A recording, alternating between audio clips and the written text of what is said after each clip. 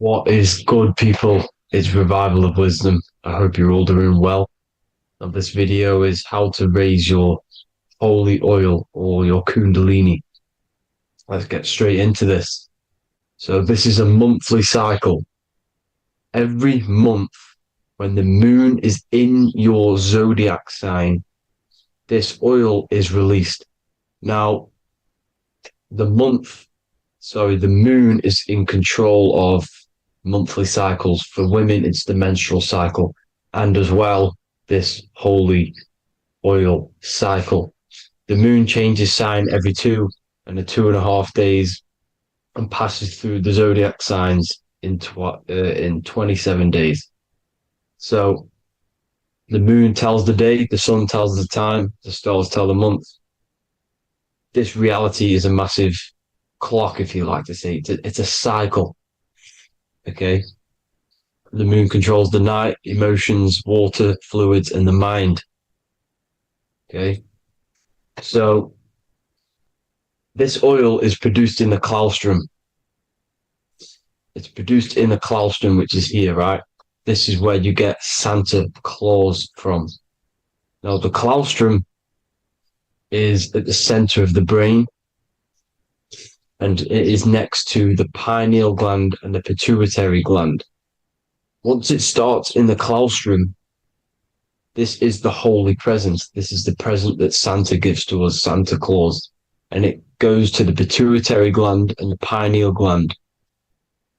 And what's connected to the pituitary gland and the pineal gland is the Ida and the Pingala. The Pingala is the pineal gland's nerve, which is the honey, which is the positive charge, electric. And the pituitary is the Ida nerve, which is the magnetic charge. This is the milk, the land flowing with milk and honey. This is the brain, the heaven, okay? And it travels down the spine using these two nerves, these electromagnetic charge. And this is what the ancients symbolized with the two serpents wrapped around the spinal cord, the Ida and the Pingala. And this travels down to the sacrum or the solar plexus. Okay. So once it's here, okay, the spine is an elongation of the brain. So the spine is pretty much the brain. It's an extension of it. And it's kind of a microcosm of how we descended from heaven to physical reality, to physical matter, which is our consciousness has done. Our consciousness has descended from heaven into physical matter, and this is a microcosm of it. Okay. So once we're in the sacrum bone, this holy oil, like I've just explained, this holy oil starts in the Santa claustrum, goes down the chimney to the sacrum. This is the sacrum, the solar plexus, and drops the present off at the sacrum. Now, once we're at the sacrum, we need to raise our vibration to take this oil back up the spine. Okay. And the River Jordan symbolizes this in the Bible. King Herod wants to kill Jesus in Nazareth, which is here, this is the River Jordan, is Nazareth. He goes to be born in Bethlehem and then goes back up to Nazareth, to Joseph and Mary. Joseph and Mary, the pineal gland and the pituitary gland. The Bible is huge symbolism. It's all metaphors for this sacred process which goes on inside of your body. You are the Temple of Solomon. You are the Holy Land. The Holy Land is your brain. Once this oil is at the sacrum, you need to raise your vibration in order to take it back up. Once this oil has gone back up to the pineal gland, it activates the crystals which are wrapped around your pineal gland. Your pineal gland is this tiny little beam here. This is the claustrum. This is the pineal gland. And it's wrapped in crystals. And when this oil travels back up the spine by raising your vibration, back to the upper room where Jesus met the 12 disciples, or the 12 cranial nerves in the brain. And it activates and it turns on this pineal gland. And once it's turned on, it illuminates all the cells and the nerves in your brain and turns them all on and activates the higher God man, the God consciousness, Christ consciousness. And it regenerates the whole body. This is the secret to regeneration. It regenerates all the cells in the body. And this is how the ancients lived for thousands and thousands of years, as talked about in ancient texts. They lived for hundreds of thousands of years because they knew this secret. And this fluid, this brain fluid, the secretion, or the Christos in Greek, which means gold, because this is the alchemical process from turning lead to gold. Your body is the alchemical furnace. Now, the ancients knew about this center of the brain because they symbol it. This is the Eye of Ra, and it's the brain, and this is what's wrapped around our consciousness. Our consciousness isn't wrapped around the brain. The brain is built around the consciousness. We are the consciousness. You don't have a soul. You are the soul. Okay. Now, the head, heaven, hell, heel at the bottom of your foot. That's hell. Head is heaven and hell. Simple. Now, the pineal gland produces DMT, which is dimethyltryptamine, which is known as the spirit molecule. So, let's move on. Now, when this oil travels up, back, the spine, the chimney, it crucifies at the top, which is called the vagus nerve. So when it reaches here, the optic thalamus, it crosses and crucifies once it's raised back up. And this is why Jesus dies at 33. He was crucified at 33. Because you have 33 vertebrae on the back of the spine. And then it's crucified by the cross of the vagus nerve. When this oil crosses the vagus nerve, this is the crucifixion at 33. And it symbolizes the death of the physical consciousness. You then become spirit. You then become God consciousness, activating the Kundalini, regenerating the body and the mind. Okay. The Garden of Eden. You are the Garden of Eden. The land of milk and honey is upstairs. The pituitary, which is the milk, the pineal gland, which is the honey, which is DMT. It even says this in the Bible. As he brought us into the place, and he has given us this land, a land flowing with milk and honey, which is also symbolized as the sun and the moon. The Bible also says, the light of the body is the eye, not the eyes, the eye. If therefore thine eye be single, thy whole body shall be full of light. This is the activation of the pineal gland by raising this oil back up to the pineal gland, to the center of the brain. Neither shall they say, see that here, or see there, for behold, the kingdom of God is within you. So he's saying, don't look out there. Nothing is out there. It's all inside of you. Everything's inside of you. You're the universe. Now, how to raise this oil back up to the pineal gland? Every month, like I said. The moon controls the cycle. The moon controls monthly cycles. When the moon is going into your zodiac sign every month, this oil goes down the spine and you must raise your frequency to get it back up. You must retain your seed. This is the most important. Your fluid, your secret, your holy fluid, your life force. You can't let that go. That life force is the reason you're alive. This holy oil is the reason you're alive because it feeds all of the systems in your body. It feeds all the systems in your body. You have to retain your seed, alkaline diet, positive thinking and meditation. Okay? When you retain your seed, you will live longer. The moment you release it, you're killing yourself. You're killing a piece of yourself every time you release your seed. Every single time. You're killing a part of yourself. Okay. Now, this could be why this could be the illumination, the single eye on the Illuminati's symbol, the Freemasonic symbol, the illuminated eye, the triangle, which could symbolize the body, mind, and spirit, but the eye illuminated. Now, in the Bible, it talks about the two trees, the tree of knowledge and the tree of life. The tree of knowledge is the tree of good and evil, which is the most important system in your body, which is the nervous system. The nervous system, the most important. The tree of good and evil, and the tree of life, which is the cardiovascular system.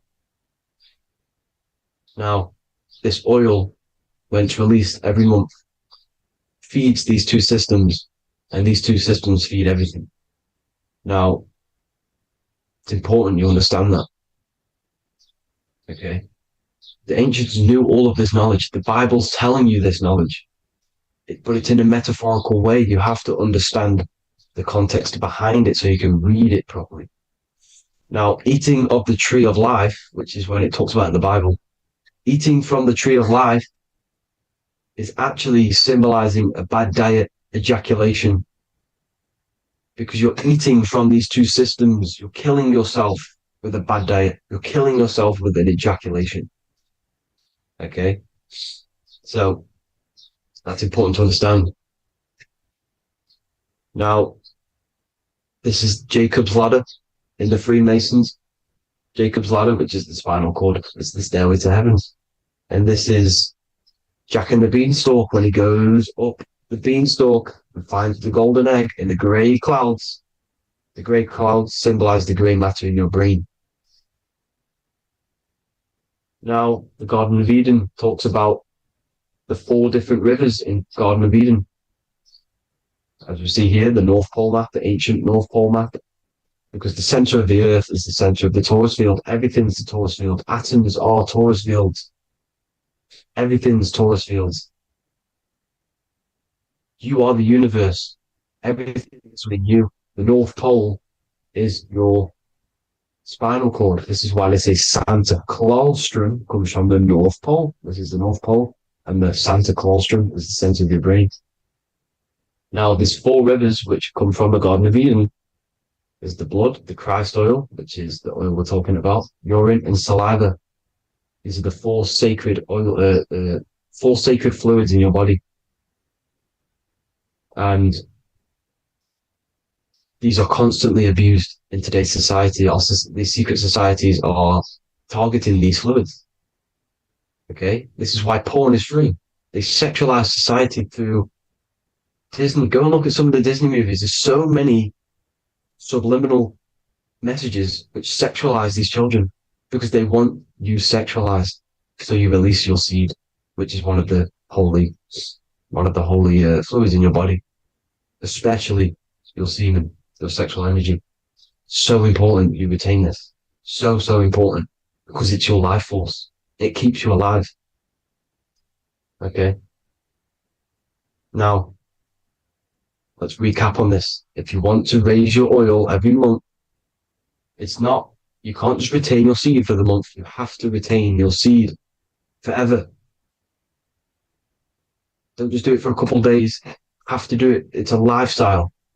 You want to become God consciousness, you got to do what it takes. It's hard in this society because this society is made around, it's designed to kill you pretty much.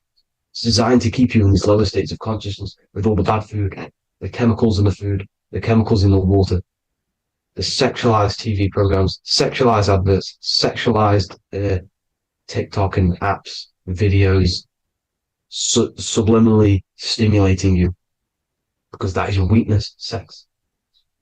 It's your weakness. Now, you have to retain your seed, meditation, and an alkaline diet. Why alkaline? Because acidic is low vibrational. This is the color spectrum. And what's the highest vibrational color? Violet. It's the lowest, red.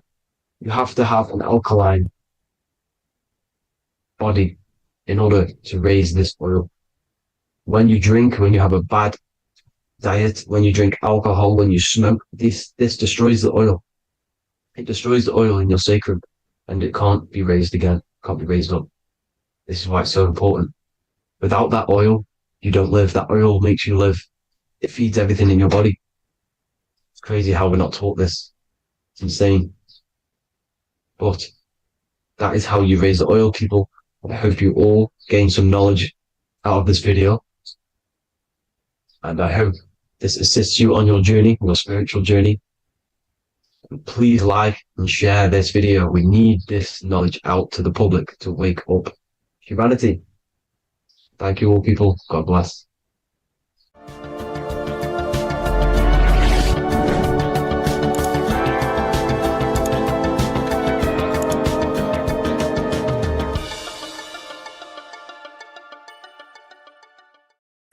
What if I told you that reincarnation is real and that there is a metaphysical, spiritual science behind this? Most people leave this world just as lost when they entered it. That they carry their fears, attachments, and addictions with them, only to be born again, trapped in the same cycle, repeating the patterns of lifetime after lifetime. This lecture is not just about preparing for death. It's about mastering yourself before death, so you don't take them burdens with you. Because the truth is, whatever addictions, fears, and unresolved emotions you cling to in this life, you carry with you into the next. Unless you break free now. You must master yourself before death. Death is not the end. It is the great passage. But how we transition depends on our mastery of the self. This was symbolized by the Ouroboros, the snake biting its tail. Every ending is a new beginning. It's an infinite cycle of consciousness. Now, your human body is basically an antenna tapped in to a stream of consciousness. Just like a radio is tapped into a specific frequency to play that radio. Your body is basically an antenna, a crystal picking up the consciousness of God.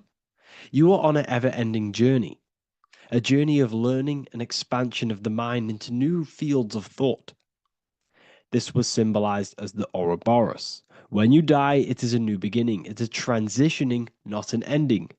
Everything is eternal in this universe as consciousness is formless and constantly transforms into new forms of life.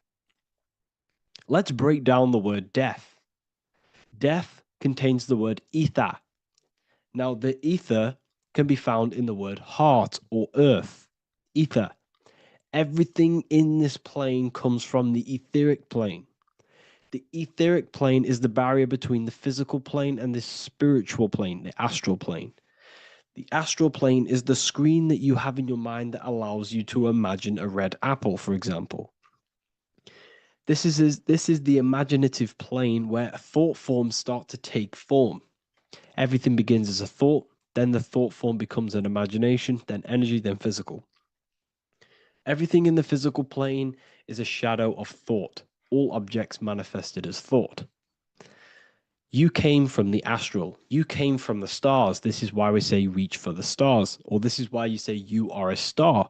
Cis star, miss star, fraud star, stir is star. And when you become famous, you become a superstar and you gain a star on the Hollywood floor. You are a star. The ether. The ether is the infinite energy source which all things come out of and return back to. This is the cycle of life and death, summer and winter, day and night, sleep and awake. The ether is the infinite energy source which all things come from and will return back to. Okay, sorry about that little error. The ether is the boundless source of energy from which all things emerge, to which all things return to.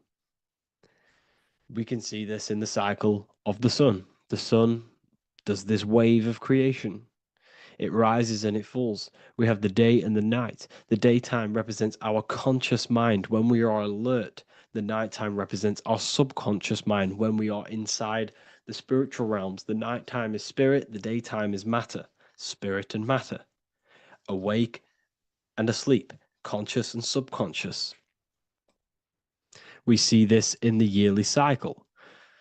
Summer is life, winter is death, spring is the morning, summer is midday, autumn is evening, winter is the night. Everything is a macro and a micro cycle of being born out of the ether and returning back from life and death. Life and death is manifested within the cycles of the sun and everything outside of you, as within, so without. This is why we say sleep is the cousin of death. The macrocosm is death, the microcosm is sleep. Every time you go to sleep, you are essentially it's a miniature death. You're entering into spirit and then returning back into matter in the morning when the sun rises. Everything is a reflection of the macrocosm cycles. Preparation for death. The first thing we must do in order to prepare for death, for life after death, in order to stop being reincarnated in this cycle of materialism, in order to progress as a soul, because remember, you are a soul in a body. Just like the sun gives power and life to the earth, your soul gives power and life to your body. When you say I, you're referring to the soul. And your soul can be stuck underneath layers of false identifications. Who you believe yourself to be is merely a collection of subconscious programs running within your mind. Now that's very deep. That is very, very deep. Who you think you are is a part of your thinking mind. Your name, your job, your reputation, your family, your friends. These things are not you. They're all aspects of the thinking mind. What happens if you meditate and you turn off the mind? Then all these things do not exist. You're left with the pure soul, the pure awareness, the pure observation. If you turn off the thinking mind, you're no longer your body, you're no longer your reputation, you're no longer your friends, you're no longer your job and your labels. You are the soul. That's the true you, the observation of the mind, not the thinking mind. The ego is the echo. It's an echo of your true self. The ego is your mind's perception of itself, shaped by experiences, trauma, emotions, and beliefs. It is merely an echo of your true soul self. The ego is not you. Your mind is not you. You are the soul. And this is the true self that we must express within our life and we must connect with before we die. Because when we die under the echo, under these false layers of the emotions, the traumas, the experiences, the addictions, the emotional attachments, when we die underneath all of this, when we don't know our true self, the soul is still hidden. The true you is hidden underneath these layers of false identification. We must remove these layers of false identifications. We must remove them. We must destroy the echo. Remember, the ego, you never had an ego when you were a child. When you were a child, you were pure. You didn't, you didn't show off things. When you were a child, you were pure. You expressed yourself freely with you didn't hide anything. You didn't hide any aspect of yourself. You didn't suppress any aspect of yourself to fit in as a child, as a baby. Because the ego was not here when you came here. The ego grows with experience. The ego is a false perception of yourself while being incarnated in this material world. It's your mind's perception of itself and it's created through your experience. Remember, you are unconditioned consciousness, and your experiences, thoughts, traumas, emotions, and beliefs have conditioned your consciousness into believing you're only a physical body, but you are the soul. We have to remove these layers. How do we remove these layers? Like I said, the best thing, meditation. Meditation. There is a great meditation that you can do every single morning and every single night time. You can sit there and repeat over and over before you meditate. You can repeat that you are not this, you are not that, you are not this. You can label them one by one. Start with, I am not my body, I am not my job, I am not my name, and then detach from absolutely everything until you are left with nothingness. And when you start to meditate, detach from everything. Nothing matters. I am here right now. And what will be left? The only thing that will be left is the language that your mind is using. Now, this is very deep. Not many people will tell you this, but I've lingered in meditation many times. And I can tell you from experience that the only thing left once you detach from everything is the language that your mind is attached to. So whether that's English, Italian, French. Once you detach the language of the mind that that little voice in your head's using, you're left with the soul. Once the mind is switched off, you're left with the soul, and you have detached from all of these external things. You're left with the soul. That's you. That's the power. That's the source of all creation, where everything you've ever done has come from. Every thought, every idea has come from your soul. Number two, that's meant to say number two. Sorry about that. Mental addictions and emotional addictions. Okay. These two are very important. Mental addictions, this could be thought patterns, this could be the labels that we've just been talking about. Then you have emotional attachments, which is maybe you're too attached to an external thing. Maybe you're too attached to your phone. Maybe you're too attached to family. Maybe you're too attached to loved ones. Yes, I'm not saying don't love them, but what I'm saying is do not rely on anything in this world to make you happy, to fulfill your emotional needs. Everything is found within you. You must look within, and if you're looking without, if you're trying to find yourself in the outer world, you'll never find yourself. You'll constantly be looking around in loops. Because nothing, you cannot find yourself in the outer world. Nothing will give you long-term validation. Seeking validation in the outer world will leave you soulless, leave you feeling empty inside and sad and depressed. You have to find yourself within. You have to detach from everything you are relying on to give you emotional stableness. You have to detach from all. Yes, love your children. Yes, love these people, but do not rely on them. Because everything in this world is temporary. Do not conform to this world. The Bible tells you this. Everything in modern society nurtures the body, but neglects the soul. They keep you addicted to as many things as possible. Smoking, you have to detach. Drugs, you have to detach. Alcohol, detach. You cannot rely on anything. This is why this path is very, very difficult to walk. But I'm showing you the way. These are the things you must do before death. You have to detach from absolutely everything. If you die and your mind and soul is still addicted to these worldly things, then you guess what? You're going to reincarnate. You're going to reincarnate because your mind is still thinking about these material earthly things. And if you are operating in that vibration, you're going to project that vibration and come back here. You have to detach. You have to master the soul and master the mind. Like I said, the matrix is designed to keep you addicted to as many things as possible.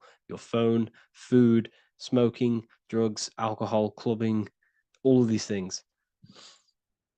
Everything in society is made to trap your soul and reincarnate in this world. That's why it's very, very, very difficult to walk this path. Very difficult. Matrix, matter tricks. John 2:15 to 17. Do not love this world, nor the things it offers you. For when you love the world, you will lose God. Do not love this world, nor the things it offers you. Do not conform to the pattern of this world, but be transformed by the renewing of your mind. Great quote. Do not conform to the pattern of this world, but be transformed. Let this world transform you. Learn from this, expand from this. but do not be mentally and emotionally attached. Okay? What good will it be for someone to gain the whole world yet forfeit their soul? Like I said, everything in the Bible is telling you the truth. You just got to read it correctly. This is spirituality. This is spirituality. The Bible is spiritual. It's a spiritual text. We must disconnect from everything outside of us and connect with the true soul. Here we have the Egyptians showing you the soul leaving the body. Here we have the soul here. Here we have the Masons showing you the soul coming out. The soul is real. You are the soul. And when you leave this physical plane, you will go into the astral plane. That's where you came from. You came from the astral. You came from the stars. You incarnated into this physical body. Your consciousness fell into this material form to experience limitation, to experience a 3D world. So in order to ascend properly before we die, we have to let go of all the attachments. Every addiction you have, write them down. And one by one, tackle them. Before you die, you have to, or else you will reincarnate. This is the teachings of Egyptians. This is the teachings of Masonry. All of these addictions contribute towards life after death. Everything must be controlled. And we must be attached to the soul. I'm not saying I'm perfect. I'm not saying I'm perfect, people. We're all not perfect. We're all under psychological operation by the government. We're all in a very difficult situation with this awakening. I'm simply pointing out what I know from my journey and what I've been learning through occultism and research and reading lots of books and many different things. I'm on this journey just as you are. Maybe I'm further. Maybe you're ahead of me. We don't know. But this is what I'm sharing with the world. This is what I'm sharing with my research. And this is what makes sense. It's common sense. Look at everything around you. Everything's made to feed the body, not the soul. So my beautiful watchers and fans and supporters, I appreciate every single one of you, and I hope this video has supported your journey. If you're feeling lost in life, if you're searching for deeper answers, whether you're seeking clarity, looking to expand your studies, or ready for personalized mentoring, this is your chance to connect with me live and receive insights tailored just for you. Start your path to self-mastery and enlightenment inside the world's best esoteric school. Your journey starts now. Tap the link in the description if you want to join Ethereal University, or feel free to check out my books. I thank you all, and I really appreciate for 100,000 subscribers on YouTube. I love every single one of you.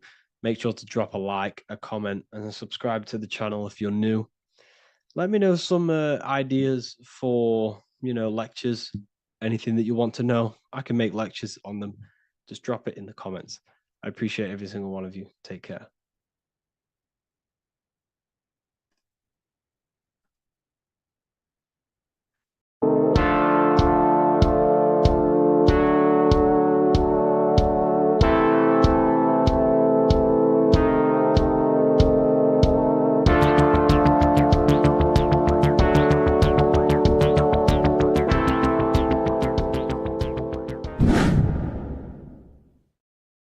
Welcome back, people. We're back with another video.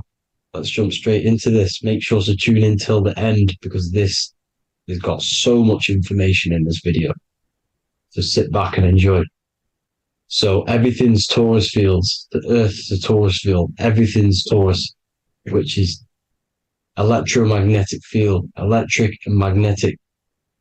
The center of the Taurus field is where the two opposing forces meet in the center. And this is what creates the plane of inertia, the dielectric plane of inertia. Okay? You got red shift, blue shift, positive, negative, south and north pole, right? This is what the ancients were showing with the tree of life. As you can see here, this is the plane of inertia, and this is the Taurus field. Everything consists of this. Everything is a torus field. A atom is a torus field. Okay. Now, the inertia is the 0 point. So this plane is a 0 point. It's the balance between two poles. Okay. Now, this creates matter because matter is two opposing forces in motion equalize. So these two forces coming together is what creates matter on this physical plane. And this is why we can't see the electromagnetic field, because it consists of one of the elements, which is either electric or magnetic. But when they combine together, it's what creates this physical plane, which is physical matter, which is light in motion. Now, everything is one. Don't get confused by duality. Duality is two opposing forces, but them two opposing forces are created by the same substance. It's two aspects of the same substance. So, for example, water and ice are the same thing. You know what I'm trying to say? But it's two aspects of the same substance, because all is one. The whole universe is one. All goes back to the one, which is God, the creator, or magnetism, whatever you want to call it, because magnetism pulsates. Electricity has two poles, redshift, blue shift. Okay.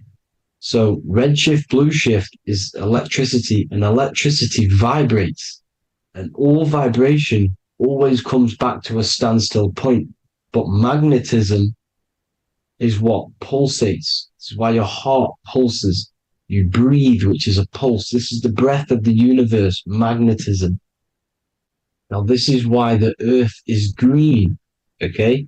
Earth can be spelled heart. If you just move the H to the beginning, it spells heart, okay? Because the heart is the center of the torus field, which is the heart chakra for us humans, okay? We consist of the same field, as you already know. Heart being the center, which is green, which is the center of the seven colors. The center of the seven colors. This is the most powerful chakra in your body. People think it's the crown chakra, but it's the heart chakra because it's the center of the torus field. You must align them all and combine them all into one, which is the heart chakra. Now, earth is green. Nature's green. Okay, this is because we live on heart chakra, the plane of inertia. It's the center of the torus field. Okay, and this is what the Egyptians called Isis, which is nature. Nature is balanced, and nature is female, mother nature, because it looks after us with the fruit it grows with abundance, and the water. It's a female energy, mother nature, and this is the symbolism of an equal, balanced arms. This is the scales. It's balanced. Mother nature is balanced. This is why the sky is blue, because what comes after the heart chakra? Blue. Sky is blue. We live in Midgard. This is what the ancients called Midgard. You don't have to take this tree literally. It's a metaphor. We live in Midgard, where both positive and negative duality here. Now, Mount Meru. Mount Meru was known as the center of the earth, okay, or known as Hyperborea. And this is the North Pole, the electromagnetic North Pole. But when I say Mount Meru, it's not an actual mountain. They weren't saying there was a real mountain in the center of the earth, a magnetic rock. No. The plane of inertia, okay, there's something called a hyperboloid. That's what it's called, a hyperboloid.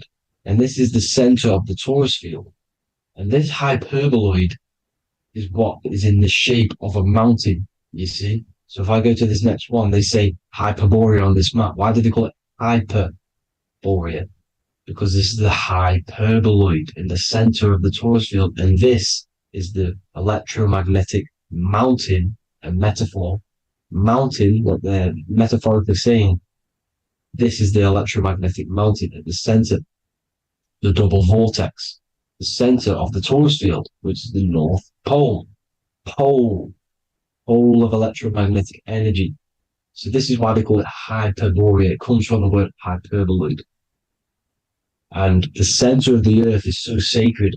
And they symbolize this with, obviously, the North Star, which is Polaris. And this is where the swastika comes from, because it's the 4 seasons moving around the North Star.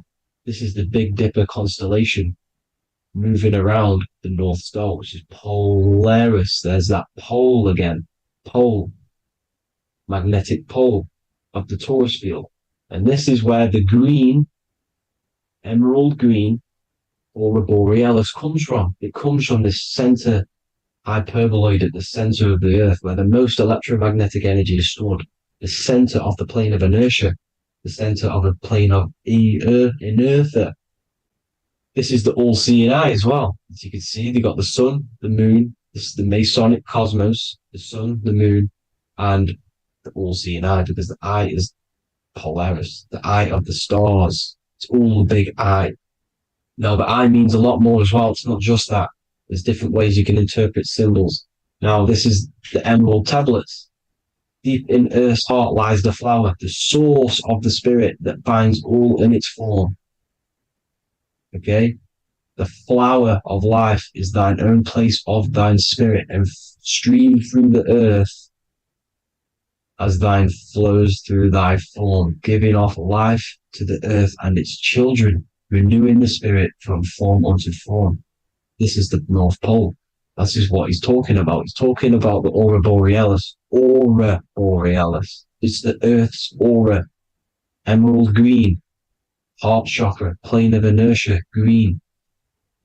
Earth. Heart. You see? All related.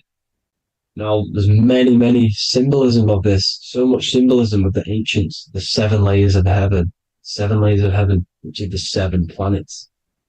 Okay? These planets are the solar system.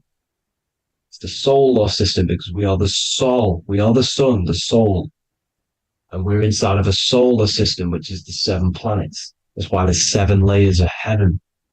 Okay? The rings of Saturn, the rings of the planets are moving around us. Okay? So this is what the ancients were depicting in their cosmology. Now this is the Hebrew cosmology of the earth. This is the Mayan cosmology of the earth. You see, it's all an enclosed system. We live inside of a giant Taurus field. All is atum. It's what the ancients said, ancient Egyptians said. All is atum. Atoms are Taurus fields. Don't be tricked by the modern science today with the current model of an atom. It's completely wrong. They're hiding the Taurus field. They're hiding the electromagnetic field, which is in everything. Absolutely everything is in motion, and motion comes from this field. And you see, this is upside down, but this is the I think it's pretty sure it's candles, but the 7 candles, the 7 planets, the 7 Elohim. You see, it all goes back to the stars and the heavens. Now, this is how the earth really works, with the stars on the outside of the cosmic egg, and then the Taurus field spinning around the sun and the moon, the positive and the negative charge. The sun gives you energy, the moon takes your energy. The moon controls monthly cycles. Moon is mon. This is etymology. Mon, month, money, demon, monster. Stir is star, moon star.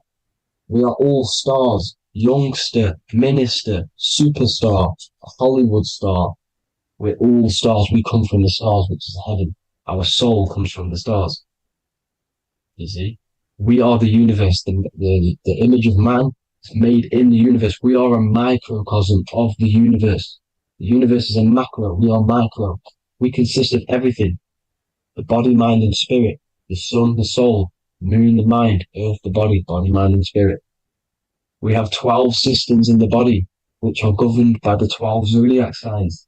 Starting at the Aries, which is the ram of God, all the way down to Pisces. And Capricorn, kneecap. It all goes back to the stars. We are the stars. We are the universe. Everything is inside of us. Everything. or they say the Temple of Solomon, the Temple of the soul, and mourn. The soul, the temple is the body, the soul is the soul, and the mourn is the mind. The temple of the soul and the mind, body, mind, and spirit. We consist of the 5 elements: air, spirit, water, earth, and fire. We consist of everything. We are the universe. We're made in God's image, which is the universe. You see? Now, everything goes back to the stars. The ancients worship the stars because the stars govern everything. They govern the systems in the body. They govern your life. This is why your zodiac is so important, your sign. Each zodiac has a specific element associated with it as well. Aries, which is the first sign, the Ram of God, the Lamb of God, which is a fire sign. Fire, first. Fire, first. F-I-R, this is etymology. The cerebrum, ram, which is in the brain. Aries, the ram, control the head, the face, and the nose upwards. So it controls the cerebrum. The Torah, which is, I'm pretty sure it's a Hebrew Bible, which is the Taurus. Tornado comes from the Taurus field. You see? Everything's inside of you. It all goes back to the Taurus field, and the Taurus field is everything. Now, like I said, 12 zodiac signs, 12 systems, 12 cranial nerves in the brain, the 12 disciples of the Bible. All symbolic. Have to read the Bible properly.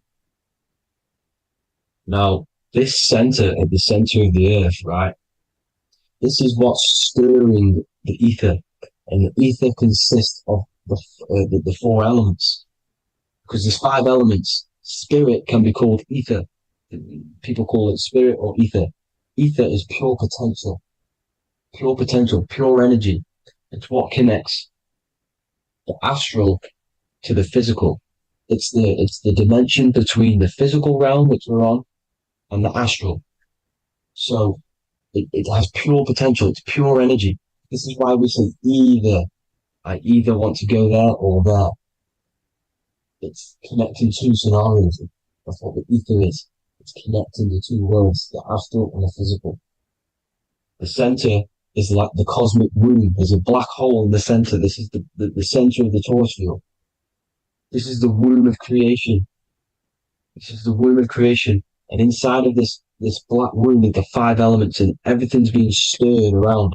Everything's in motion. Light is motion. Everything's motion. Now, like I said earlier, light crystallizes into physical matter. They are the same substance. Spirit and matter are the same substance, but different variations, different aspects of the same substance. Low vibrational spirit turns into matter. High vibrational matter turns into spirit. Or light, whatever you want to call it. Matter is light crystallized. This is where we get the 7 metals from. The planets. The planets are light. Specific frequencies and vibration of light. When these lights, or the planets, materialize, material metals materialize, they turn into the 7 metals. Saturn turns into lead. That's why lead is red. Saturn is red. The sun turns into gold. That's why the gold is yellow and the sun is yellow. You see, Saturn is the time god. What happens in autumn? The leaves turn red and they die. This is why Saturn, Satan, time god, the reaper, everything is crystallized till its death and then reborn again. You see, rust. When things rust, it turns to red. Because it's Saturn. Saturn crystallizes everything. He's the reaper who comes around in winter. You see? He's Satan. Jesus and Satan, the sun and Saturn. They say we live in a solar system. The solar system. I think I've already just broke this down. The 7 planets are the 7 chakras. Everyone already knows this. But I'm going through it anyway. But this is where we get the 7 planets from. And the 7 metals. You see, all the ancients knew it was an enclosed electromagnetic system. It's not a spinning ball in the middle of space, people. They want you to believe this so you get stuck in this material world. Because if you believe everything's material, you can never affect this plane effectively. You can never create your life effectively if you don't understand the planes of existence. Because the mental plane is a higher plane. And it breaks down and it controls the planes below it. The mental plane, hold on, I've got it here for you.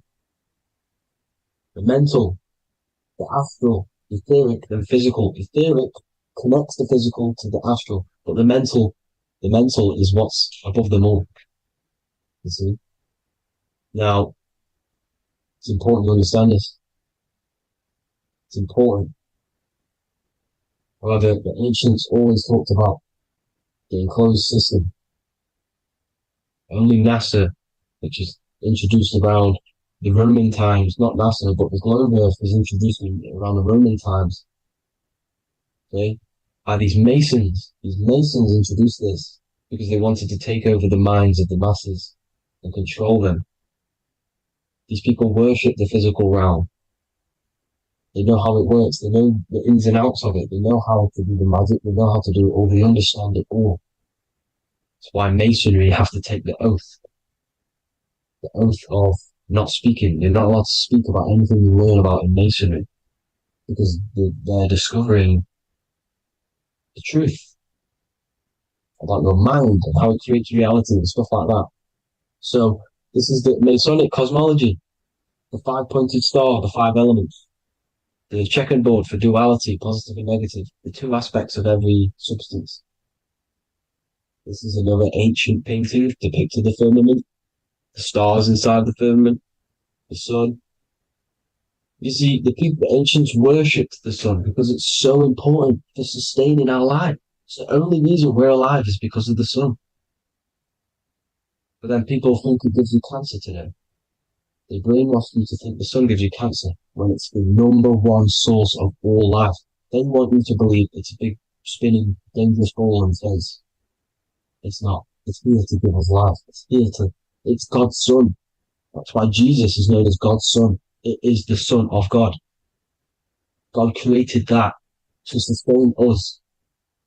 You see? So it's important you understand the true cosmology of where you are, because if you don't know where you are depleted of all of your morals. You're depleted. You're demoralized. You're lost. You don't know where you are. You don't know where you exist. Okay? Once you accept the globe model, the heliocentric model, you will subconsciously think that you come from nothing. This is why they implemented the evolution theory just after the globe model was introduced by Charles Darwin. Charles Darwin came in after the globe model. He's a Mason. He was another Freemason, and implemented evolution where we came from monkeys because they want you thinking less of yourself so they can manipulate your mind. You see? They want to manipulate your mind, and they have done since you got here. Since you came through that portal, you were manipulated from that day to believe this, believe that. The true cosmology, the truth will set you free. You will understand things better.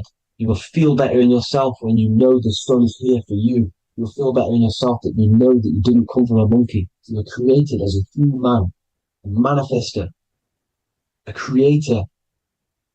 You're so intelligent. Your mind is amazing. It can manipulate matter, mind over matter. See? Thank you all people for tuning in. Tap in with yourself. Love yourself. Find the truth. Spread the truth. Nothing dies. Nothing in this creation dies. Everything's energy. Everything's light. Light can never die. You're a light being. That's why it says Q. Q man. Q is light in Hebrew or Latin. Either one of the two. You are light. You're a light being. You never die. Ever, ever, ever die. Ever. Stop thinking you're going to die. This body will die because it contains electricity. And electricity always goes back to a standstill point because of vibration. Electricity vibrates. You are pure light. You will never ever die. Thank you all, people. God bless. Make sure to like, subscribe, and share.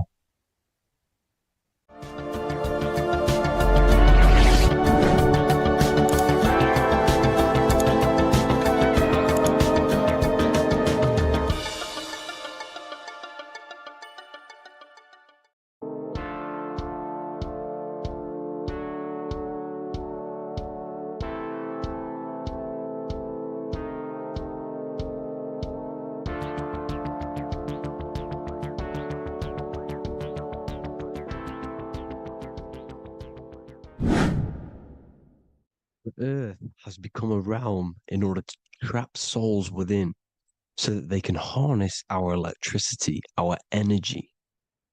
Even the Bible is talking about how this realm is controlled by the wicked one in John 5:19. We know that we are the children of God and that the whole world is under the control of the evil one. Ephesians 6:12. For our struggle is not against flesh and blood, but against the rulers, against the authorities, against the powers of this dark world, and against the spiritual forces of evil in the heavenly realms. So the Bible is telling us that this is not the only world. There are other worlds, there are other realms that we can go to, considered as heaven. Heaven being a higher realm where there is no evil, no darkness. This is a midpoint realm where there is good and evil.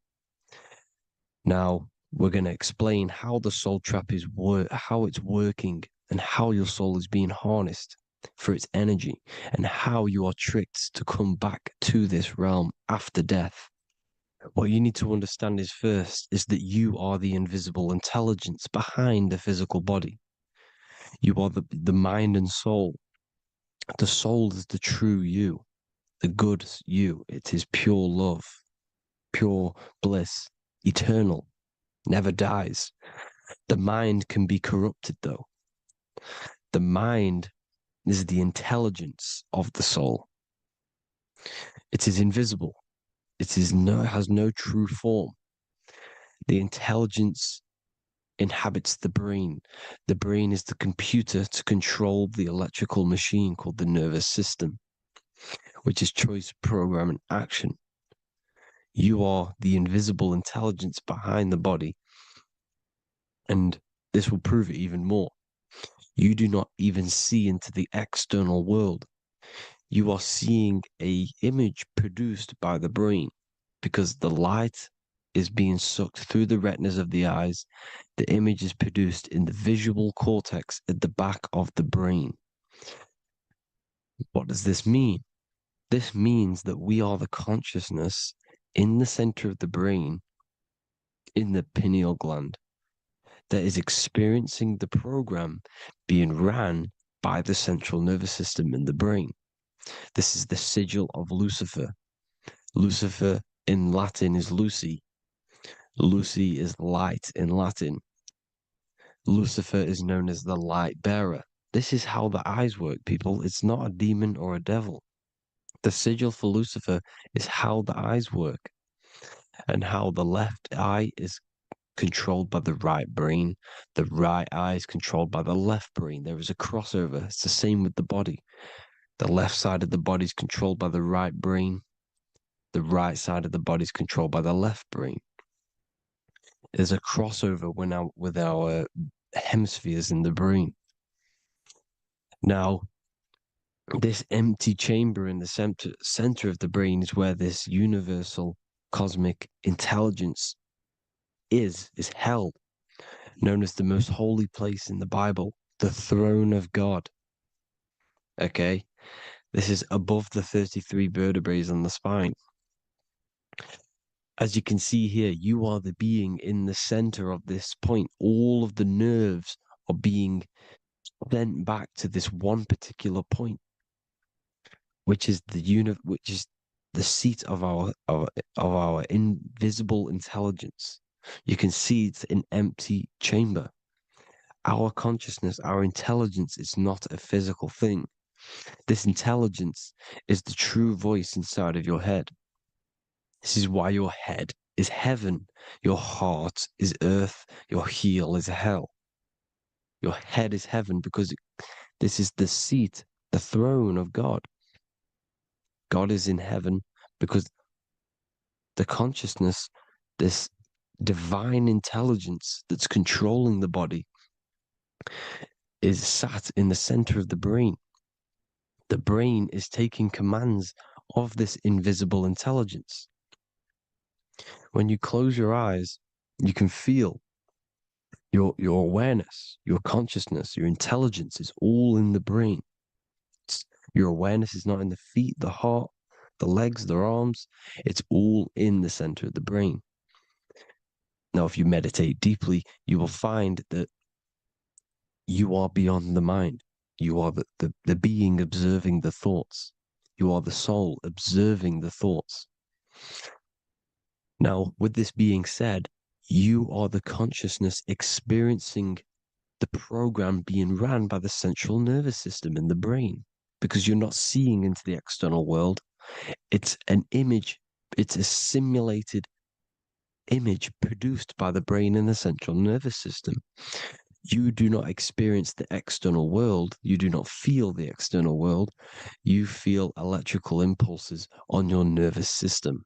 Your nervous system is decoding what you are feeling. So the only thing that you truly feel is the electrical impulses on your nervous system. This is why the nervous system is the tree of knowledge of good and evil, because it gives your invisible intelligence, your mind, the knowledge of good and evil. It can detect good things, it can detect bad things. If it's hot, if it's warm, if I need to go, the nervous system is doing this. It is the tree of knowledge of good and evil. Okay? Now this universal intelligence is symbolized as the single eye. Okay?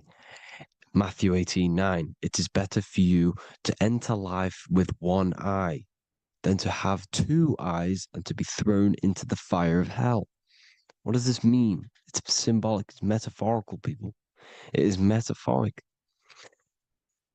Your universal intelligence is the single eye, the one eye. It's the balance between the two poles, between the left and the right, the good and the evil. It knows the right thing to do all the time. This is our inner guide. The inner self is the inner guide. And when you are operating your life off duality, using your two eyes, you'll be thrown into the fire of hell, lower states of consciousness. Because you're split. You need to live in oneness, even, balance. Matthew 6:22, the light of the body is the eye. The light of the whole body is the eye. You are a light being. Human. Hue means an attribute of a color. Man is the word manifested. We are light manifested into physical form. Depending on your vibration is depending on what color that you are vibrating on, which is a hue, a human. If therefore thine eye be single, thy whole body should be full of light. Again, it's talking about the single eye, oneness, completeness. When you balance the hemispheres of the brain, we'll go over that later. But anyways, the body is the earth. This is what we need to understand, people. The body is running the simulation, the program that our consciousness is experiencing. So when we leave the body during death and astral projection, we leave the earth. This is how it works. The body is the vehicle for the earth, for this realm. Everything exists within our mind. You have the soul, mind, and body. The soul is the observer, the watcher, the true being. This is why she has many different heads, because the soul inhabits different bodies. This is the serpent, which means knowledge, which is the mind, wisdom. And this is the body, soul, mind, and body, Brahma, Vishnu, Shiva. The mind is the bridge between the soul and the body. So what do I mean? When you astral project, you are using your mind to project your awareness, your observing consciousness outside of the physical body. The mind is the projector, projecting consciousness. By using your mind, you can project your consciousness outside of the body, which is known as the astral realms, which is known as walking on water. Jesus was never walking on physical water, people. It's metaphorical. Believing the physical body. The water is the ether, which is the veil between the physical and the astral realm. It's a fluid substance. It's on either side. It's physical and astral. The ether is the fifth element that they hide from us. Why? Because they're trapping you in the physical. They are hiding all of these realms. Etheric, astral, and mental. People think their mind is their brain. It's two separate dimensions. These are completely different dimensions. The mind is way more intelligent. The mind is formless. There is no form to the mind. You can think anything you want. You can manifest anything you want within your mind. It is not a physical object. The physical realm is being controlled by the mind. Everything's being controlled by the mind. Everything exists within the mind. This is why the Egyptian says the universe is mental. So when we project our consciousness outside of the physical, we go to the astral. The ether is the water that Jesus is walking on. This is the veil between the physical and the astral world. The word together has ether within it because it joins the two worlds together, together, the astral and the physical. The word either is ether because the ether is on either side, physical and astral, physical and spiritual, physical and non-physical. In the astral realm, the mind can manifest anything we want. We incarnate to restrict our minds. This is why Saturn, if you go and watch my video on Saturn, how Saturn is this simulation, okay, our minds can manifest anything we want in the astral plane in the click of a finger. However, when we incarnate in matter, we now have to labor for our manifestations. This is why Saturn's known as the great teacher in astrology, because he teaches you a lesson. When your mind incarnates into matter, it's teaching your mind a lesson, the knowledge of good and evil. This is why the Bible says, you shall be gods and know the knowledge of good and evil. When you incarnate here, you have to know the knowledge, you need to know the knowledge of good and evil to become a god. Okay? Now, the square is the physical plane, the triangle's the ethereal plane, the circle's the eternal plane. The circle has no beginning, no end, it's eternal. The physical plane is the square, it's limited. The square is limited. The cube is the geometric shape which gives rise to matter. Now, the term think outside the box has truth in plain sight. You have to think outside the box to project your consciousness, use your mind to project your consciousness outside of the box, the physical plane, into the astrals. The astral realm is the realm of the stars. Above us is the stars. Through the stars is the astral plane. This is why astral has the word star within it. The devil is the deveil. When you sell your soul to the devil, quote unquote, it's metaphorical. The devil exists in the physical plane. It's the lowest state of consciousness. The deveil, you deveil yourself into the physical when you are the devil. The deveil. The ethereal plane. Now, we all know what the famous symbol of the all-seeing eye, right? The all-seeing eye with the eye in the triangle. Look at the Masonic artwork showing you the triangle above in the sky. This is symbolizing the ethereal planes. The eye in the triangle symbolizes your invisible intelligence, your mind. which has the ability to see on either side. Because the triangle's the ethereal plane, the eye is your consciousness, your intelligence, and this intelligence has the ability to see in the physical plane and to see in the ethereal planes, in the astral planes. This is why it's above the earth, it's above the ground, because it can see here, it can see in the heavenly realms. Now, the stars are, well, this is known as heaven, the realms of the astral planes. This is some quotes from the Emerald Tablets of Thoth. Out of the darkness ye must rise upwards, one with the light and one with the stars. Man is in process of changing to forms that are not of this world. Grows he in time to the formless, a plane on the cycle above. So there's other worlds. The Bible's telling you there's other worlds, there's other realms. Know ye, ye must become formless before ye are one with the light, the astral light above, which shining through the stars. Not of the earth are ye, earthy, but a child of the infinite cosmic light.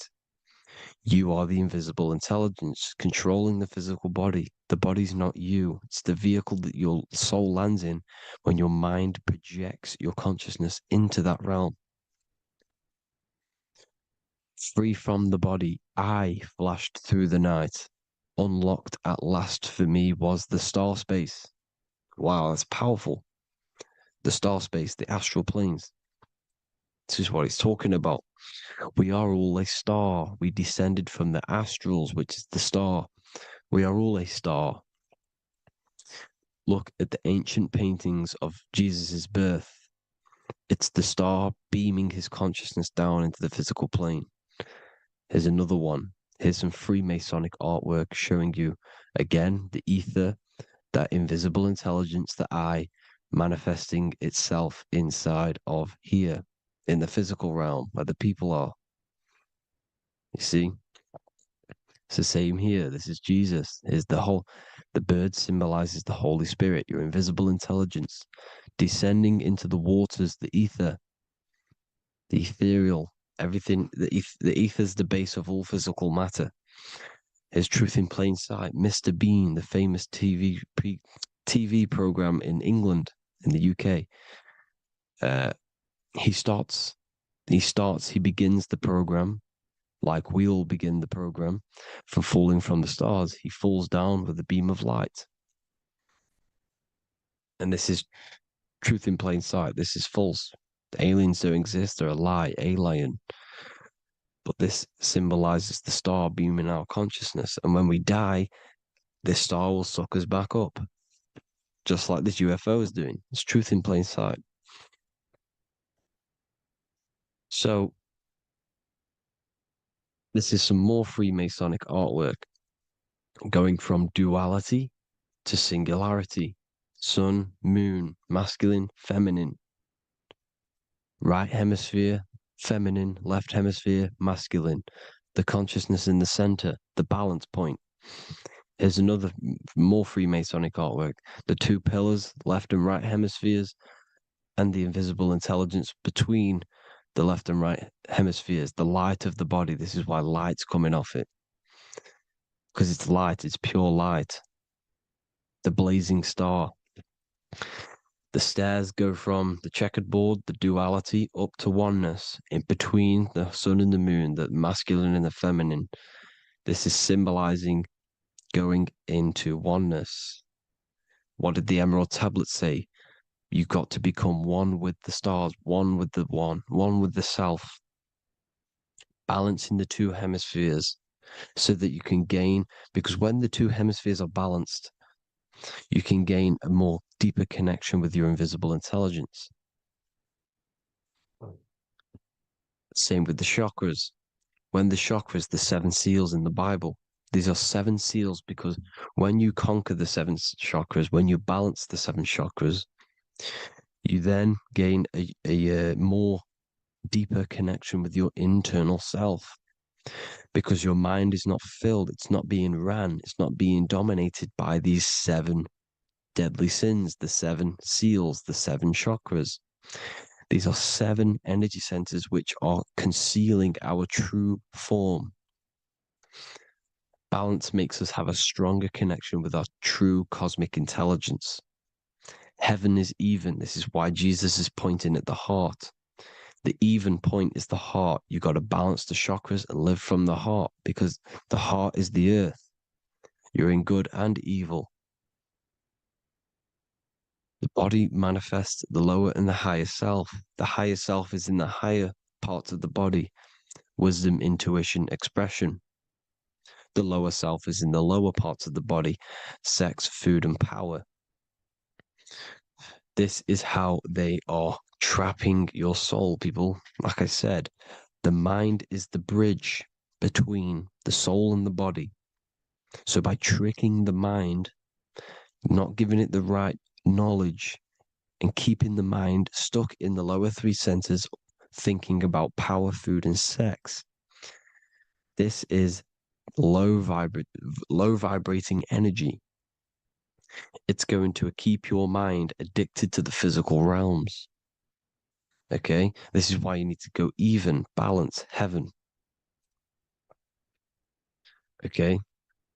I will explain the soul trap in a second, how it fully works. But I'm telling you all the science behind it so you can understand.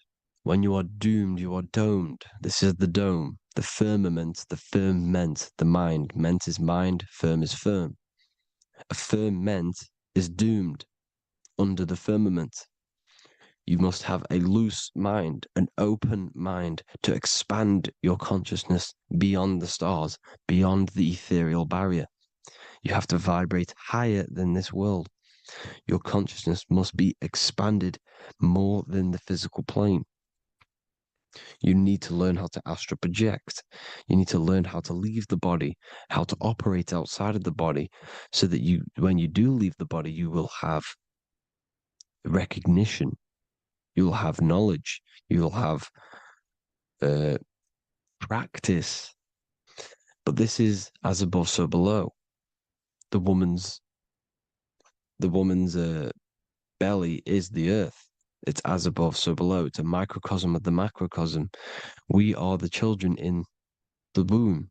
We are the people in the earth being ready to be born into the heavenly realms. As above, so below. It's a microcosm, macrocosm. Everything is in everything on a bigger and a smaller and a larger scale. Now, when the baby figures out that there is a world beyond its mother, what happens? The baby starts to move around and tries to get out of the mother. Because once it starts to hear the external world, starts to hear people, it's going to wonder, what's outside of why am I in here? What's outside? So the baby will force its way out of the mother. It's the same with our minds, as above, so below. When our minds figure out that there are other realms beyond this world, we will seek a way out. This is the womb, the mother earth, mother nature. It's the mother. We're in the womb. We can be born out of this world, which is being born again in the Bible. When you are doomed, you are domed under the dome, under the firmament, the firm mind. The firm mind will keep you under the firmament. Due to the law of polarity, there has to be other realms.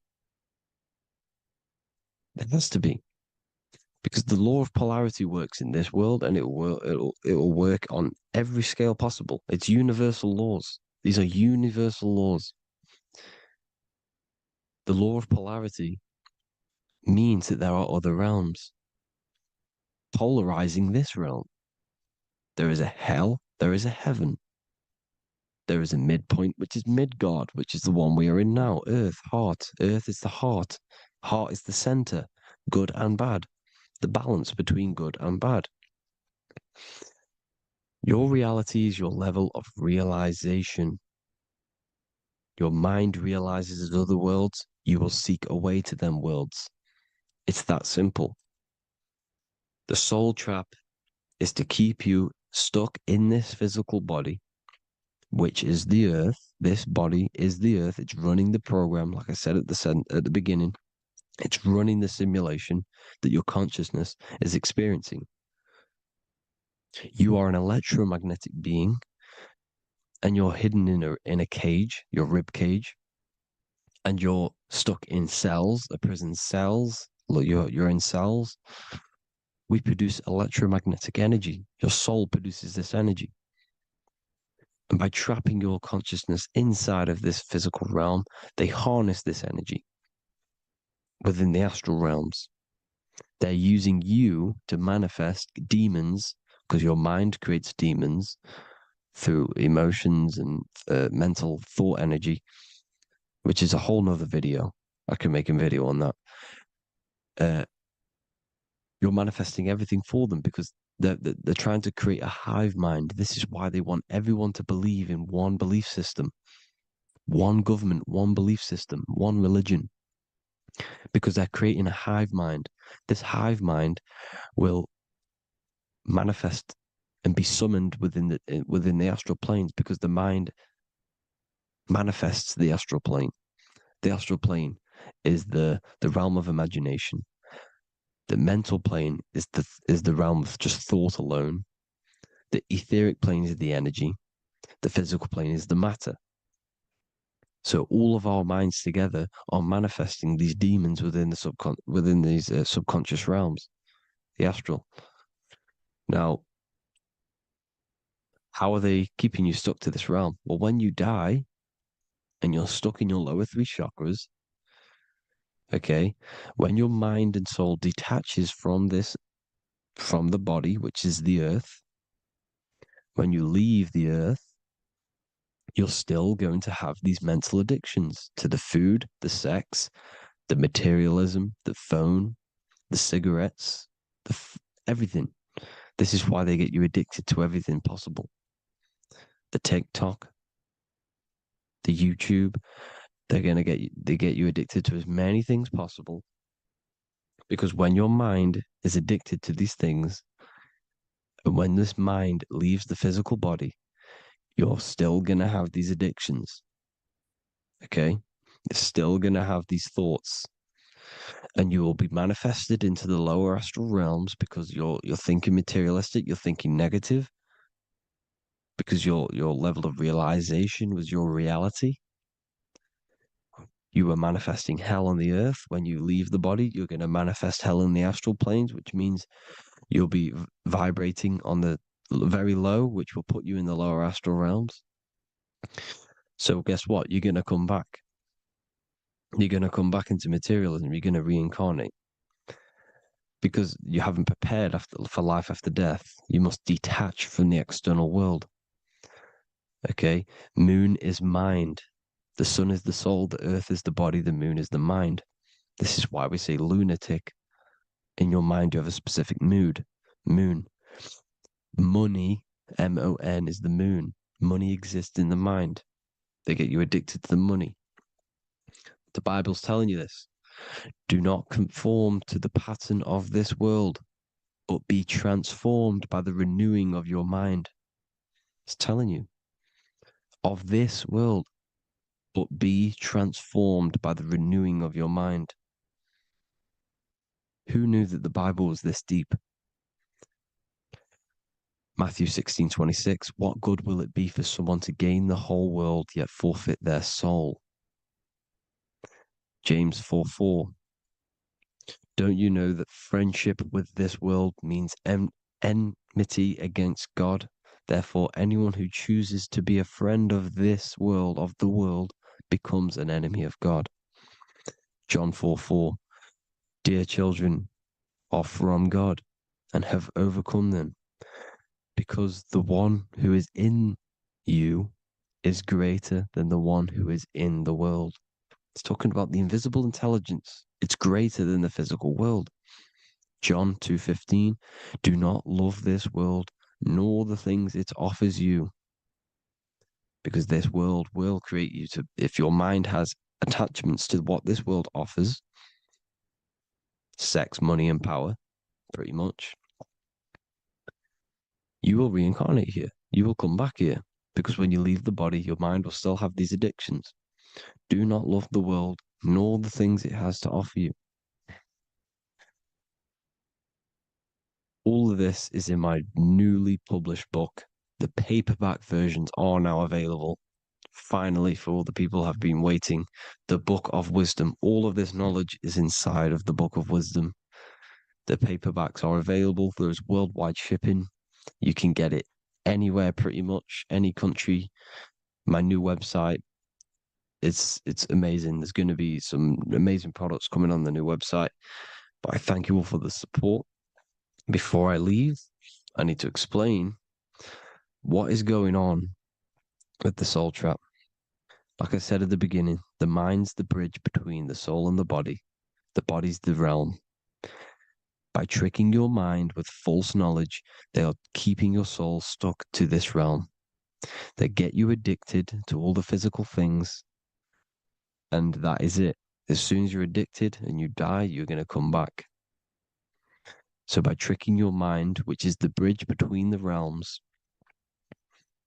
they keep your mind stuck within this body. They keep you in physicality. They deveil you, the devil, the deveil. Thank you all for the support, people. If you do want to join the Academy, all the links will be posted below this video for the book, The Academy. Thank you all for the support and have an amazing day.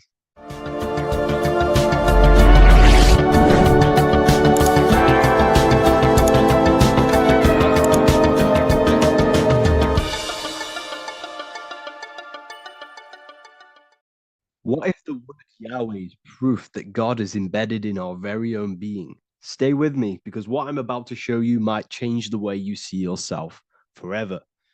Today's topic is decoding the mystery name of Yahweh, the sacred name of God from the Hebrews. By the end of this video, you'll uncover the true meaning of the word Yahweh and how your connection to it unlocks your own personal power. When we look at the word Yahweh in Hebrew, we flip it on its side. We're actually looking at the human body. These are the legs, this is the torso, here are the arms, and here's the head. So if we actually switch this on its side, we see the human body. The Hebrew name Yahweh often translates to I am. The I am. Now, what is the I am? The I am, when you say I, you're referring to your highest self. Everything with the letter I in the beginning, most of them words are referring to our inner self, inside, intelligence, internal, in. The I represents the inside self, the invisible self. You cannot see the I am because this is the spirit, this is our consciousness. It's the intelligence controlling the human body. When you say I, you're not referring to your name, your job, your reputation, your ego, or your thoughts. You're referring to the observer who is beyond the thoughts, the one who's observing the thoughts. That's the soul. Look at the word Yahweh, Yahweh, the sacred name of God. Yahweh can be observed in the natural rhythm of the human breath. When inhaling, we subtly hear Yah. When exhaling, we hear Way. Do this yourself. Breathe in through your nose, you'll hear Yah. Breathe out, you'll hear Way. And in fact, the letter H, H, when it's pronounced, it carries the soft sound of wind or breath, a gentle exhale that mirrors the very essence of life, giving air. Breath is the spirit of life. It's what connects us with consciousness. If we stop breathing, we lose consciousness. The body shuts down. We're breathing the spirit of breath. We're breathing in the spirit of life. It's the very essence that gives us physical existence, and we're constantly staying connected to this breath at all times. Now let's look at Yahweh. 1, 2, 3, 4. There are 4 letters. The tetragrammaton is the 4-letter Hebrew name for God. Okay? Tetra meaning 4. We have 4 gospels of Jesus. Jesus is depicted with a cross with 4 sections. Jesus has the 4 sacred animals around the side of him, always depicted with these 4. A bull, ox, a bull or an ox, an eagle, a man, and a lion. These are the 4 fixed signs of the zodiac. Aquarius, the man, Scorpio, the eagle, Leo, the lion, Taurus, the bull or the ox, which are related to the elements. Leo is a fire sign, Aquarius is an air sign, Taurus is an earth sign, Scorpio is a water sign. These are the 4 elements. And the 4 elements correspond to the 4 bodies of consciousness, as we see here. This is fire, this is air, this is water, this is earth. So we are made out of the 4 elements, which represent the 4 bodies of consciousness: mind, emotion, spirit, and body. The soul is incarnated into 4 sections. Hence why Jesus has 4 gospels. Hence why Yahweh is a four-named word, because we are tetraform. We have 4 bodies of consciousness. There are 4 pillars to reality: the mind, emotion, spirit, and the body. So what we're actually looking at here is the name of the very essence of the self. Yahweh represents the universal consciousness that we're all tapped into, because the body is like a radio. The body is basically a radio antenna, which is picking up the stream of consciousness, and we're all the same consciousness, just experiencing it in a different body. And Yahweh is the name for this intelligence that we're all acting out, that we're all manifestations of. So now let's look at the word Yahweh, where we read it this way in Hebrew, which is 10565. 10565 in the Hebrew letters and the numerical values. And the DNA is made up of 4 bases. These 4 things which create the DNA. This basis is the genetic code for all living things. Each DNA strand is held together by sulfur bridges that appear in a repeating pattern of 10565. This pattern matches the numerical value of the Hebrew letters of Yahweh, Yod, He, Va, He, which are 10565. This means the structure of DNA, the code of life, follows the same number sequence as the sacred name of God, Yahweh. This is a factual observation. So we're looking at 10565. So let's look over this one more time. Yahweh represents the breath, Yahweh, inhale, exhale. It translates to I am. It's written in our DNA. The word Yahweh on its side looks like the human body. Now, this is where things get a little bit deeper. 10565 adds up to 26. The number God, well, the word God adds up to 26. Allah adds up to 26. There are 206 bones in the human body, 26. 26 adds up to 8. 8 is the number of infinity. We are all the infinite consciousness. Consciousness will never die. It's immortal. It's infinite. We are all infinite. We are not these skeletal structures. We are Yahweh, the universal consciousness. The creator of all things is our essence. We're all God with individual identities, but the highest versions of ourselves is God. The ego is our own personal experience of God. Does this make sense? So in conclusion, Yahweh is not the name of a separate God from us, but rather the reflection of the divine consciousness manifesting through the human form. The human body is like a receiver acting as an antenna that tunes into the infinite intelligence and life force we call consciousness or God. This means that rather than being external, the divine presence is within us, expressed through our very existence. It's very interesting when we look into this, and what religion has done has flipped all of this knowledge. All of this sacred knowledge has been externalized. They've externalized God so that we worship God and we view God as something separate from the human experience. They do this so that we don't find the God within us, so that we don't find that we have the power of creation. The mind is the creative force of God. The body is the will to act out that thought. They don't want us to figure out that we are creators and we're all creating our own earthly experience. We're all projecting this reality. And they don't want us connecting with the divine intelligence within us because they want to be the creators. They want to keep this knowledge. They don't want the masses to wake up to this powerful knowledge. So what they've done is that they've taken the scriptures, they've externalized it so that we start worshiping and giving away our power to these external things. And when God is external, we start to fear God because we start to think that God has power over us. He can send us to hell or heaven. So this is what's going on. They've been externalizing this for thousands of years to keep us in a suppressed state. Okay? Humans are very advanced because we possess self-awareness. We possess the ability to move our awareness and our thoughts outside of the instinctual nature. For example, a cat or a dog. These things can only live in their instinct.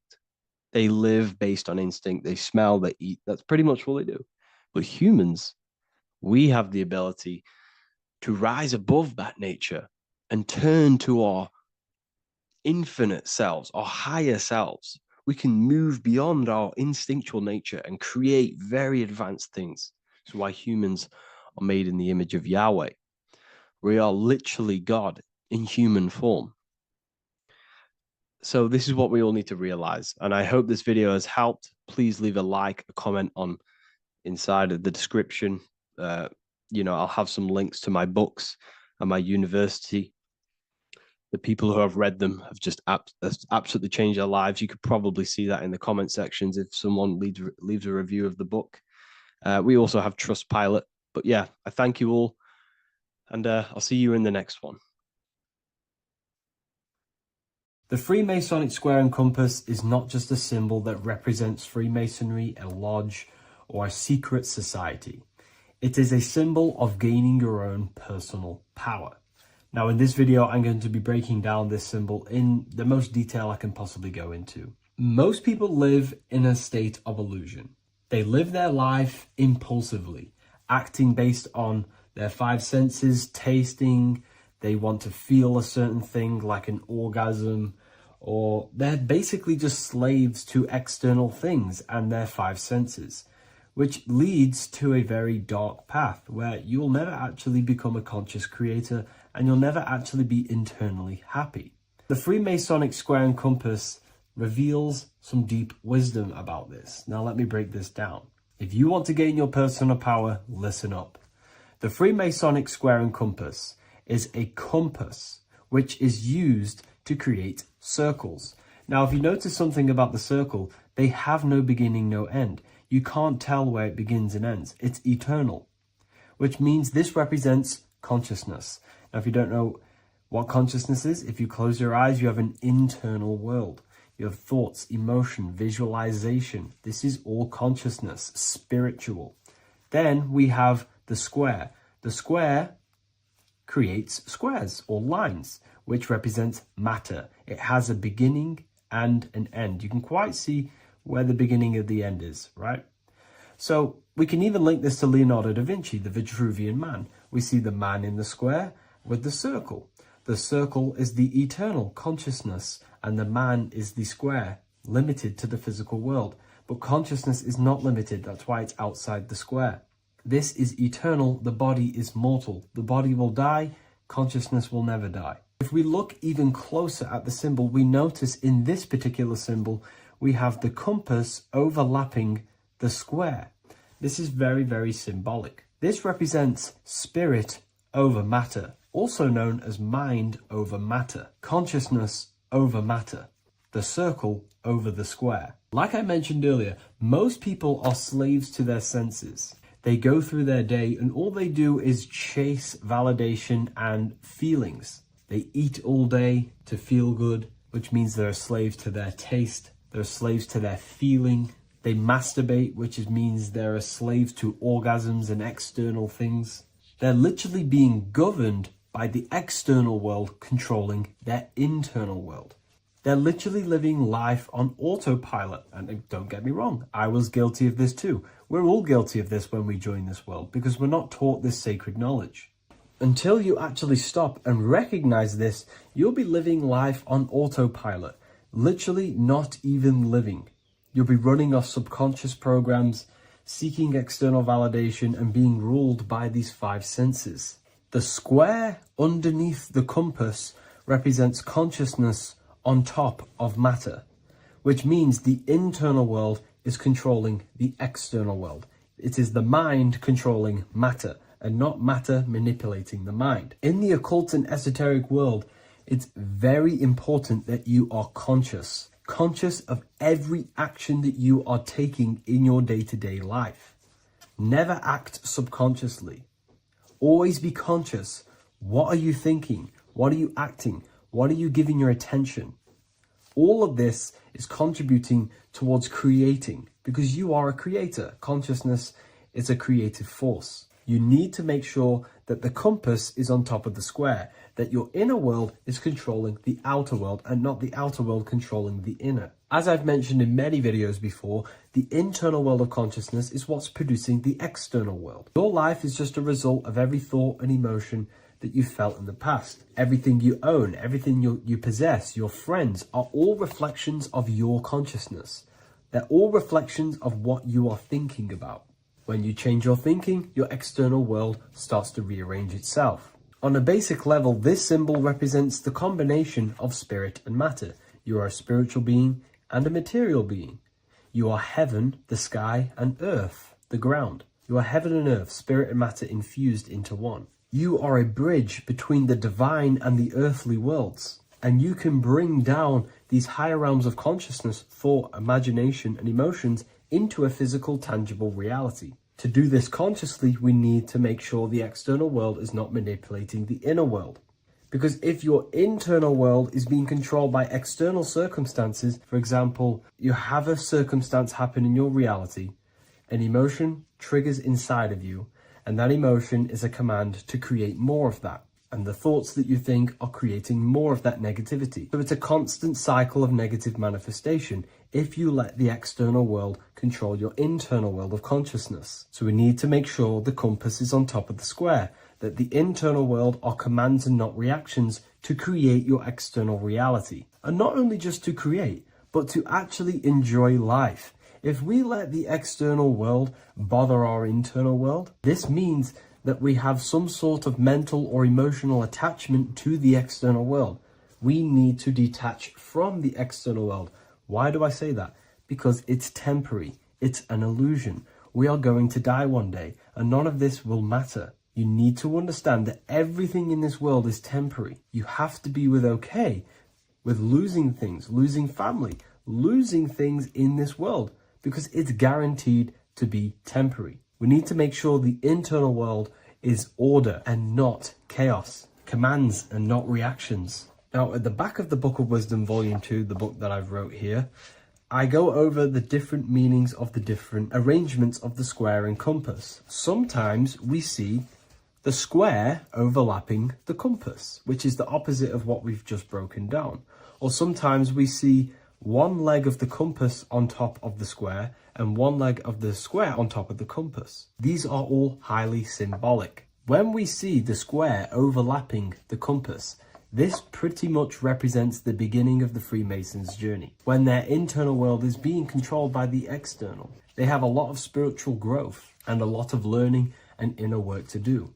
Now, when we see half and half, one leg of the square on top and one leg of the compass on top, this represents the Masons' gradual emergence from the material realm into the spiritual. This interplay of symbols reflects the process of gaining greater light and knowledge as the Masons ascend from material concerns towards spiritual enlightenment. And of course, we've just broken down what this means. This represents spirit over matter.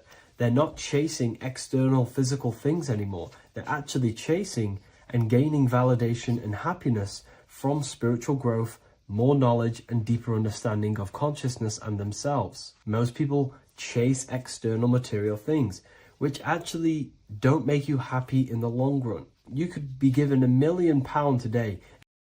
Hello, everyone. Welcome to another lecture inside Ethereal University.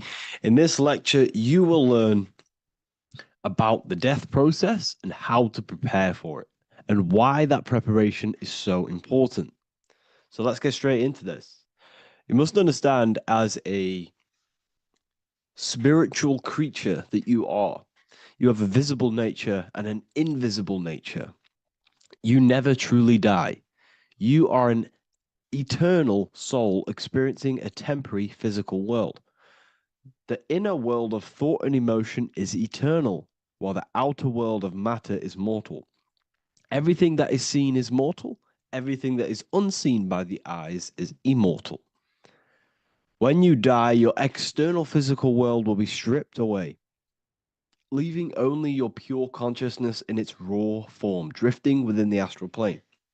So here you see your physical external body and your internal world. And your internal world is your state of consciousness. It's your state of consciousness. Your thought and emotion is one overall state. Okay? So you must understand these planes. You have the physical body, the etheric double, an astral body, a mental body, and the Buddhic body. When you die, you leave the physical plane. Then you will more than likely leave the etheric plane, because the ether acts as like a portal. Everything comes out of the ether and returns back to the ether. I can break that down in another video in electromagnetism. But electromagnetism is ether, energy coming in and out of the ether. You will, every single day you die, every single day. There's a cycle of life and death occurring all the time. Every single day, you go to sleep, you go back, your consciousness slips back through the ether. And then when you wake up, your consciousness comes back through the ether into the physical plane. Death is just a bigger macrocosm of the microcosm cycle of life and death. So you will return back to the astral, which is the realm of imagination, infinite possibilities. And this is where thought forms start to manifest. Okay, so depending on how advanced you actually are mentally and emotionally, will depend how long you stay in the astral. Now, what we must understand is that there is many different components to the astral. We have the higher astral, the middle astral, and the lower astral. These are all vibrational states. So if your mind and soul is operating in lust, lust, desire, hate, food, physical addiction, smoking addictions, then these are quite heavy. These are quite heavy attachments to your consciousness, and they're quite low level desire, which means they have a low vibration. You will manifest in the lower astral when you're stripped from your physical body. The lower astral is not inherently evil. However, there's just low vibrating things going on there. Low vibration does not mean evil. Okay? So, just like bad doesn't mean evil. Okay? In the lower astral, you are going to see lower astral beings. You're going to see spirits, souls with low level desire. Okay? People who are attached to the physical plane, people that lust, people that do these things. Technically, this is hell, but you can escape it by escaping yourself. Now we're going to break all this down. I'll break all this down properly once you understand the full context. So depending on your level of desire, you will manifest in a corresponding layer of the astral plane. If your mind is still attached to the low physical desires, you will find yourself in the lower astral realms. But if you have few desires and have detached from the worldly attachments while you are encased in a body, then you will rise into a higher or middle astral plane, mainly the middle. Okay. The higher astral plane is very formless. So as I broke down here, this is, well, the physical plane is the lowest dimension. This is the most form. the most matter. It's quite heavy. The higher you go, the lighter it becomes. The more fluid, the more formless it becomes. So you see here it says denser down and lucidic up. So this is more lucidic in these higher realms. This is more dense in the lower realms. So this is why the ancient Egyptians were always talking about, I'll show you this. This is showing you death. So first of all, we have Anubis, which represents death. Here you have the heart, which represents the soul. And here you have a feather. And this is a scale. You see how this is a balanced scale? So what this is symbolizing, this represents death. This represents your heart, and this is a feather. So when you die, your heart must be as light as a feather, which means your emotions, your soul, should have no attachments to the world. It should be light. It should be detached. This is why the word light and light are the same. Light is in heavy and light is in very bright. Because when you're less attached to the things, your soul shines. You're authentic. You're light. You're very bright soul. And you have no attachments. Your light is in not heavy. So you must detach from the worldly desires. We have to detach from the smoking, the food. This is why we should fast. Smoking, this is why we should detox. We should also meditate. We should also be able to sit with ourselves for long periods of times. Okay, I'm going to break all this down properly. But that's why the Egyptians show you the symbolism here. Okay. So you're stripped of your material body. So that state of consciousness you're in right now, your inside world, if you shut your eyes, that state you're in, that is what you're going to experience when you die. Okay. And you're going to be manifested into the astral. In the physical plane, you can mask or hide almost anything. But in the spiritual realm, you cannot. The astral body, your thoughts and emotions directly shape your spiritual body, your astral body, revealing your true inner state. So your desires that you can hide in the physical plane, your emotions, your thoughts, you can't hide any of that in the spiritual plane, in the astral plane. That will directly shape who you are, your color of your astral body, and your astral body as a whole. So here we have Kim Kardashian. If you could see this lady's astral body, you would run so far that you would be horrified for the rest of your life. If you could see their spirit, their astral form, it would be horrific because their mind is so attached to, physical things, so attached to desire, money, fame, worship, power. These people do not want to die. These billionaires and millionaires will never want to die. They will do whatever they can to stay alive because they understand when they die, they have to face themselves. They have to face their inner world. And their astral body, their true authentic self on the inside is horrible and horrific and so low vibration. So this is where it comes in. You must be as light as a feather. This is what the Egyptians are showing you in their artwork. Your soul must be as light as a feather. In order for the soul to ascend to a higher plane and not look at that physical plane and say, I want to go back or I want to desire things down there, you must detach now and prepare for death. Hell is not a place. It's your own personal suffering born from within. If your mind and soul are deeply attached to mental fixations, emotional wounds, and physical addictions tied to the material world, that pain will follow you into the astral. This is your true judgment day. You judge yourself when you die.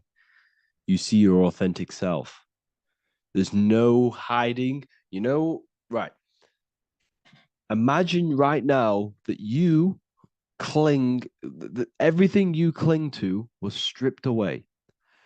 No matrix, no electricity, no food, no TikTok, no phone, no possessions, no distractions, no one else. Could you sit alone with yourself for just 1 hour?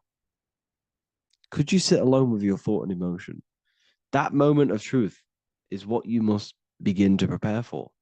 Could you sit alone with yourself? Can you sit alone for long periods of time and just think? And if you cannot, then you're running from your internal world. You're running from your thoughts. You're distracting yourself from your thoughts. This is what we must address. Now, don't feel bad if this is you. We've all have problems. We all have internal problems. But this is what we have to face directly in order to prepare for life after death. We must meditate for long periods of time. Not even meditation. We should be able to sit with ourselves with no distractions and just think. This is what the people of the past used to do when we had no technology. People would sit and think for hours. This is what we need. Because if you cannot sit with yourself, imagine sitting with yourself with no physical body. That's the level that's going to happen. And we need to prepare for that.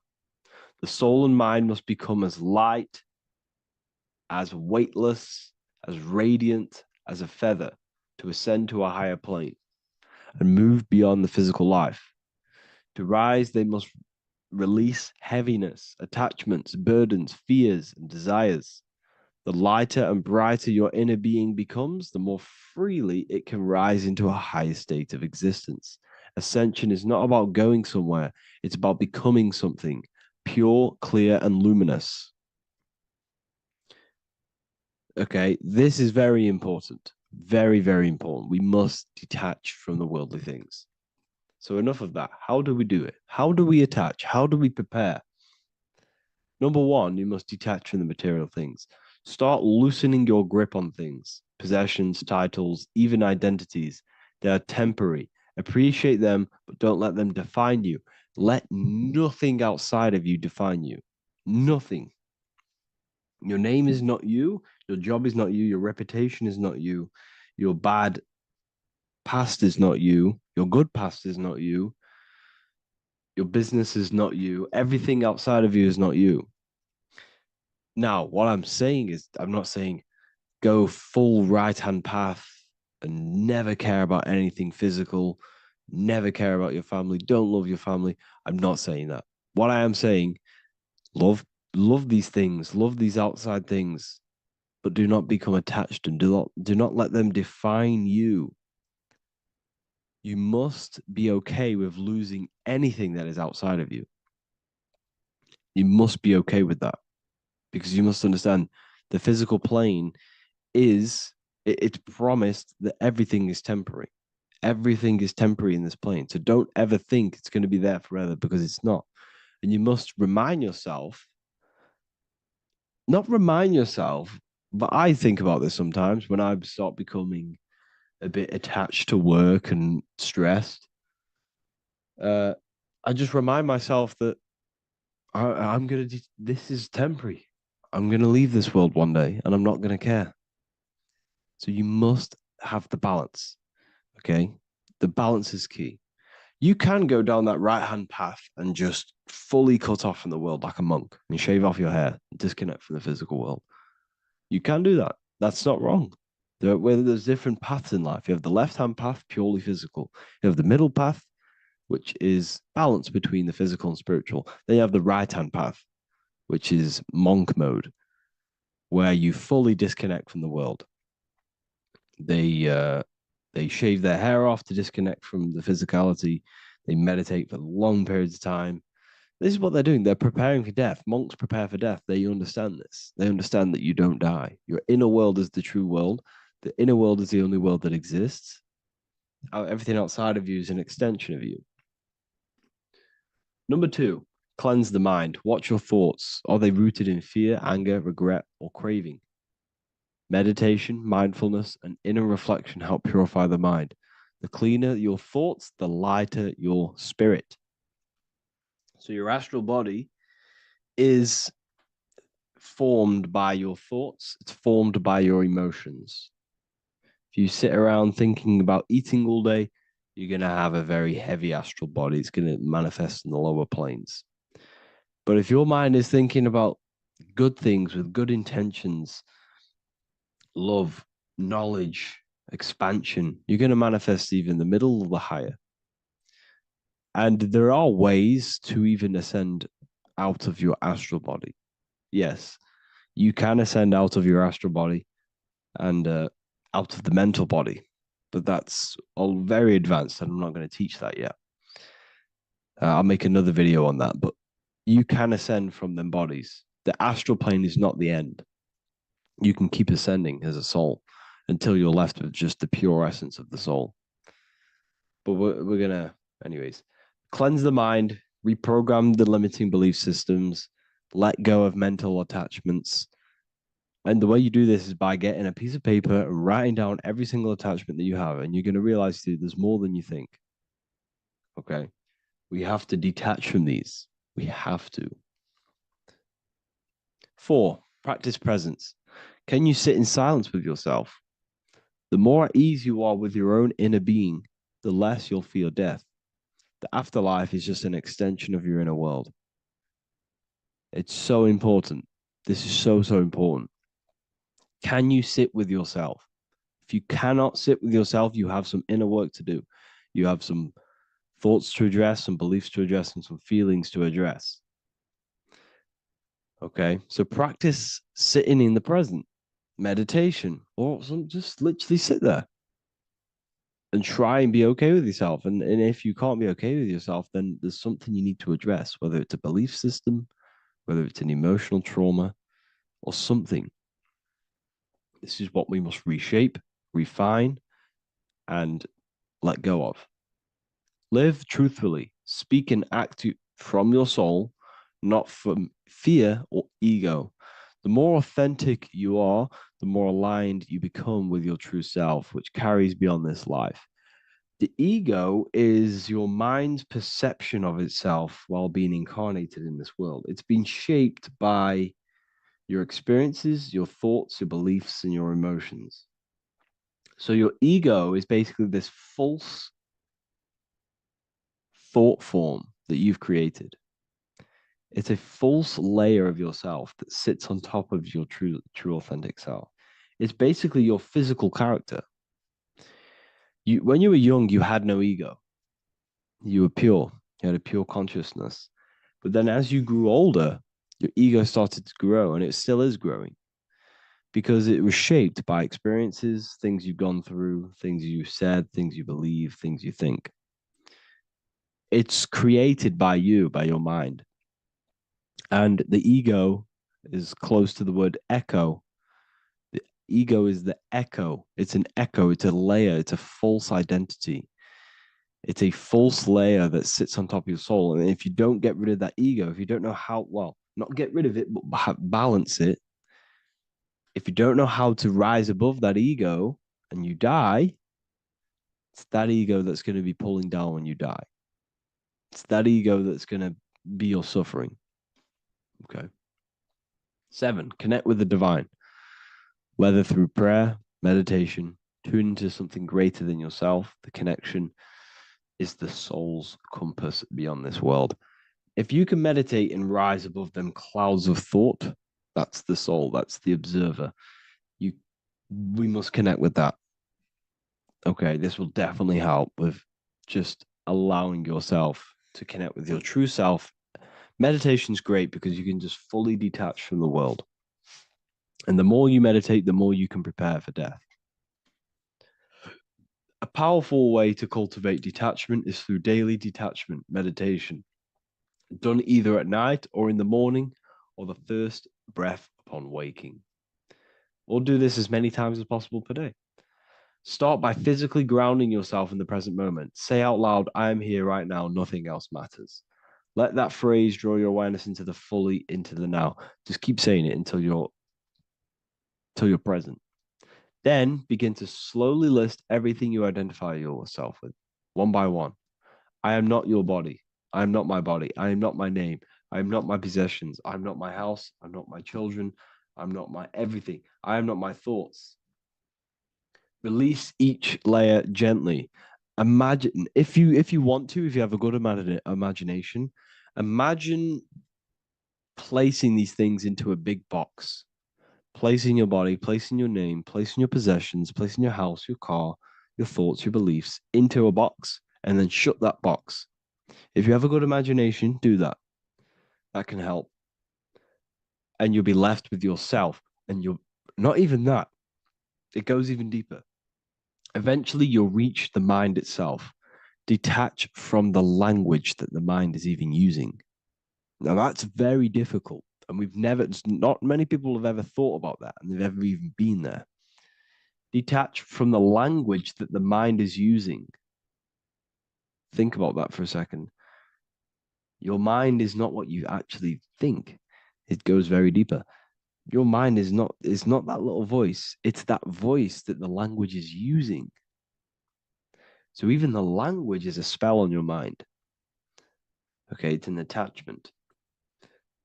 Eventually, you'll reach the mind itself, detached from the language it uses, the voice in your head, the need to define. What remains is something beyond thought and beyond words. I can't even describe what's left, because words, once the language is gone, it's purely metaphysical. All I can say it is pure awareness, and it's symbolized. This is why symbols are so amazing, because they can symbolize things that are beyond words. A flame, it's just a flame, and you won't be able to understand that until you've been there. It's just a flame. It's pure cause. Words can't describe it. You'd have to experience it. Connect with this essence daily. This is truly who you are. So this is a great way to detach. We can do these detachments every single day during meditation. This will definitely help over long periods of time. Of course, you're not going to be ready tomorrow for death, but just try and prepare for these things. This is the whole reason people used to meditate. It's the whole reason why people do these spiritual practices, because they understood that this plane is temporary and your soul moves on from this plane. And you'll never truly believe in the soul until you experience it. So I can show you these things, but you must go out and experience it. The soul is real, but you won't understand unless you cast off everything else. Okay. So I hope this video helps. It's a very deep video. I'm going to be making more of these stuff, of more self-mastery. And of course, we've made the self-mastery section now. So I'm going to start filling up this place with lectures.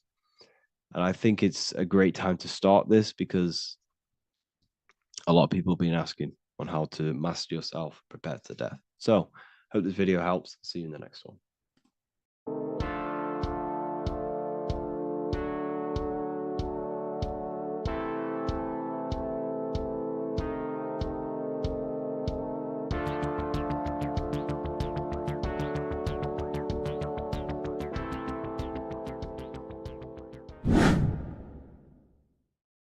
People, how are you all doing? It's Revival of Wisdom, and today we're going to be talking about your birth certificates and how we are slaves to a system and how they have trapped us into this system. Okay, so the first thing you need to understand about this system is there are two types of laws. You have the law of water, which is Admiralty law, and the law of the land. So the Admiralty law is the law of water, and this is what money is. Money is water. This is why we say liquidity, currency, the current. A current is water, something moving through something. Cash flow. And this is why banks are called banks, because a river bank is on either side of the water and it directs the currency. You see? So money is water. And as you can see here, Ripple, the cryptocurrency, Ripple, water Ripple, and they're building a bridge over water, overseas, international banking with cryptocurrency. So money is water, and this has specific laws about water, but water is the same everywhere, you see. What the difference is with the law of the land is that you can have different laws in different lands. I can't do certain things in the UK that people can do in America, for example. You see, that's the law of the land. But the law of water is the same because water is everywhere. Now, this is very important to understand when it comes to, you know, these birth certificates. So, Pope Gregory, this is where we're going to start off. Pope Gregory in 1582 took the Orthodox Eastern sunrise calendar and changed it to his own Gregorian timeline, not a calendar, a timeline. This timeline was copyrighted by Pope Gregory under the name of the Vatican. So the Vatican owns the timeline that we are using today, 2023. They own it. They own the title of this Gregorian calendar. Okay.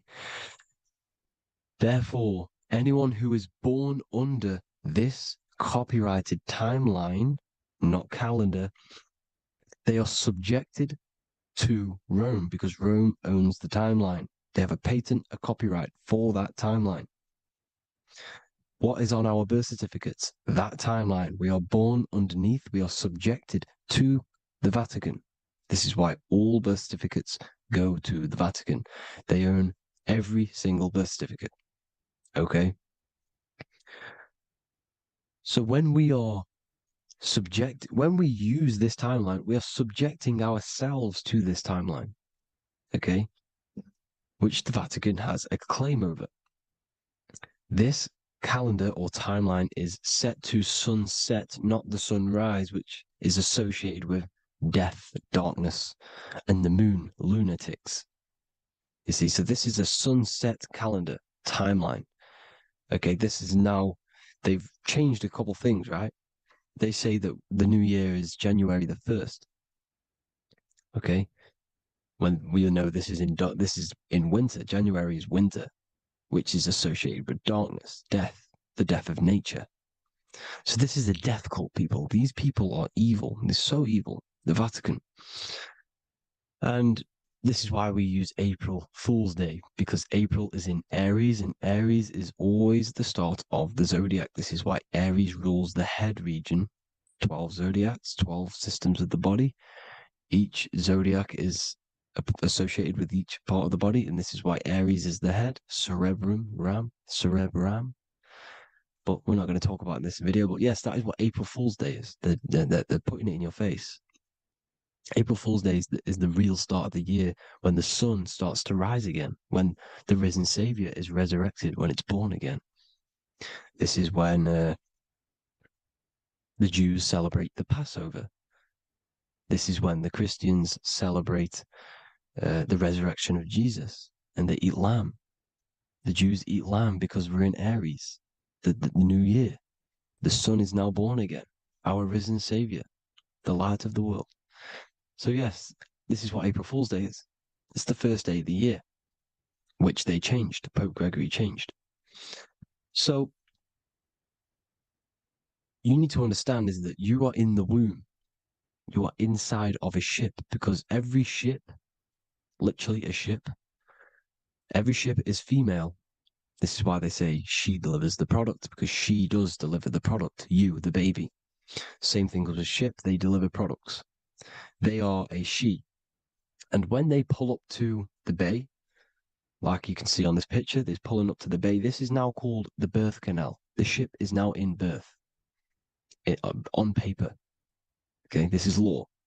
And when they pull up, they tie up to the bay, and now they get a certificate of manifest certifying all of the products which are on the ship and what they are bringing into that nation. Okay, so you're bringing in this many of that, everything's on the certificate of manifest. And this certificate of manifest is also your birth certificate, because you are traveling through water when you are in the birth canal of your mother, because you are in water when you are in the womb, and you travel through the birth canal. And when you arrive, you get a certificate of manifest with the name, how many, the quantity, that's your birth certificate. Okay. And this is what it is. We are a well, we're not a corporation, but we represent a corporation, which is your name in full capital letters. That is your corporation.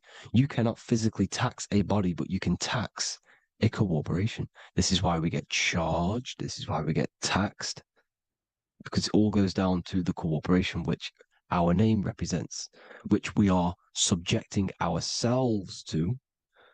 We are my name. I am subjecting myself to this name, and that name has a corporation which I represent, which I subject myself to. You see, this is how we are attached to this straw man, this character that they have built on paper. So it's a character which is on paper. This is what we represent. So when the woman gives birth, she delivers the baby, and then she has another substance. Now I'm going to break down how they attach this name to us, how they do it. Okay. Our mother is carrying us the product in the womb, the water. And it goes, for example, it goes from the United Kingdom into a state-owned, corporate, federal-owned hospital, which is government-owned. She does not declare the package when she enters the building. Aha, so keep that in mind. When she delivers the package in the federal territory, she does not declare the package either when she leaves. Therefore, there is no evidence that we exist when we arrive.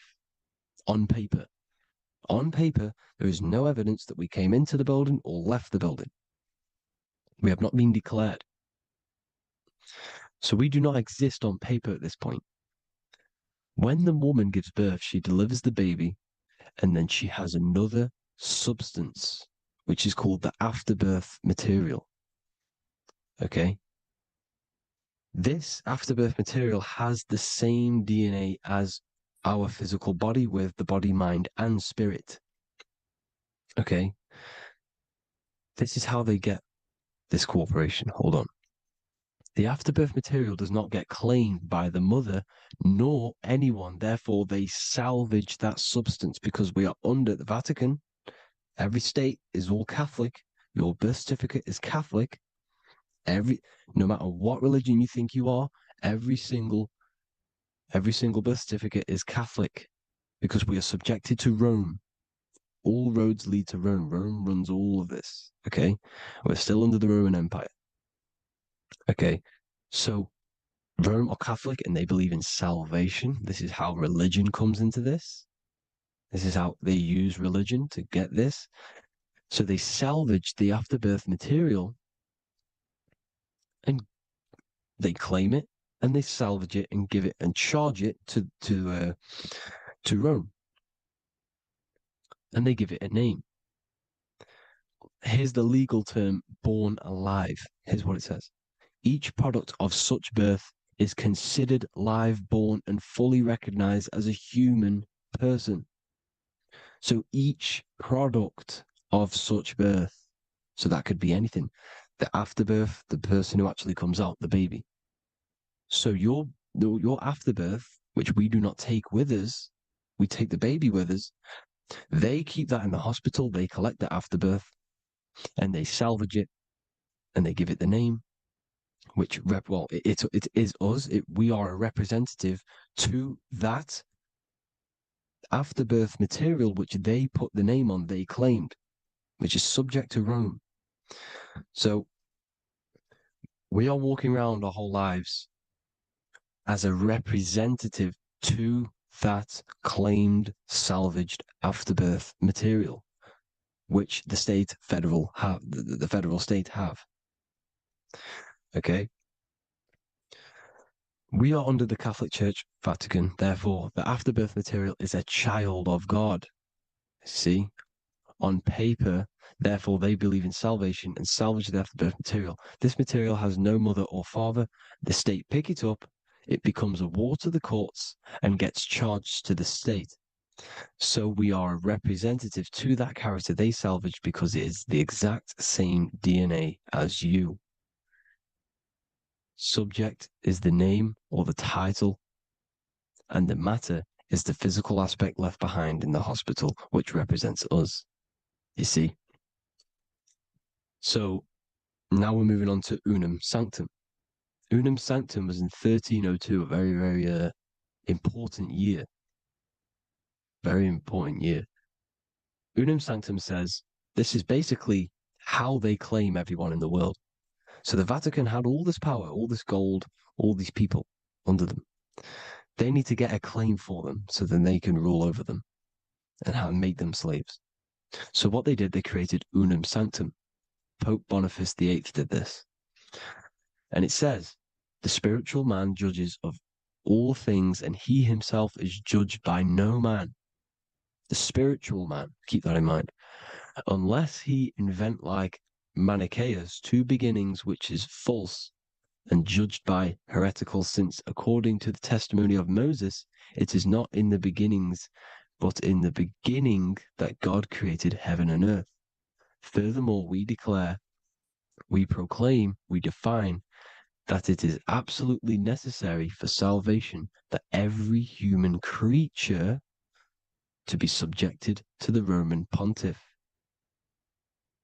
So they are claiming us in Unam Sanctum, and it's in the vaults in the Vatican. They will put a spell on it because they are sorcerers, they are magicians. They put a spell on it, they lock it up, and whatever goes on that piece of paper goes. And this Unam Sanctum is claiming all of us. So what does it say in the beginning? The spiritual man judges of all things, and he himself is judged by no man. The spiritual man, the man with the body, mind, and soul, the first baby that comes out the birth canal. That's you, your body, body, mind, and soul. You have the Christ, which is I am, which is grace. Grace means here now, in the present. You have the Christ, which means I am. Therefore, you have a soul. If you can say I am, you have the Christ. You have a soul. But a creature can be anything with no soul. You see? So no man can judge the man with the soul. However, as it says in the second part, we proclaim, we define that it's absolutely necessary for salvation that every human creature to be subject to the Roman pontiff.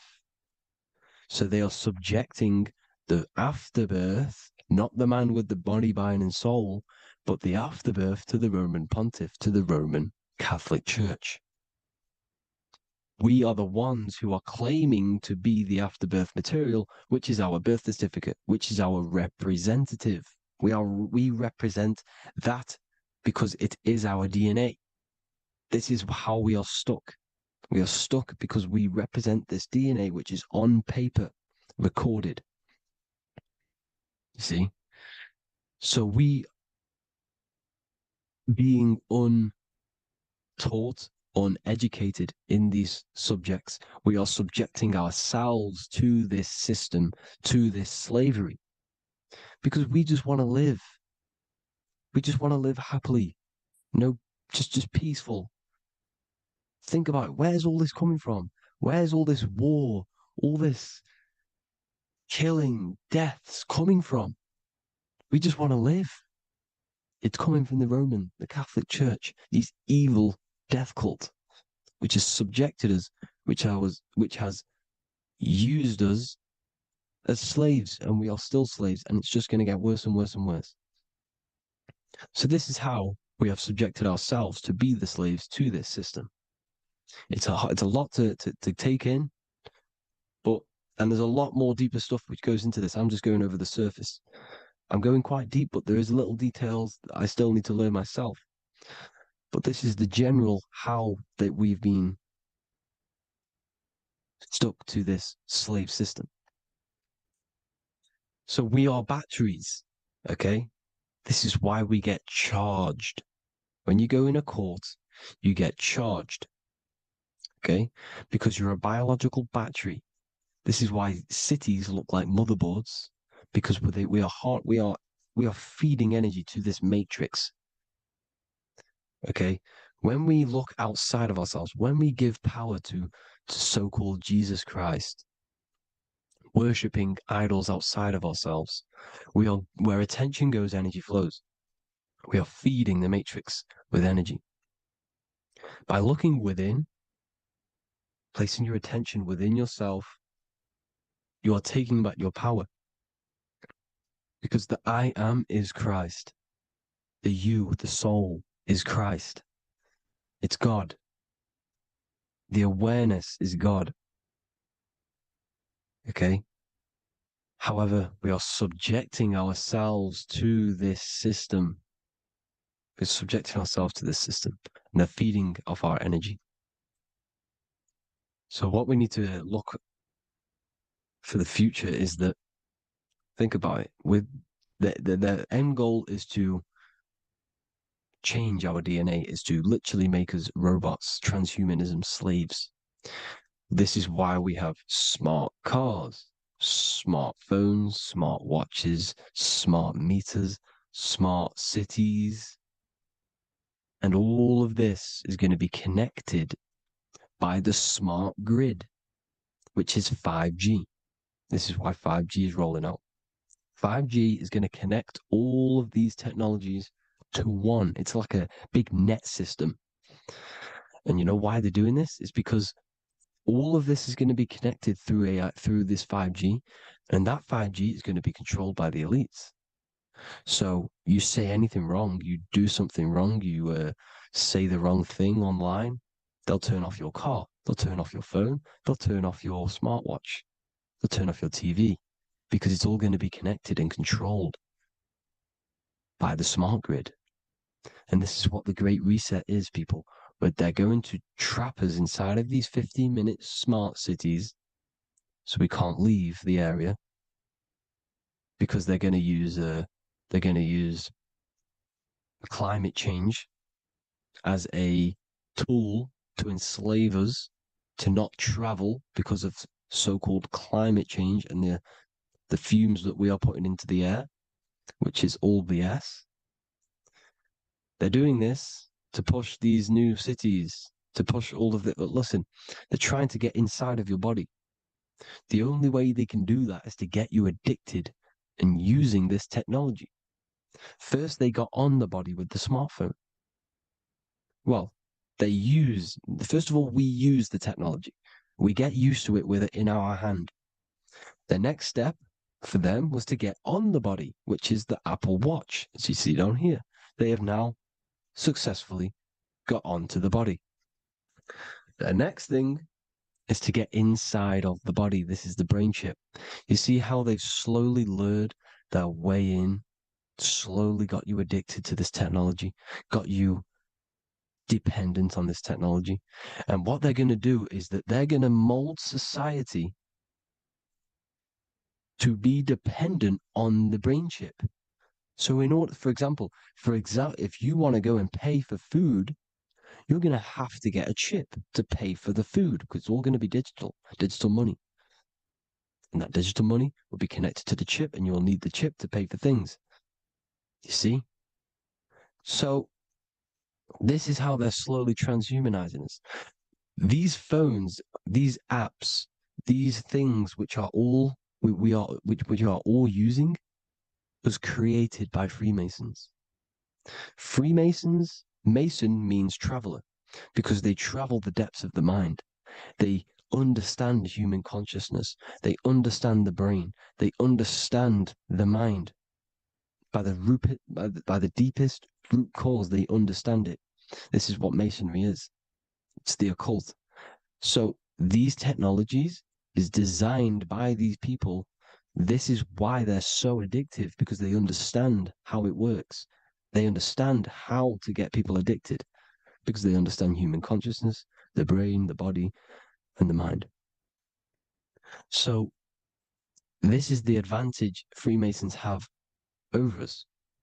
And these secret societies, which have gone through the orders of Freemasonry and progressed onto these secret societies, which are the evil side, because I'm not saying Freemasonry is evil, okay? But the societies which they go beyond Freemasonry, because you can go beyond the 33rd degree into these secret societies, and they use this knowledge for the bad, to enslave people. And this is what's going to happen. Transhumanism. So I hope you all learned some insight for today. Please do a bit more research on you know, the birth certificate and stuff like that, the straw man. And have an amazing day, people. Please like, comment, and subscribe. Peace.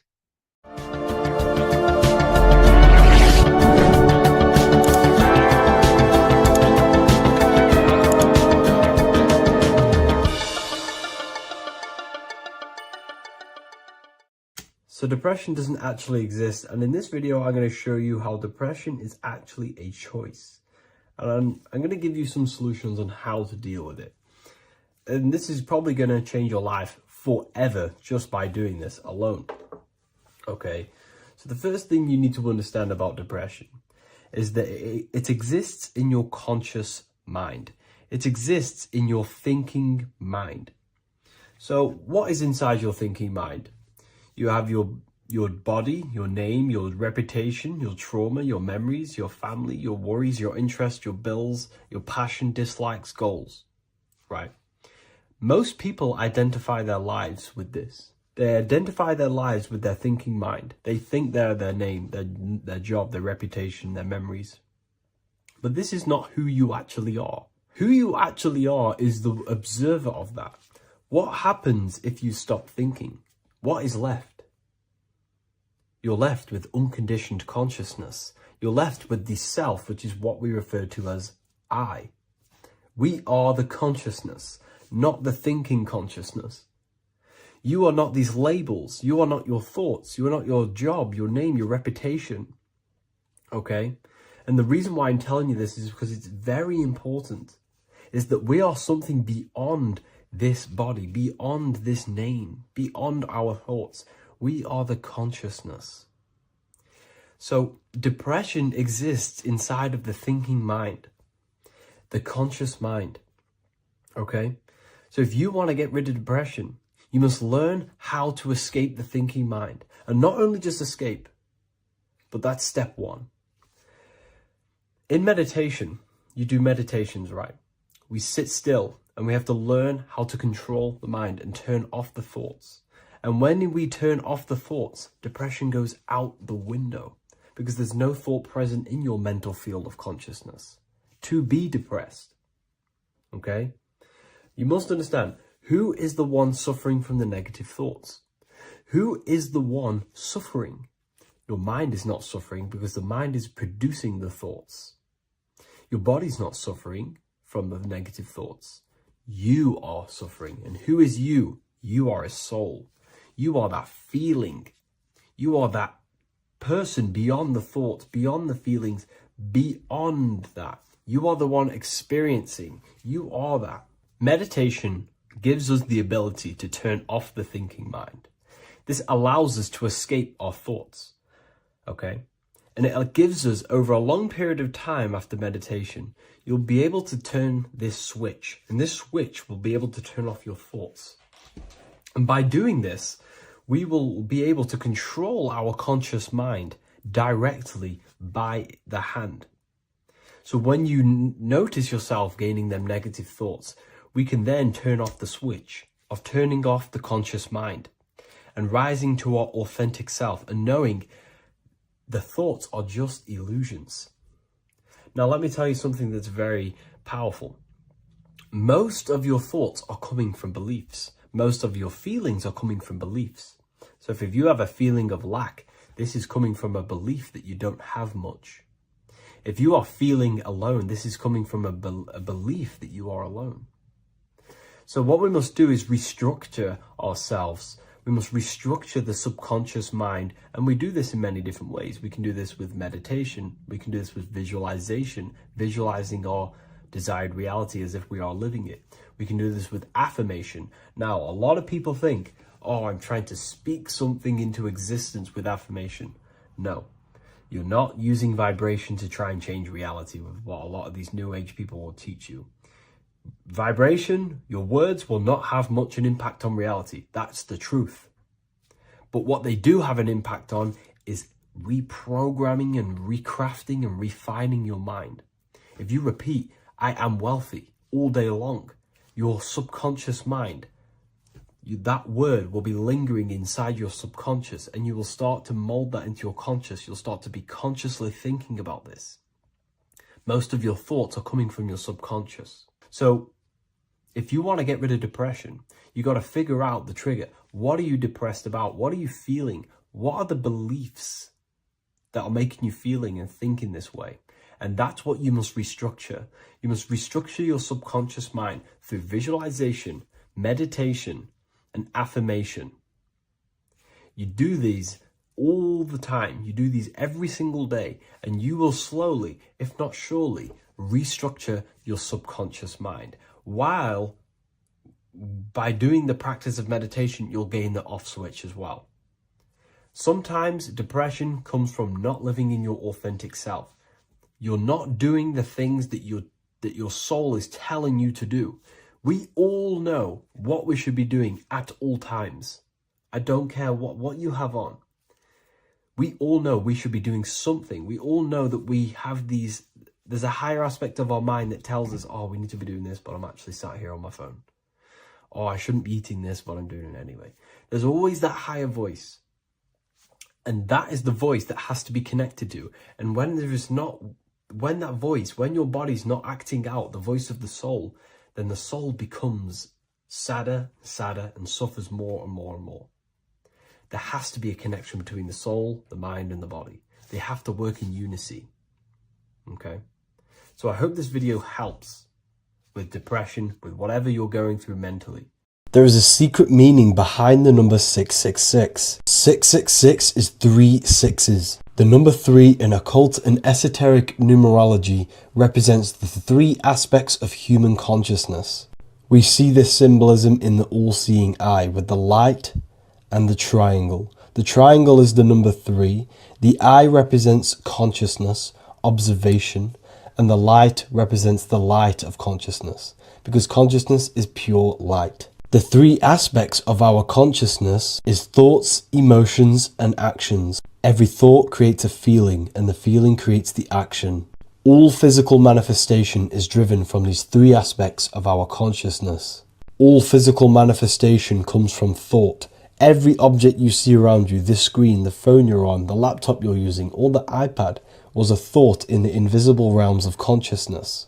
Then it was brought into physicality through feeling and action. This is because man is made in the image and likeness of God. We are all mini creators. We are all extensions of God's creative consciousness. Therefore, the number 666 represents 3 sixes. 3 is thoughts, emotions, actions. The number 6 represents the cube, because cubes have 6 sides. This material world that we experience, everything has 6 sides. Everything's created by cubes. We can move forward, we can move backwards, we can move left, right, up and down. This is the cube that we are stuck in. Therefore, 666 represents our 3 aspects of our consciousness, thoughts, emotions, actions, all contributing towards our physical self, material world, material pleasures, completely cutting ourselves off from our spiritual, true, divine self, which means 666 is representing a state of consciousness. A state of consciousness where we only operate from a place of material needs and survival things.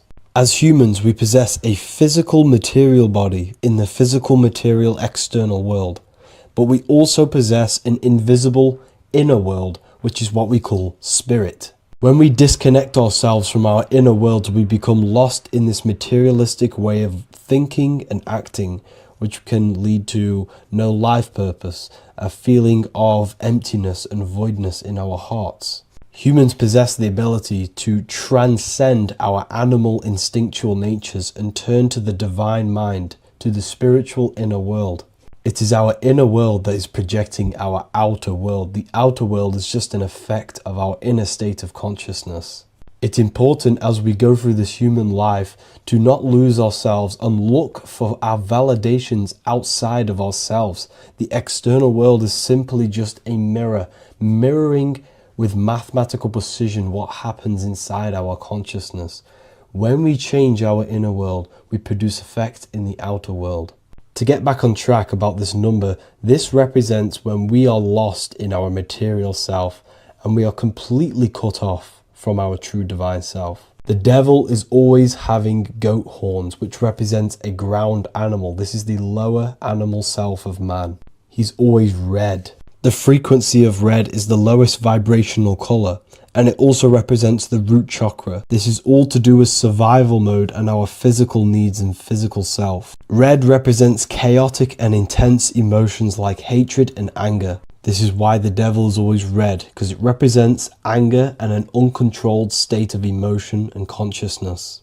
You see, we've been taught in the church and all through religion indoctrinations that the devil is an external deity which influences humans. And in fact, this is nothing but a metaphorical story. The devil is a character which represents an aspect of the human mind, the lower aspect of the human mind, a facet of our own consciousness and psyche. The voice that we have in our head that tells us to do these negative things is not an external deity pushing us to do something bad. This is an aspect of our own mind. Jesus and Satan are just two characters which represent the two voices that we have in our own consciousness. In fact, the word devil was never present in the early Gospels. Instead, what was mentioned was a spirit of evil. A term spirit of evil was not meant to denote a specific deity or being, but rather any force of negativity, whether it manifests as a destructive thought, emotion, or action. The spirit of evil represents the darker sides of our mind, the part that leads us astray and brings forth negativity in our lives. The reason why they want you to believe in a devil is because they don't want you taking responsibility for your creations. They don't want you to realize that the external world is truly a mirror of your inner state of consciousness. Instead, when something bad happens in your life, you blame it on some external devil or Satan who tempted you. Everything is your creation in your life. When you realize this, you take full control and you begin to reshape your external world by changing your inner state of consciousness.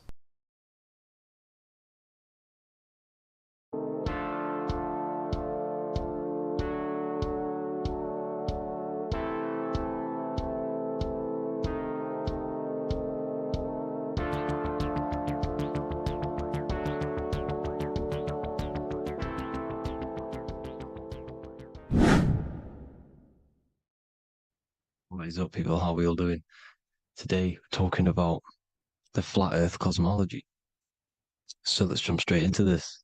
Please drop a follow and leave a like to help the algorithm. So we live in a torus field. Everything's made out of torus fields. And every torus field has motion. It's what it is. It's the motion of energy. And every torus field has a center, which is the black hole. It's a womb of creation. It's counter space. Now, this is why the North Pole is magnetic, because the center of this torus field is the most magnetic part, the strongest part of the field. So this is why all compasses will point you to the center. And the Earth's magnetic field is spread across the whole of the Earth. And it's spinning, as you can see here, it's like a tornado at the center. And this tornado is the force which is spinning the sun and the moon around us. You got the sun, the moon, Polaris, just like in the Masonic cosmos here. The sun, the moon, Polaris, the all-seeing eye. Now we'll get into Polaris a bit later, but the sun is the magnetic force, is the electric force. Because every field is electromagnetic. Now, the sun is electric, it's positively charged, it's going to give you energy. It's feeding energy. The moon is more magnetic energy, which is taking your energy away from you. And this is why you become sleepy when the moon comes out. Because it's taking away your energy. So these two forces is the balance, it's the yin and yang. It's the balance. Everything in this creation is balanced. Because the torus field is the Earth is the plane of inertia, the 0 point within the field. Because physical matter is a result of two opposing forces equalized on the plane of inertia. And that is where matter crystallizes into physical results. And this physical plane is the plane of inertia, planet Earth. And at the center of this plane is the black hole, the womb of creation. And outside of this black hole gives birth to light. So the torus field is constantly rotating going into counter space, the black hole, and then out of counter space gives birth to the white hole, white light. You see? So it's going around, black hole, birth again, black hole, birth again. And it just keeps going around. It's an infinite cycle of energy. And this is where the infinity sign comes from. This is the motion, this is the force which is creating everything to spin inside of this cycle, circle. Okay?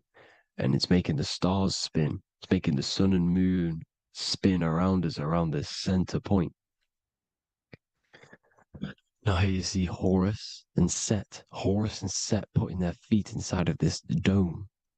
This is the royal arch, the arch of the dome above us, which like you see in the Masonic cosmos, the royal arch of Freemasonry. This is the dome above us, the firmament that the Bible talks about. You see, they're putting their feet in because Set symbolizes the moon and Horus is the sun. Horizon, Horus. Horus is rising, the sun. So they're both putting their feet around this center magnetic pole, which is the pole, North Pole. And above the North Pole, you have Polaris, the pole of electromagnetic energy. You see? And this is how we get the sun and the seasons. Because the sun, for us, when it becomes summer, it's on the Tropic of Cancer. Then it spirals outwards, going out and out and out, then goes to the Tropic of Capricorn. That's winter for us. Then it comes back in and creates summer again. So it's constantly spiraling around this center magnetic North Pole. You see? So this roof above our heads is the firmament. And this is what they've taken off of us. They haven't physically taken it, but mentally they have taken this away from you. It's a female energy. And this is what the Egyptians called Nut, the sky god Nut. And this is the womb. We are inside God's creation, God's womb. And the woman's womb, when she has a baby, is a microcosm of this. Because everything inside of this creation is micro, macro. It's a reflection of the bigger things, as above, so below. So the dome above our heads is the dome we are in when we are a baby. And you can see the sacred geometry of it is the exact same. It's the dome. And when we are inside of the womb, the woman, the sacred maker, which is the M, the Masonic M, this is the G male symbol. The Masonic M is maker, mason, matter, male. She delivers the male, you see. She delivers the male because it's the maker, the female, the magnetic. The woman is magnetic in nature. The male is electric in nature. So when we are in this womb, the female, we are being fed by the center umbilical cord, by the center of the mother's stomach. We're connected to the center of the woman's stomach, just like we are when we are in the earth. The center is where the aurora borealis is being emitted from, the electromagnetic aurora borealis, the northern lights. This is our spiritual umbilical cord, connecting us to counter space, connecting us to the realms beyond this world. Because at the center of every Taurus field is counter space. And at the center of the earth is our spiritual umbilical cord. And this is the earth's belly button, as you see. As above, so below. We had a physical umbilical cord. We have a spiritual umbilical cord. And this gets cut when we die, when we're cut away from the physical reality. You see, here's the ancient Egyptian tablet showing this female. You can see the hair, it's a female above us because the female energy is nurturing, helping, looking after. And that's exactly what the dome is. It's protecting us. It's the Ark of the Covenant, the Ark covering us, you see? And this is what they've taken away from us. By you believing in space, it completely destroys the idea of this being a sacred creation. They've taken the roof off your head, whether if you believe in space, you believe that there's chaos, there's planets, there's asteroids that could kill us at any moment. But this isn't true. They've made you fear your own creation that you're inside of. They've made you fear what's above you. You see, and it's to hide the power of astrology, the power of the lights in the firmament, which are constantly flowing through the ether. these powers which are above us are sending rays down to the earth, which are influencing our psychology and how we behave. And this is what astrology is. It affects human consciousness. It interacts with our consciousness. And there's a different energy every day because the planets are in different houses, different alignments. And this is, we'll go into this a bit deeper later on. So the world tree, this magnetic north pole, the pole of electromagnetic energy, was symbolized as a tree, the great tree at the center of the earth. You see?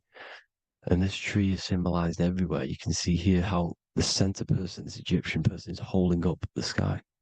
This is the North Pole, the hyperboloid, at the center of every Taurus field. And this tree was in the Mayan cosmology. This is an ancient depiction. This is the Taurus field. Here's the plane of inertia. Here's the center tree. Here's the tree in the center, the magnetic North Pole, the woman holding the stars. Here's the Hindu with the two birds symbolizing the sun and the moon revolving around this center tree. The Mayan tree, his Horus and Set around the North Pole. They all knew this flat earth cosmology. They knew these secrets. It's so sacred you understand the creation that you're inside of.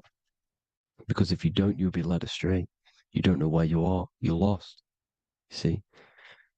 And here's the Masonic art with the rays of the stars coming down with the tree in the center. So it was personified as a tree. And we are in Asgard, Midgard, the middle garden, where there's good and evil. So the 7 layers of heaven, which is talked about in the Quran.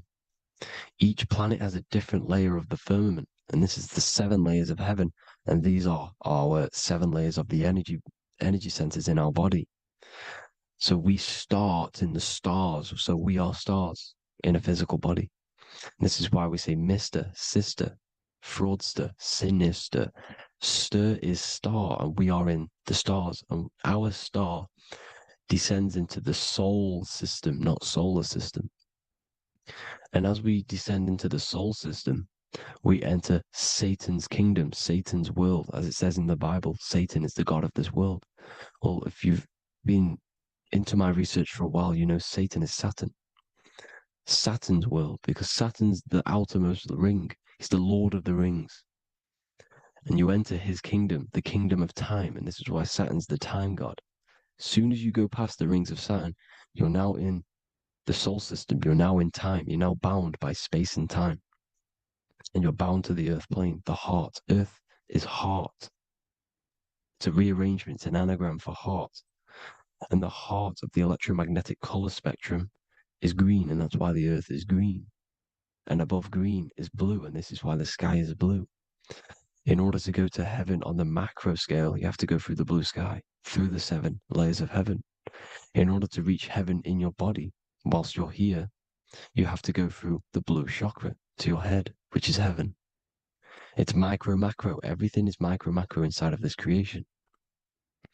It's an ancient, I think this is a French image, piece of art from the ancient French, with obviously the 7 layers of heaven, which they all depict. And notice how it's like a dome. We'll go into this dome symbolization, the Royal Arch of Masonry, which is next. But these 7 layers of heaven give us the 7 metals, the 7 days of the week, the 7 diatonic tones, the 7 chakras, the 7 everything. It's God's favorite number. And this is why the Masons use the G inside of the compass, because the G is the 7th letter, and God starts with G. You see? So it's 7. God is 7. Here's another depiction of the heart, the soul system, the 7 layers of heaven. La fermete. You see, la firmament, with the stars on the outermost layer. Here are the 7 planets: Jupiter, Mars, la Sophie, the sun, la Luna, the moon. So Saturn. So we are in the heart of this soul system. In order to ascend, we need to ascend up our chakra system, reach 144,000 hertz, God consciousness, the God man. You have to unfold God man, master of the mind, mastery of the mind. So what are the stars? The stars make everything unique. The stars are constantly rotating around the center, magnetic North Pole, the tornado at the center, which is stirring everything. It's stirring the ether. The center is the ether, and the four elements are born out of this ether. There's five elements: ether, spirit, water, air, and earth. The ether gives birth to the four other physical elements, which the whole of creation are made out of. About them four elements. Four is the number of stability. You know, a chair, a table has four legs.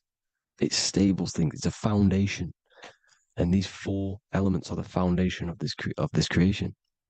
You see, and this magnetic North Pole is stirring this, and the four vibrational states of the ether are the four elements. Now let me get back to the stars. I just wanted to give you that. The stars are being stirred around this center point. Center. It's stirring everything.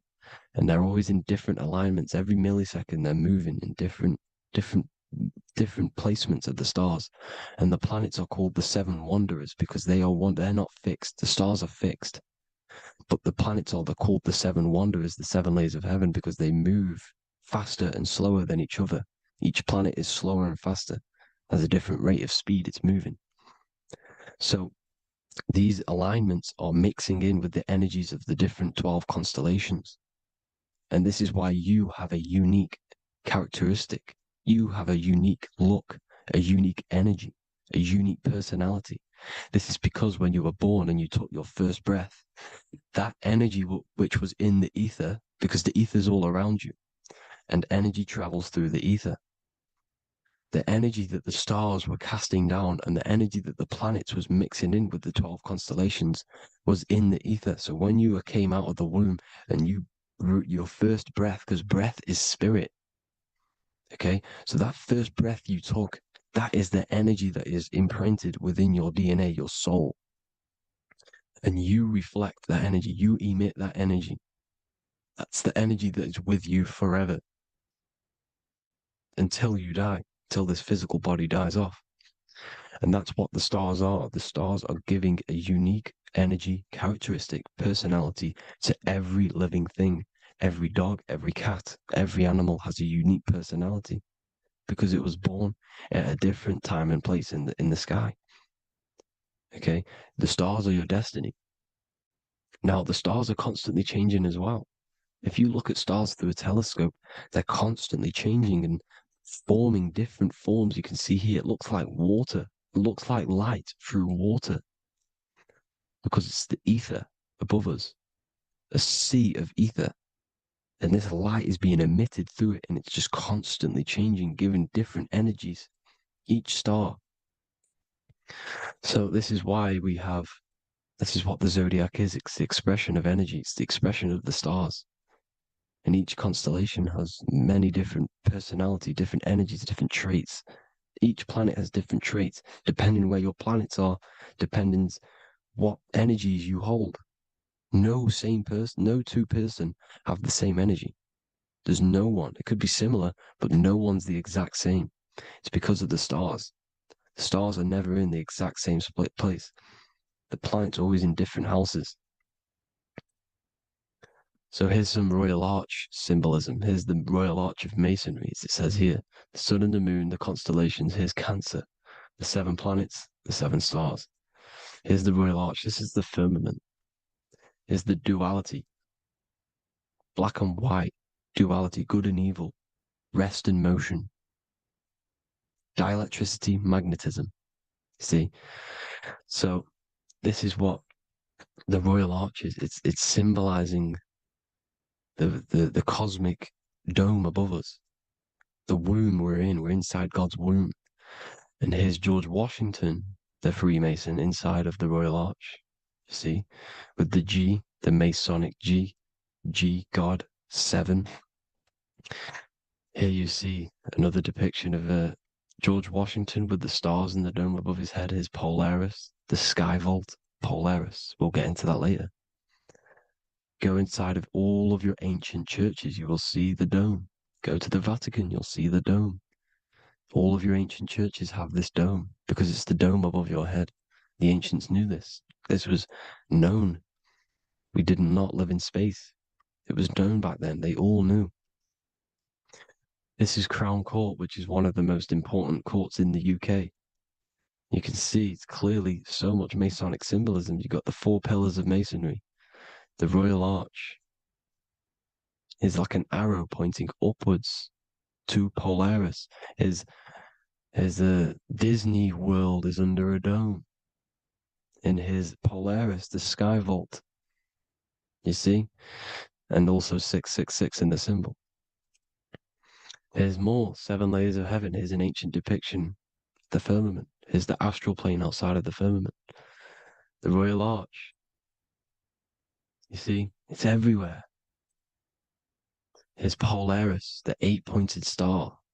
Polaris is in between the sun and the moon. It's at the center of the Taurus field. And Polaris corresponds with the pineal gland as well because it's the all-seeing eye. See? So, is Polaris, the 8-pointed star, which is at the very top. It's the very center. It's on top of the North Pole. And it's an 8-pointed star that's always symbolized as an 8-pointed star. Here you see the Vatican. The Vatican is a giant key with an 8-pointed star. See, it's a key. Here's the dome. Here's the Space Delta, the USA Space Delta logos. Here you see the Egyptian god looking from the center of the North Pole, looking upward to an 8-pointed star, Polaris. An arrow pointing up to Polaris. Here's another, the bear holding a key with an arrow up to Polaris. 7 holds the key to Polaris. Here's an eagle holding a key above the North Pole to Polaris. Polaris, and here's another one. There's another bird, like a dragon, holding a key to Polaris.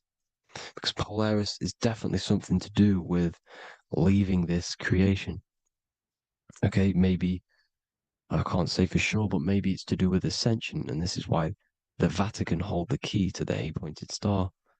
And this is why the space, well, we all know space is a lie, but they're showing Polaris and its sacred symbology. Maybe it's to do with something leaving this creation, going to another. Here's some North Pole symbolism. As above, so below.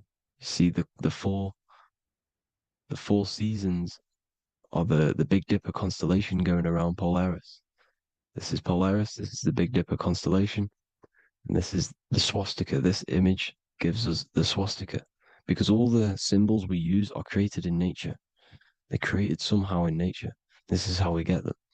As above, so below. This is the map of the North Pole with the 4 rivers, looking like the Big Dipper constellation. It's the Masonic, there's the ancient cosmology with the 4, you see the 4 islands, Mayan cosmology, 4 islands. This is the alchemical symbol for Earth, 4 sections. The windows, because the center of the North Pole is a window to another dimension. The 4 lucky 4-leaf clover, which is supposed to be lucky. It's just, it's truth in plain sight. And here's Hitler looking at 2 flat Earth maps. So this swastika has been used for thousands of years, thousands and thousands of years. And it's symbolic for the most sacred land on this plane, the North Pole. Shambhala. Do some research on Shambhala, people. It's a it's a Hindu mythology about the sacred lands at the center of the earth. And it's known to be full of enlightened beings. And it's all symbolized at the center. You can see their paintings of Shambhala. It's all at the center, the North Pole.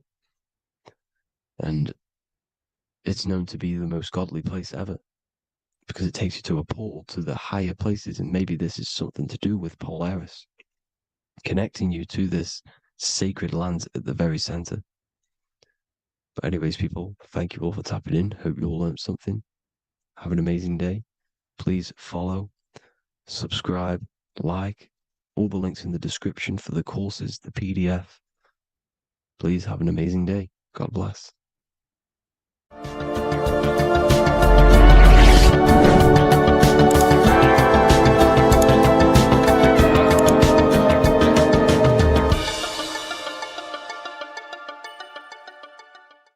Welcome to Revival of Wisdom. Today, we're going to be talking about portals, portal symbolism, and what portals are, okay, and how they show them to us, because they have to tell you the truth, guys. This is the thing with the universal law. They have to tell you the truth. And they tell you through symbols, they tell you through movies, and different things like that. But let's jump straight into this. So first, I want to talk about the Freemasonry symbols. Okay, so first we got, obviously this is some Freemasonry art, but notice how you've got the ladder with a key. Okay, so this is ladder symbolism with a key. So maybe this is talking about ascending.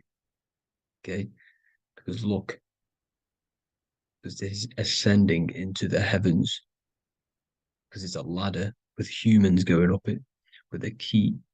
In order to ascend, you must have the key. Okay, so what else do we have with a key? Well, the Netflix show Lock and Key, which is all about portals and keys. Because what the keys do, they open doors, gateways. Okay, so what's interesting about this is that they've got this key here, which represents the Kundalini energy rising up the spine.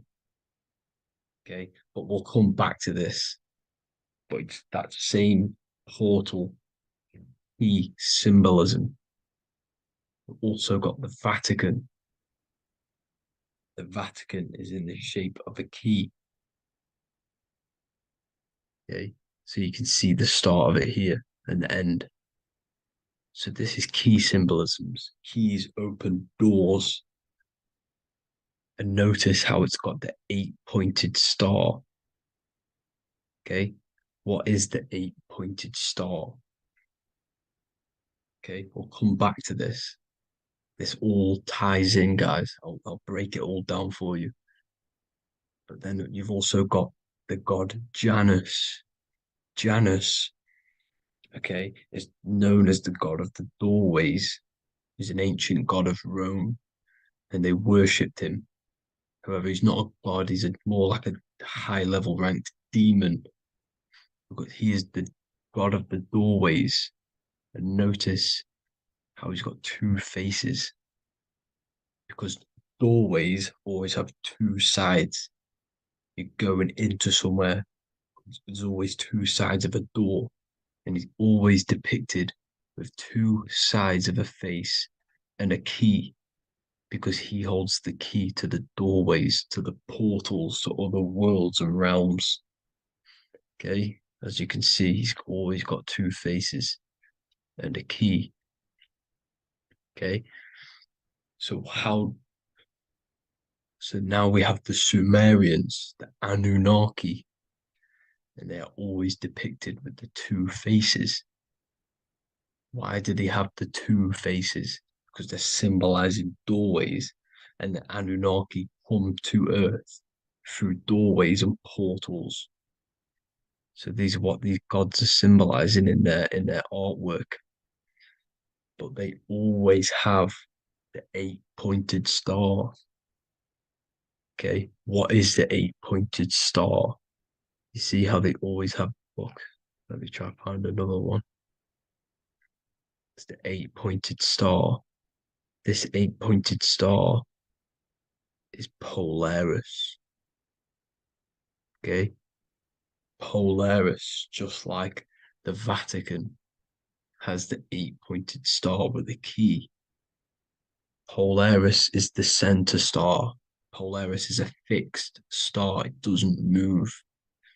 Okay, so the Anunnaki's symbol is also the 8-pointed star.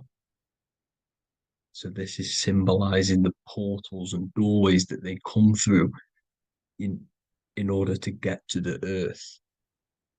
But Polaris is that center star which does not move. It's always symbolized with the 8-pointed star, just like a compass. Why is a compass the 8-pointed star? Because at the center of our realm is where the most electromagnetic energy is stored. As you can see, we have an aura field, an electromagnetic aura field. So does the earth. And in the center, so like our heart, for example, is where the most energy is stored. And like the center of the earth, this is why all compasses point to the center, because this is where the most electromagnetic energy is stored. It's at the center of our realm. Okay. So like I was saying with the lock and key series, see this here? The Kundalini energy rising up the spine, just like your Kundalini energy rising up the spine. Let me try. I can't zoom in, but you know what I'm trying to say here. Let's go back to Polaris, because at the center is where pole. Can you see the pole of electromagnetic energy? Polaris, the North Pole. It's symbolized. The truth is in the words. It's like a pole of electromagnetic energy. And this is where the aurora borealis comes from. Notice how it's got the word aura in it, because it's the Earth's aura, electromagnetic field. Just like you have an aura, also known as the northern lights, because it's coming out of this center hole in the center of our realm, where the black sun is. And this is where the electromagnetic energy is coming up from. And this is what the aurora borealis is, or the northern lights. It's just electromagnetic energy. And it's symbolized through our symbols, the original O. Okay, because it's like a pole through the middle. Polaris. So this Polaris is the sky vault. It's the portal into this realm, because this is what the Anunnaki are always talking about, always symbolize it with the 8-pointed star. And just like a compass is the 8-pointed star pointed to the center, to Polaris. Okay. See here on the Sumerian tablets with the 8-pointed star again.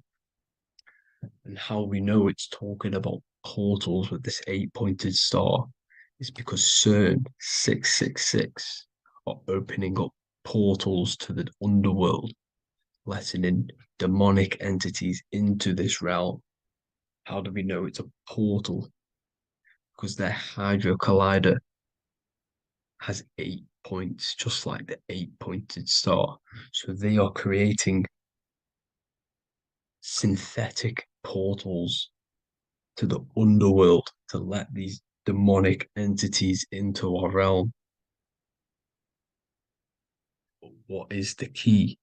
Because if we're talking about ascending through Polaris, notice how here on the masonry art, this luminary here, so this is the sun, that's the moon, this is Polaris, because it's a luminary with what? 1, 2, 3, 4, 5, 6, 7, 8 beams coming off the luminary, just like the 8-pointed star. So you see the ladder with the key going up to Polaris. It's symbolizing ascending out of Earth. So what is this key that they're keeping from us? Because it's a human holding a key going up the ladder to Polaris. Well, chakras. We have 7 chakras. Okay, so this is what they are telling us in the lock and key symbolism. The Kundalini energy rising up the spine. Okay, just like they have 33 vertebrae on the back of your spine. Okay, this represents the Kundalini energy going up your 33 vertebrae, just like in Masonry has 33rd degrees. Okay, so what is the key? Your chakras. Your chakras have to be unlocked. Okay, you have to unlock your chakras, and you can't unlock this one without going through this one. You have to go through them all. It's like a ladder, just like Jacob's ladder. You can't go from the bottom to the top. You have to unlock each one. Okay, just like you have 7 chakras, you have 7 layers of your aura. Okay, you have to unlock your chakras to the highest point in order to reach Christ consciousness. And this is the key that they're talking about. They're symbolizing the organic portal within each and every one of us to ascend out of this realm. Okay, so this is the key that they're talking about, and they're holding back this knowledge to keep us trapped in this 3D realm. Okay, so like I was saying with the 33 vertebrae and the Kundalini energy coming up the spine, 33 vertebrae, you can see this sort of symbolism going up to the light, because it's the light. You see here, your crown chakra turns on and becomes enlightened, just like the Illuminati symbol. Can you see it?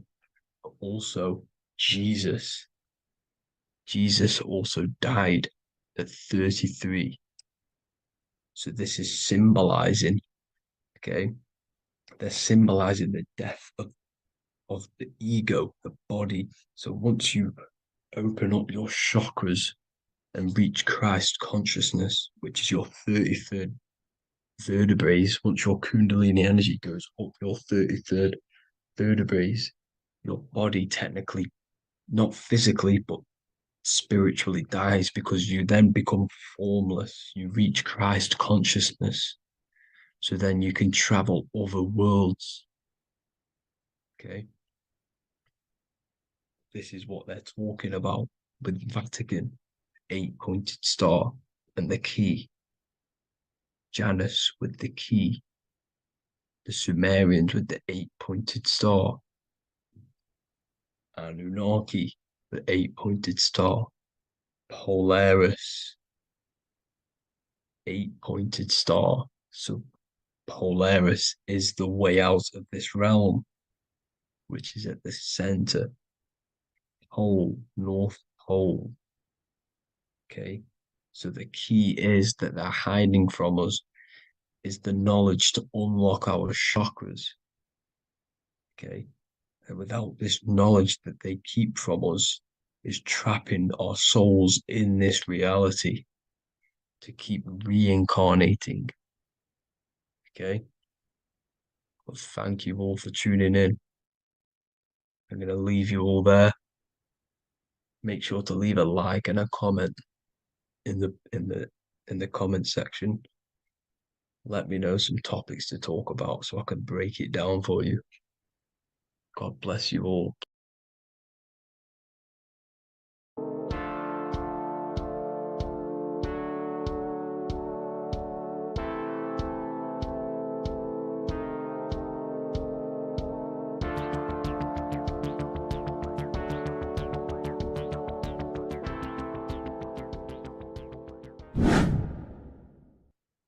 Left and right hemisphere, and what are they doing? How does it contribute towards your perception in this world? And this is what we're going to be talking about in today's video. We're going to be breaking down the 2 hemispheres of the brain and how they function in your life. So first, we have the left hemisphere. This is the logical hemisphere. This is the analytical, divided, scientific, or verbal hemisphere. The right hemisphere is creative, wholeness, artistic, symbolic, and metaphorical. The right hemisphere does with non-verbal things. It produces a holistic perception. It is more to do with creativity. Because what you must understand is that we are not in the external world. The world is produced by our brain. We see with our brain. Our eyes are a part of the brain. What we touch is the brain's interpretation of electrical signals on the nervous system. What we smell is the brain's interpretation of smell through the nose.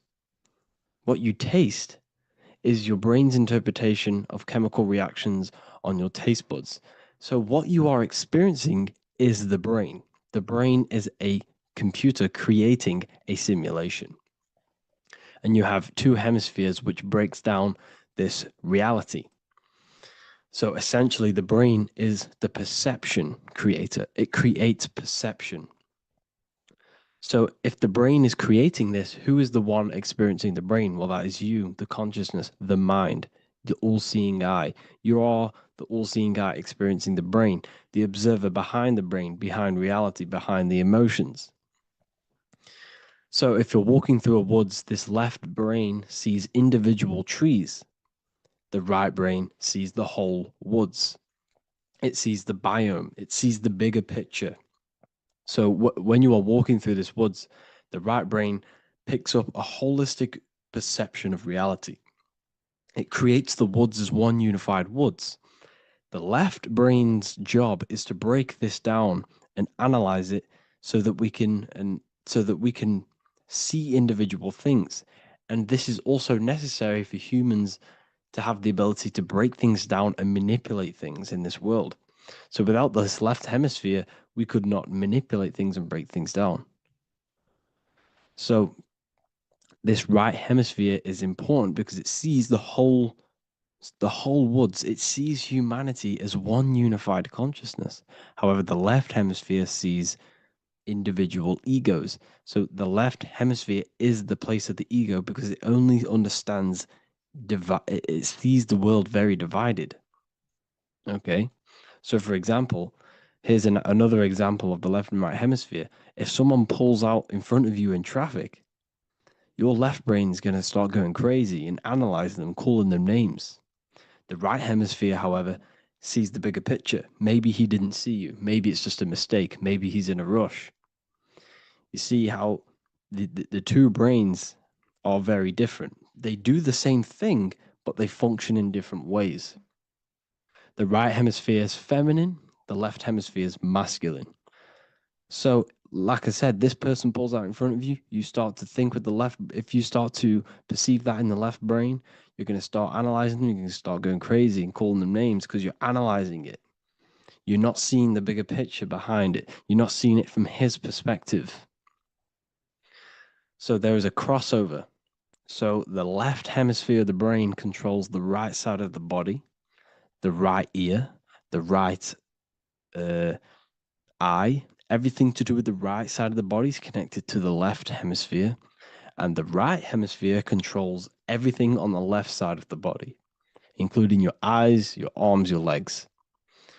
So everything is crossed over, and even your visual field is crossed over. So this is your visual field, as you can see here, and even the left side of your visual field goes to the right brain. There's a crossover. No one really knows. There's not really a reason for this. However, this is how the human body is designed. As we all know, the human body is the most advanced piece of technology on the face of the earth. They cannot replicate the human body.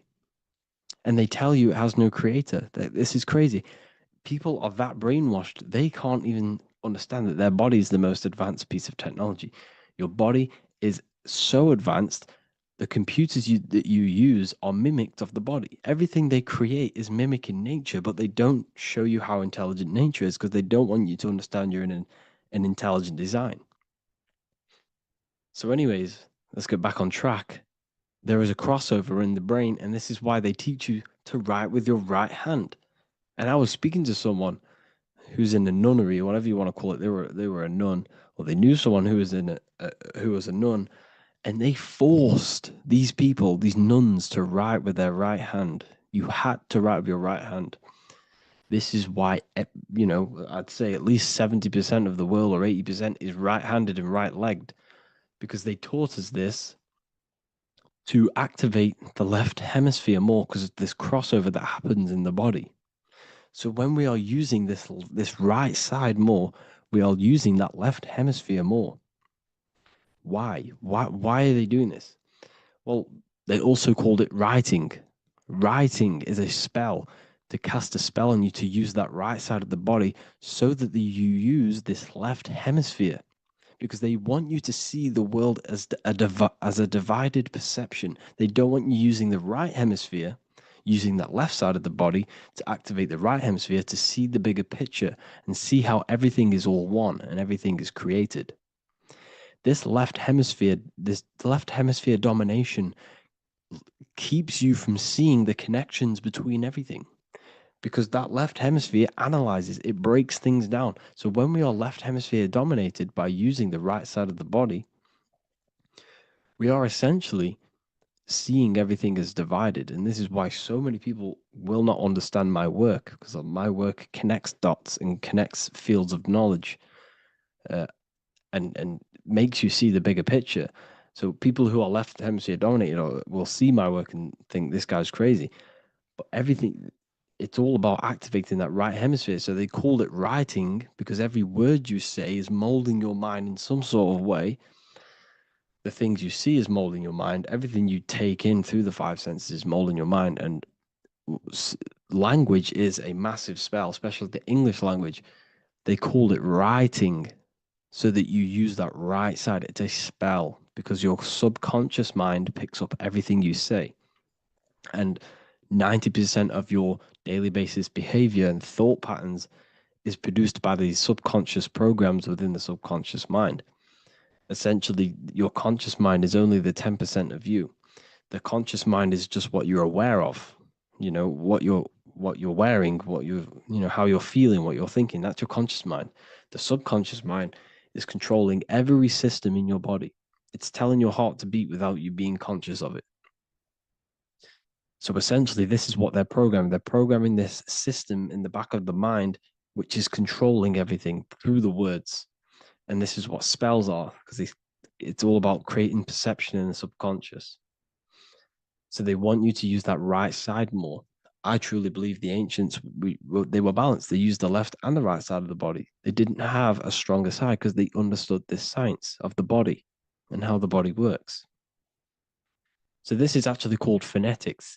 It's not etymology. Etymology is the study of root words. Phonetics is the study of how words sound similar. The way words are spoken. So phonetics, phone, is why we call them a phone, because you speak into a phone. So this is write and writing, to use that right side to activate the left hemisphere more. So your hands are a manifestation of your brain. The left hand is the right brain, the right hand is the left brain. And as a child, we were always taught that when you place your hands together like this is the size of your brain, which is true because your hands are a part of your brain. They're an extension of your brain. Every part of your body other than your brain is an extension of the brain. Everything's working and feeding back information to the brain because you're experiencing the brain. So another trick that you can do, or another exercise, is looking in the mirror and closing one eye at a time. If you close your right eye, if you take your top off, for example, you'll analyze your body if you close your right eye, because you're using that left hemisphere. Sorry, other way around. If you look at yourself through your right eye, you'll use that left hemisphere, which will analyze yourself. You'll see individual body parts. If you close the right eye and use the left eye, you'll see your body as a whole. You won't really analyze it. This is how you can analyze yourself using these two hemispheres.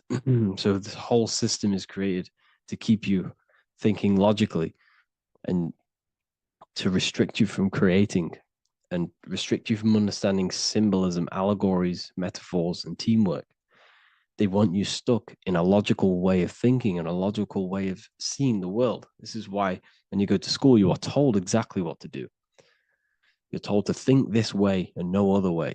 You're told to do orders, do this. It's a very left-brained system, because if we all started to open up this right hemisphere, we'd all see, wow, everything is all one, everything is all connected. And this is what my work is doing. I'm showing you everything is one. The physical world is an illusion of duality, but everything comes from the one source, the one mind. The universe is a giant mind. I am mind, you express mind. We all possess mind. Behind the physical body is the same mind consciousness. And we are all expressions and fractals of this infinite consciousness called mind. And this is what they don't want us to figure out, is that we are all just one consciousness expressed. It's an infinite consciousness. It's even in the squirrel, it's in the dog.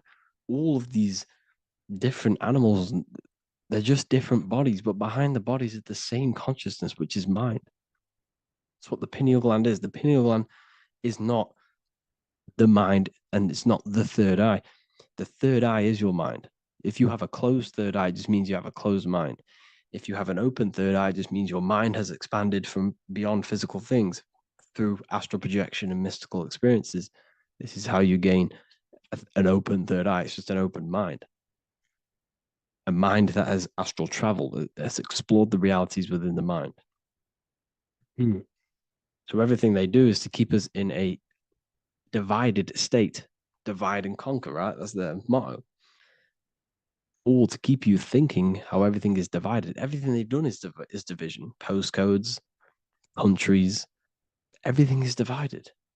Like football teams and all this stuff.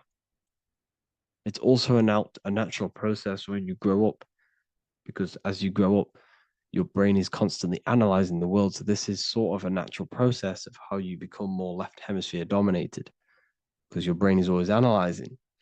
And unless something awakens you, you can awaken that right hemisphere where you can start to see the bigger picture. Even the music, all tuned to 440 hertz, shuts down the right hemisphere of the brain. 440 hertz, Spotify, Apple Music, the radio. Every time you turn on the radio, it's tuned to 440 hertz. This was specifically tuned. It never used to be tuned to this. It was in the 1950s. It was changed. The standard music tuning was changed to 440 hertz because it shuts down that right hemisphere of the brain. They don't want you thinking, seeing the world in this way and perceiving things as one. And I'm going to show you. It tells you this in the Bible. Cast the net onto the right-hand side of the boat and you will find the fish. What was Jesus saying? This is, you see, people read the Bible and they don't understand it. If the Bible is not talking about you, then it has no meaning. The Bible, everything you read in the Bible is about you and how it can better your life. It occurs to you. So if Jesus says, cast the net onto the right-hand side of the boat, this is an allegory. The boat is your body. Cast the net. It's the awareness, the perception onto the right hemisphere of the brain, and you will find the fish. What's fish? What do fish do? They swim deep in the ocean. It represents the knowledge. Deep knowledge. Cast the net onto the right-hand side of the boat and you will find fish. You will find the wisdom. You'll gain understanding when you cast that your awareness into that right hemisphere. You will see that I am you and you are me. We are all one consciousness. You will see everything. You'll see that the trees are the same patterns as the nerves in your body. You'll see everything is connected. Everything is a fractal of the one infinite consciousness. And how many fish did they catch? 153. That adds up to 9. This is now numerology. The Bible's filled with numerology. Adds up to 9. What's 9? Human consciousness. It represents consciousness. You're in the womb for 9 months. Feminine. It's all about consciousness. And in Revelation 14, and I looked and behold, the Lamb standing on Mount Zion. That's the spines, the mountain. With him, 144,000. 144 adds up to 9. It represents consciousness on top of the spine. You see? And he had his name the name of his Father written on the forehead. What's the Father? The higher mind, the higher consciousness within you. Where is that? In the forehead, the pineal gland. The pineal gland is the radio receiver for the higher consciousness. Because every body part of the body has consciousness. Your heart has consciousness. Your gut has consciousness. You are thinking with these different consciousnesses. You think with the gut. You think with your penis. You are thinking with all these consciousness. And it's about raising your consciousness to the higher consciousness, which is the Father, the mind, in the head. Don't think with the lower parts of the body because that is your animal nature. Think with the higher parts of the body. It's all representing consciousness. How to activate the right hemisphere of the brain? Well, it's all to do with non-verbal things. So music will activate the right hemisphere. Make sure it's tuned to the right frequency though, 432 hertz, 528 hertz. Any frequency that adds up to 3, 6, or 9 is good for you. Meditation, turning off the thoughts, and you raise yourself to the higher brain. Symbolism. Symbolism is all right hemisphere. Reading between lines, metaphors, determining the Bible, it's all right hemisphere. Seeing the bigger picture, it's reading between the lines. So tithing in the Bible. These people in the churches are giving 10% of their money to the church. It's nothing but a scam. What these people have done is they have externalized the Bible. They have taken the Bible and literalized it so that they can make a business out of it. So what they're doing is a tenth of the produce of what it says in the Bible, a tenth of the produce of the land, whether grain or fruit, is the Lord's and is holy. So what's that saying? The tenth of it's basically saying give the 10% to the Lord, to God. What does that mean? Well, what's the land and the fruit? This represents physical things, the physical things that you have. The tenth of the physical things that you have. What's that? That's your ego. All the physical things that you have is all to do with your ego. That's the lower self. The ego, what is the ego? It's the mind's perception of the physical self. You had no ego when you were a child. Okay, when you were a child, you had no ego. As you grew older, you created the ego. But the ego is the full self. It's the echo. Ego, echo. It's the echo of the full self. So it's saying give the ego over. Take away the animal self. In that left hemisphere, that's all to do with the left hemisphere. That left hemisphere sees the ego. It sees individuality. It's divided. So it's saying give that 10%. Give that 10% of you over to the right hemisphere. The 90%. The 90% of you is in that right hemisphere. The higher self. Now, I'm not saying the left hemisphere is bad. Okay, I'm not saying that at all. But it sees where it sees things divided. It's like I said, the left, the hands are manifestations of the brain. So when these Christians are praying, they're putting their hands together. What are they doing? They're syncing the brain hemispheres. What you're doing, because everything's an extension of your brain. So if you put your hands together, you're putting the two hemispheres together. And what's happening when you place the hands together? All the electricity in the body is now running in a circuit. So once you connect these two hands, the electrical energy is now running in a circuit. And energy can move around the body quicker and more efficiently. So when you pray, when these people are praying, they don't realize that they're engaging in ancient forms of meditation, of balancing the two hemispheres. So now we're talking about balancing the hemispheres, not the right hemisphere. This is what Israel is. Look at the symbol for Israel, the up triangle and the downward triangle. What's that? The up triangle represents male. The downward triangle represents female. Okay? This is talking about the brains. Israel is Ra. Isis, which is female, the Egyptian god. Ra, El. El means God. Electricity. That's the force of the physical world. It's the force that runs this world, electricity. It's the force of God. El, consciousness. It means God. Is Ra, El. Isis, Ra, and El. It's the two hemispheres of the brain, the holy land of Israel. It's the holy land, it's the brain. Once these two hemispheres are synced, this is how you unlock your consciousness. This is the easiest way of astral projecting. Hemisphering, I forgot the word for it. Hemisphere syncretization, something like that. It's about syncing the hemispheres. This is how you unlock your consciousness. Once the brain is running as one electrical system, this is how you balance the two masculine and male opposing energies. Once these opposing energies are no longer in war with each other, the brain, they come together to work as one. You unlock your consciousness. You are born again. What happens when a male and female have sex? It creates a new child. It becomes one. You are born again. Once the two hemispheres of the brain, you are born again. You can then have an out-of-body experiences. So this is why the symbol of the Holy Land, Israel, is the up and down triangle back combined together, because it represents unification of the male and female, unification of the hemispheres. You're born again. You unlock consciousness. And you can get this for free. It's called the Gateway Tapes on my website. Basically, it's a audio track from the government, and they did this in the Gateway Experience. It's a CIA document, and what they do is there are different forms of meditations you go through. I think there's about 5 waves of meditations you do, half an hour each one, and it will teach you. It will sync your hemisphere, because what does it do? They understood that playing one frequency into one ear and another frequency into the other, they understood that the right ear is connected to the left hemisphere, the left ear is connected to the right hemisphere.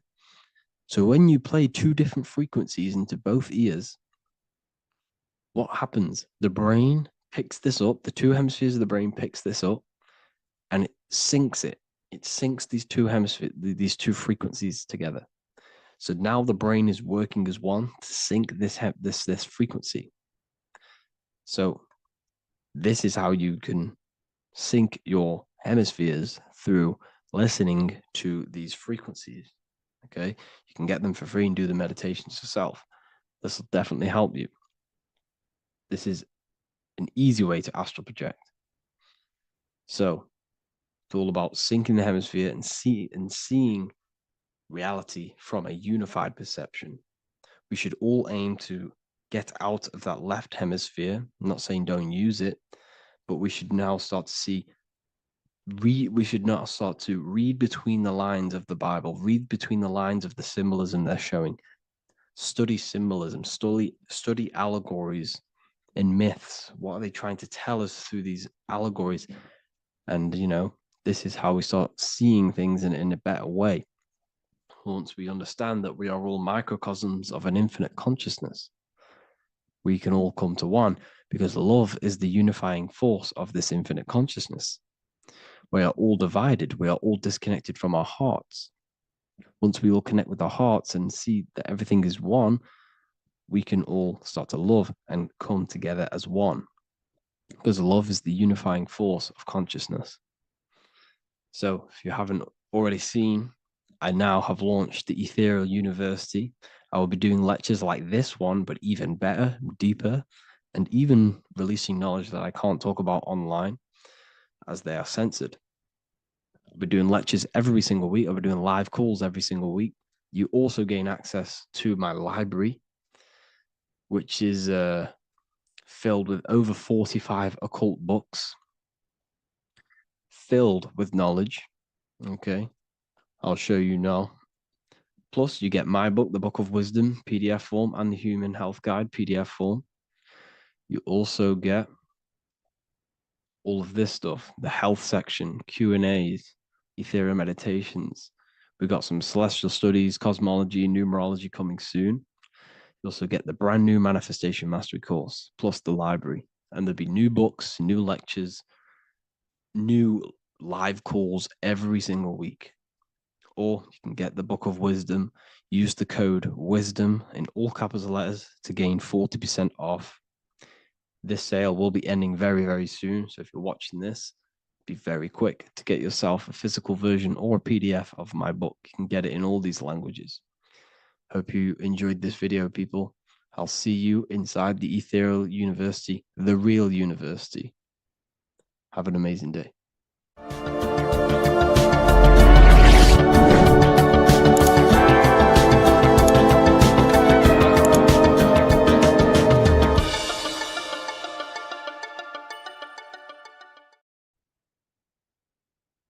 In this video today, we're going to be breaking down some Freemasonic artwork, what we have here on the screen. And particularly, this is called the Freemasonic Royal Arch. Now, this is the archway that we're going to be breaking down. Now, this is what we call complex symbolism. Now, what do I mean by complex symbolism? This consists of many different symbols all together producing one piece of artwork. It's many symbols used together to portray one meaning. Now we have checkered floor, we have pillars, we have an eye, we have an archway. This is all complex symbolism. It's painting a picture, an overall symbol. Now, when we're talking about Freemasonic symbolism, it's all about how to gain enlightenment and more self-awareness. Now, that is the aim of Freemasonry, of the spiritual path that you are walking, consciousness and gaining higher awareness, because this is the eye. The eye is conscious. The eye sees, it perceives. It's about gaining more consciousness, more light, more awareness of yourself, understanding of your power, the power of the mind, the power of yourself, the power of the body. Okay, so this is symbolism and instructions. These symbols are hiding instructions on how to gain higher awareness, which is symbolized as light. Okay, so when we look at this image, the thing that stands out the most is that we have these two pillars. We have a left and right pillar. The left pillar represents masculine forces, because normally we have like a sun here and a moon here in their different artwork. But in this one, we don't have a sun and moon. Okay. So everything in the universe has masculine qualities and feminine qualities, including consciousness. Okay, so remember, this is all about gaining more consciousness, gaining more understanding. We have masculine traits of consciousness and feminine forces of consciousness. Okay, so the left masculine force of consciousness would be direct action, the physical world, the physical body moving. That's a masculine force. Okay, and what else? We have action. We have the material world, the material body. This is what we can see with our two eyes, the material world. We can see our action. We can see physical reality. However, we have a right pillar, a feminine pillar, which represents what we cannot see. This is the feminine pillar. This is more of things that we can't see, the forces of consciousness that we can't see, such as thoughts, emotions, visualizations. These are internal qualities. Because remember, we don't have one world. We're not this material body. We're not the external world.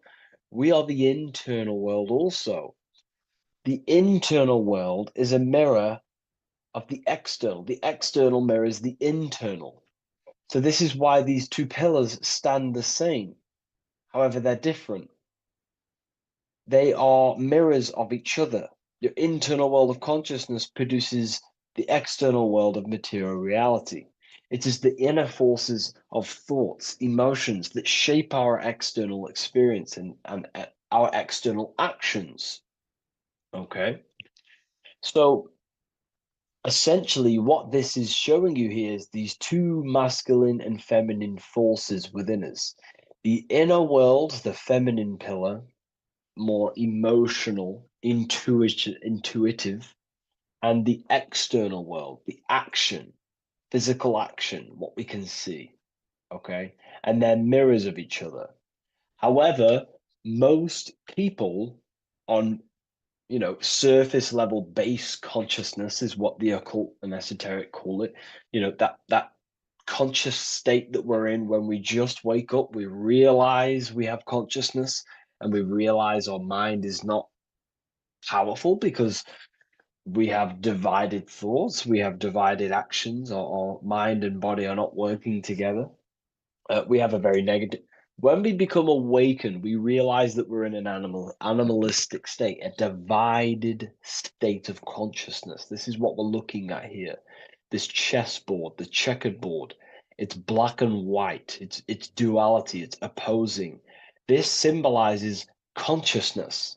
Remember, symbols are symbolic of you, nothing external, but the state of your consciousness. This represents base level consciousness, hence why it's on the ground. The ground represents low. It's at the base. It's the surface. It's the ground upon we rise upon. We have to climb these pillars. Remember, we climb these pillars towards the archway, the eye. Now I'm going to break that down later. So the black and white checkered board is confusion. It represents base level earth consciousness. You know, it's me versus you thinking. A lot of the world is stuck in this. They think, they're stuck in their ego. It's me versus you, when in fact we are all part of the whole. We're all part of an infinite awareness, an infinite consciousness. We're all actually one. We're all one. But on this chessboard down here, it represents base level thinking, base level consciousness, base level awareness. It's you versus me. We see life through the ego of of selfishness, pretty much. This is the internal division where our inner world is not aligned with our external world, where our mind, our internal thoughts are not being acted upon. Now, and that's not to say, oh, you should act on every single thought, because we all have intrusive thoughts. However, if you say you're going to do something in your internal thought and in your mind, the body needs to be a follow-up of that. You need to have honor within you that your body acts out the mind's will, the mind's desire. If you say you're going to start something, you need to start something. You should not have the contradiction between the inner and the outer world, which is this division you're in. If you say you're going to better your life, which is what Freemasonry and the spiritual path is about, bettering your consciousness, mastering your mind, leveling up your awareness. Okay, you have to do what your internal world is saying. You have to act out left pillar action, your internal world. You need to build a connection between the mind and the body. The mind is the monarch. It is the command center. It is it's above all forces. The mind is the force the body needs to obey. If you want to get out of this division, you have to align your mind's will and desire with your body's actions. You have to act according to rise above this base level consciousness. Okay? So what we're looking at here is how to achieve wholeness, singularity, unity consciousness is what they call it in the occult. Unity consciousness, where there is no external physical body and internal mental body contradiction. There is no contradiction between the feeling of doing good and the action, because we all have a feeling in our soul. Our soul communicates to us the right thing to do at all times. We all know the right thing to do at all times, and that is a feminine force of consciousness. That's the right pillar. We must act on what we know and feel is good at all times in order to climb these pillars towards unity consciousness. Okay? We must,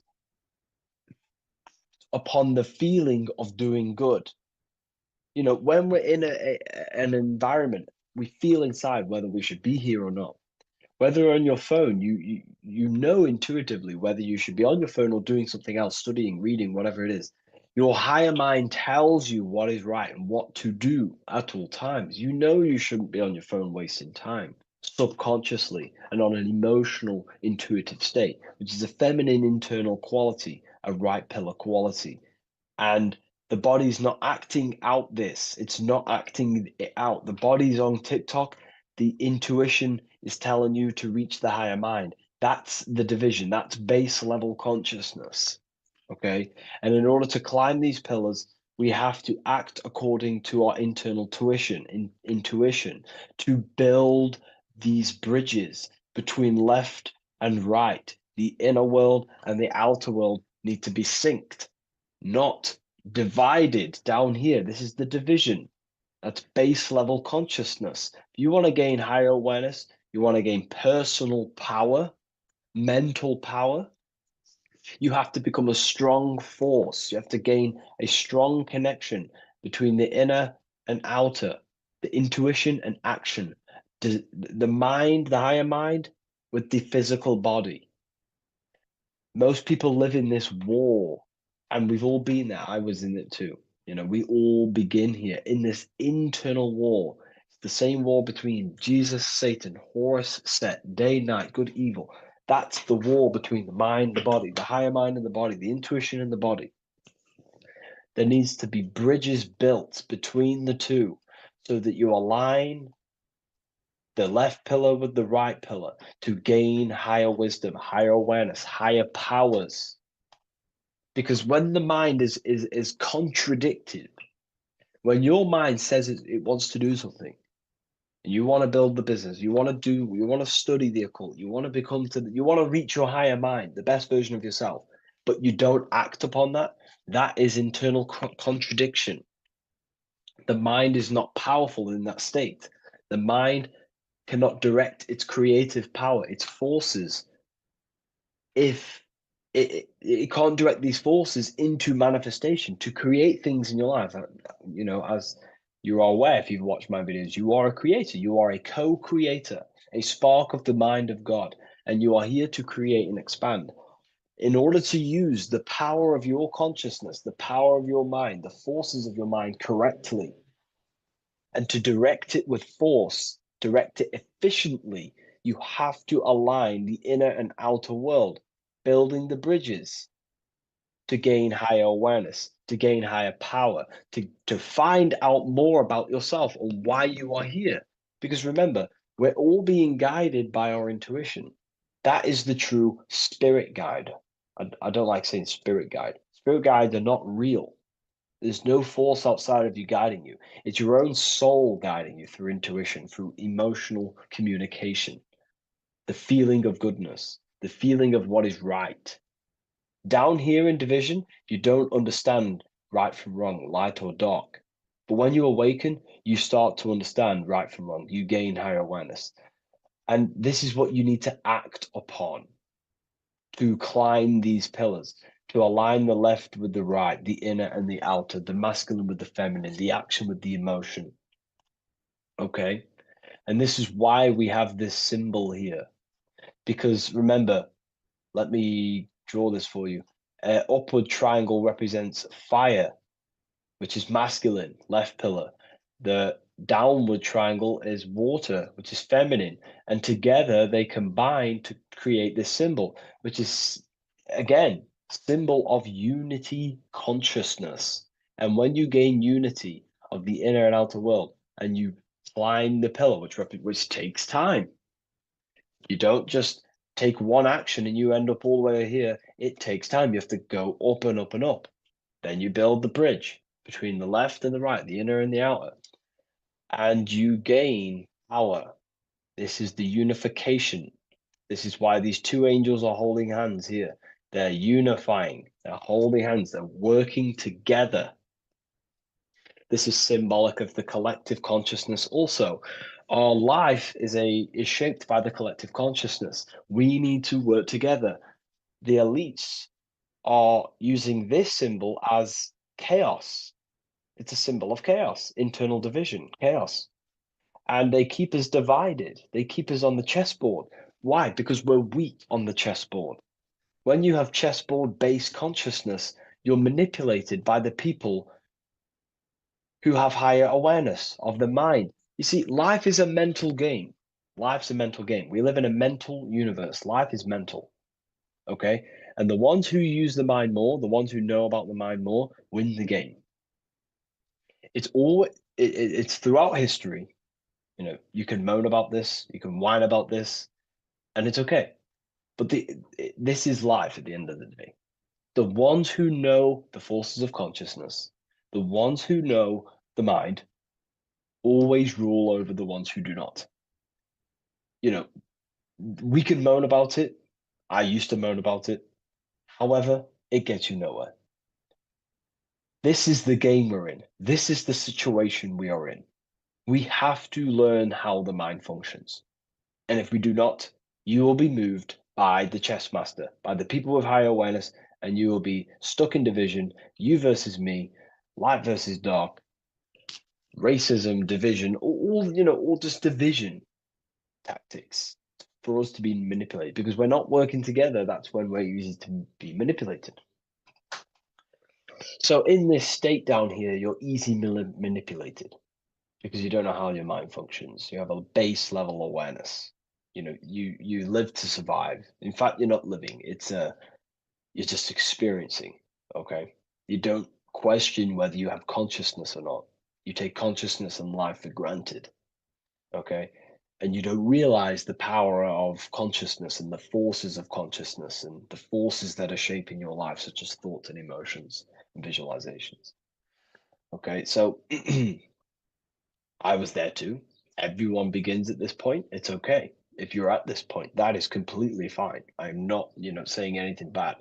We all start at this base level and we rise up. Okay, and we have to take action. So this is a massive misunderstanding in the spiritual community today is that, they just most people just focus on the left pillar, meditating, visualizing, trying to manifest things, or they sit around visualizing all day, hoping something's going to change. Action is just as important as visualizing and meditation. It's just as important. They come hand in hand. Masculine, feminine need to be unified. Okay. This is why we have these tools up here, right? We have the spade and a pickaxe. These are Masonic tools. The spade does what? It digs. It digs down. Because these are tools to lift ourselves out of this base level consciousness. We have to dig ourselves. We have to actively, masculine force, action, dig ourselves out of our lower mind. We have to shovel we have to destroy our old self. We use the pickaxe to destroy action, our old mind, our old thinking habits, our old actions, our old, emotional chaos. We have to actively destroy our old self. Okay.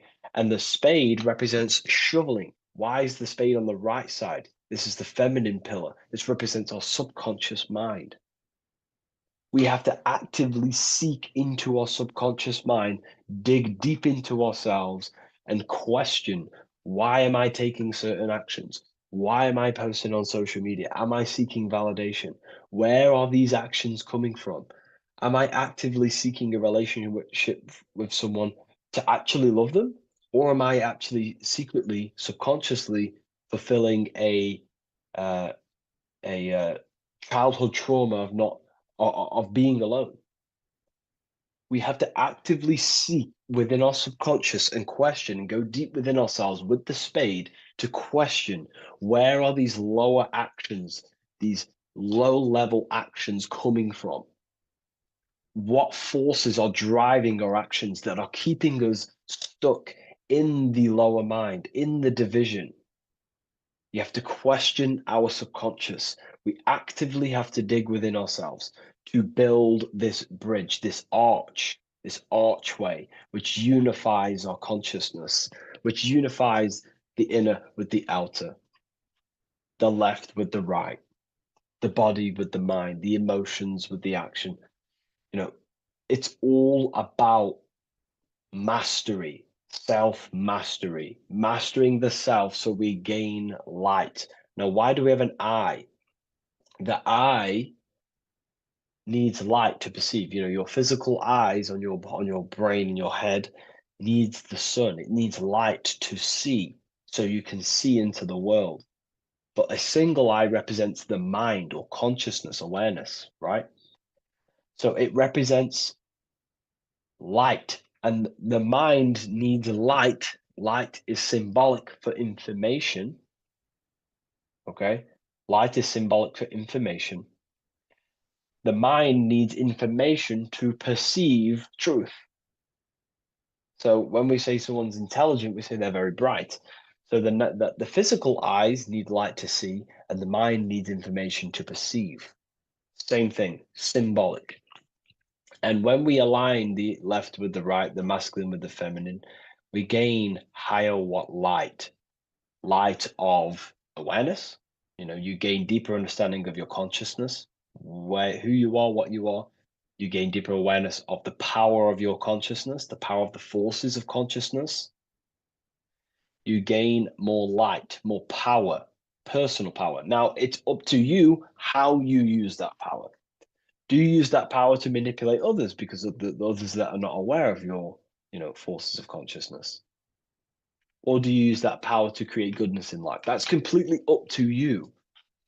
Okay? And how you use that power. This is why secret knowledge is hidden, because you gain a lot of power, personal power, when you can direct the forces of consciousness properly. They're very powerful. In fact, it's the most powerful force in the universe, consciousness. It is. It shapes all things. It's created all buildings, all creations. Okay, so I hope this has gained you a better understanding. Please leave a like, comment, and a subscribe to the channel, and I'll see you all in the next one.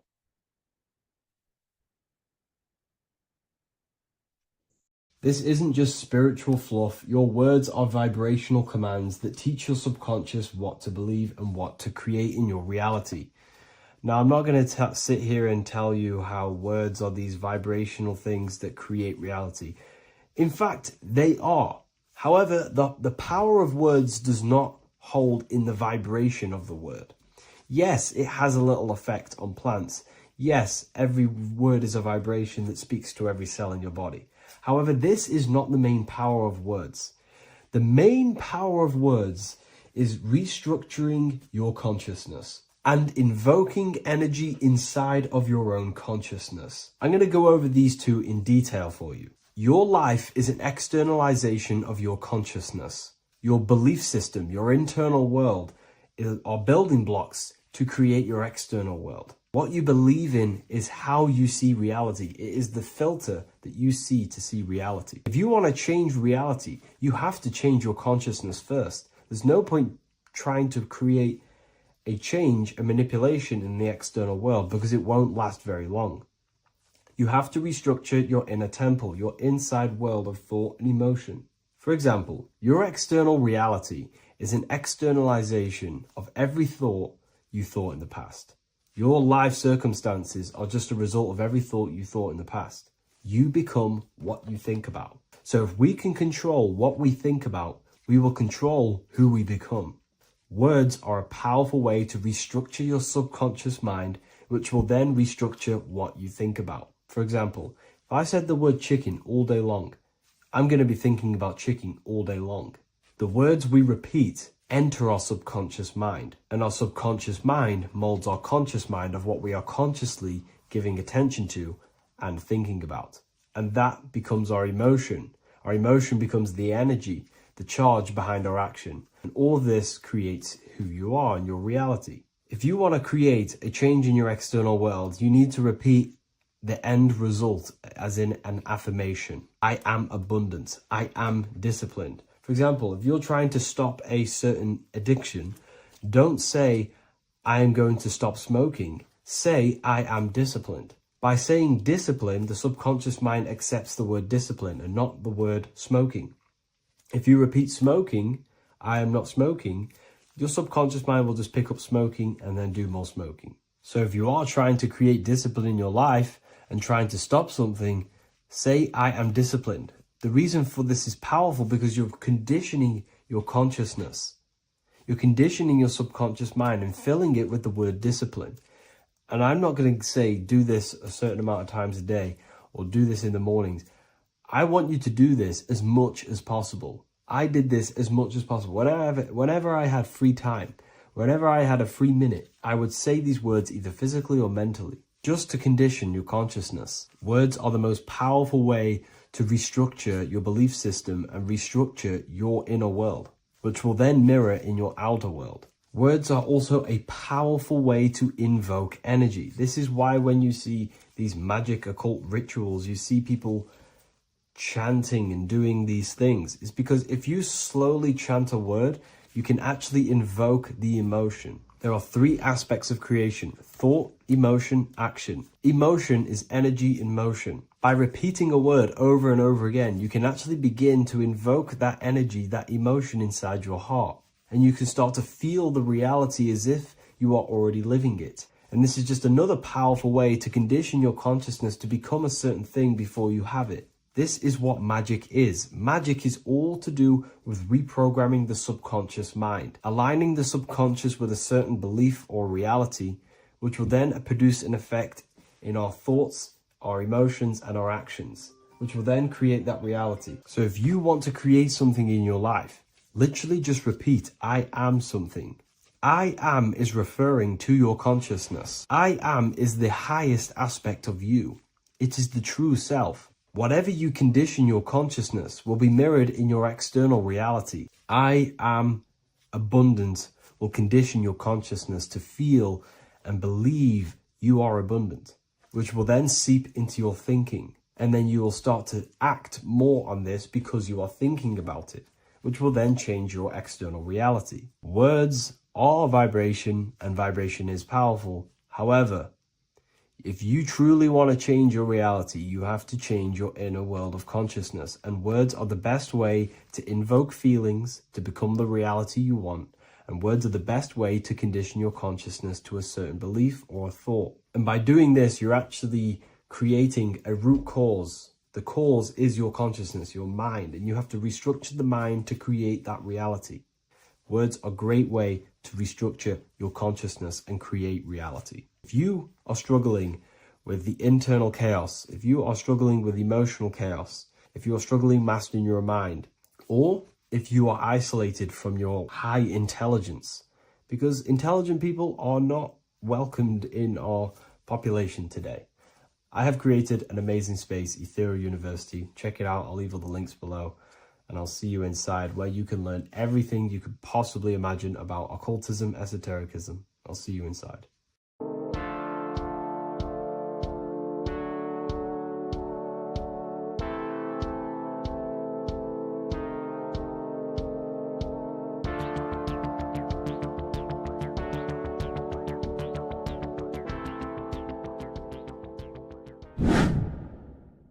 Welcome back, people, to another occult lecture by Revival of Wisdom. Today we're going to be talking about magic and how it's being used on us for the New World Order. Magic has the word mag within it, which is magnetism. Magnetism is the force. Magic is influencing forces, natural or supernatural forces, and using it for a certain agenda to gain something out of it. Now, magic is not what everyone's being thought. It's not some sort of fantasy thing. It's actually very common, and we all do it, whether you believe it or not. Magic is all to do with the mind. As I said, always say in my lectures, your mind is what creates matter. Your mind is what creates your external world. So it's all about manipulating and planting seeds within the mind, because your mind is a garden, and thoughts and words are seeds which are being planted in that garden. Your life, your physical life, the people you have in your life, your friends, your car you own, the job you have, is all a reflection of the thoughts that you've been thinking in the past. You are where you are in life because of the thoughts that you've been thinking. Therefore, your life is a direct reflection and manifestation of your mind, the Garden of Eden. Okay? The mind is what they are targeting. What you see, say, and hear has a direct effect on your mind. Me talking to you is influencing you. The words I'm saying is planting seeds within your mind. Now it's up to you to consciously act on these thoughts or these words, or to maintain these words. As above, so below. As within, so without. What's inside of me is outside of me. What comes into the storehouse comes out of the storehouse. You have the left, you have the right, you have the up, and you have the down. As above, so below. Whatever is in your mind will be expressed in some sort of way, consciously or subconsciously, spiritually or physically. The mind is what manifests everything. And this is what we need to understand. We need to understand is that the mind is not physical. All things spiritual manifest physical. All things seen come from the unseen. The words you're thinking, that everything you have is coming from the unseen. The actions that you do come from the unseen mind. Another expression for as above, so below is you are the universe itself. You are a universe, a mini universe. But just because you are mini does not mean you are the whole thing. If I take a little piece of infinite, let's say there's an infinite light source. Let's say I take a little chunk of that infinite light source. That little chunk I took is still infinite because it's been taken from infinite. You are the universe. Your awareness, your mind is the universe. It's information. You are the universe experiencing itself. This is why we say we are all God. As above, so below. What is in me is outside of me. The sun, the physical manifestation of the sun is your soul. The 12 constellations are manifested in the physical body. The 5 elements are manifested in the physical body. They're manifested in the 5 fingers you have. As above, so below. This is manifested, well, this is a symbolized in Freemasonry and secret societies as the 2 pillars. The mirroring reflection, the reflection of reality, the mirror, as above, so below. What happens in the mind, what happens in the astral, happens in the physical. This is Aleister Crowley. This is all symbolism. This is the 2 pillars with the all-seeing eye and the triangle at the top. Aleister Crowley was a master magician, very powerful dark magician, black magician. There's 2 types of magic. You have white and black, just like the checkered board, the Masonic checkered board. You have white and black. You have good and evil. White magic is influencing natural forces to gain something that will help the collective consciousness, help the collective, help the earth, help other people. Black magic is something you manipulate something so you can get something personal out of it. Doesn't matter if it's good or bad. It's still considered as black magic because you're being selfish. Everything you do should be contributing towards the collective consciousness and helping others. And this is why the ancients lived in a system where everything was in unity. We understood that I am you and you are me. What I do to you happens to me because I am you and you are me. We are the same mind substance on the inside. We're all the same mind substance being expressed in different bodies. So what I do to your mind will have a ripple effect on my mind because all of our minds are connected within the mental plane. So this is why they know all this knowledge. To know all this knowledge. So yeah, this is the mirroring effect of reality, the 2 pillars, or symbolizes the number 11. The number 11. We'll go deeper into that. The technology we're using is magic. It's a form of magic. Television is tele-vision. They're telling a vision into your subconscious mind, into your memory. And when you turn on the television, you get a program, because they're telling a vision to create a program within your subconscious mind. You see, the conscious mind is only 10% of your mind,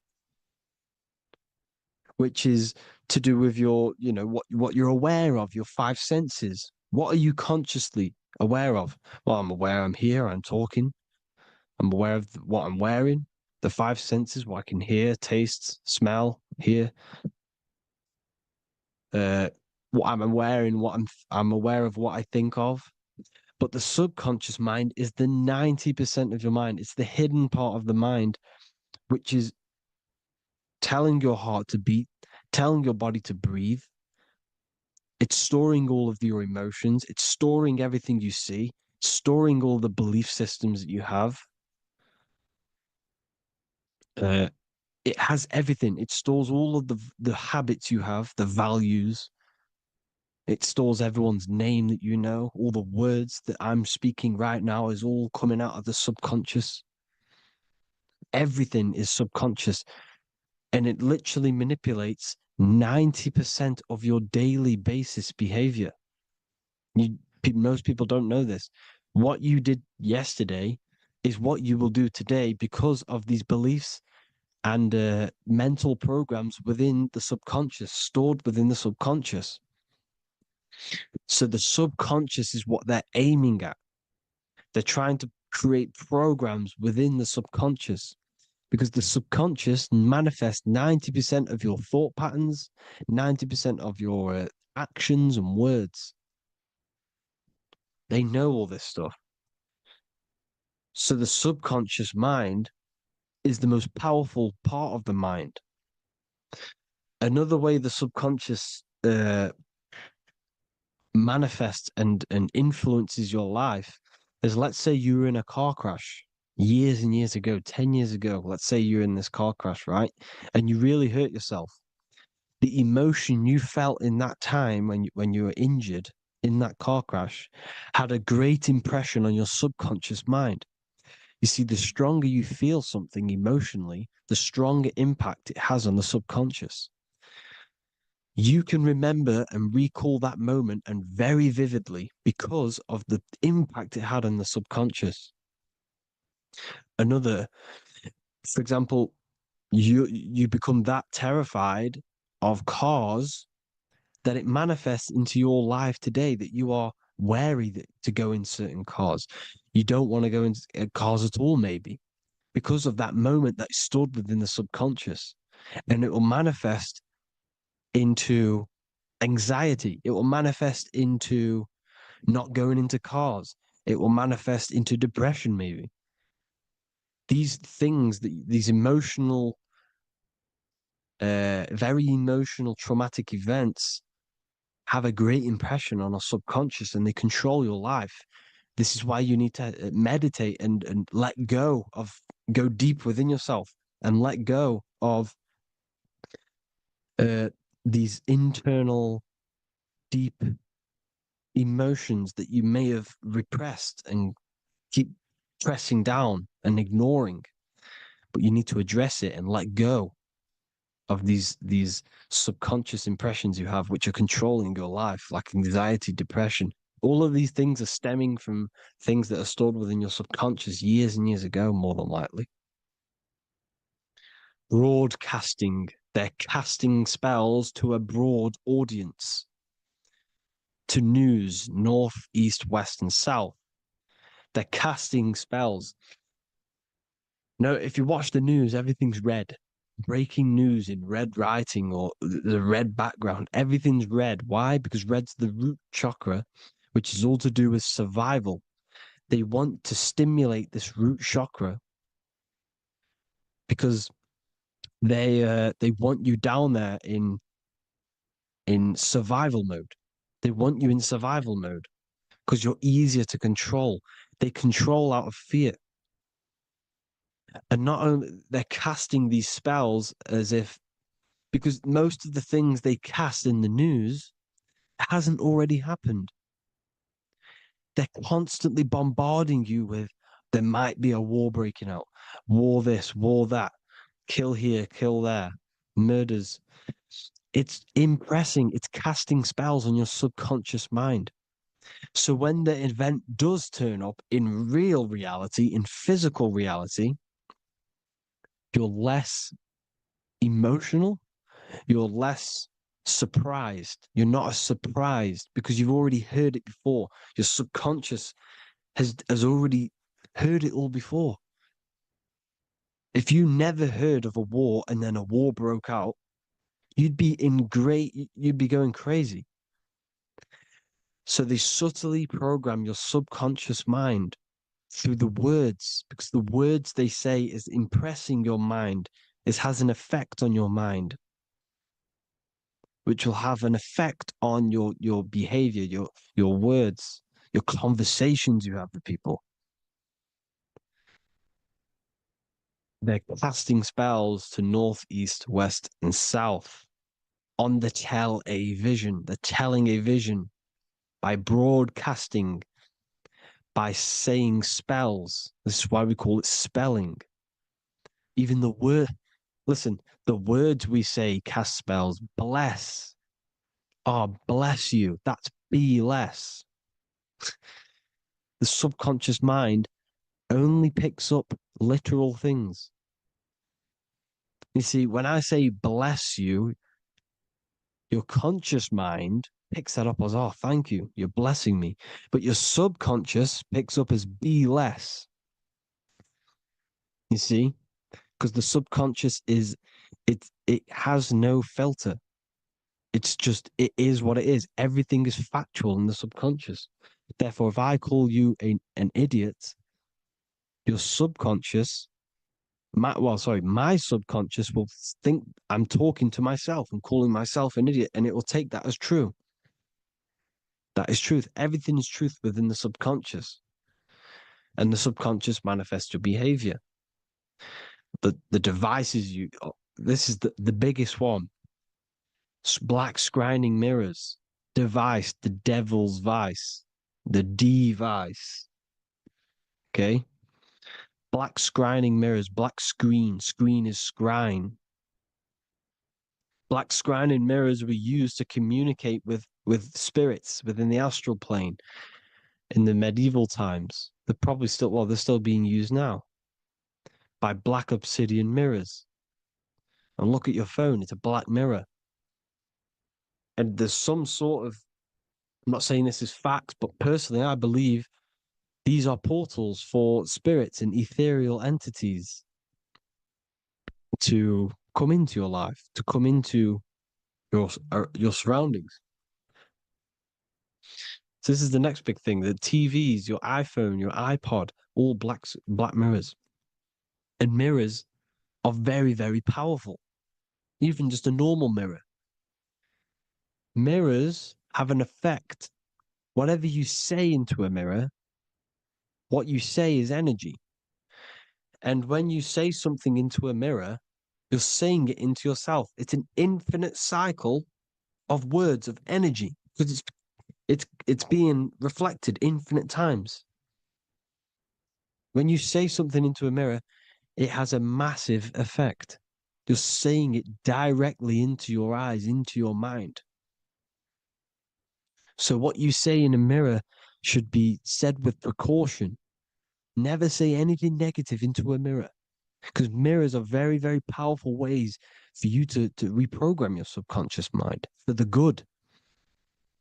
You can say very positive things into mirrors and it will reprogram your subconscious mind. Okay? Manifesting is all magic. It's all magic. Everything is magic. But consciously doing it is what they're doing. They hid this knowledge. Your phone is magic. It manipulates your mind. The iPhone. Okay. See, magic isn't all of this with wands and see, Harry Potter.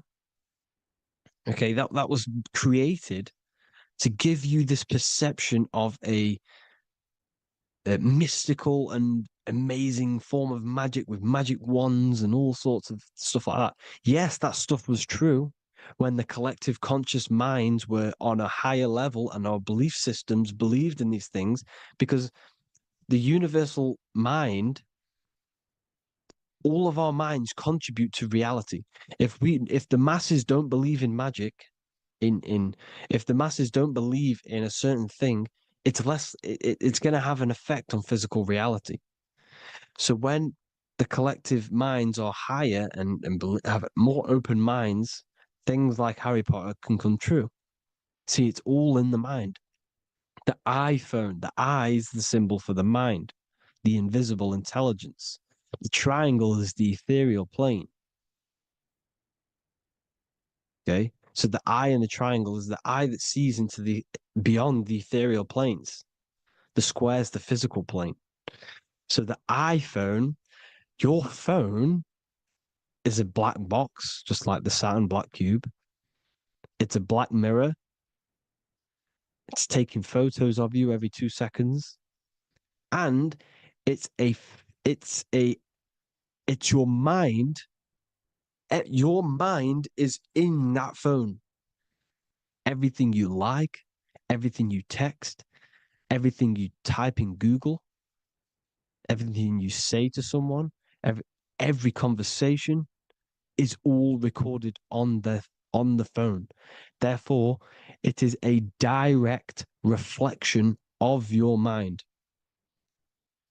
Your mind is imprinted into your phone because your mind, everything you think in your mind, you're manifesting into typing, saying, taking pictures into the phone, and it's collecting it and storing it. And what they're doing, and this is for all forms of magic, it's manipulating the mind. It's all manipulating the mind. Reels, Instagram, TikTok, this is all dopamine. It's all controlling the mind. Every like you get, every follow you get, every share that you get is dopamine within your brain. They're literally targeting your brain and mind. It's all manipulating, because what they're pushing through the phones, through the media, through the news, through the televisions is visions and programs. You are the one manifesting the New World Order. They're not manifesting the New World Order. They're giving you the information so you can manifest the New World Order. Everything they say is contributing to your mind.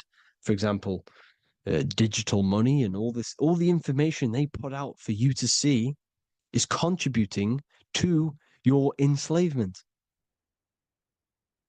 Your mind is manifesting the New World Order. They know this.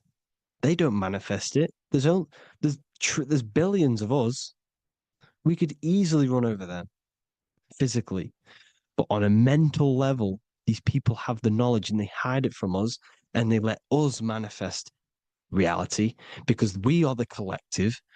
They give us the information which manifests their agenda. It's all magic through the phones, the media, the television. So your phone is a manifestation of your mind. It's a record of your mind. Hollywood, holly tree, holy tree. They used to make wands out of holy trees, because it was the most holiest wood, the best for casting and transmitting energy. So they used holly trees to cast spells. That's what Hollywood is.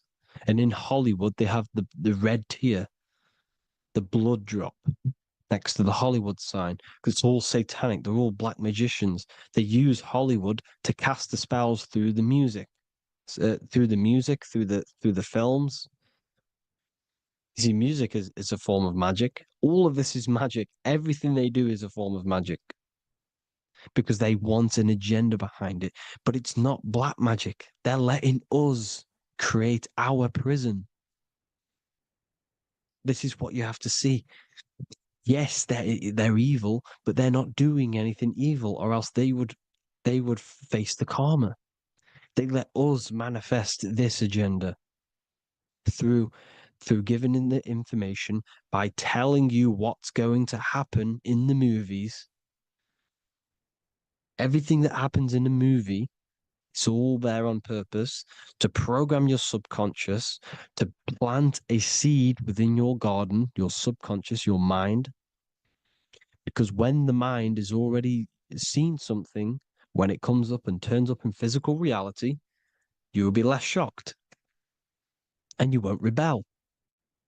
So they lure you slowly. They make you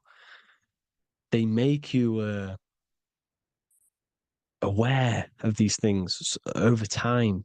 They make you gradually think it's okay.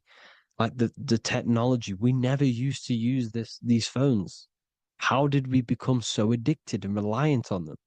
Well, because first they gave you a little flick phone. Well, no, sorry, they gave you a phone in your house. And then once you got used to that, they say, oh, here's the newest version of a little flick phone. You started texting your friends. Everyone was loving it in high school. They could now meet up without saying, let's meet on the weekend at this point at this time, like your parents probably did. Or maybe some of you watching this, you probably had to tell your friend to meet on the weekend at a certain time because you had no way of communicating. So everyone got these phones and got addicted to them. Then they slowly got addicted to the new iPod with the touch screen. Now they invented touch screen. Then everyone got addicted to touch screens. Then because all of this is producing dopamine in the brain, which creates you to become mentally addicted to things and physically addicted, chemically addicted.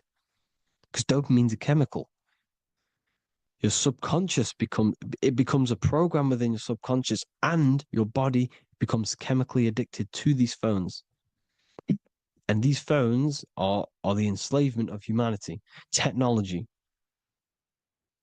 Without this, we wouldn't be in this mess without technology. Because they're creating a hive mind. We're creating a hive mind. So back on track anyways, they program you. Look at the films, 9/11, 9/11, all produced by Hollywood. Here's the 11, like I said at the beginning, the two pillars which reflect reality. What happens in the mind happens in the physical.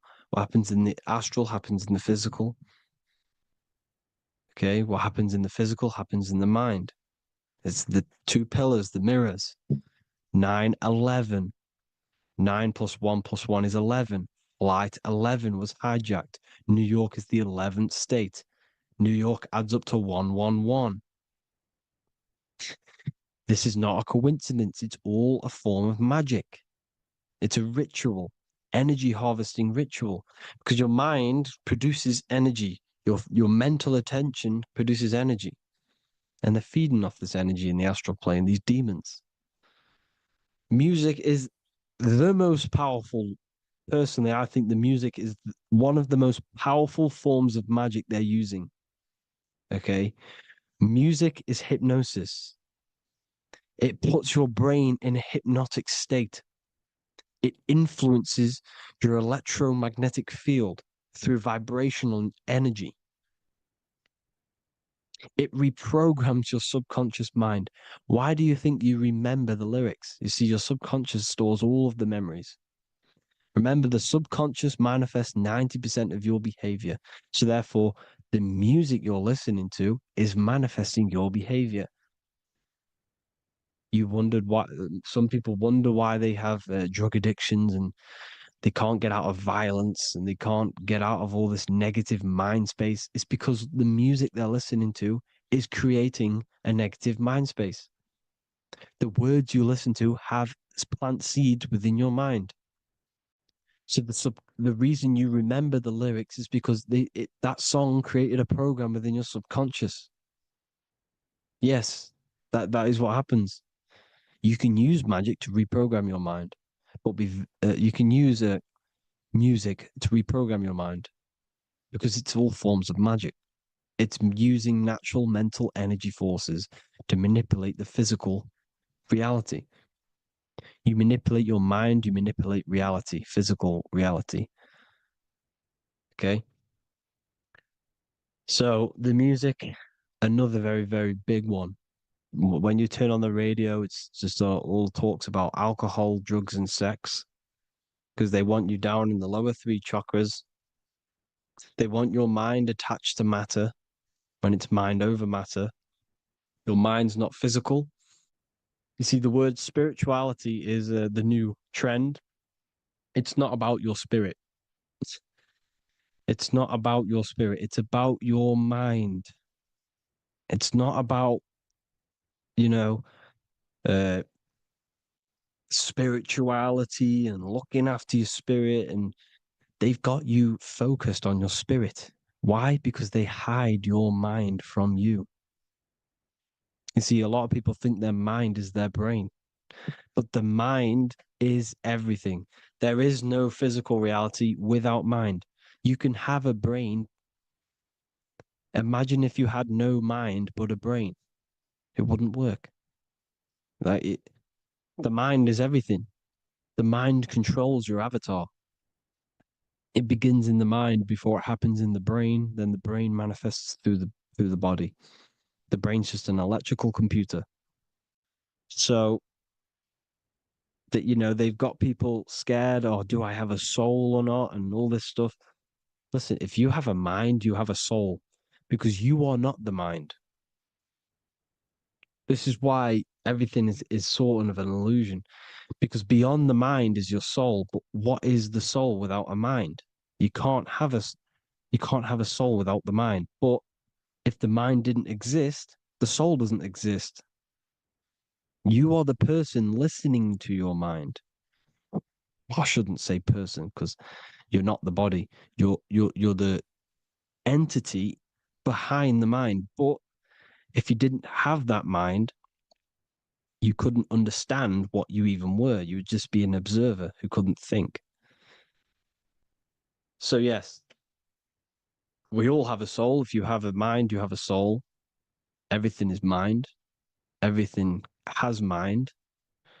Mind creates everything. God is mind. And then manipulating your mind through TV, your phone, every little thing. The school, it's all about the mind, people. Control your mind, you control your reality. Just the last thing, here you go. Aleister Crowley, the dark magician, Kanye West doing the exact same thing because they're implementing magic in the music. Here's the Beatles with Aleister Crowley in the background. Bet you never noticed that. Aleister Crowley was influencing music and placing magic within the music to influence the subconscious. This is what Baal worship was. This is why they kill children. They sacrifice these children. Why? Well, because in order to ascend, in order to raise your consciousness internally, godly, by being good, God, or being in order to be good and raise your consciousness and to get something in the physical world, you have to sacrifice yourself. And what do I mean by that?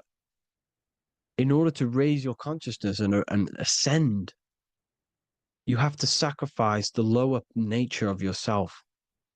You got to abstain from having sex to retain your sexual energy, to transmute it, or staying away from negative, some poisonous foods like meat. So staying away from blood. We shouldn't be consuming other animals' blood. We should be keeping our blood pure. We are humans. We shouldn't consume chicken blood, chicken germs. We are the most divine creatures on this creation. We are the most intellectual creatures in this creation. Therefore, we should keep our temples pure. We are not animals. If you want to associate yourself with an animal, go out in the wild, go and find a wild boar and go and try rip its guts out with your bare teeth, because you can't do it. You're not a cat. You're not a carnivore. Okay? So in order to ascend, you have to kill and sacrifice your lower part of yourself to ascend up to your spirit self, your mind self, the highest version. And the elites don't want to do this. So they sacrifice other things like babies to kill them, to exchange their life over to the astral plane, so these demigods in the astral plane can give them something in return in physical. They don't want to sacrifice their lower self, so they sacrifice other things for exchange, for physical pleasure. But the godly person sacrifices their lower self for their higher self to do good and ascend. So this is what all the Baal worship is, people, and this is why they're doing it. Hope you all had an amazing lecture. If you haven't already, go and get the Book of Wisdom for more information. You know, I don't go into dark stuff in this book because all I do is enlighten people in this book. You can get it in Spanish, English, German, Italian, and French. Worldwide shipping, you can get the PDF or paperback. Or there is also a new one called the Human Health Guide 2.0. It gives you a list of all the foods, grains, oils, nuts, you know, everything that's alkaline and positive for the body and not man-made and hybrid. It tells you all the products to stay away from, how to fast, how to improve vision, how to improve everything, literally. So the Human Health Guide has been released. If you want that, I'll pull all the links in the bottom in the description. Hope you all enjoyed the lecture, people. God bless you all.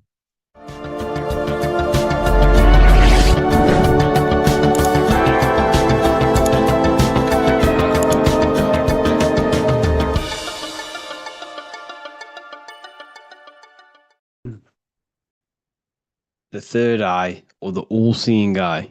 This is an important video because there's a lot of misunderstanding when it comes to the third eye. People tend to think that the third eye is the pineal gland. The pineal gland is not the third eye. It is the radio receiver for our eye. It's not the third eye, it's the first. It's the eye where everything begins. So the pineal gland acts as a radio antenna or a radio receiver because the pineal gland has crystals on it. And crystals are used in your phone, they're used in radios because they pick up and transmit frequency. So the pineal gland is the radio receiver for the higher consciousness, for the thoughts, for the commands that come from within. Before you move your body, it begins mentally in the eye. Before you say something, before you kick a football, it all begins in the eye. What happens above happens below. What you think, you manifest into the body. Whatever you think, your body reacts. You see, this eye is the universal cosmic intelligence, the higher consciousness, which is controlling the physical body. Like I said, you have the Buddhic, mental, astral, etheric plane. This is a page from the brand new Book of Wisdom, Volume 2. You have the Buddhic plane, the nothingness. Then you have the mental plane, infinite potential. This is the I, the singular consciousness. This is the infinite potential within you. The I is where the thoughts are. This is the mental plane. And it is this I which experiencing everything. It's the I behind the body. It's the I behind the thoughts.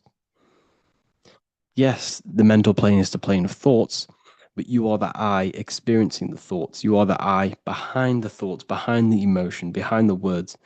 Deep, deep down within your being, there is the all-seeing I, which the body obeys. Everything that I says, the body does. This is the I in between the two pillars, or in between the sun and the moon in the Masonic artwork. Sun, masculine, left brain. Moon, feminine, right brain. The all-seeing eye in the middle, consciousness. The I, the order, the intelligence, the infinite potential within you, the creative force within you that can create the good and the bad, the left and the right. So you are either creating negative or good. You're even doing good, which is God, or evil, or the devil, which is do evil. You have this creative ability within you, which is God, the consciousness, and you have the choice to do the devil or the god. So the third eye is the human mind. It's the mind. It's the infinite awareness, infinite potential within you. And when you see it in the triangle, it represents the ethereal plane. This is the ethereal, the triangle. This is the eternal. This is the material. Because the physical plane is the box. It's the square. That's why we say think outside of the box. Because you got to think outside of the box to awaken your divinity. You see, humans have been given the tools to awaken to their true divinity. No other animal on this planet, or whatever you think it is, on the earth, has the ability to have self-awareness. Humans have been given the tools to understand the very, very complex things and understand who we are, what we are, and what the universe truly is on a higher level, not just physical.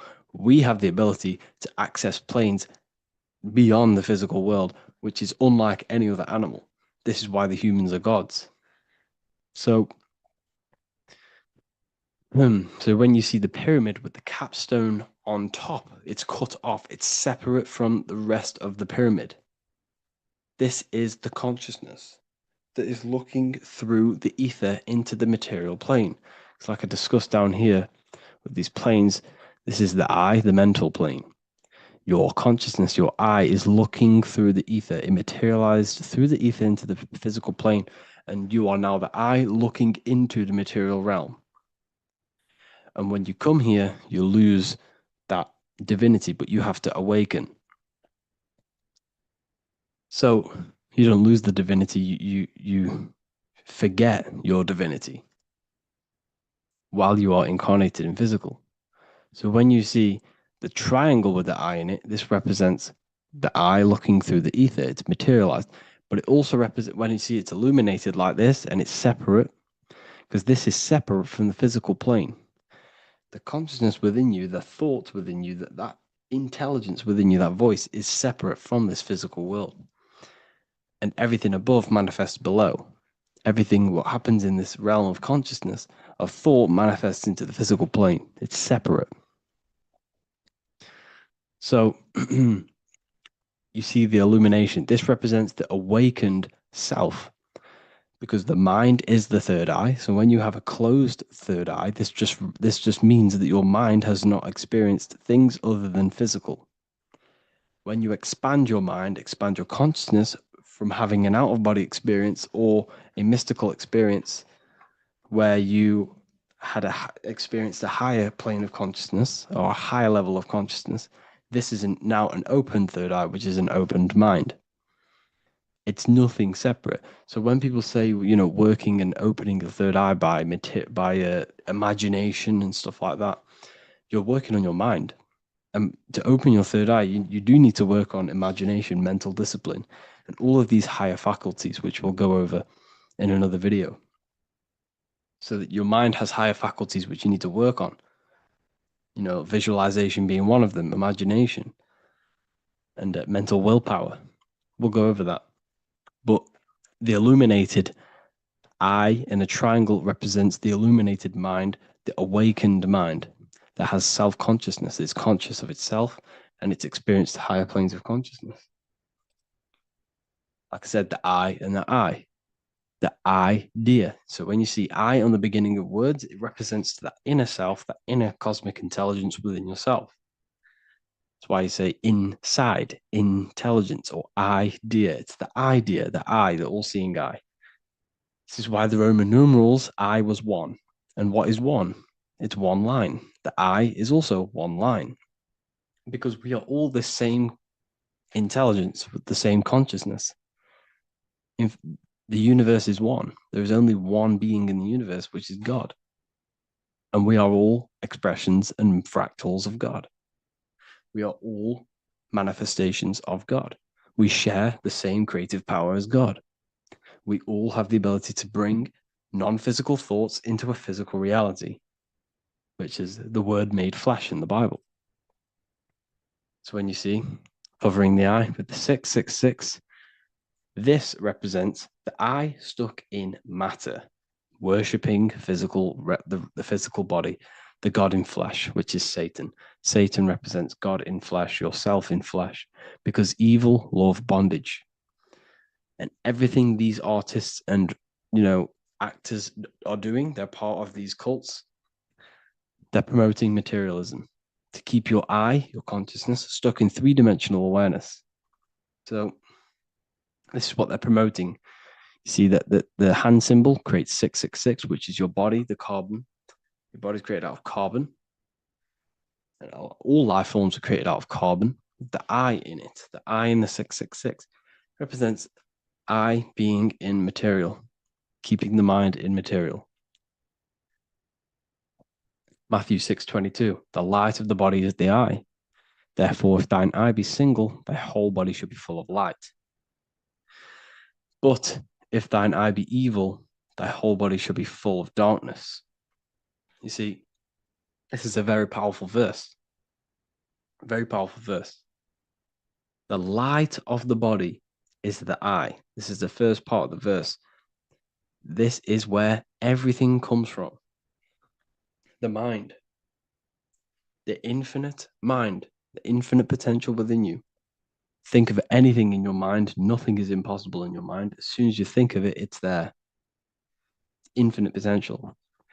It's the light of the body, because the mind is what gives life to the body.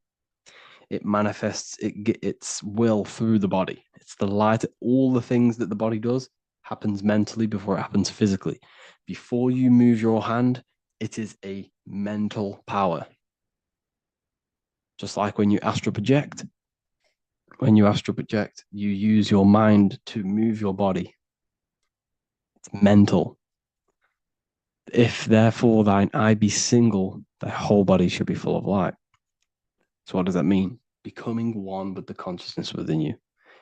The single eye. Instead of being divided between the left and the right, the masculine and the feminine, instead of being divided between the higher and lower self, when you combine all the aspects of yourself to be balanced and connect with the true self, that's when the whole body should be full of light, which is the good, the enlightenment. But if the eye be evil, which means what? Because your eye, your consciousness, your mind has the ability to create positive or negative, devil or the God. And when you think negative, what happens? Darkness goes through the body. Every thought has an effect on the body. What you think goes through the body. For example, become erect. What do? You think of being erect, and it happens, the body becomes erect. What happens in the mind happens in the body. So if your eye is evil, if you are thinking negative, if you feel negative, you're going to produce negative. Your body will be full of darkness. And this is what the all-seeing eye is. It represents you, your consciousness within you that can create anything in this physical world. So yeah, if you have any questions, make sure to contact me, and I will get it created for the university. Thank you all for joining, and see you in the next one. Geometry. This is the study of nature, of the codes, the mathematical codes behind physical reality. So today we're going to be going deep into geometry and the true esoteric internal geometry, the geometry that no one really talks about, and how geometry relates to human consciousness. So essentially, what we must understand when it comes to geometry, the basics of geometry is everything is vibration. And this vibration is vibrating on a certain frequency. And this certain frequency creates a geometric shape, which is why in nature we see all of these different geometric shapes. All matter takes form in shapes. So if we put sand on a plate and we vibrate the plate on a specific frequency, we see that the sand goes into specific geometric shapes and patterns. So essentially, matter is energy condensed. It's energy vibrating on a low frequency, vibrating at a certain frequency.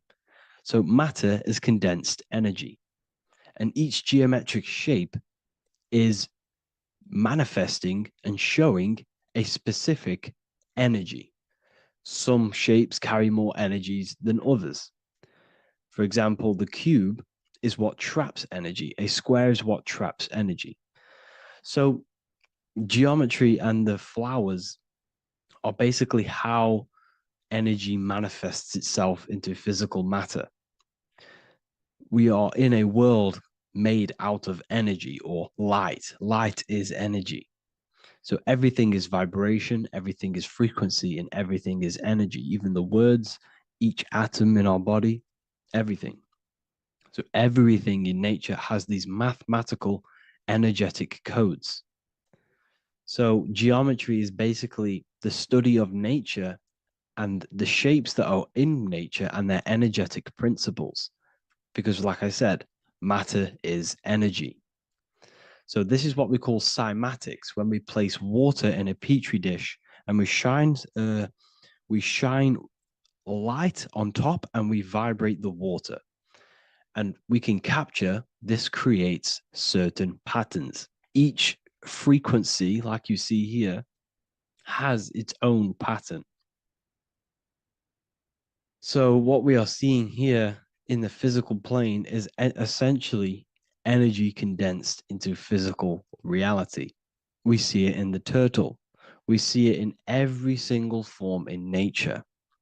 Now, external geometry and normal geometry, we normally get taught that this is God's way of creating physical reality, which is essentially true. However, it's far more deeper than that.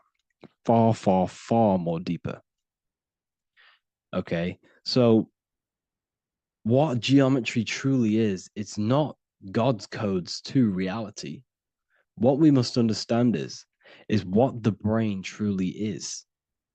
And what we must understand is that we are not in the world. We are not in the universe. The universe is us ourselves, and the world is produced by our brain itself. Okay? So the way you must understand how the brain works, so what you visually see, so geometry is to do with what we visually see. And what we visually see is heavily connected with our eyes, which are an extension of the brain. The eyes are the brain. And essentially how we see is energy enters the eyes, and each eye goes to the optic nerve. And this energy is transferred into electricity, which travels to the back of the brain, to the visual cortex of our brain. And this is where the image is produced, what we see. Therefore, the world outside of us is truly inside of us. It's a projection from within the brain.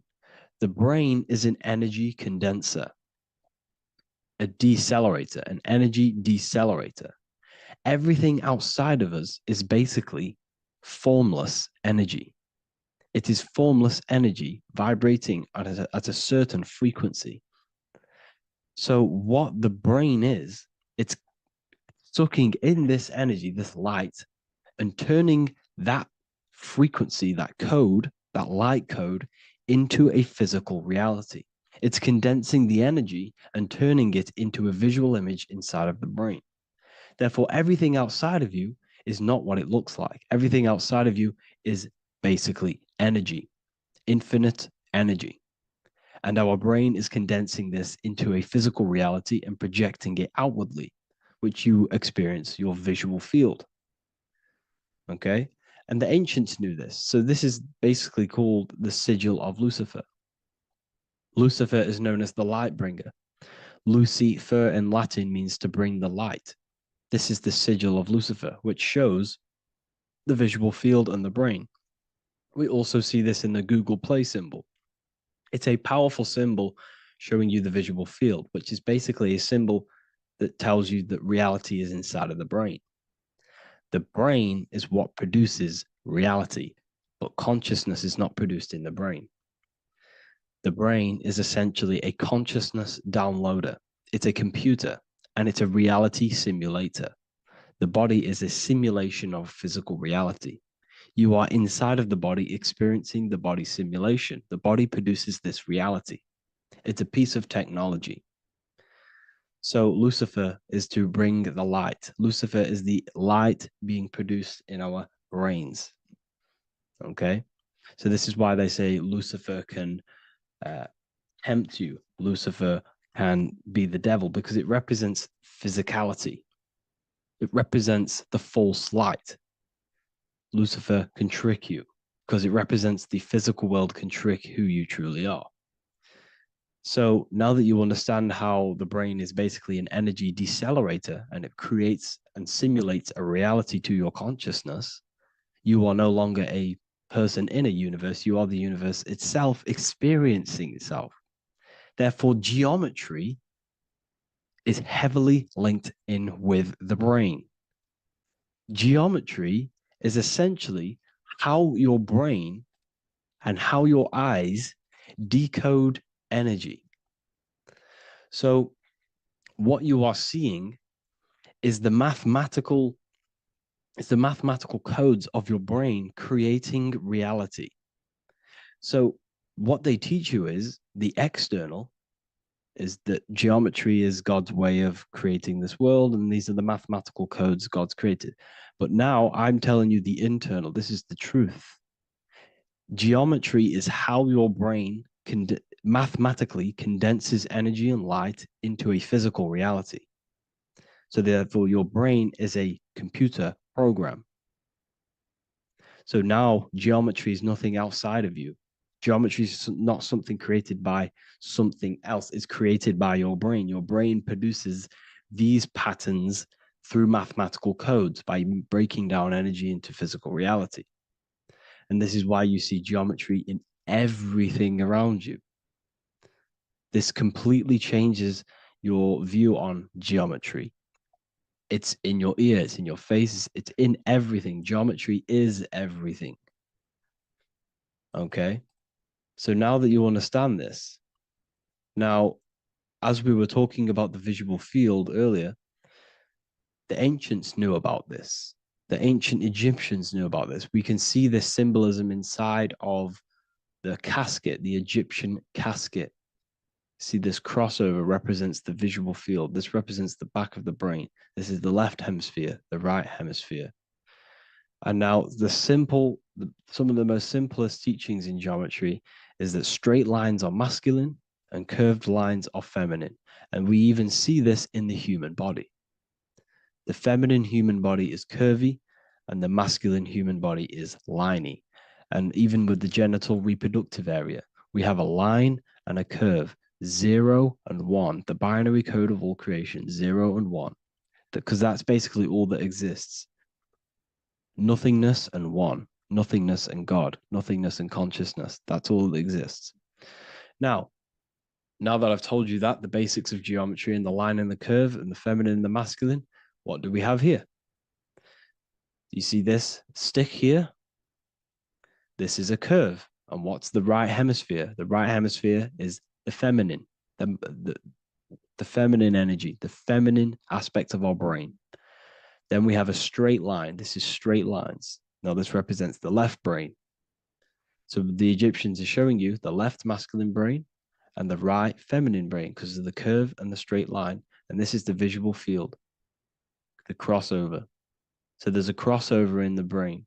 The left eye is connected to the right brain. The right eye is connected to the left brain. Okay, so the left eye is connected to the right brain. The right eye is connected to the left brain. The solar and the lunar. So, like I said, everything outside of you is basically energy. Your body is basically a holographic avatar, condensed energy produced by your brain. There's nothing actually outside of you. Your 5 senses are electrical threads of light. And when you touch something, this is basically electrical signals in your nervous system, which are reporting back to the brain. Therefore, what you touch is actually, you're not touching. The feeling that you feel when you touch something is not the true feeling. That's your nervous system you're feeling. You're feeling your nervous system in the brain. It's electrical signals to your brain. So the 5 senses do not decode, well, what you're experiencing as the five senses is not outside of you. This is your brain interpreting electrical signals. You don't experience the world, you experience your nervous system and your brain. The nervous system is an extension of the brain. So this is the truth. This is not woo-woo spirituality. This is true consciousness science that I'm teaching you here. Okay? So nothing is truly outside of you. It is a universe. You yourself are the universe, the fabric of the universe itself. The only thing that exists outside of you is essentially energy. That is it. And your body and your brain condenses this energy into reality. So when we look into architecture, why is architecture, the ancient architecture, so important? Because what did I tell you at the beginning? Shapes and physical matter is condensed energy. Each shape holds specific energy. Some shapes hold more energy, emit more energy. Some shapes condense energy. Some shapes transfer energy. Each shape, each geometric shape has an energetic principle because matter is essentially energy. So when we look into cathedrals and the ancient buildings, they were filled with geometric patterns, geometric shapes, because they understood the energy principle. Architecture is basically solid energy. It's physical energy. If we create this pattern here is an energy code. And if you stand next to it, you're going to gain that energy. It's going to be imprinted on your body. So essentially, they filled their buildings with high energy geometric shapes. Points, triangles, pyramids are very, very energetic. This is why you have crystal pyramids made, organite pyramids. They're always in pyramid shapes. That's why the Egyptians built in pyramids, because pyramids hold high energy. They emit high energy. So this is why you see all these different geometric patterns. Okay. So in the real reality, in the energetic plane, this building would basically look like this: lines and grids of energy. Okay. This is what it would look like in the energetic plane, a blueprint of the energy body. So as you see here, these are the different frequencies in a petri dish, of water in a petri dish. And you can see they are specifically aligned up with these specific patterns. You can see geometry even within geometry. It's fractal. So essentially, when you would stand inside of these buildings, they would imprint the energy of the building in your body, because your body is healed through energy. You have an electromagnetic field around your body. So by creating buildings with geometric patterns, we are essentially increasing the energy of the building, because the building itself is energy. Okay. So when we fill it with geometric patterns, we're increasing the energy. We're giving it a certain energetic imprint. So when you stand inside of that building, you're being imprinted with that energy. Okay. So especially with these windows, these stained glass windows. Well, why are they stained glass? Well, color is frequency. So when you have all of these different colors, and not only were they just painted, some of these colors are specific gemstones, crystals, natural stones, which all hold energetic principles. Each crystal is vibrating on a certain frequency. Wood has its own frequency. Metal has its own frequency. What you must understand is that everything in nature is not just a piece of matter. It's vibrating. The atoms of wood are vibrating on a certain level, which give it a certain energetic principle.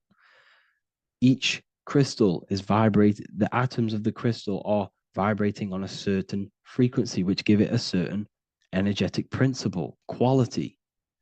So each thing, this is why the ancients were obsessed with natural stones, natural things, crystals, natural metals, and they wore different metals, different things like copper on their bodies, because they understood the atoms of these natural things are vibrating, which give certain qualities to you if you wear them. So you're not wearing it, you're basically putting that frequency onto your body, because they understood this is energy. If I put copper on my body, I'm not putting copper on the body, I'm putting the frequency and the energy of the atoms onto my skin, and that frequency of them atoms are going to vibrate my skin, that frequency, and heal my body. So this is why this is so important. So each building is an energetic code. Okay. So when you stand in these buildings, it can heal your body. This is why when people walk into these ancient churches, they feel like they've met God. They feel a certain way. They feel so amazing when they enter these churches. They feel holy, for example. It's not because God's there. It's not because these man in the sky dwells in these holy places. It's because the energy of these buildings affect our consciousness. They increase your energy. They raise your vibration. They heal your body. They heal your cells. They imprint the water in your body, especially with these stained glass windows. Like I went a bit on a tangent there, but these stained glass windows were encoded. Well, they use different gemstones, different lights, different colors. And when the sun would shine through this window, well, what's the sun? The sun is light. Light is energy.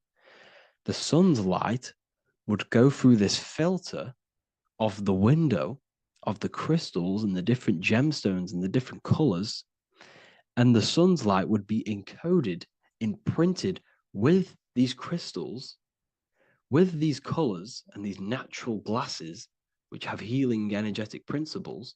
And when you are inside that building, the sun's encoded energy of the window would be imprinted into your body, into your energy field, and it will heal your energy field, and it would heal your body, your cells on a cellular level.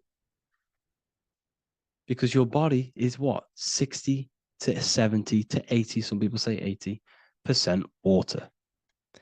And water is encoded with vibration. If you say certain things into water, it gives it a specific geometric pattern, like I broke down in the beginning. If you say love to a water and then freeze it, it will go to this. If you say hate, it will go to a distorted pattern. So when you are in these buildings, you're being imprinted by the energetic codes of these buildings, the energetic principles of the windows, of the structure itself. The ancients never used to build in squares. Their buildings, their insides were never square rooms, because they understood squares trap energy. They always had pointed roofs so energy can escape. So there's many little things that we need to look into geometry. For example, when you see magicians, when you look at ancient magic, why do they stand in circles with different geometric patterns? They use different geometric shapes. Why? Because shapes are energy. They hold specific energy. So when the magician stands in a circle with a pentacle, they're working with the energy of that pentacle. You can work with different energies based upon the different geometric shapes that you draw. And you can use this in your structure, in your architecture, in your work, and it can influence everything. So this is the true geometry. I hope you gained a deeper understanding on geometry and how it relates with you and your consciousness. Like I said earlier, your brain produces geometry. It's basically how your brain decodes energy.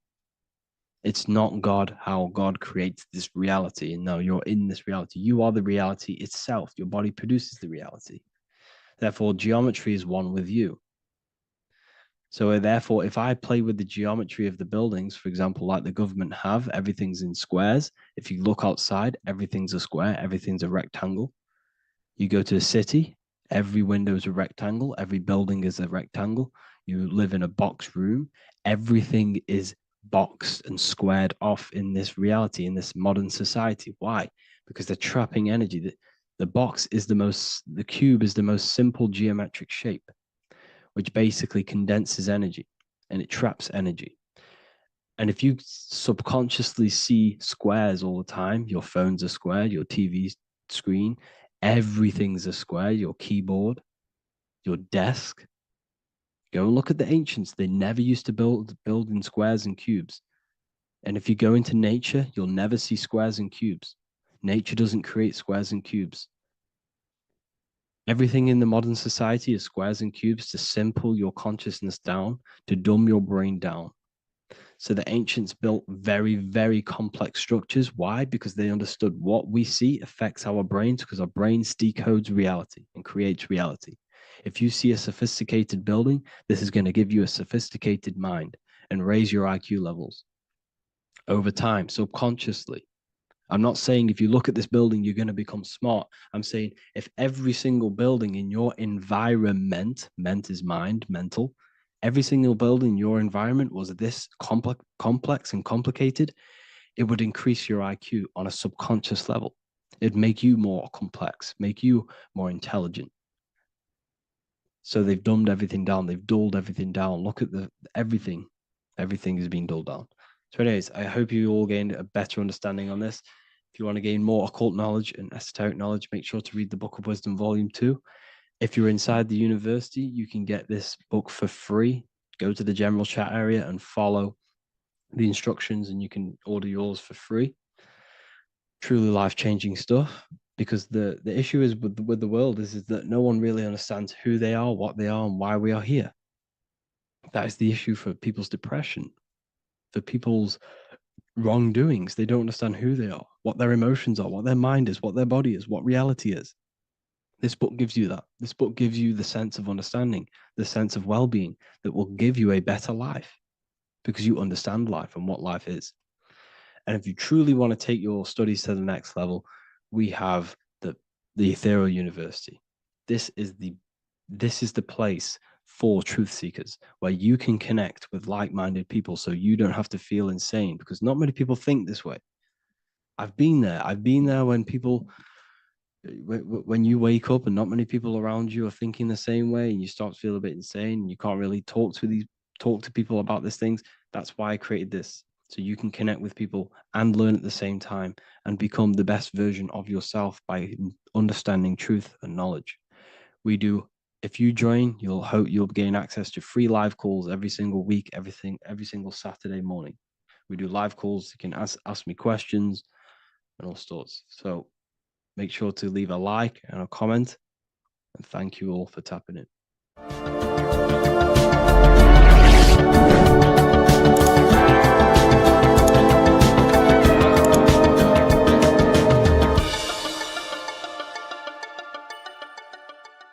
Welcome to Revival of Wisdom. Welcome people, we're back with another video. In this video we're talking about how Jesus Christ and Christianity is all sun worship. The Holy Bible of Christianity is not meant to be taken literal for history. It is a story and has lots of metaphors. Starting with the symbol of the cross of Jesus. This cross originates from this ancient cross of the sun. This symbol has been used for thousands of years, way before Jesus was a thing, in Europe, America, Asia, and all around the world. In fact, this symbol is still being used by Christians today, not knowing it represents the sun. This is a 4,500-year-old artifact, a golden plate with an equal-armed cross found in England. The gold to symbolize the sun, and the equal-armed cross for the 4 equal seasons of the year. So this is why in the Bible you have Matthew, Mark, Luke, and John, symbolizing the yearly cycle of the sun and the 4 equal seasons. Also in the Bible, Jesus is referred to as the light of the world. So yes, Jesus represents the sun. He is a metaphor for the sun. Hence why in all of these pictures and images and paintings of Jesus, there's always a sun behind his head, and some even with the sun cross behind his head. Jesus also has 12 disciples, which represent the 12 zodiac signs and the 12 months of the year. This is the Last Supper by Leonardo da Vinci. As you can see, the sun, being Jesus, is in the center, because the sun is in the center of the zodiac signs. There are 4 groups which symbolize the 4 equal seasons. Each group contains 3 people symbolizing the 3 months and the 3 zodiac signs in that season. There is only one female in the painting, which is Virgin Mary, who symbolizes Virgo, the astrological sign. So yes, Jesus symbolizes the sun with his 12 zodiac signs and 4 gospels for the 4 seasons of the year. However, there is another phenomenon. The 25th of December is known as the birth of Jesus Christ, which is known as Christmas today.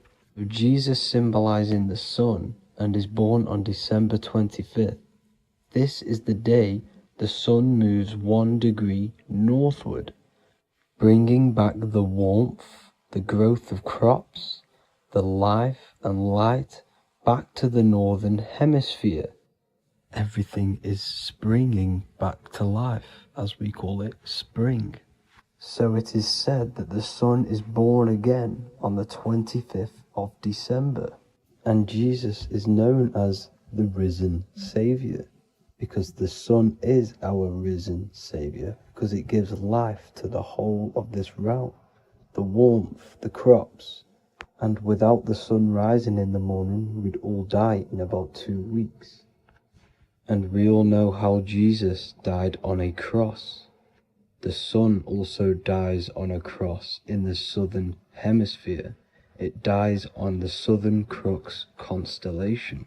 And on December the 22nd, 23rd, and 24th, the sun remains in the same position. So the sun dies for 3 days, and it is born again on December 25th, when it moves 1 degree northward. And this is when the sun is born again, or resurrected, just like Jesus. Constellation Virgo is prominent in the spring sky in the northern hemisphere. So therefore, the sun is born a virgin, Virgo. And as you see in this image, you see Virgin Mary holding the sun. Us as humans do not own the sun, so therefore God owns the sun. So yes, the sun is the Son of God, and this is what Jesus is symbolizing. And just how Jesus sacrifices himself for humanity, that's what the sun does. The sun gives out all of its energy so we can live. There are many other Bible verses which represent Jesus as the sun. Now in Matthew 8:23-27, his disciples are in a boat and there is a massive storm. Jesus is asleep, meaning the sun has not arose. And the disciples say, "Save us, Lord, we are perishing." Quote, "Then he rose and rebuked the winds and the sea, and there was a great calm." End quote. Now this is a metaphor for the sun rising and calming the storm, because in the ocean, when the sun is down, that's when there are great storms. The worship of celestial bodies go back thousands of years, and it's called astrotheology, and it can pretty much be traced back to all ancient civilizations. Now going back to the ancient Egyptians, the god Horus, the god of war, and he symbolized the sun in the morning. Ancients used to say that he walked over the sky in 12 steps. Yes, this could symbolize the 12 zodiac signs. It also symbolizes the 12 hours of daylight.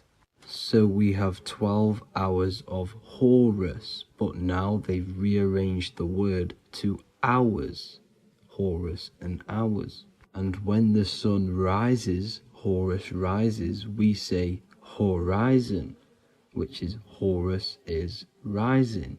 That's the etymology of horizon. Another Egyptian god called Amun-Ra was known as the god of all creation. He was the first god of them all. Amun was also a sun god. Therefore, after every Christian's prayer, they say Amen, sending their prayer through the sun to God. So this all goes back to the worshipping of the sun. Sun worship was around way before the Romans. However, in the Roman times, their sun god was called Mithra. Mithraism was the main religion before Christianity came into play. Mithra was the son of God. He died on a cross, and he was dead for 3 days and resurrected, just like Jesus. So the Catholic Church was not made in heaven. It was made by the Roman Empire. They mixed all the sun religions of Judaism, Mithraism, and other Arabic religions and combined it into one, so Caesar, the Roman emperor, could gain his own religion. So yes, Christianity was a political move to gain more control over the masses, because it was a worldwide government at this point in time. So here is a Sumerian helmet with the rising sun symbol. And then the Romans also used this rising sun symbol on their armor. So sun worship has been going on for thousands of years, and it still goes on today. However, with all the programming and the low IQs, today we do not get the full interpretation of the Bible and these stories from the past. And Christians and other religions are all brainwashed to not question their religion and not realize their true origins and where they come from. I do advise you all to do your own research and come to your own conclusions. However, I'm just pointing out the facts and connecting dots for you all to see. That's it for this video, guys and girls. Thank you all for tapping in. God bless.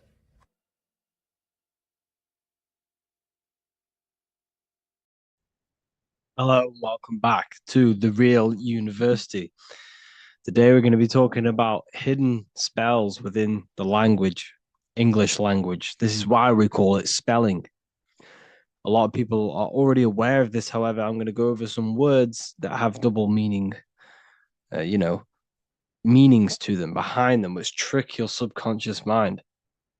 So the word grammar comes from the word grimoire, which is also known as the book of spells or a magic book on how to create magical objects like wands, amulets, how to perform magic spells, charms, and summoning and invoking supernatural entities such as spirits, which are on the other side of this physical reality.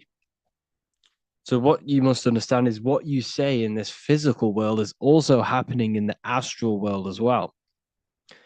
So your words are spells. They cast spells into the spirit plane. They cast spells into your mind. They cast vibrational frequency into your cells in the water. Water holds a lot of energy. So we're going to be going all over this. The subconscious mind takes everything as truth. Everything you say is truth to your subconscious. And you should know this by watching the Manifestation Mastery 2.0 course. I talk about this. This is so important that you understand this because everything is truth within the subconscious.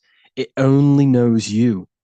Your subconscious mind, if you watch the course, you should know this, it's responsible for 90% of your daily basis behavior. The thoughts that you are thinking on a daily basis, the things that you do, the things that you say, 90% of what you do and say and think you did yesterday because of the subconscious mind holds all of your programs. What you say is molding your mind. What you state is truth in your mind. It does not know the difference between a joke or it takes everything literal. It is literal. Your mind is this manifesting supercomputer. And whatever you say into it, it says that is what I want. So whatever you tell your mind, that is what you'll have. That is what you'll believe. So every word you say is truth within the subconscious. So this is why double meaning words have an effect on your subconscious. And this is why I'm raising awareness here. So talking is a tall king. You are either a tall king by talking, by using your words wisely, or you're a small king because you either you create big or you destroy yourself with your words. So talking is Phoenician. This is phonetics. So this is etymology is when you take the root words, but phonetic etymology is when you take the sound of the word. So talk and tor are the same because when you talk, you're creating sound waves, which is a form of a light wave. And when light waves expand in all directions, it creates a torus field. And everything is torus fields. So if you affect one torus field, it affects every torus field in creation, as above, so below. So what you say is affecting the torus fields around you in your body. You are made out of these torus fields. This is why talking is torusing. You're creating light waves, sound waves, and you are permeating creation. And this is why the Bible tells you the tongue has the power of life and death, and those who love it will eat its fruit. So the tongue is what creates these sound waves that we are producing when we talk or speak. Okay? So this is what we are essentially doing, creating sound waves. And these waves are vibrating and they affect the cells in our body and everything. This is why words are swords. This is why the word is within sword. They are swords, they cut, they damage, because frequency is the only thing that can penetrate you without your consent. In the very beginning, the Bible, John 1:1, it says, in the beginning was the Word, and the Word was with God. This is obviously a metaphor. There was no spoken word out of a spoken mouth. It's basically saying God created the world with the use of cymatic frequencies, sound waves. Everything is sound waves, and this is observable. Geometry is the geometric shapes you see in the nature, like petals, how they're all perfect stars or five-pointed stars or the Fibonacci sequence. This is all an effect of vibrational frequencies. It's all cymatics. Everything is created out of sound. Sound is the creation of the universe. So this is how powerful words are. It's a cymatic frequency. Hello. Hell. When you say hello, you're subconsciously implanting hell into your mind and the people around you's mind. This is why it's casting a spell. Even though you may pick up on it, but your subconscious picks up hell. That is what you're picking up. And that word holds a frequency. The word hell, when you hear the word or see the word, activates thoughts within your subconscious. It activates, it stimulates it. What is everything that resembles hell in your mind? But that goes on within the subconscious without you realizing. Bless, when I bless you, I'm actually saying be less. So you're not blessing someone. You're saying be less. Appreciate. Appreciate. Weekend is when you're weakened. You see, they've casted spells on our cycle of life. The weekend is when you're weekend. You are weakened from the weekdays, when the working days are the weekdays, and the weekend is when you're weakened and you rest. Because in the days, you are in physical or emotional shock, unable to think or react properly. This is the days you're in. You're in a daze in the weekdays. See? Parents are a pair who rents. because you don't, well, in this, we do own our children, but in this system, we technically don't. You're a pair who rents. Slaughter. They want you to think that slaughter is laughter. You see how it's implanting messages in your subconscious to make these things okay? They want you to think slaughtering is okay, so they put the word laughter in slaughter. I'm telling you, people, the people who made this language are satanic. They are witch. These people are wizards. We're getting ran by wizards, dark occultists, and wizards. That is who we're getting run by. And they've been running for thousands of years, and they know exactly what they're doing. They've covered all aspects. They've covered the language, the frequencies, the music, the food, the water. They control everything. In every aspect of your life, they have some part in it. And it's all occult knowledge through magic. It's all magic. It's all a form of magic. Awake. Awake is an event where the family and friends of a deceased gather before the funeral. That's awake. Why are we talking? Why is the word funeral? Why is death associated with being awake? See how they are planting subconscious messages in you. They want you to feel death. They want you to be the low vibration. And it's the same with mourning. Mourning is an expression of sorrow for someone's death. They're always associating death because these people they're running a death cult. It's a death cult. It's a satanic cult. A job is Hebrew for prosecution. Soldier is a soul dyer. If you go into the army, you're a soul dyer that they just use your soul to die.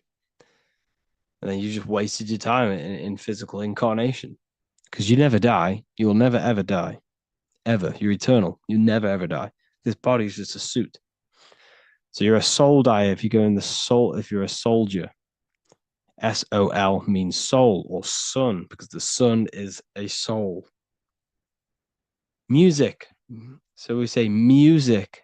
See, M-E-U sick. Music. See how it's me, you sick? Music. Me, you sick, because music is frequency, and frequency penetrates your body without your consent.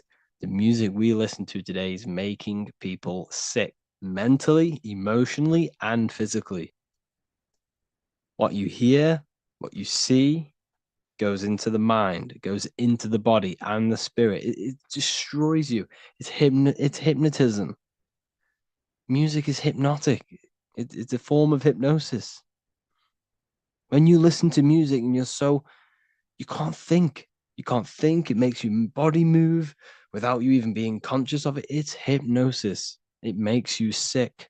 The right music is good, don't get me wrong, but the music they use today is making you, me and you, sick. And that's another one. When we say things are sick, oh, that's really good. So we say sick. It's another spell that you're casting. You're calling yourself sick. Your subconscious mind doesn't know the difference. You're calling yourself sick, ill. Spellcasters will often use the word abracadabra when spellcasting. This is because the word abracadabra in magic means I create when I speak. Every word you say is molding your mind in some form of way. Not only is it molding your mind, you're casting frequency, you're producing frequency, light waves, sound waves into the ether around you. Okay.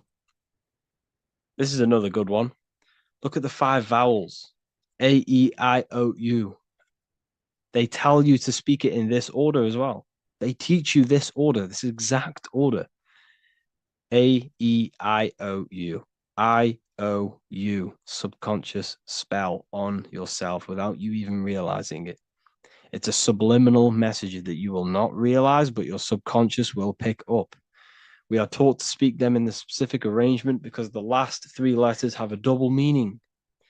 You were never taught how the history of money how it works and how to obtain it, because your role in this system is to remain a slave. So they teach you this, A-E-I-O-U, and they do that when you are very, very, very young, because since the age of 7, so from 0 to 7, that is when your subconscious mind is wide open. So when a baby, why do you think they pick up on everything you do? If you say one thing, the next day they're saying it. It's because their subconscious is wide open to programs. Why? Because they're trying to learn what this world is. So their subconscious mind is wide open, taking in everything that you do, everything you say, your body language, the way you handle yourself, the way you talk to other people. They're taking in every little thing you say and do, and making that a program so they can understand this world and the people around them. And at the age of 7, that is when their programs are written for life, and they will basically go off them for the rest of their lives. This is why it's important to look after what you do in front of your children, not just what you say, your body language, the things you eat. They pick up on everything. They're trying to make a sense of the world. From the age of 0 to 7 in school, you learn this. I-O-U. It belittles you. You owe nothing. No one has right over you. This should not be real. There should be no government. We should not have. No one should be over you. Everyone is equal. Everyone is the I. Everyone is God manifested. So we don't owe anyone anything, but it's a spell in your subconscious. Signature. Sign your nature. Sig is sigil. A sigil is a magic. Is a is a symbol used for magic. A sigil nature. So your signature is your sigil, and when you sign that, it gives mental power over you. Once you have put your sigil into that paper, they now have mental power over you. It's magic. It's all a form of magic and brainwashing. Okay. When we say the word we're saying we're trying to use God to manifest that. Okay, because the comes from theo in Greek, which means God. So when we say theology, ology means the study of. Theology is the study of God. That's what theology is.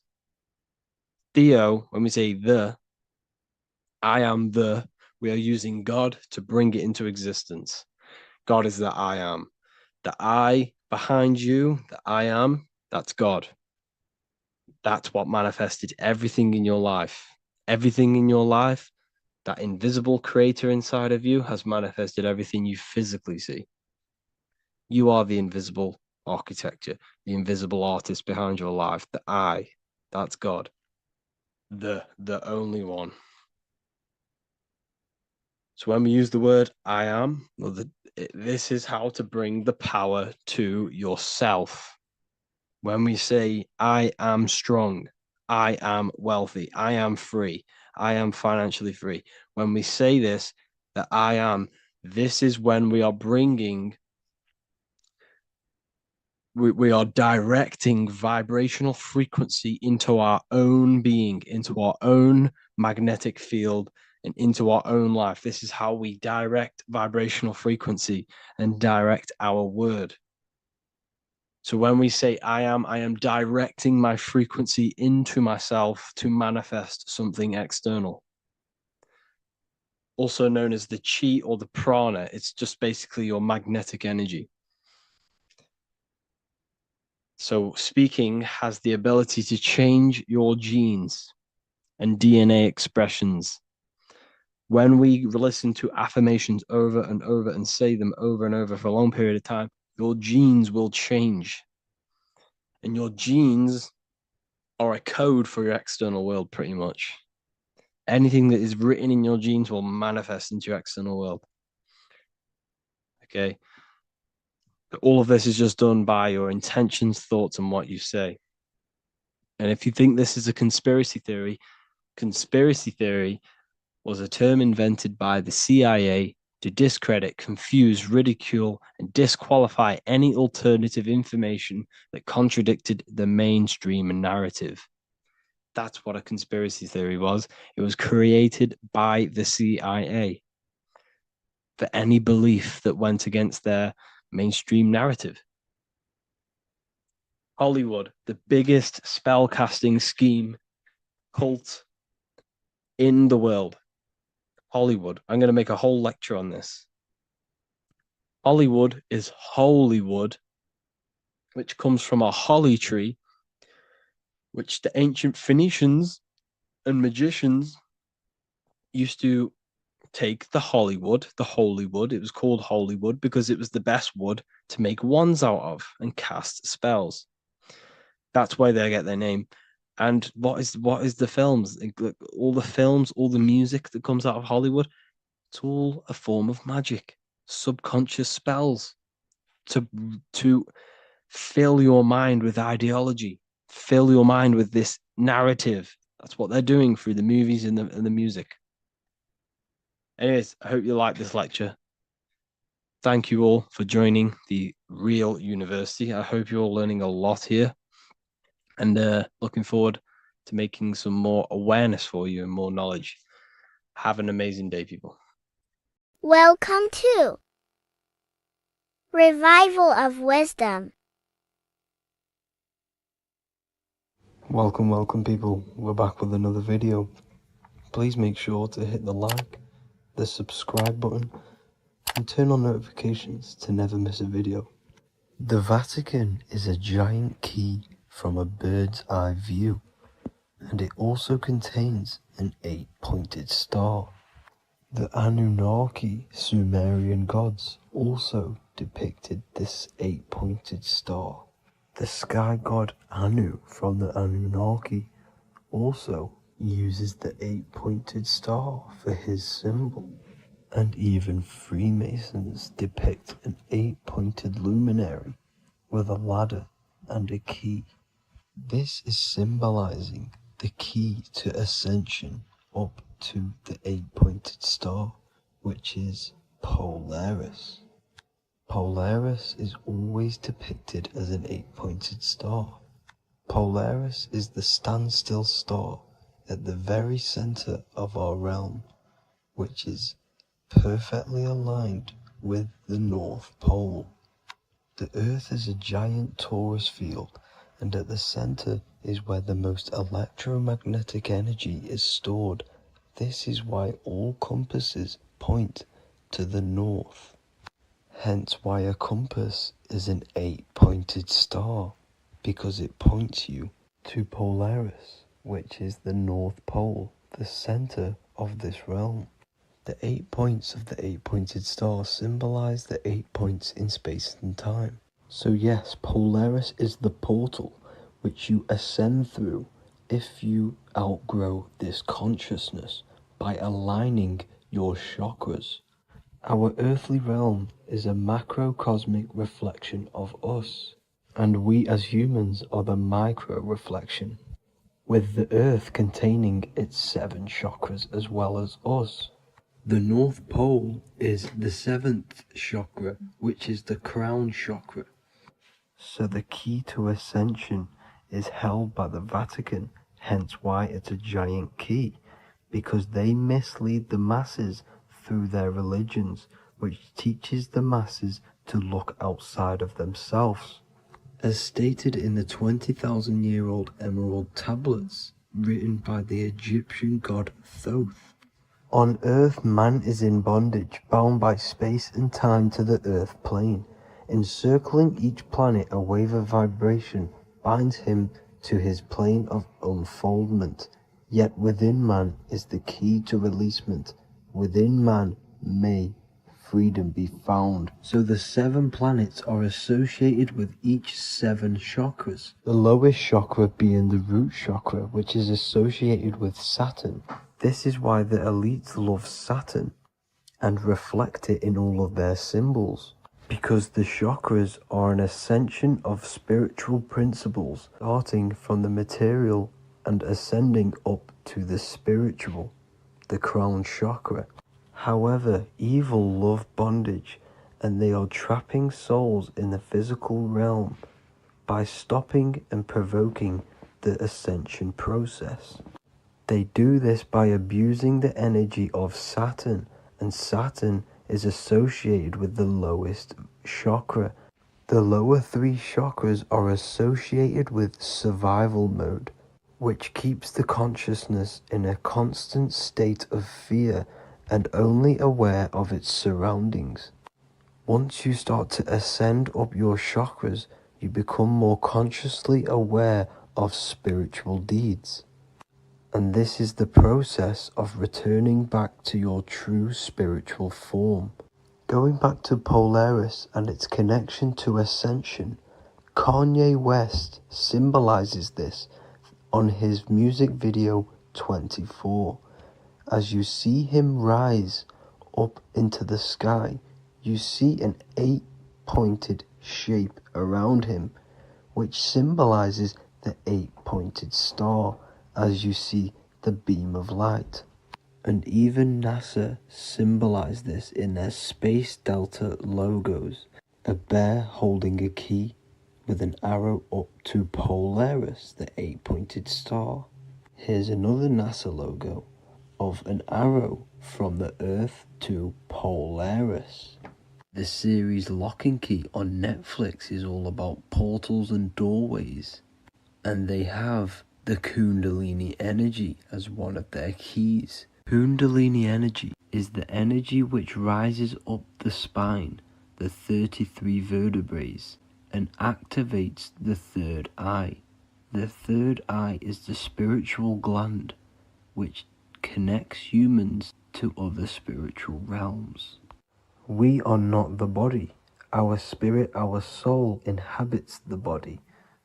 We exist physically, spiritually, and mentally. Therefore, we are multidimensional. The intellectual and spiritual inhabit the body. Therefore, this is just an avatar within this timeline. However, within each and every one of us, we all have the key to releasement, as says in the Emerald Tablets. This releasement is ascension, up until higher states of consciousness. As stated in the Emerald Tablets, man is in process of changing to forms that are not of this world. Grows he in time to the formless, a plane on a cycle above, and another one saying, man is a flame bound to a mountain, but we in our cycle shall ever be free. Know ye, O man, that when ye have progressed into the cycle that lengthen above, life itself will pass to the darkness, and only the essence of the soul shall remain. That's it for this video. I hope you all enjoyed. Please feel free to leave a like, subscribe, and comment any subjects you want me to talk about. God bless you all.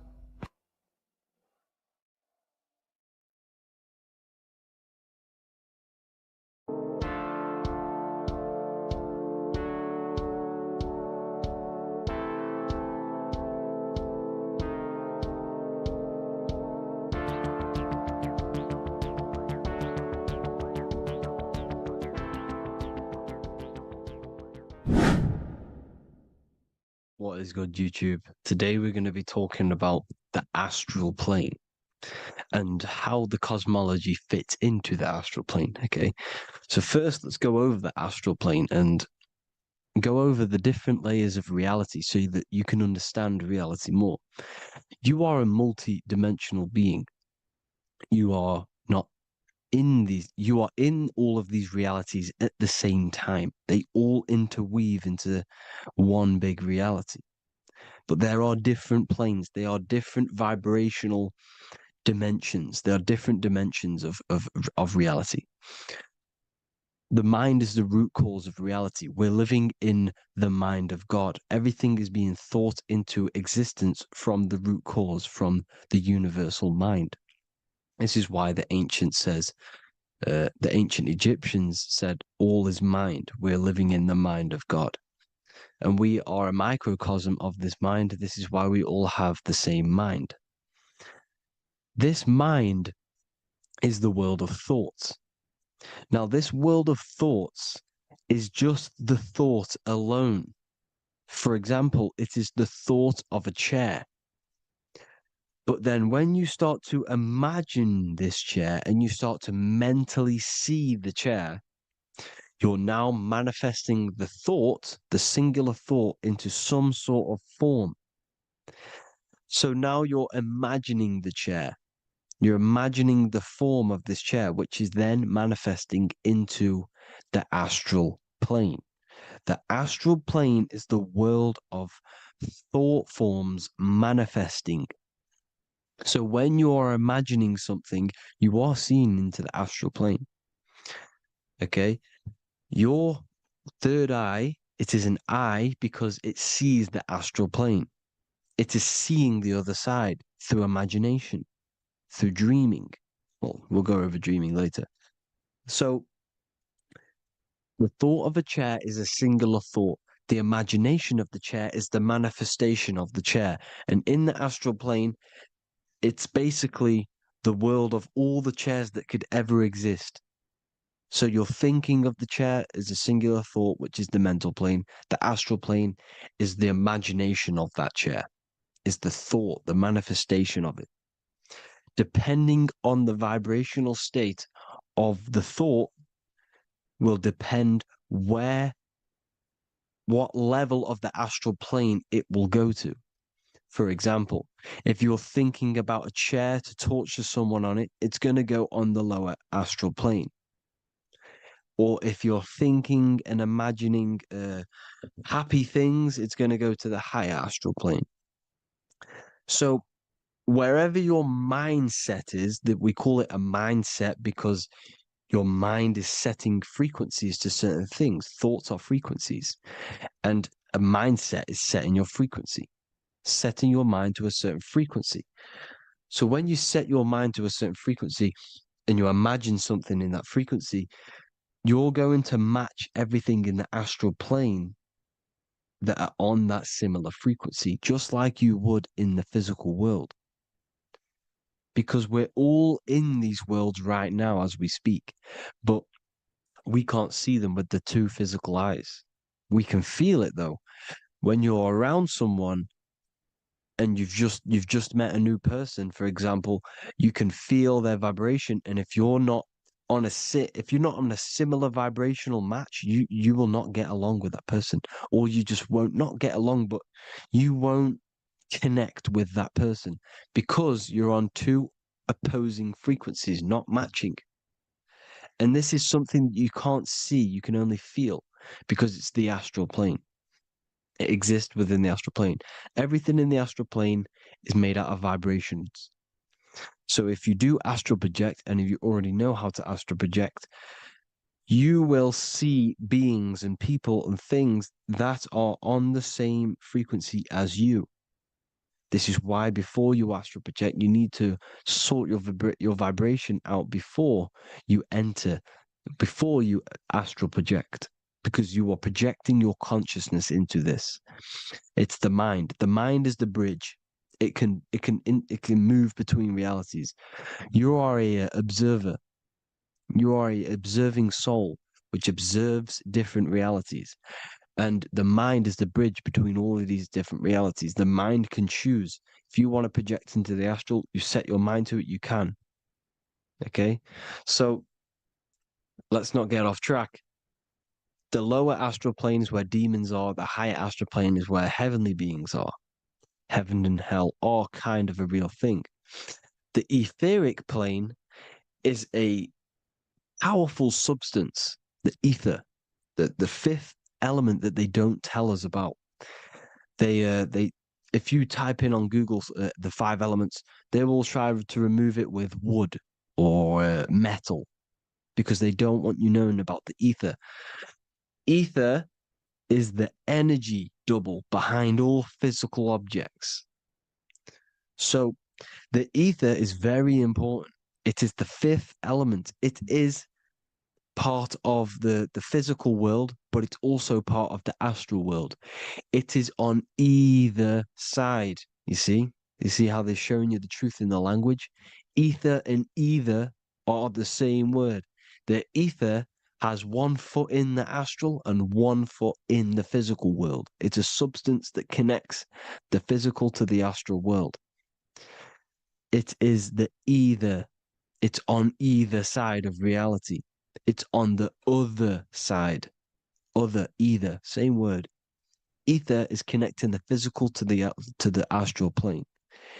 It's the world of frequency. Frequencies, EMFs, Taurus fields are in the etheric plane. It is the energy plane. It's where energy moves through the ether. Okay. So then you have the physical world, the world of effect. Everything you see in the physical world is the effect of the higher planes. Each plane is a product of the plane above. So, and it melts into each plane.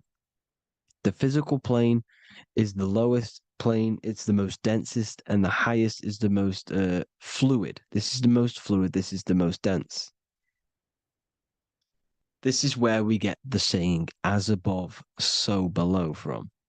As above, so below comes from the different planes of reality.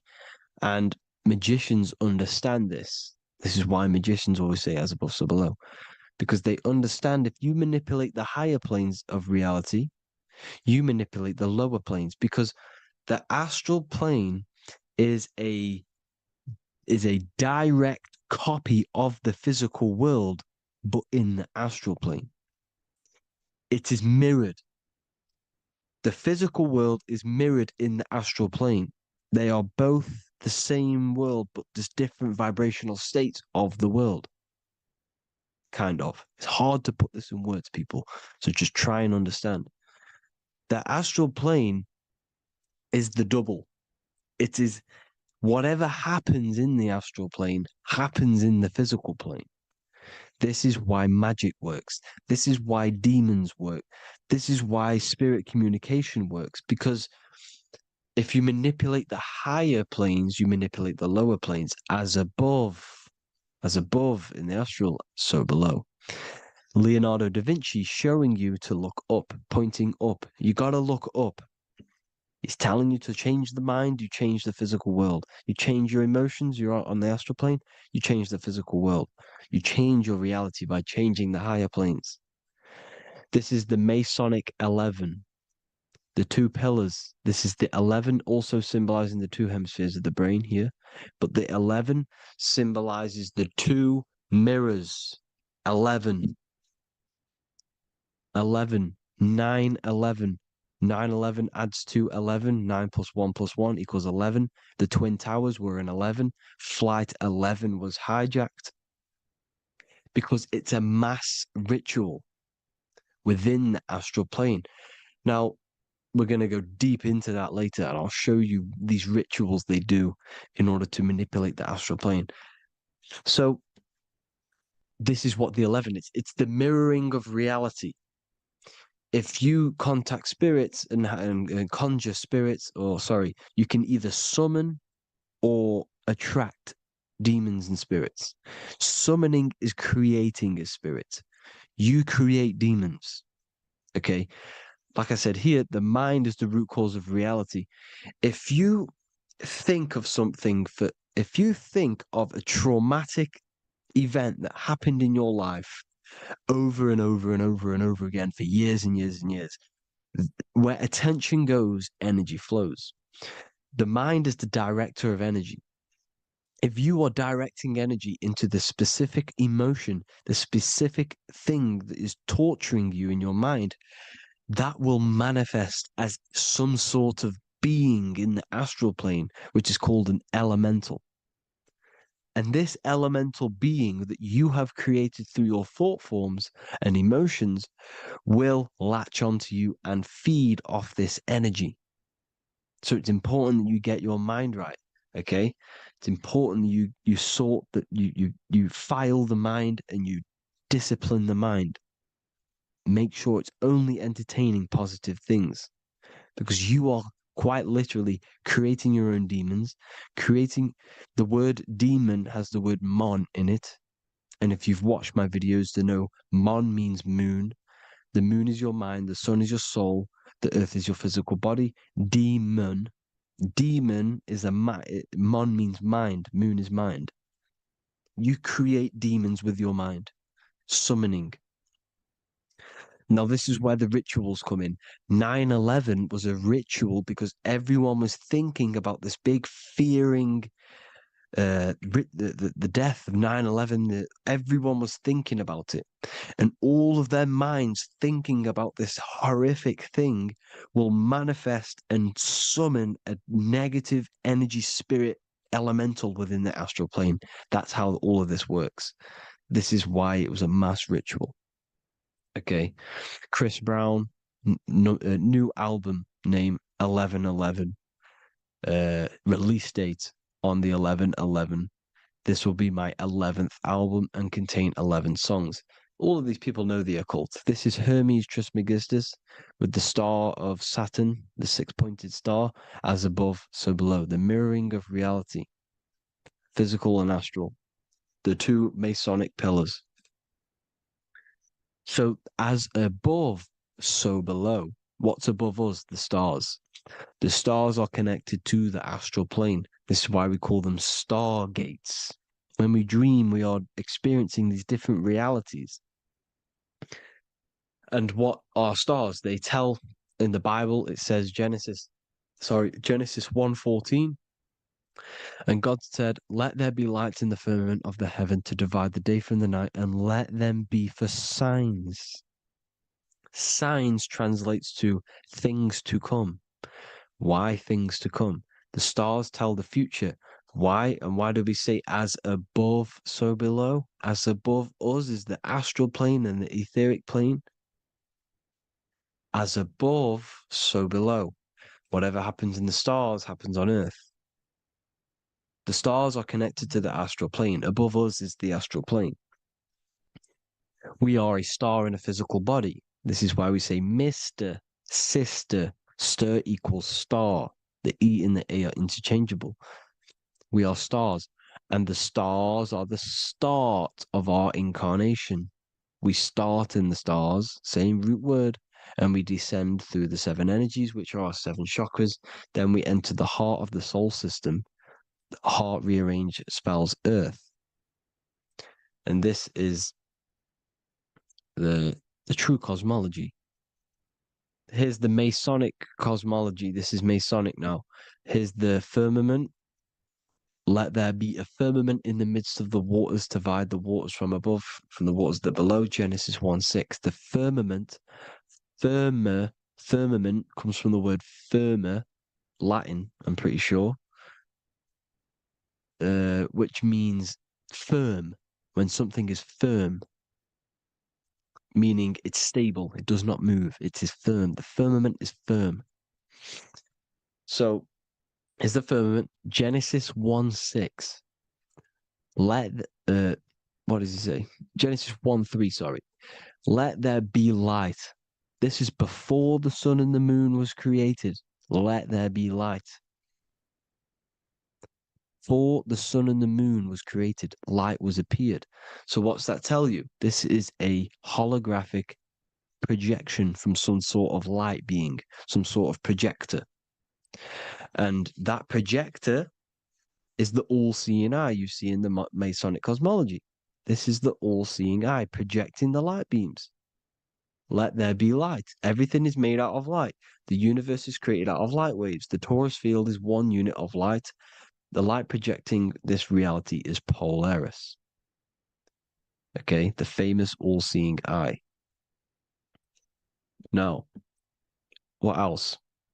Then we have after let there be light in Genesis 1:16, and God made the two great lights. This is the sun and the moon, electric, magnetic, male and female.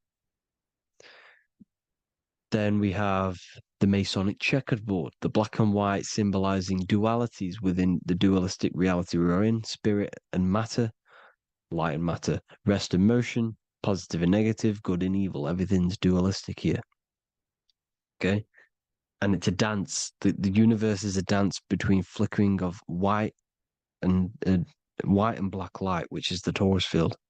We're not going to go over that, but this is all connected to the astral plane. This is the true cosmology. The astral plane cannot work on a spinning monkey ball in the middle of space. Does not work.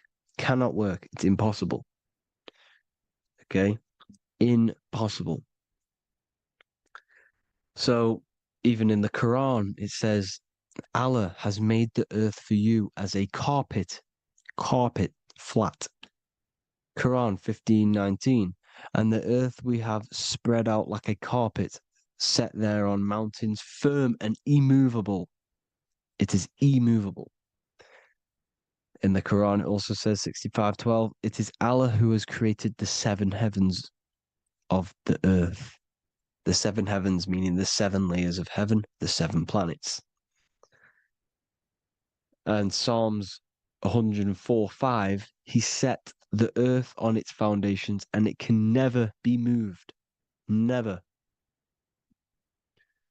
So here you see in Isaiah 40:22, he sits enthroned above the circle of the earth and its people are like grasshoppers. He stretches out the heavens like a canopy and spreads them out like a tent to live in. We live in a tent. This is the tent. The projection of light. Here you see an ancient picture here. Here you see the ethereal barrier, meaning the firmament, the etheric barrier. And here you see his head popping out. Why is his head popping out? Because your head is heaven. Your heel is hell. Your head has access to the astral plane. This is why your head is heaven. The pineal gland, when stimulated, has access to project itself, project consciousness into the astral plane. Here you see another ancient picture here with the Masonic Royal Arch, with the zodiac here, the zodiac on the top, arching, because there's a firmament above us. Here's God in the brain. Consciousness is God. Here you see the Masonic Royal Arch, symbolizing the firmament. George Washington above the Masonic Royal Arch. These are the stars. This is Polaris projecting reality. Here's ancient churches with the dome. Polaris projecting reality with Jesus. Disney World is under the dome. The seven layers of heaven, ancient paintings, all depict if you go and look at the ancient paintings, they'll all depict the firmament, the arch above us. This is where we get interesting. The Masonic Royal Arch has the 6-9, which is Cancer. The constellation Cancer, which is 6-9 is associated with portals because CERN is the 6-9. Okay, CERN is opening portals. They're trying to create a portal to the other side. Cancer has the word CERN within it, so there is a link between Cancer and the opening, the firmament opening above us to Ascension. Here you see the Masonic art with the Royal Arch and the light and the opening. Here you see the light and the opening. This is the opening of the firmament. Here's the Hebrew cosmology with Sheol, the underworld, and the opening. So Cancer is definitely some sort of portal in and out of this reality. I'm just connecting dots here. Now, we're going to go change a bit now. These celebrities that you are seeing they have not sold their soul to Satan, okay? They have not sold their soul to Satan. Satan is a demonic, low vibrational energy that has been summoned over the thousands and thousands and thousands of years of evil occult arts. So since Babylon was summoning this demonic energy, and this demonic energy in the astral plane will grow and grow and grow. It has no form. It has no physical form. Okay, but you can see it in the rappers. If your third eye is open, you can see clearly that these people are demonic. You can sense the energy that they're manifesting. Selling your soul is not what you've been told. It is gaining, because your soul is pure love, okay? Your soul does not want to do anything bad. So when you sell your soul, you're gaining physical gain, you're gaining physical wealth, for example, like for these rappers, they will be given millions of pounds because the people in control of the music industry, which is the dark occultists trying to brainwash the masses, the people in charge, they're dark occultists. They understand Satan and the energy. They are satanic energy, which has been summoned in the astral plane. They see that they have influence over the masses, so they will go to them and say, "I will give you this amount of money forever if you manifest this satanic, demonic energy through the music and through social media to blind the masses, to brainwash the masses into this demonic energy." Because when you listen to music, music is frequency. Whatever you listen to, you become that frequency. So if you're listening to these people, they're throwing energy, this demonic, satanic energy that they sold out to. Soul, same word. When you sold something, you've got your soul involved. They have exchanged money, physical gain, so that they manifest this satanic energy within the astral plane and through the music, through the videos, through social media to keep us in this vibrational frequency, in this low state of consciousness. This is what it actually is. It's not, you're not selling your soul to some sort of devil. This satanic energy has no physical form it is formless in the astral plane. It's a summoned energy. Now, the root chakra is red. This is why the devil is red, because it symbolizes the animal nature of man. When you are operating off your root chakra, you will kill, you will fight, you will do anything to survive, because it's all about survival mode in the root chakra. They want you keeping in that fighting mode, that surviving mode, so that you are manifesting this low vibrational frequency, this satanic energy, this demonic red energy. This is why the devil is red. And the devil has a tail with the red arrow pointing down because it symbolizes your light body. This is your Merkaba. Your Merkaba is your light body. Mer equals light, Ka equals spirit, Ba equals body. Merkaba, this is the devil's tail pointing down, the descension, your heel, up to your heel, hell. Ascension to heaven, head. You see, this is the all-seeing eye with the illumination coming off it, your head, when you're illuminated. The Merkaba is your celestial sphere to portray different planes of reality. It is the vehicle of ascension. It's your light body. It's in the word Kabbalah, Kabbalah, Ka, spirit, Ba, body, La, light. Same thing, Kabbalah, Merkaba. Same thing. It's all about the light body. This light body sees different realities. So when you see the goat in the music industry, it's this satanic summoned energy that's been summoning for thousands of years within the astral plane. When it becomes to the physical plane, it will manifest through different things. A goat, an owl, Satan, Moloch, Baal, same deity, same demonic energy that's been summoning in the astral plane. And this is why the Baphomet has a goat head. Drake's new album is the goat. The Polo G, the Masonic G, with the goat. And here's Ryla Rodriguez in the mirror with the goat in the mirror and him in his physical body. It symbolizes, the mirror symbolizes the astral plane because he's manifesting the goat, the demonic energy. He's sold out to the demonic energy. And in the physical plane, he's his physical body. The mirroring, the Masonic 11, the mirroring of reality, the astral and the physical. And what do you call them when they're an amazing rapper, the best rapper? You call them the GOAT. because you're the goat because you're manifesting the goat energy, this satanic, demonic energy within the astral plane. So Baal, Moloch, all the same thing. Because in the astral plane, if you want to gain spirits to come to you and communicate you in the physical world, if you want to communicate with spirits, you have to gain their attention. You can either gain their attention or come together and agree to create some sort of being, which is Satan. Okay.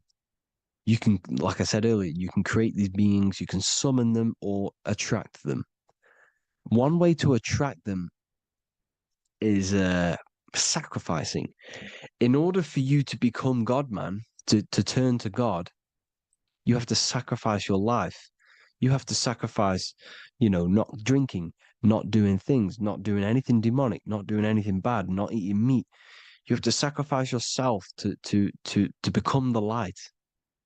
However, if you want quick, instant gains in the physical world, you can sacrifice something else to communicate with these spirits, because these demonic energies feed off demonic energy, your demonic energy.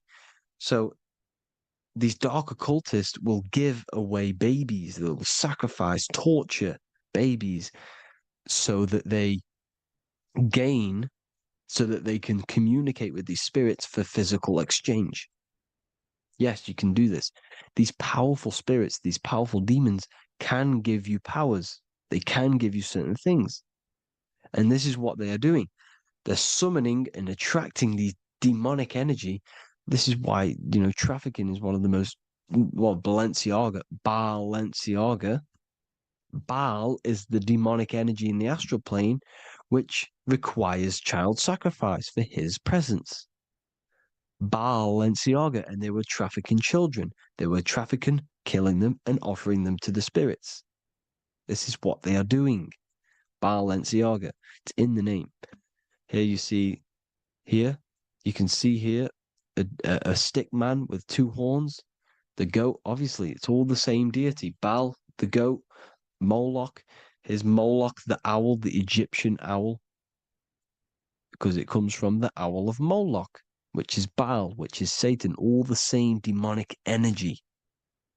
And it's on the dollar bill, a tiny dollar bill, on the $1 bill. All the same thing. Bohemian Grove, they worship the big owl, Moloch. It's all the same thing. It's all one big demonic energy which has been summoning in the astral plane. And it's trying to take over Earth, the physical plane. That's what it's doing.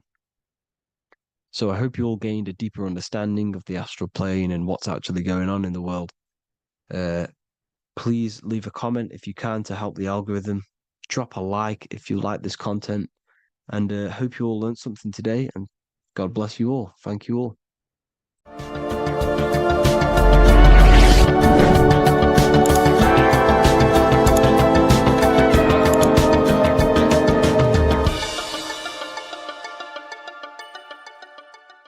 Religions were made to hide the truth about yourself, God, and the universe. You see, religion teaches there is a God separate from you. He created the universe separate from himself. They did this to truly disconnect you from consciousness, from God, and from yourself.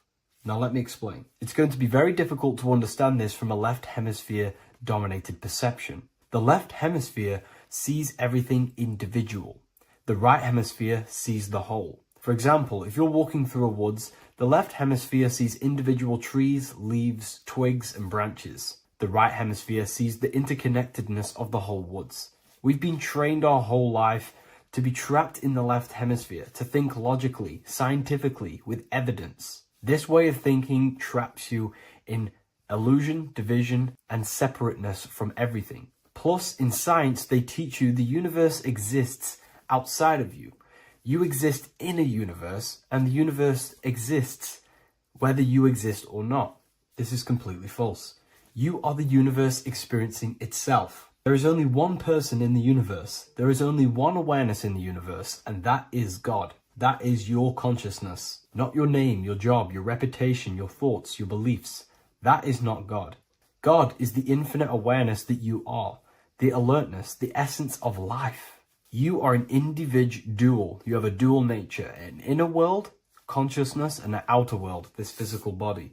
The inner world is the immortal, consciousness, awareness. This physical reality is for the immortal within us to experience and enjoy. And the immortal consciousness, the immortal self, the individualized expression of the only thing that is truly real, which is God, consciousness, is seeking a way to understand itself through infinite vantage points. The same consciousness inside of you, inside of the dog, the squirrel, the plants, the stars, the same awareness is in absolutely everything. Only the right hemisphere can see this connection. The universe is one mind separated into the infinite bodies and life forms. This is why scientists tell you that the universe is forever expanding. It's truth in plain sight. Because the universe is the mind, and the mind is always seeking more vantage points to understand itself. And the mind is always expanding into new realms of thought. The mind cannot be filled up. It does not exist in space. However, human awareness, human consciousness is very sacred. And the reason why I say that is because humans possess a two-way consciousness, unlike a dog, an animal, or a squirrel, for example. The dog looks in the mirror. It is not aware of itself. It doesn't look in the mirror and see that it needs to improve something. However, humans, we can look in the mirror and say, who am I? Where do I come from? And I need to change this aspect of me. I'm lacking in this area. Dogs do not have this awareness. They function only on their immediate surroundings, on survival and instinct. Human awareness is special because we have the ability to reflect on the self.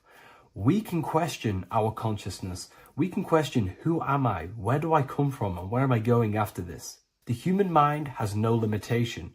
We can surpass our animal nature and rise to a godly nature. This is the whole purpose of reaching Christ consciousness, which is just an ideal consciousness where we have control over self and we know who we truly are. Humans have been given the tools to awaken. Our five senses are locked only to perceive the physical world.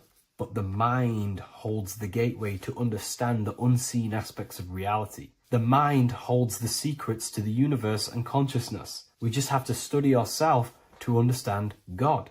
We are all individualized aspects of consciousness. There is only one pure consciousness in the universe, but we're fractaled into infinite life forms, experiencing this consciousness in a different form, molding this consciousness into individual egos and individualized consciousness. Me and you are made of the same fabric. However, I have thought different things, believed different things, experienced different things, which has conditioned my consciousness to be my own individualized aspect of God. And that's what makes me, me, and you, you. God is the creative power within us to turn thoughts into physical reality, to create things. We are a creator. Each one of us is a miniature earth, creating and building in this physical 3D reality.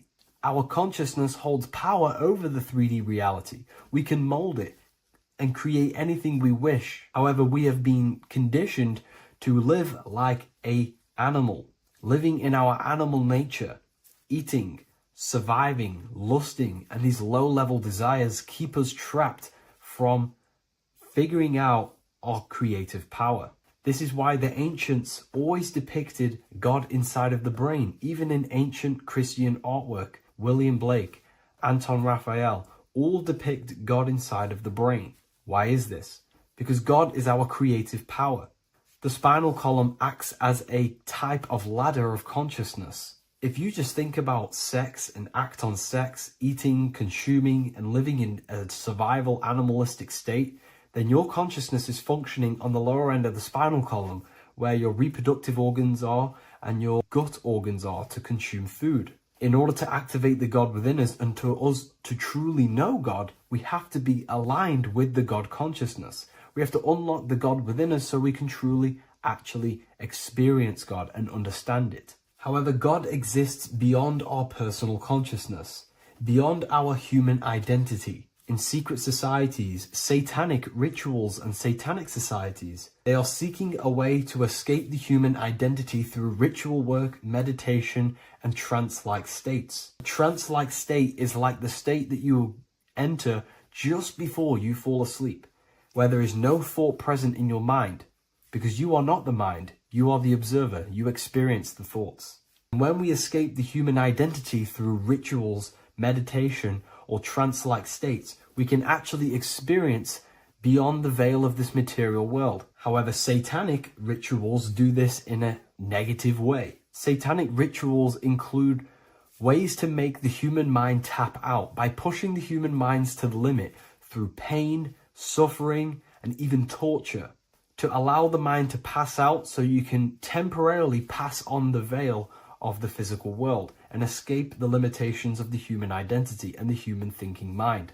Now, you do not have to do it this way. You can experience the divine and beyond your human identity through many different ways, such as deep, deep meditation, rising above your thoughts, and setting 3 alarms, one for 6 a.m., one for 6:30, and one for 7:30. And when you wake up at these times, what you need to do each time you wake up is allow your mind to stay awake but your body to fall asleep. And you will enter this trance-like state. And you can gain ideas, experience lucid dreams, and maybe even astral project. All of these rituals in secret societies and satanic societies is all about escaping the human identity and experiencing the divine planes beyond the physical. To wrap all of this up, this is all about consciousness. Consciousness is the infinite awareness of the universe, just fractaled into separate bodies. And this consciousness is seeking a way to understand itself in infinite angles and vantage points. And religion was made to cut off your connection to the divine planes beyond this world and beyond your self-identity. Therefore, if you want to know God, you have to study the attributes and qualities of God, such as geometry, numbers, consciousness, the mind, the subconscious, human anatomy. All of these things are aspects of God. We have to study ourselves and study nature so we can see God. God is the infinite awareness of the universe. If you love this video, please leave a like and share it with a friend. I'll leave a link in the description for the Book of Wisdom, Volume 2. Matthew 21:1, Jesus went into the temple of God. Corinthians 3:16, do you not know that you are the temple of God? Now what is this telling you? That God is within you. Hence why in Luke 21:12 it tells you the kingdom of God is within you. And the side of your head region is called a temple for a reason. Because the brain encapsulates the mind. The brain is a physical manifestation of the mind. The heart is a physical manifestation of emotion. So we have these different layers of our consciousness. We have an intellectual, communicative aspect of our consciousness, which we would call the mind. We have an emotional aspect of our consciousness, which is the heart. And to communicate with the divine, it's all to do with the mind. Hence why the ancients always symbolize the mind being God. This is why Michelangelo always placed God inside of the brain on top of Sistine Chapel in the middle of the Vatican. He understood that God is in the brain. God is within you, not outside of you. The church tells you that God is in the sky because they are creating a externalization of the truth to create a business and a distraction so that you don't find the divinity within you, so that you don't find your power. Now you have Adam, the physical man, the physical body, the ego, the lower self. And he is resting. He's not trying to reach to God, but God is reaching because the higher consciousness within you is always trying to communicate with you. It's always trying to wake you up to your divinity. But the lower mind, the lower self, Adam, the physical self, is always in ignorance of truth, always in ignorance, and stays in a materialistic way of thinking, which is the lower animal self. And this is what we call a sleep or an NPC. This is the lower mind of man. But all you have to do is to move your finger to touch God. You have to look within yourself, within the brain, meditate, and you can find God. This is why in the Bible we see many references to the human body and anatomy to truly connect with God. Kings 6:8, the door to the middle chamber was in the right side of the house. which is the right hemisphere of the brain. The middle chamber is the pineal gland, where the seat of your consciousness is, but the seat of your higher consciousness is, the mind. And they went up the winding stairs, which is your spinal column, into the middle chamber, and out of the middle chamber into the third. So they went up the winding stairs. This represents raising your consciousness up the winding stairs. Your spinal column acts as a stairway of consciousness. Depending on what sort of consciousness you are operating in, depends on what part of the spinal column you are using. Because the spinal column ascends and descends consciousness. What do I mean? If you are in a reproductive way of thinking and you're always thinking about sex, you're jerking off all the time and you're always eating, all of your brain's power and your mind's power is being descended into the lower aspects of the spinal column, which represents hell, the physical state of man, Adam, the ignorant state. We're basically living off low-level pleasures like an animal. And the stairway to heaven is your spinal column. They went up the winding stairs into the middle chamber, which is your mind, your pineal gland, and out of the middle into the third stage of consciousness, physical, etheric, astral. When you meditate and you start to raise your consciousness during meditation, you enter the astral plane when you turn off thought. But this is the middle chamber inside of the brain. Here we see another painting inside of Sistine's chapel of God inside of the brain. This is the brainstem. This is the brain. This is the frontal lobe. This is the back lobe. This is the back lobe. This is the cerebellum. Here's the reptilian brainstem. Here's the claustrum. This is what we are seeing here. Anatomy. Here is another one in Sistine's chapel in the middle of the Vatican. This is depicting the brainstem. God's neck looks exactly like the brainstem. Here we see a real brain compared to God's neck, because the neck is just below the brainstem. And this is what they are symbolizing, because they knew that God is within you. God is a part of the human body. God is inside of the body, because the body is a vessel for consciousness, for universal consciousness. Inside of you, inside of me is the same spark of consciousness. And this same consciousness is spread out into every living essence, because everything comes from the one source, the one God, the one consciousness. Matthew 6:22-23. The light of the body is the eye. If therefore thine eye be single, thy whole body shall be full of light. Practicing the single eye. What is this? This is meditation. This is entering within yourself. So the Bible's telling you to practice the single eye. But if thine eye be evil, thy whole body shall be full of darkness. What does this mean? If your consciousness is in an evil way of thinking, if your mind is filled with an evil, negative mind space, then your body shall be filled with darkness, with evil, with negativity. Because negative thoughts destruct the body. Positive thoughts heal and regenerate the body. So he tells you to be, the light of the body is the eye, your consciousness, the inner eye of consciousness, the eye that lets you see. And what do I mean? You look with your two physical eyes, but you see with the inner eye. What you see is perception. You look with the two eyes, and what you see is perception. You are seeing, you are understanding, and that's what consciousness, the mind, gives you.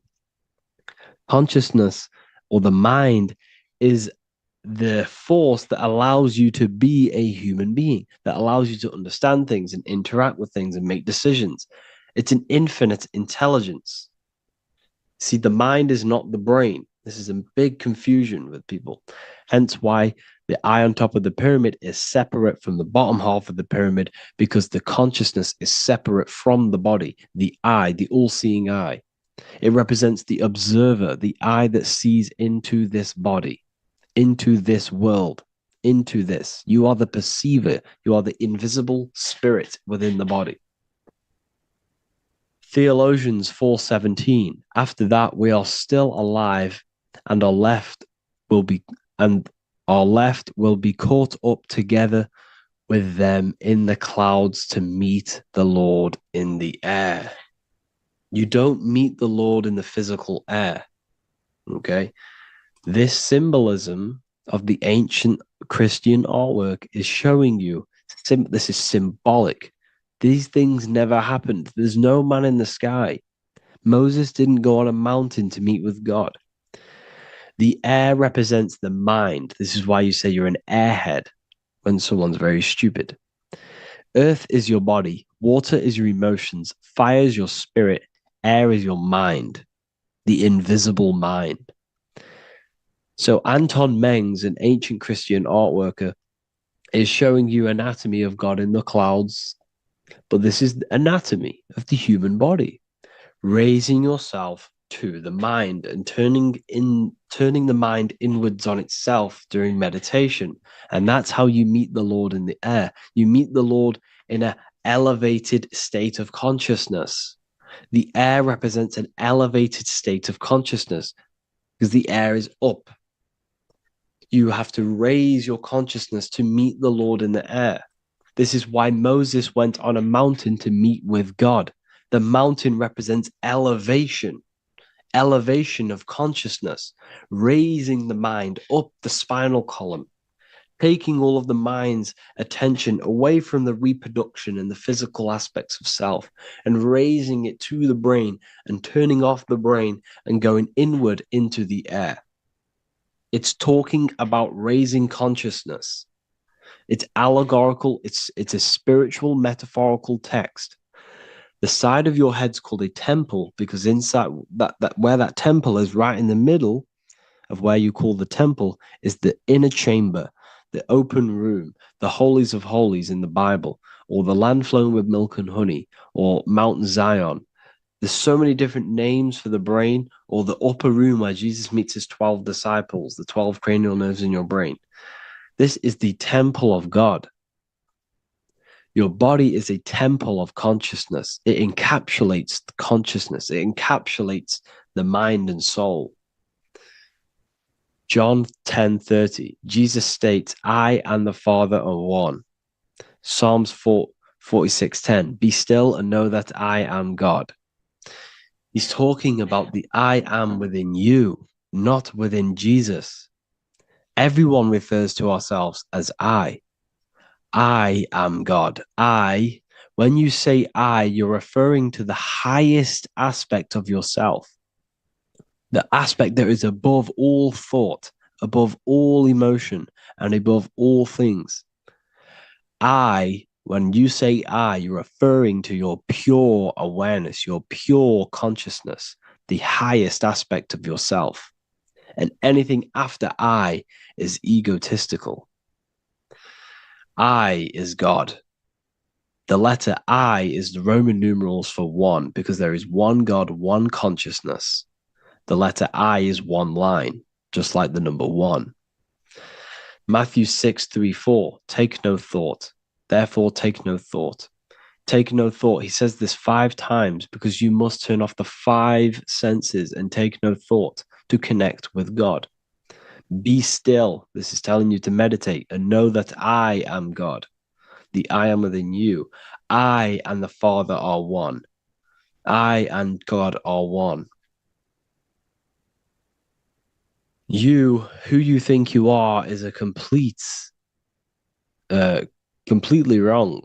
The body is matter. Your name isn't you. Your job isn't you. Your reputation, your trauma, your memories, your friends, family, worries, bills, interests, dislikes, goals, passions. Anything to do with the thinking mind is not you. Who you think you are is a part of your thinking aspect of consciousness. But once you remove thought, you are no longer your name. You are no longer your body. You're no longer your reputation. You are the I. You are pure awareness, pure consciousness. Pure consciousness. And this pure consciousness has latched on to this name, this job, the body, and your traumas. Your pure consciousness has attached itself to this character who you're playing in the physical world. And this is essentially who you think you are, but you are not. You are the I, you are the self, you are pure awareness. So, in order for you to detach from these things, you must learn how to detach from your name, your job, your reputation. And you do this through meditation by turning off the thinking mind. Turning off the thinking mind allows other aspects of your consciousness to open up. What do I mean? Your whole life you've been thinking, and all of these thoughts has attached you to this physical body. You haven't allowed your consciousness to open up. And you can only do this by taking no thought. That's why Jesus tells you, take no thought. When you turn off the thinking mind, other aspects of your consciousness starts to open up. Other aspects of your being can open up. And this is how you have astral project. This is how you do all these mystical things and things to do with consciousness. It's taking no thought. Imagination, emotions, thought, and memory are all to do with consciousness. These things are not physical. You can't touch thought. You can't touch emotions. You can't touch these things because they are not a physical thing. So you must turn off these things for other aspects of your consciousness to open up. Okay? So essentially, the Bible is a metaphorical, astrological, numerological, metaphysical, spiritual, encoded text that talks about human anatomy, spirituality, and the true nature of the human experience. Everything they would teach you in school is to make you think that you are this body. Everything they teach you in church is the externalization of the true teachings of Jesus. Jesus was telling you to meditate. Jesus was telling you to practice the single eye. Jesus was telling you to look within yourself and find God. He wasn't telling you to pray to him. Mark 16:19, he was taken up to heaven and sat at the right hand of God, the right hemisphere of your brain. John 21:6, cast the net onto the right hand side of the boat and ye shall find fish. Fish is understanding. The boat is your body, your brain. Cast your awareness into the right side of your brain and you will find understanding, because the right side of your brain is all to do with the creative aspect and the intuition and the spiritual sides of your consciousness. This is why God is here. This is why Michelangelo depicted God in the right hemisphere of your brain, because this is all human anatomy. And I speak about all of this in the brand new Book of Wisdom, Volume 2. Which is now available. The start of the revolution has begun. This book is truly going to change the way people see the world. It's got so many more topics than the last one. It's truly a revolution. It's written in so much detail. It's very practical. I cannot wait to share this one with you. I just want to say thank you for the opportunity for me to create this book. Because without you, I couldn't have created this. And I just love sharing my work with you. And I thank every single one of you for the support, the watch, like the views and the likes, everything. Especially the people who have joined the university and stuff like that. And for people who have joined the university, you do get a free Book of Wisdom paperback if you just go to the general chat and follow the description, follow what the instructions that I gave you in the chat, and you'll be able to order a free Book of Wisdom if you are inside of the university. Plus, you get all of my other books, 2 books, and over 45 occult books on occult and esoteric things. You get lectures, live calls, a community, a manifestation mastery course, and a whole library and reoccurring updates every month, every week. So yeah, I hope you all enjoyed this video. Thank you all. Please leave a comment to help the algorithm, and leave a comment on what videos I should make. And yeah, I'll get to uploading on the YouTube a lot more now. The second book is now released. I have a lot more time on my hands. No longer using my energy to create the book. I'm now going to redirect this mental energy into the YouTube. So there will be a lot more content coming. So I need some content ideas. So feel free to comment some ideas, some YouTube videos that I can create. Thank you all, people. Have an amazing day. There's an ancient symbol hidden in plain sight, one that holds the key to transformation, power, and unlocking your true potential. It's been used for centuries by mystics, rulers, and even modern science, but almost no one understands its true meaning. Once you do, it will change the way you see yourself and the world forever. Stay with me, because this could be the key to your own awakening. The symbol of the snake, or the serpent, is a very powerful symbol that refers to something within you, that we all are on this journey. So first of all, we see this symbol in ancient Egypt on the top of the pharaoh's head. We also see this with Buddha, with the snake on top of the Buddha's head and below. We also see this in Rome, with the Roman god Mercury holding the staff with the snake. We see this in Adam and Eve story with the snake tempting Eve. We even see this today on the medical facility. But what does this mean? Why is this symbol being used for thousands and thousands and thousands of years? It has a very deep esoteric meaning. We see this in the caduceus staff, and we even see the snake representing the Kundalini. What does the snake actually mean? A lot of people think it represents the Kundalini, which it does. However, there's a deeper interpretation of this symbol, and it goes very far beneath the surface of what the snake actually represents. Okay? So first of all, when looking at symbols, we need to observe what the snake does in nature. The serpent sheds its skin. The serpent shedding its skin is a sacred symbol of an inner transformation. It transforms from its old self to a new self. It sheds layers of itself. As the snake discards its old exterior, it mirrors our own journey of realizing outdated beliefs and patterns, paving the way for a renewed, authentic self on the esoteric path of awakening. Essentially, it represents transformation, but not transformation of our physical bodies, transformation of our inner world. Now, this is where things get a little bit tricky and you may become a little bit confused, but I'm going to make this very clear for you.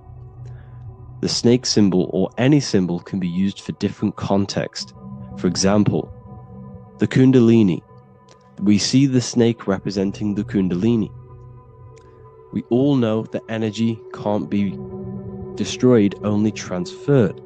Like I said, this is a transferring of energy. It's a changing, a transforming, shedding its skin. It represents transformation. Sexual energy is energy, and we can transform the sexual energy into a Kundalini awakening to activate dormant brain cells in our brain and to activate the human light body, which is the spirit. We can cultivate, save, and retain our sexual energy, transmute it up the spine to activate the brain. This is a symbol of transformation, of energy in this context. However, when we go to the emergency services, this does not mean the same thing as the Kundalini. The snake in this context represents transformation of health. When we are picked up by the emergency services, we are looking for a transformation. We are unwell and now we need to transform to well-being. This is why they use this symbol. It represents transformation, especially with the pole and the snake climbing. It's climbing, it's transforming from the bottom to the top, shedding its skin, shedding old layers, transformation. We see this in the Bible with the snake tempting Eve to eat the apple of the tree of knowledge of good and evil. Well, what does this mean? Where's the transformation in this? Well, this is a very hidden one. The transformation takes place in Adam and Eve's consciousness and their mind. They go from a pure, whole state of consciousness, from being tempted by the snake, and they eat it and they transform into knowing the good and evil, into the dualistic ways of thinking and the dualistic meaning of this world. Let me rephrase that. They understand the dualism of this world, and they now understand the two good and bad ways of thinking. They know the knowledge of good and evil, of duality. They shifted from a whole state of consciousness into their consciousness being split into good and evil. This represents the journey of every single soul that incarnates into this world, including yourself. When you were a child, you were whole. You had no understanding of good and evil.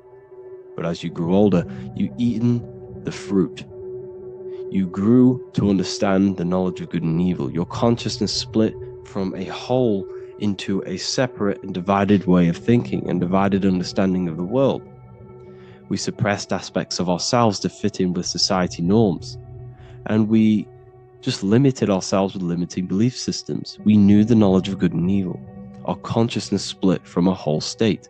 This is what Adam and Eve is symbolic of. We see this with the Roman god Mercury, with the snake. Mercury represents intellect, communication. He's always flying in the air, which represents the air, the mind, the intellect. He's holding the snake to represent transformation of the mind. This is what we call mental alchemy, turning base metals into gold, turning the unenlightened aspects of our mind into enlightened ones, turning our negativity into power and control. We see this with Buddha, and Buddha is all to do with transformation of the inner world, transformation of the mind and the soul and the emotions. And it also represents the Kundalini. We see this in ancient Egypt. We always see the snake on the head, representing the place where the third eye is, representing the intellect or the mind, the mind's eye, the third eye, whatever you want to call it. This is the place of the invisible intelligence within us. This is our mind or intellect. And this is the transmutation of the mind. This is why the snake is on the head, representing the transformation of the mind, going from the unenlightened into the enlightened, going from the uncontrolled to the controlled mind, so that we can control the very fabric of reality. I've kind of just given that away. Why is this important? Humans are creators. We're the architects of creation, endowed with the divine power to channel the fourth dimension, which is the imagination, into reality. Each thought and intention is a seed.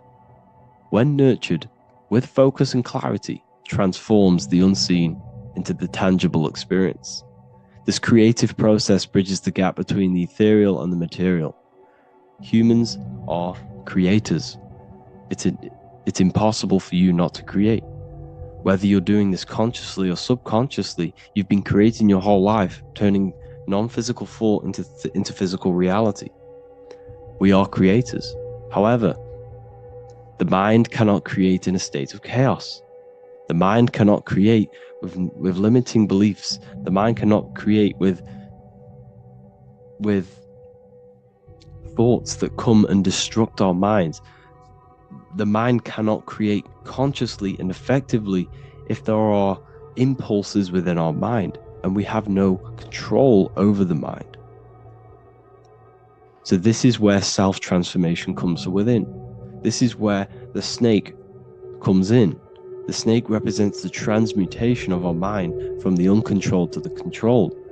In this context of the Egyptians with the snake on their head, it's all to do with mental alchemy. In the occult tradition, the mind is seen as a delicate instrument that demands constant vigilance. Left unchecked, it reverts to archaic and destructive thinking patterns. Like a finely honed blade, it must be continually sharpened through discipline and self-refinement. In this unending process of unveiling and mastery, we learn to shape reality, harnessing the power of our thoughts to manifest the highest potential. It's all to do with mental alchemy, and this is how the snake is connected to you, and what the snake represents to you. It represents the transmutation, the the changing of ourselves, of our consciousness, so we can gain control in this 3D world. If we lack control, then we'll constantly be manifesting chaos. Now, there are 3 ways that we can transform our world, and we can slowly transform our mind. Now, this is not an overnight process. It takes periods of time of purification. And number 1 is affirmation. Let's say we have this dirty cup of water and we have a tap of water. And in this tap, it's pouring in more water, clear water. Over time, if I keep pouring clear water into this cup, it's going to slowly purify this cup. And then in the end, it will look like the cup on the right. It's the same with your mind. The cup represents the limiting beliefs, the negative thoughts, the negative mind, the uncontrolled mind. But if we keep repeating affirmations over and over and over again, such as I am disciplined, I am powerful, I am limitless, over time this can purify our subconscious and we can gain control over the mind, and we will become conscious of the thoughts that we are giving attention to. The second way is meditation. Meditation allows one to develop an off switch for the mind, providing a sense of control over it. Over time, we gain the ability to filter our thoughts and become more conscious of the ones we choose to engage with. Meditation, over a period of time, will give you this button that allows you to filter out negative thoughts. If you have a negative thought in your mind, you'll be able to become conscious of this and redirect your mind's attention. This is all about self-control, because remember, we become what we think about. The snake represents the transmutation of the self. And another way is visualization. Visualization allows your subconscious mind to experience the reality you desire, accepting it as truth. As the subconscious becomes more immersed in this imagined reality, it works to manifest it into your conscious experience. Your visual eye, visual eye. You're using the mind's eye to see and mold your future. That's what imagination is for, to create in your future. You can become your future now in your imagination. And this can slowly purify your consciousness, slowly purify your mind, which will then, if you do all 3 of these over periods of time, you will see great transformation from the inside out. And your outer world will start to mirror your inner transformation, because it's as within, so without. You change your inner world of consciousness, of thought and emotion, you'll change your external reality and your circumstances. So I hope this lesson has gave you a great understanding of what the snake actually represents. And now that you see it, you will see this everywhere. Every time you see a snake, you know it represents the transformation. So please, if you can, leave a like, comment, and subscribe, and turn on the alerts to make sure you never miss a video. And if you have any video suggestions, feel free to make a comment and I can make a lecture on it. I appreciate you all watching this video today, and I'll see you all inside my university if you're inside, and I'll see you all in my Telegram if you join, and I'll see you in the next video, of course. Thank you and take care. Welcome to Revival of Wisdom. Welcome people, we're back with another video, and this video is about Freemasonry and their connection to the Illuminati. Please, as always, to make sure to hit that like and the subscribe button and turn on the notifications to never miss a video. On May the 1st, 1776, the founder of the Illuminati, Adam Weishaupt, founded this secret organization, and this date can be found in Roman numerals underneath the all-seeing eye pyramid on the $1 bill. This $1 bill also says Anu Coptus Novus Ordo Secularum.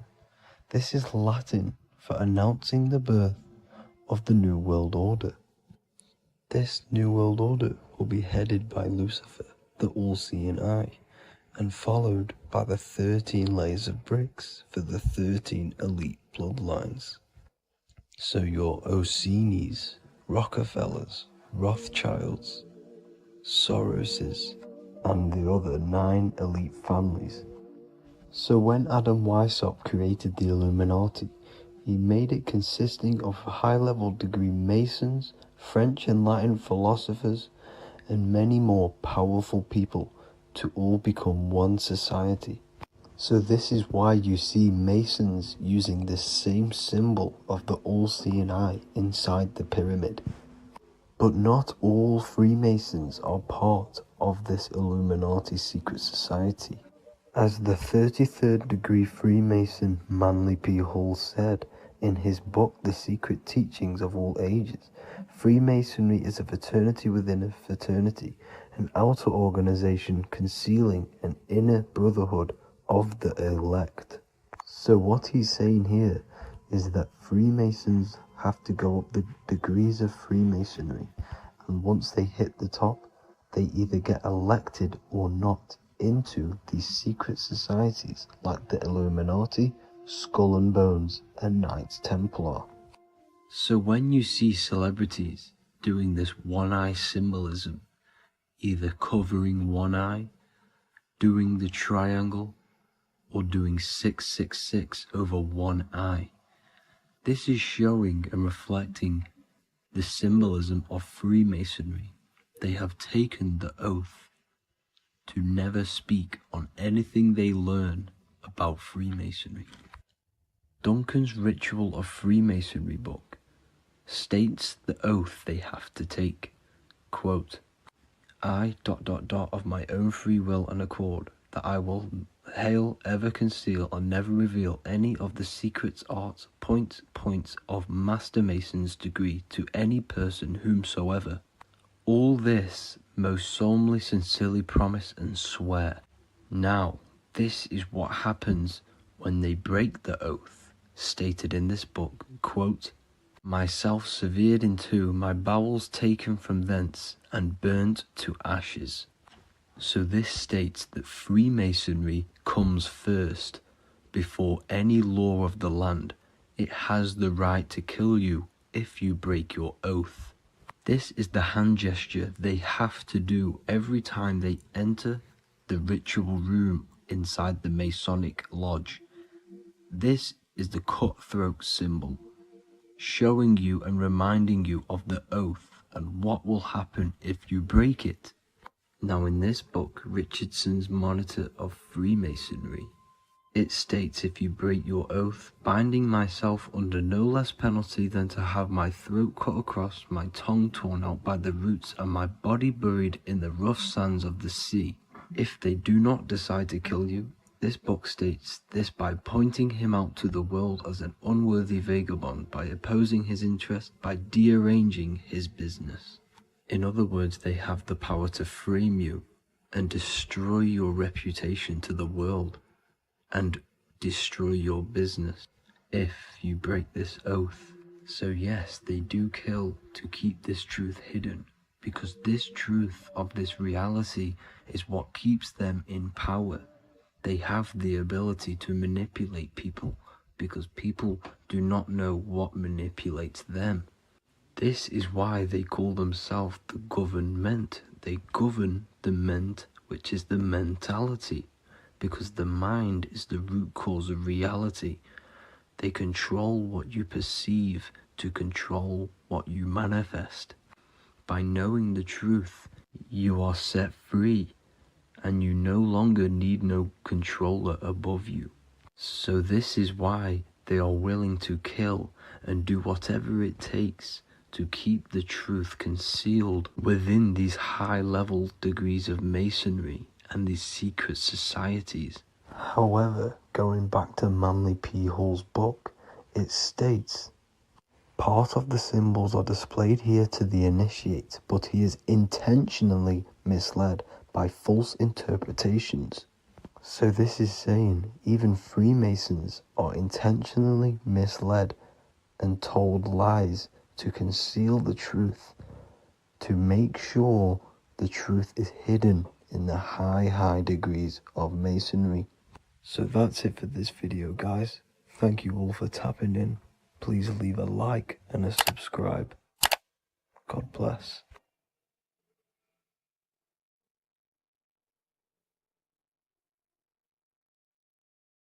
Welcome to Revival of Wisdom. What is good, people, is Revival of Wisdom. We're back with another video. Today we're going to be talking about the importance of Saturn and the occult. Let's jump straight into this. So Saturn is the god of the earth, right? It's the time of God, change, destruction, physical matter.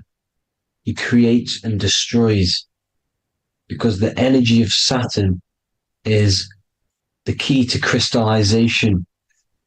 It wraps things in physical matter, right? He creates everything, all life forms, and he takes things back, because the day that you're born, that's the day that your expiry date is coming. The time is ticking until Saturn takes your life. This is why he's known as the Reaper.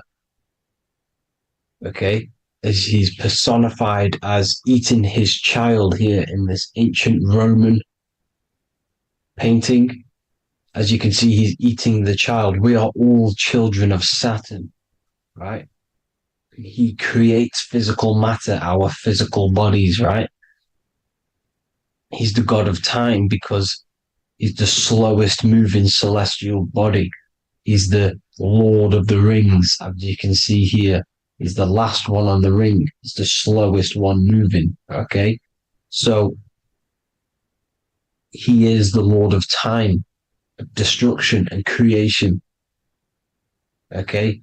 This is why his name is Satan. He's the devil, okay? But I'm not saying Saturn's evil, guys. It's a part of life. Everything lives and dies, right? He's the key to crystallization. Now, as we have the clock here, our god Saturn, or Chronos in Greek, just means time. He's also the god of time, as I've already said. 60 seconds in a minute, 60 minutes in an hour, 24 hours in a day. Add 2 plus 4 equals 6. 60 seconds, 60 minutes, 2 plus 4 equals 6. That's 666. Okay? And as you see on the clock, 6 take away 12 equals 6. 7 take away 1 equals 6. 9 take away 3 equals 6. 6 is the number of Saturn. It's associated with Saturn, right? He's the god of time, of justice. Everything goes back to the Reaper in the end. Everything lives and dies. Now, the artwork of him, he's always got the Reaper staff. You see, it's personifying death. Now, when you see this, the Romans were not saying Saturn was a real person, a real god in human form. No, this is personification. This is what the ancients always did. They personified, just like the Bible. It's all personification. So the personifying Saturn eating its children because it eats, it's the Reaper. No one can escape the Reaper. No one can escape death. Now, Saturn is 666, which is in the Bible, the number of the beast, right? The number of the beast, Satan, 666, right? So on the North Pole of Saturn, you have a hexagon, which makes a cube, right? Now this hexagon, when you join up all the corners, creates the 6-pointed star, known as the Star of David, right? In the Jewish religion. Now, as you can see, the 6-pointed star has 6 points, 6 mini triangles, and a 6-sided hexagon. That makes 666. And also, you have Saturday is named after Saturn, the 6th planet, the 6th day of the week, and has a 6-sided polygon in its North Pole. That's also 666. Now, this Star of David this symbol goes back thousands of years, and it originates from Saturn. It's not the Star of David, right? It originates from Saturn. It symbolizes the physical and spiritual aspect combined into one, which makes us humans, right? Also symbolizes the male and female combined into one. These two sacred energies create the human. We consist of both male and female energy, also known as the seal of Solomon. And we all know if Solomon was a real person, he talks about communicating with 72 demons. He could apparently in the text, he could communicate with 72 demons, and this is sorcery. This is black magic. Now, this symbol is associated with hexing people. When you place a hex on someone, that is a form of witchcraft, which a hex is just a curse. When you're cursing someone, this is black magic. Now, the black magician would stand in the middle of the symbol and cast his spells onto other people. Now, this symbol is obviously on the $1 bill, twice on the $1 bill. And it's very, very ancient symbol. And it originates from Saturn. And let's keep going. So the cube. So I've just said how you see the cube on the North Pole of Saturn, right?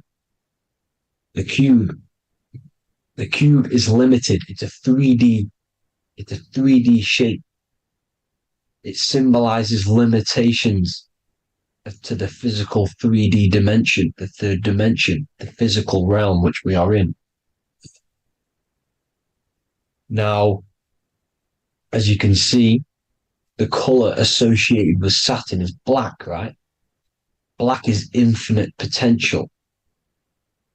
Black is the creation of all things. Before there was light. Light is born out of blackness, darkness, okay? Now, black is physical matter. And as you can see, the black cube, black symbolizing physical matter, the cube being limited, as the physical realm that we are in is limited. It's not like the fourth dimension where everything can exist in a thought. The third dimension is limited, right? And this is what Saturn is. It limits you to the 3D 666. Your body limits you to your physical body. Now, these black cubes are placed everywhere. As you can see, Australia, Denmark, Manhattan. There's one in New York. As you can see, the Apple have a cube. The Nintendo GameCube. Trump Tower is a black cube. This is worshipping the energy of Saturn, the god Saturn. Okay, it's not a god, it's a celestial energy. However, it rules over Earth because it pretty much created the physical realm. Now, as you see, when you go to a funeral, you wear black, a black suit symbolizing Saturn, which is the color associated, black. And as you see in Mecca, they walk around the black cube in rings. As you can see here, they're stood around in rings, like the Saturn, the rings of Saturn. The Mercedes symbol. You probably wouldn't notice that, but yes, it's Saturn. And when you graduate from university, you wear a black cube on your head. This is all symbolizing Saturn. Okay. Now, as you can see, the Jews here have a black cube on their third eye whilst they pray. Notice how he's shutting his eyes into blackness, darkness, and he's wrapped around a black strap around his arm. This is symbolizing the wrapping of physical matter, of how physical matter wraps things into existence. And as we all know, the Star of David is a Jewish symbol. So he has the black cube and the Star of David, right? So all of these religions are secretly worshipping Saturn. Okay, this is all Saturn worship, Kronos, the god of time and destruction, the physical reality. Now, as you can see, it's symbolized everywhere in all major corporations. Pepsi, internet, that's obvious. NASA, of course, NASA. NASA means to deceive in Hebrew. Universal, Walkers, that one's so obvious. Nike, Toyota. So many different ways they symbolize it. You either see the rings of Saturn or the black cube, as I just showed you here, the Nintendo and the Mercedes, right? It's absolutely everywhere. Now, they also use 666 to symbolize it, as I've just broken it down to you. 666, the World Economic Forum. We all know how they're trying to enslave us into this new world agenda. Google Chrome, CERN, Disney, Coca-Cola, Cadbury's, all of these have 666. Now, every UPS barcode has 666. And even www. Is Hebrew for 666, as you can see here. Monster. It's the same Hebrew letter that means 666. Drake, 6 God. That's his God, Saturn. Why? Because they love physical realm. They love the physical dimension, the third dimension. Because they can rule here through riches. They can build an empire here. It's not like the fourth dimension. They don't want to ascend. They want to stay down here in the physical realm. Okay? Now, this is why they're cloning. They can move their consciousness into other clones to live forever. This technology exists. This is why they love the third dimension. As you can see, all of these sellouts here, Drake, Leonardo DiCaprio, you know, all of these people doing 666 because this is their God. This is their God. They love the physical realm. They sold their souls for wealth and fame in this physical realm. So why would they leave? You see? Now, this isn't all just evil, okay? So you have 7 chakras, right? You have 7 days of the week, 7 solfeggio scale notes. These are frequencies, the solfeggio scale. Now, it's called the Saturn moon matrix because the moon symbolizes your mind, because you're created out of the Holy Trinity, which is body, mind, and spirit, right? That's the triangle, the equal triangle, body, mind, and spirit. Now, the 3 main celestial bodies are Earth, Moon, and Sun. The Earth being your physical body, the Moon being your mind, and the Sun is your soul, hence why it's called solar. It's a solar soul. Now, these symbols are alchemical symbols. So when you're doing alchemy, you use these symbols to obviously symbolize what we're talking about.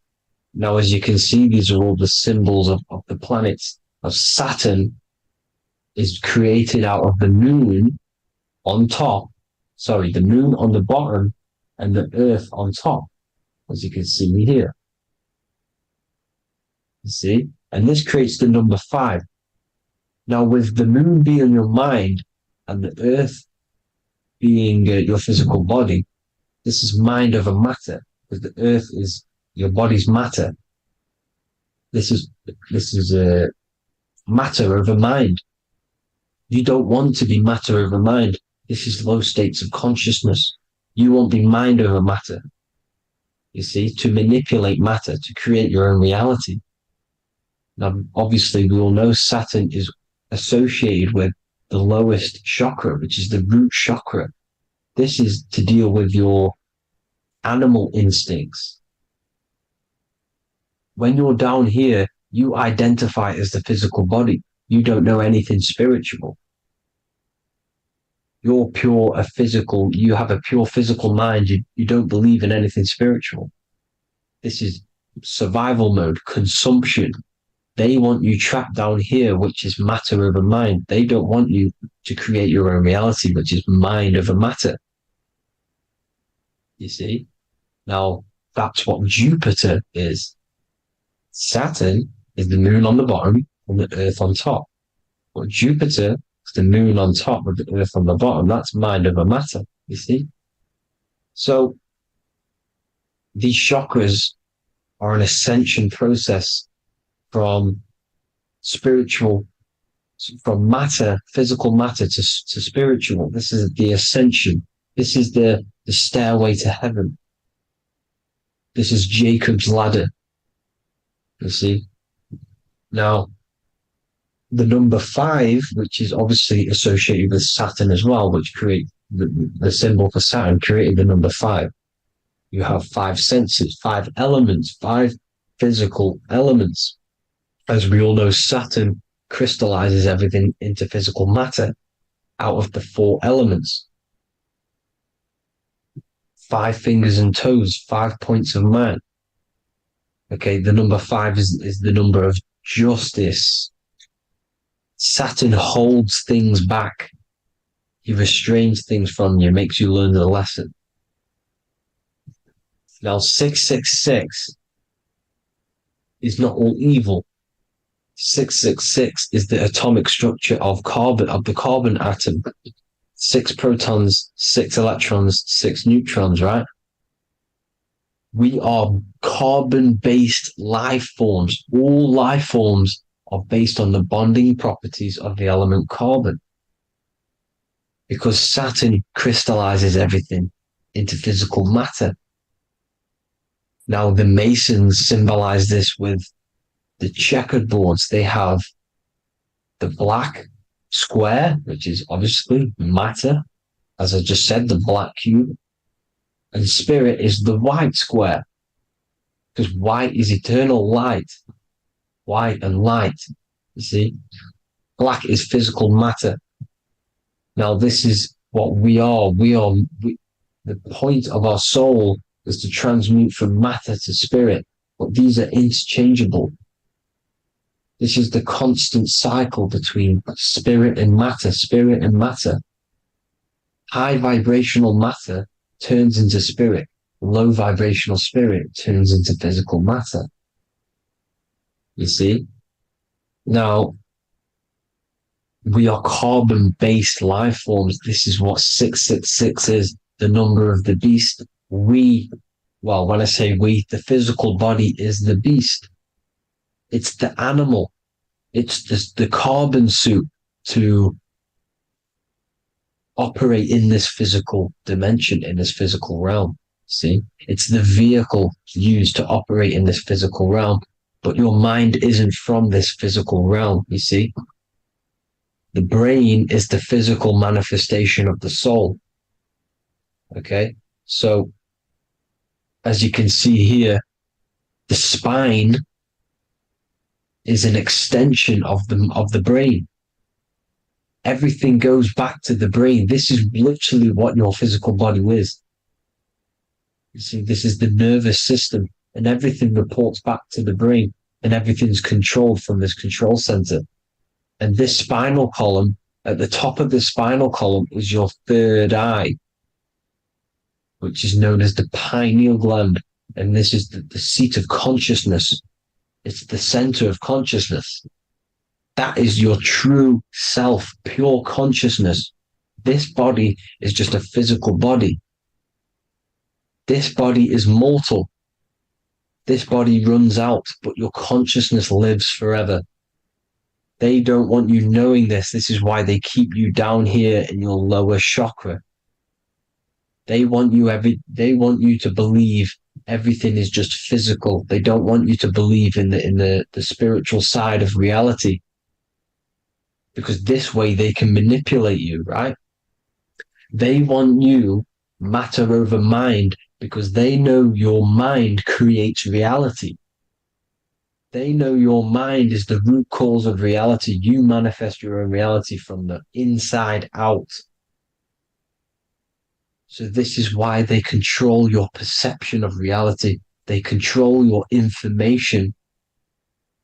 in order to manifest their new world order. You who are ignorant to knowledge and wisdom, you who are ignorant are manifesting their agenda because you accept their information and their perception of this reality. Now, this is why they tell you the globe model, the heliocentric model, to trap you into physical matter. Now, if you understood about this true form of this realm, you'd understand that there's a spiritual side behind everything. The spiritual side, something has to exist. The root cause of reality is higher planes of existence. It happens in the mind before it happens on the physical plane. You see? They don't want you knowing this. They want you matter over mind, which is the symbol for Saturn. Moon over Earth. The Holy Trinity.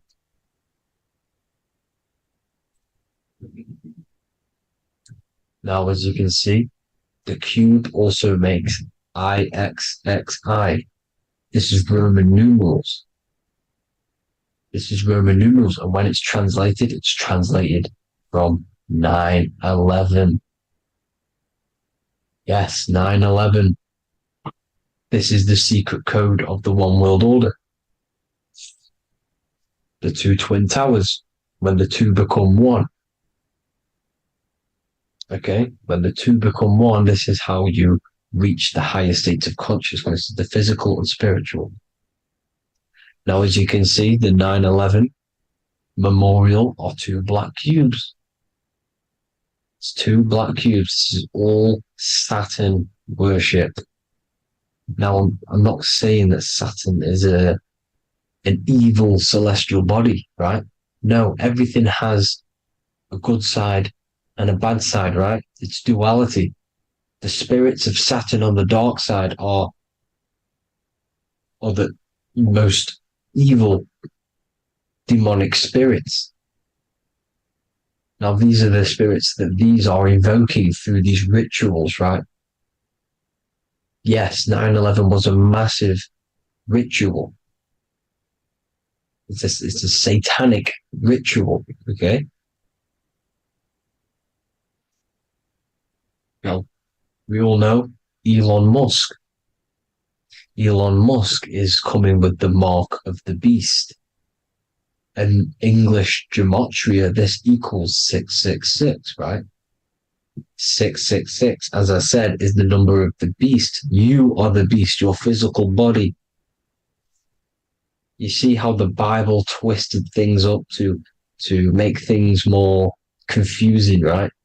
But it's there. You just have to have the knowledge to be able to read the Bible properly. As we all know, we had this virus. I'm not going to say the name because I'll get flagged. This virus adds up to 666 because this is all part of the New World Order. It's all part of keeping you in this physical dimension. Okay? Now, as you can see here, Novus Ordo Seclorum on the back of his shirt, on Elon Musk's shirt, this is also on the $1 bill, Novus Ordo Seclorum. This means New World Order. Yes, New World Order. This is on the back of Elon Musk's shirt. And as you can see here, he owns Neuralink, which is the brain chip, which they're going to be implanting this onto your brain. This is the New World Order to connect you and merge your consciousness with AI. Neuralink and Meta, he owns Meta as well, which is the metaverse. These are going to be linked in, hence why they have the same symbol, but just in a different format. It's the infinity symbol. And the infinity symbol comes from the Taurus field. As you can see here, your electromagnetic field from around your body. Now, the end goal is for this New World Order is to trap your consciousness inside of an alternative reality being projected from the metaverse. because the metaverse will be the reality. Neuralink will be the brain chip inside of your brain, projecting your consciousness into an alternative reality while they harness your energy of your physical 666 body. Now, this stuff gets real deep, people. Now, this is the end goal of the New World Order, is to connect you with AI.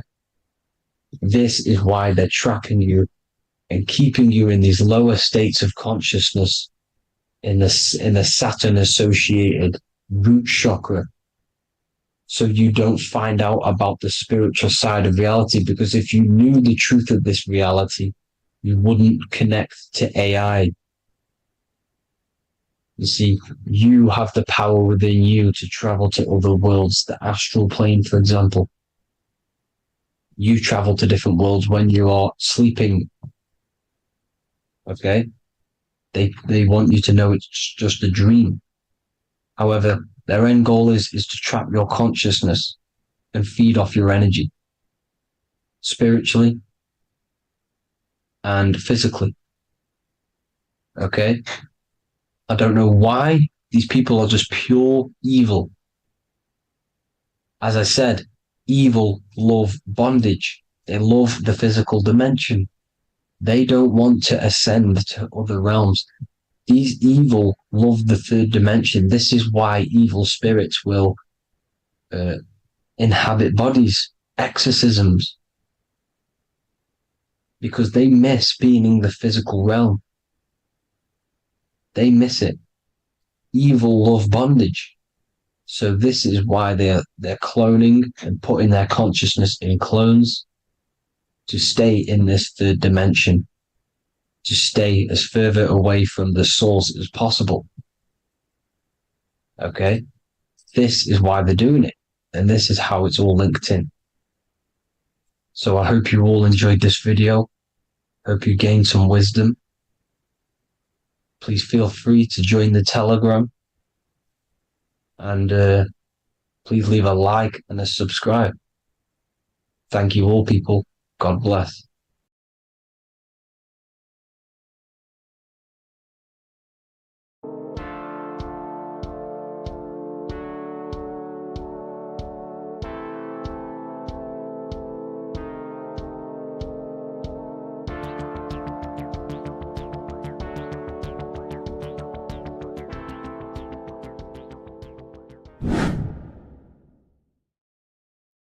How are we all doing today, people? It's Revival of Wisdom, and today we're going to get real deep.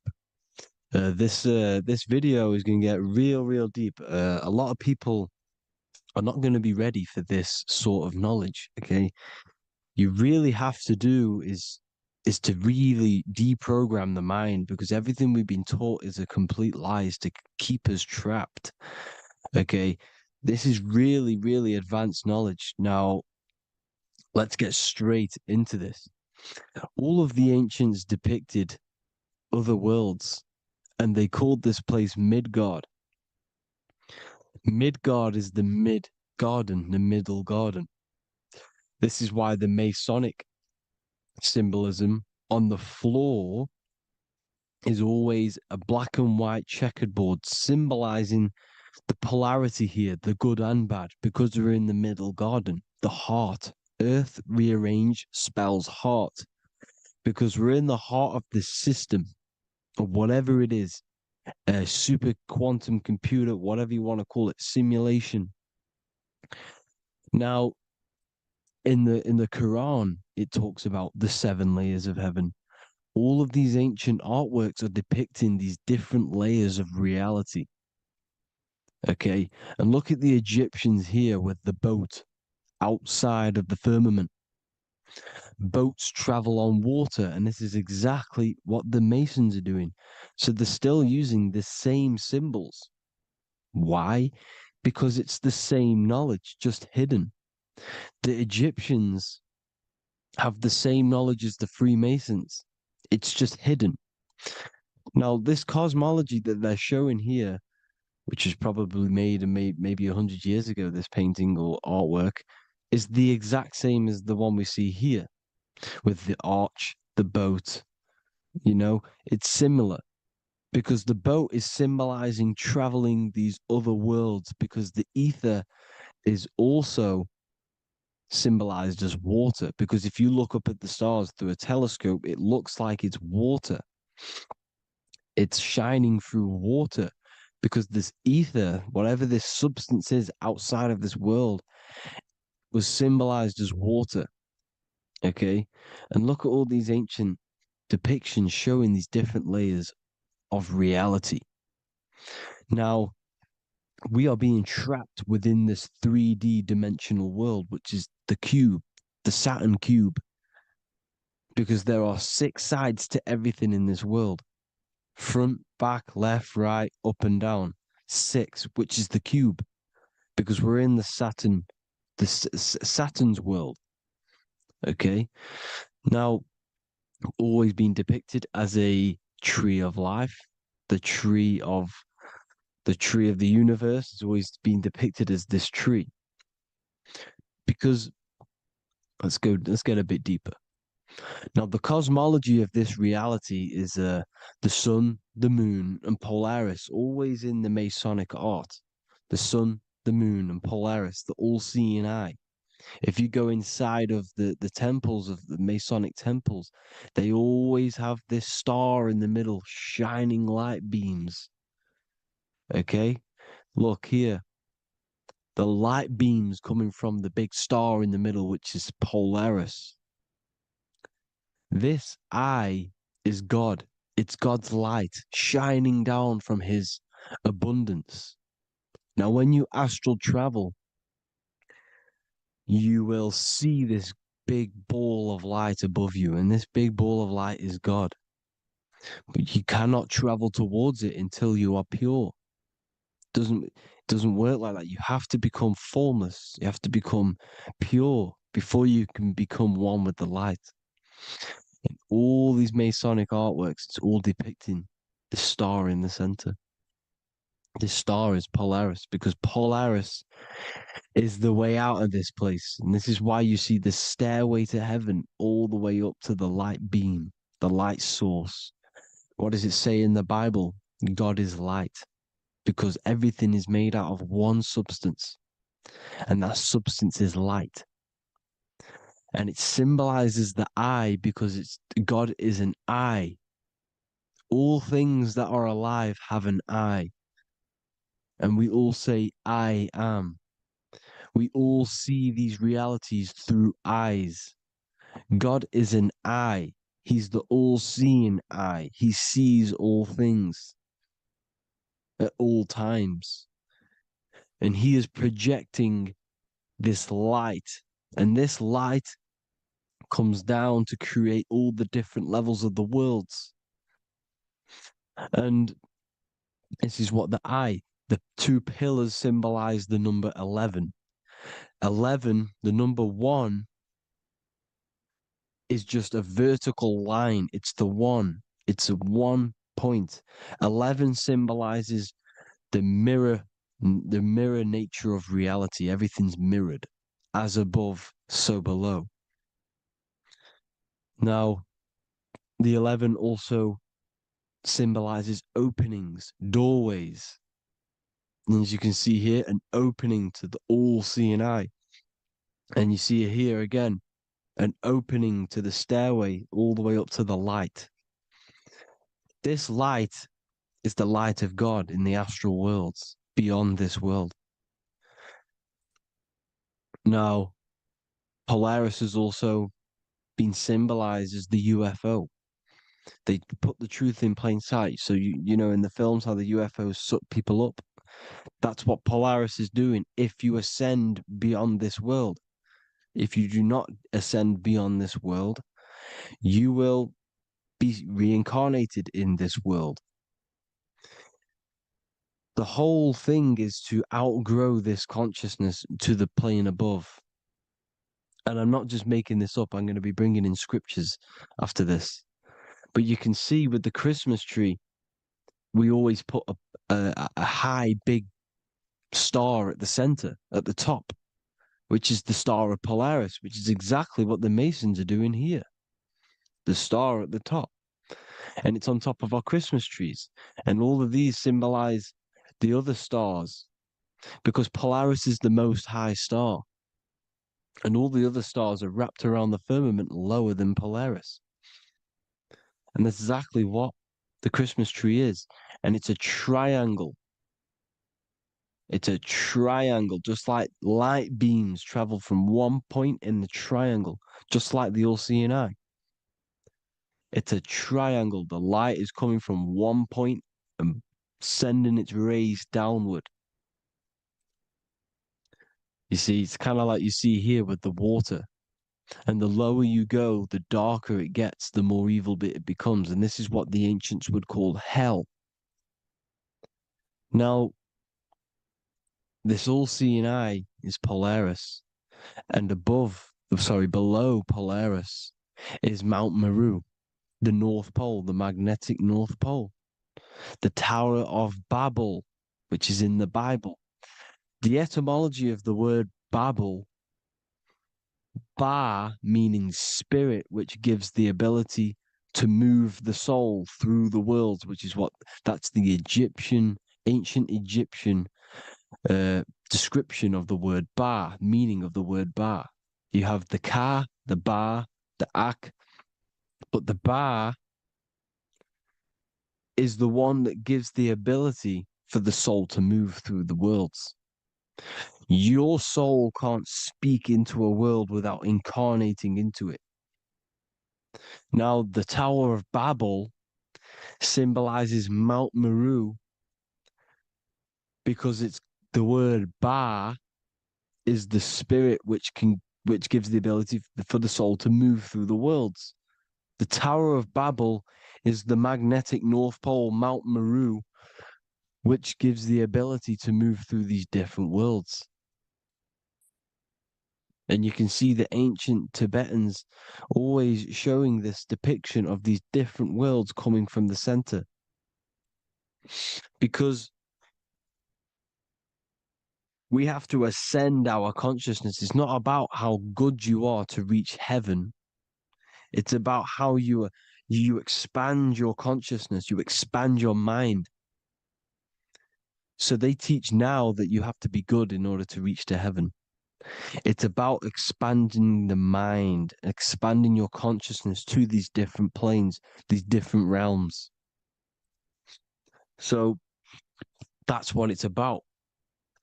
And Jesus was known as the fisher of man. Now, Jesus is a massive part of this.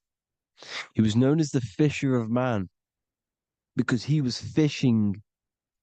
He could have been fishing.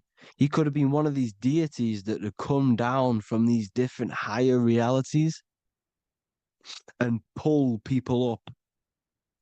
So they called Jesus the fisher of man. And he says unto them, follow me and I will make you fishers of men.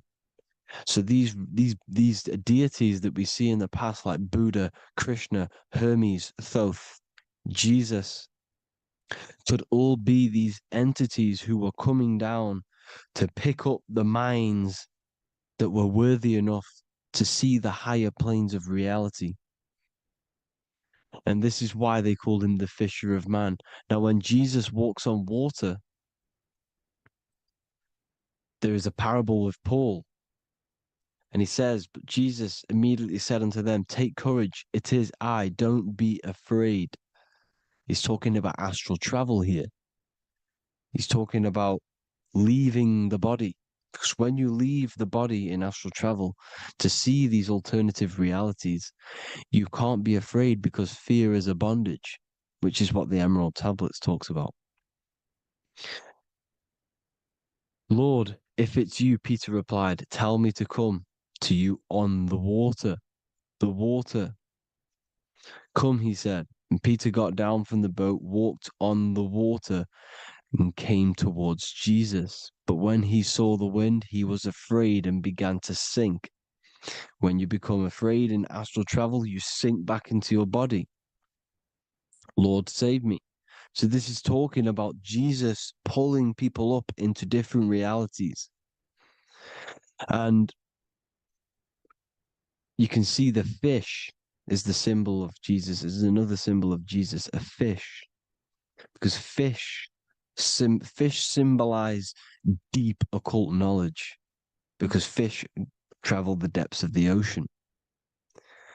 And they symbolize us because we are fish underneath the ethers. And Jesus was pulling people up.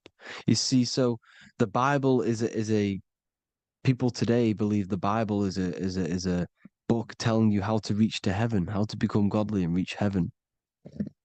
But you've got to become the Jesus Christ to see these alternative realities. Now look at the Emerald Tablets is a massive part, and it speaks so much about these different realities. Look what it says here. This is in Emerald Tablet 3. Then in my heart grew a great longing to conquer the pathway that led to the stars, which is exactly what the Masons depict in all of their art. Look, the ladder to the stars. And then he goes on to say, years after years, I sought after wisdom, seeking new knowledge, following the way, until at last my soul, in great travail, broke from its bondage and bounded away, broke from the bondage of the body. Free was I from the bondage of earth men. Free from the body, I flashed through the night. The stars. The stars are a massive part in the astral world. Each star is a different reality. And the true astrology is the star that you came from. You came through a star to reach this, to reach here. There is a reason why you are here. There's a reason why you have the personality traits, because your soul came from a specific star. This is why we call them Stargates, because they are gates in and out of this reality. And Polaris is the way out to the higher worlds.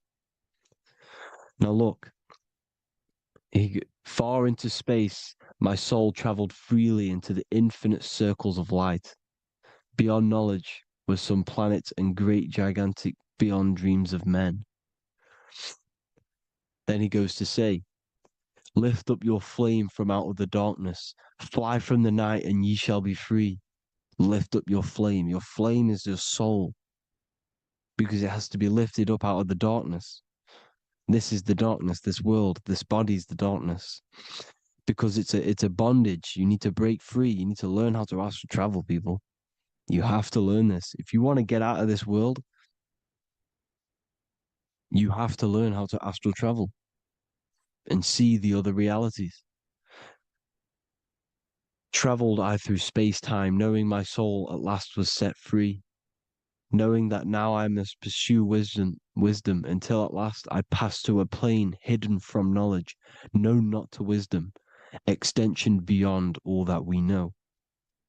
So he's talking about he went to a place where we cannot even comprehend here, a place that is not even known to earthmen. He's telling you he's ascended out of this world to the planes that are beyond. And it says here in the Emerald Tablets, man is in process of changing to forms that are not of this world. Grows he in time to the formless, a plane on the cycle above. Know ye must be one, ye must become formless before ye are one with the light. The light, the same light that I was talking about, the Masonic light, with the triangle, God, the one source. Ye must become formless before ye are with the light. Formless, you have to leave the body. You have to leave the body. You have to gain the ability to leave this body and travel to these other worlds. Now, it says here, not as man am I, for free have I become of dimensions and planes. In each I take on a new body. In each I change my form. Know I now that the formless is all there is of form. You see, all things created come from the things that, all things that you see come from the things that you cannot see. All of us have the same spark of consciousness, the same I am. Every dog, every animal, every human has this same I, this same thing which sees through the eye. It's formless. It takes this formless entity is the same entity of us. We are all the same entity in different bodies. And this entity it was represented as the flame, the cosmic flame, which is inside of all of us. And this is why the Masons depicted your spine as a candle or the Holy Grail. You would either see this or a candle with a flame on the top, because the Holy Grail is your consciousness, which is on top of your spine, which is the candle. Now, Jesus, Thoth, Buddha were all these deities which were coming down to lift people up because they were fishermen of men. And he would lift you up to the higher worlds, out of this world, to the ones above. Now, Thoth, you can see him here, he's leading the way. He's holding someone and he's leading the way with knowledge and power. He was leading the way to other worlds, out of this world. There's no point trying to change this world. This world will stay the same. It will stay the same. You have to get out of this world. And that's what they're telling you. That's what they're keeping you from. They're keeping you stuck within this thin layer of reality. So what the Masons are doing, they have the ability to astral travel. They're living not stuck and bound to one reality, but living within the different layers of reality. And this is what Morpheus was doing in the Matrix. Morpheus was going into the Matrix to go and get Neo, which is exactly what Jesus was doing, pulling up people out of this world to the ones higher. And that's exactly what Morpheus is doing in the Matrix. If you haven't watched the Matrix, go and watch it. It will blow your mind. Everything I'm saying in this video, you will see it. Except that you don't need to use a machine to enter the Matrix. You just use your body. Well, you use your consciousness to leave this body. You see, Neo was also uploading himself into the simulation to pull people out of the simulation. And this is exactly what all of these gods were doing. The fisher of man. Look, he was pulling people up out of this reality with the knowledge. Now, Jesus was always depicted with the mushrooms. Look at all this mushroom art. Mushrooms were literally the origin of Christianity. You can see it everywhere. There's mushrooms in all of the ancient art. Every single one of these paintings you see here, there's mushrooms on them. Mushrooms have the ability to see alternative states of consciousness. Now, if you go and do them and you go to sleep, if you pop mushrooms, you go to sleep and you will wake up in another reality. You will wake up in another reality. Don't try it if you don't want to do it. But if you've got the heart to do it, do it. Eat them and go to sleep. You'll wake up in another reality. And Jesus was handing out mushrooms to the bright minds, to the minds that he wanted to fish out and pull up to the higher realities. He was giving them mushrooms to see themselves in an alternative state, in an alternative reality. This is why there was so much mushroom art. And it's not just ancient Christians, it's Sumerians, it's the Mayans, the Celtics, the Egyptians, all used mushrooms. All of them. Look at all this art. It's on stones, it's everywhere. Because mushrooms See, everything in nature is a micro macro. Look at the form of a mushroom. It's literally your spine and brain because they alter your consciousness. Your body is just a radio receiver. Everything that you're experiencing is a program being ran by the central nervous system, and your consciousness is experiencing this program, these electrical impulses of the nervous system, because it's all feeding back to one point, which is the pineal gland. And this is the candle with the light on it.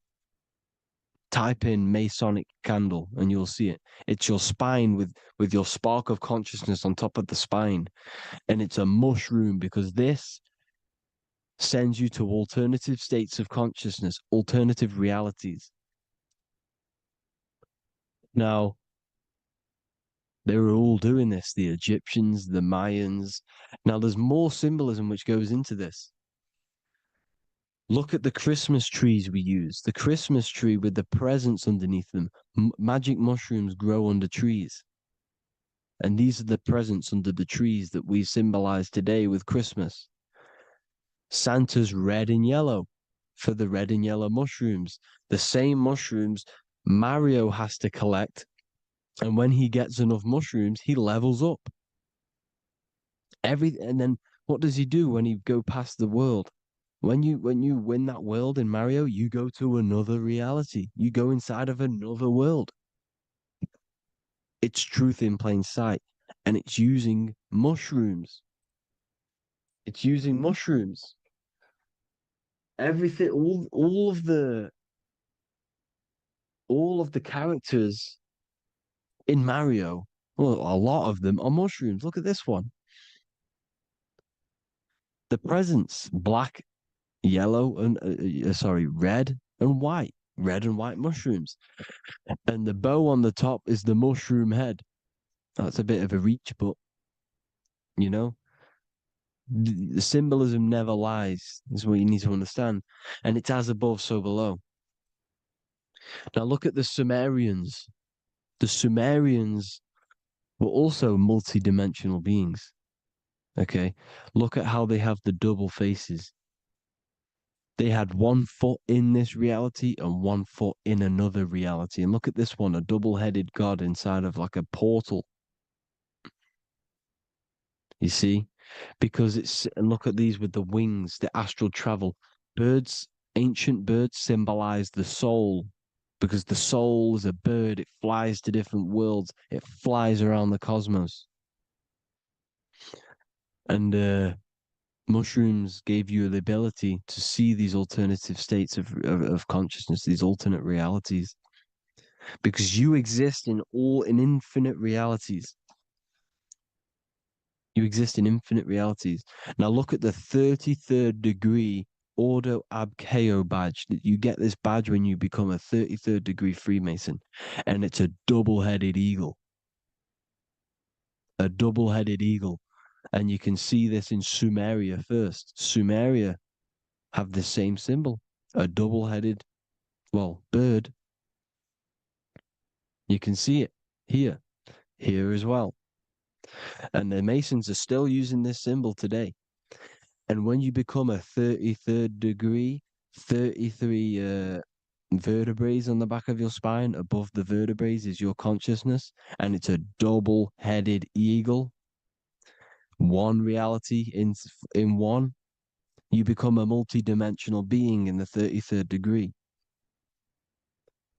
And I've heard many interviews of Masons say it becomes Luciferian. You see, they speak in code. These Masons can't tell you about what they learn about, but they will speak in code. They said it becomes Luciferian. The word Luciferian is lucid. The root word of Luciferian is lucid, and lucid is lucid dreaming, alternative realities, dream worlds. You become a god. Luciferian means you're becoming your own god, pretty much. because you are becoming a multidimensional being living in between the different layers of reality at the 33rd degree of Freemasonry. And look at the double-headed eagle, because the birds symbolize the soul. And they reach high, they fly high, just like the soul wants to fly high to the light, to become one with the light, like the Emerald Tablet says. Now look at Janus. Janus was another god, and he's known as the god of doorways. Janus always depicted with a double head. Janus is why we say janitor or January. And January is entering a new year. Janus is known as the god of doorways with keys, always got a key, because keys open doors. That's why the janitor holds all the keys. And Janus always has double heads, because he had one foot in this reality, one foot in another. He was a multi-dimensional being, a Luciferian, living between the different layers of reality, except from instead of being stuck in one like we are. Well, a lot of people. And that's the whole point. You see, all of this stuff is about like changing the world and stuff like that. This world will probably never ever change. It's probably been like this forever. Well, forever, for a long time. But it's about moving out of this reality to the higher states. And the Masons always depict the ladder to the luminaries, the stars, with a key, the same key of Janus. The Vatican is a key, and it's in charge of all the religions. Why is it a key? Because they're holding back the key. They're keeping you stuck within this reality, keeping you stuck as identifying yourself with the body, identifying yourself with this world. You are not in the world is within you. This is a program being ran by your central nervous system, and your consciousness is experiencing this reality. Now, this is going to be a mind-blowing video for some people. You have to have an open mind. You have to let go of all the programs. I'm repeating what the ancients are talking about and the ancient symbolism.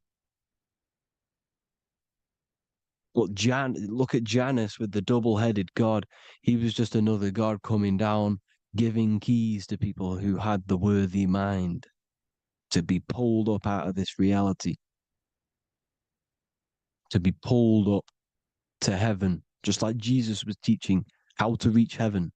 But really, it's an encoded scripture.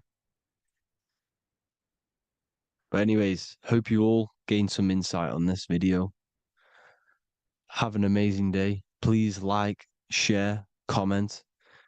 All the links are in the bio for the PDF, for the Manifestation Mastery course, and all the other amazing stuff. And if you want to support the channel, I'd greatly appreciate if you became a Patreon member. Hope you all have an amazing day, people. God bless.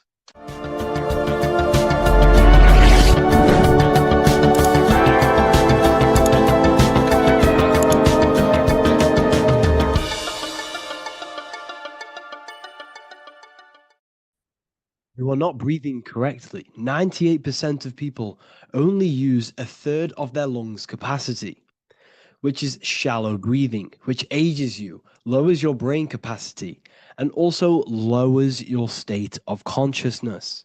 So it's essential that you breathe consciously on a day-to-day basis, because this is what truly elevates your consciousness. I am going to give you the key for you to raise your consciousness just through breathing alone. Such a simple thing, but yet the most effective way for raising your state of consciousness and becoming more spiritually and mentally advanced. So tune in for this video, and I'm going to show you exactly how to do it and the symbolism behind breathing. Air is more than just air. It carries electromagnetic energy. So now I'm going to give you the science behind this spiritual truth. This invisible force is what sustains all physical life, providing the life force energy essential for existence. Electromagnetism. Everything is fed off electromagnetism. Your body is an electromagnetic battery. Now, we can prove that air carries electromagnetism just by doing a simple test, a simple scientific experiment, by getting liquid oxygen and pouring it between a north and south magnetic pole, two polar opposite magnets. We see that the liquid does not fall straight through it. It is sucked, it is magnetically attracted to these two opposing forces, opposing magnets. This is proof that air, liquid oxygen carries electromagnetism. When you are breathing electromagnetism, the essential life force behind all living beings. This is known as energy or prana, chi, ether, or spirit. This is all the same thing. Air is not just empty space, it is energy, it is prana, it is life force, it is spirit, it is ether, chi, prana. You are an electromagnetic being. Your consciousness is in direct correlation with your electromagnetic aura or biofield around your body.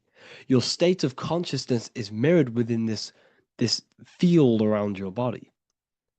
Now, your breath, when you breathe in, you're breathing electromagnetism or life force.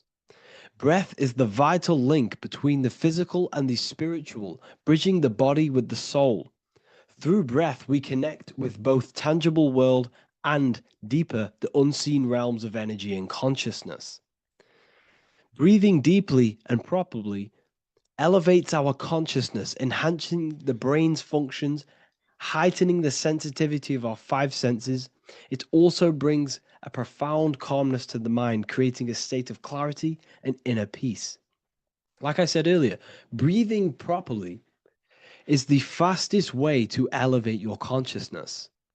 It is the fastest way because breathing, when you stop breathing, what happens? You lose physical consciousness. Your body will shut down if you do not breathe in this vital electromagnetic energy in the oxygen. If your body does not get this for 5 minutes or however you can last without breathing, this makes you lose physical consciousness. Your body will not survive without this essential life force energy. Therefore, air is one of the most overlooked things.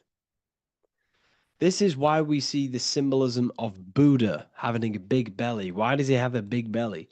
Because it's symbolizing breath work, proper spiritual breath work, the certain teachings of breath work, of when you breathe in through the nose, you have to breathe in through the nose. You don't want to breathe in through the mouth because the nose acts as a filter which catches dust particles and filters out the air before it enters the lungs. The mouth does not do that. The nose is for breathing inward. We breathe in through the nose, and when we breathe in, we breathe into our belly, not our lungs. When we breathe into our belly and our belly expands outwards, we are then moving this energy down from the nose down the spinal column. And when we breathe back out, the belly goes in, which is raising the energy up the spinal column, back out through the mouth. This is the true way of breathing, because when we breathe, we are moving energy. We are moving electromagnetic energy. When we breathe in through the nose, the energy travels down the spinal column. And when we breathe out, we are raising this energy back up the spine, some of it going out the mouth and some of it reaching the brain, activating dormant brain cells in the brain. But when we breathe, we need to make sure we are using 100% of our lungs' capacity, because the lungs is what transforms this special energy into consciousness, physical consciousness. So this is why Buddha has a big belly. It's not because he was fat. It's not because he was overweight. It's symbolism. It's symbolism of breath work. So try this. Do this for 2 minutes while you watch this video. Breathe in through the mouth as hard as you can until you no longer can fill any more air into your lungs and belly. Breathe it into your belly, not your lungs. And breathe out through the mouth. Do this for 5 minutes or 2 minutes, however long. I promise you, breath affects your consciousness. You will notice the difference. If you do it quicker, the quicker it'll affect your consciousness, and you might go lightheaded. But that lightheaded is you activating your spirit, your energy body. So try this just when watching this video. When you breathe consciously, you are renewing both your energy body and astral body, aligning your consciousness with a higher state. This practice feeds new life force energy into the body, revitalizing and enhancing your overall well-being. Like I said, your brain requires the most amount of oxygen. When we have shallow breathing, this is reducing the brain's capacity. Because when we are not breathing properly, which 98% of people are only using a third of their lungs capacity, we are essentially only using a third of our consciousness, because your breath is directly correlated to your consciousness, your state of consciousness. When you breathe in through the mouth, out through the mouth, out in through the nose, out through the mouth, consciously and deeply for 5 minutes, you will notice that your senses are more powerful and sensitive. Your brain is quicker.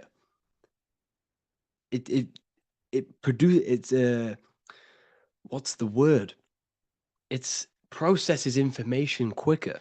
You become quicker. You become a superhuman, and you feel more spiritual because it activates your spirit, your astral and energy body. So when we meditate, it's definitely important to breathe in through the nose and out through the mouth as deeply as possible to align with a higher state of consciousness. And this is the easiest way to separate your consciousness from the body. When you breathe in deeply for long periods of time, while meditating, while taking no thought, when no thought is present and you gain a rhythm of deep breathing, this is the gateway. This is the gateway to opening your consciousness. Because when you stop thinking, other aspects of your consciousness can open up. All of our lives we've been thinking, which is blocked off the higher states of consciousness. So breathing is very, very important. It affects our overall well-being. And this is Yahweh, the in and the out of breathing. When we breathe in, this is Yah. You can hear it. It sounds like Yah. And when we breathe out, that is Way. This is the name of God, apparently. But God is within you. You can connect with God. You can connect with source consciousness within you by breathing, by raising your state of consciousness through breathing and meditation. This is why the Bible tells you the Spirit of God has made me, and the breath of the Almighty gives me life. You are consciousness. You are God. You're an extension of God's consciousness. Job 27:3. As long as my breath is in me and the Spirit of God is in my nostrils. The Spirit of God is through breath. John 20:22. And when he said this, he breathed on them and said to them, receive the Holy Spirit. The word spirit means breath. In Greek, Hebrew, Latin, it all means breath or wind or air. The Holy Spirit is a certain way of breathing, a breathing technique that elevates your consciousness, that syncs you up to a holy consciousness, an elevated state. That is the Holy Spirit. That's why it tells you in the Bible, when he said this, he breathed onto them. He breathed onto them and said, receive the Holy Spirit. You must breathe to receive the Holy Spirit. When you breathe, you are renewing the body's energy. You're taking in new life force. which is regenerating your cells, regenerating your brain, nervous system, and also connecting with consciousness, pure consciousness. This is not something that we should be doing during meditation. Yes, it is. We should be doing it during meditation, but this is something that we need to apply all of the time. This is the fastest way you can raise your consciousness. I just want to say, all of this knowledge is inside of the Book of Wisdom, Volume 2. Make sure to give a like and a comment on this video to help the algorithm. And let me know what you think about the last book or this book if you have read them, to let the new people know what they're looking at with this book. This is truly life-changing. The Volume 2 and Volume 1 is truly life-changing. You can get them in a bundle also. Learn hidden knowledge inside of the Ethereal University. This is where truth seekers belong. I'm not here to try sell you this, but this is the place for truth seekers. And if you are serious about your spiritual journey and serious about gaining knowledge, which gives you the advantage over life, join Ethereal University. This will definitely help you. Thank you for watching this video. Please leave a like and comment. Make sure to give me any suggestions on videos you want me to make in the future. Thank you all. In this video, we're going to be talking about the evolution of consciousness. You are born human, however, you possess consciousness, which is the awareness behind your being, the awareness behind your thoughts, the experiencer behind your five senses, the experiencer, the observer behind your thought, emotions, and senses. You are an eye, an invisible consciousness looking through a lens, which is your body. Your body produces this physical world that you experience. Your brain produces this world. Your brain and body is a technological computer. However, you are an infinite, ever-expanding consciousness behind this physical body. And there is an evolution of consciousness, a cosmic journey of expansion. And this is why we see so much pyramid symbolism in the occult and esoteric world, and especially within Freemasonry. Because the pyramid represents climbing, an evolution, a raising state of consciousness, a journey. Steps symbolize a journey upwards. This is the raising and the evolution of consciousness, our inner world. The transmutation of our inner selves, of our souls and consciousness and our minds. So when we see this pyramid, we're seeing a evolution, a way up to source consciousness. And the eye in the pyramid represents your source consciousness. It represents illumination. It represents divine guidance through this evolution of consciousness. This is why we see the ladder. Consciousness is ever expanding on an infinite journey of evolution. Each individual is a part of this cosmic process, contributing towards the ongoing expansion of both mind and awareness. As we evolve, we collectively explore deeper levels of existence, expanding the boundaries of thought and consciousness. The mind has the ability to expand infinitely into new realms of thought, into new dimensions of mind. The mind cannot be filled up. It is not a physical substance. The body can be filled up because it is a physical thing, but you cannot fill the mind. Therefore, the mind is constantly expanding, ever expanding into new fields of thought. So what we see in Freemasonry, the ladder, is again a journey, an elevation of consciousness. When we are born with an infant consciousness, and as we gain older, we gain an adult consciousness. Our inner world, our inner mind, and our emotional intellect changes and evolves. We are significantly different from when we were very young as an infant. It's because our consciousness evolutes, it changes, it alters like water. So just like this evolution of your own consciousness as growing up, there is consciousness of beings existing in cycles beyond our own. And their consciousness is unimaginably different from ours. They operate on a higher level of understanding and knowing, experiencing reality in ways that transcend our current comprehension. Our minds right now cannot comprehend the highest states of consciousness. There are entities, there are beings beyond our own, existing in higher dimensions of consciousness that we cannot comprehend because they have expanded. They are on a further way up the ladder of consciousness. However, we are all on the same journey. None of us can take the same journey. There is one ultimate goal, reaching source consciousness. However, this is always ever expanding. However, we are all on a different journey. There is one truth, one source, one goal. However, there are billions in different ways of reaching it, and we are all on these different paths to source consciousness, to this ladder, this evolution of universal evolution. Okay? Their awareness is attuned to new dimensions of existence, reflecting a more advanced stage in the cosmic journey of consciousness evolution. So when you take DMT, you are shot into these higher realms of consciousness where you meet these beings who look similar to these images. They are not speaking to you physically. They don't speak to you three-dimensionally through vibration and words. They speak to you mentally. If you have done DMT, then you know this. And if you have met these beings, then you know this. You might have even met some of these types of beings on mushrooms or any psychedelic drugs. Because ultimately, when you take these mind-altering substances, it's altering your consciousness. It's merging your consciousness with the spirit of that substance.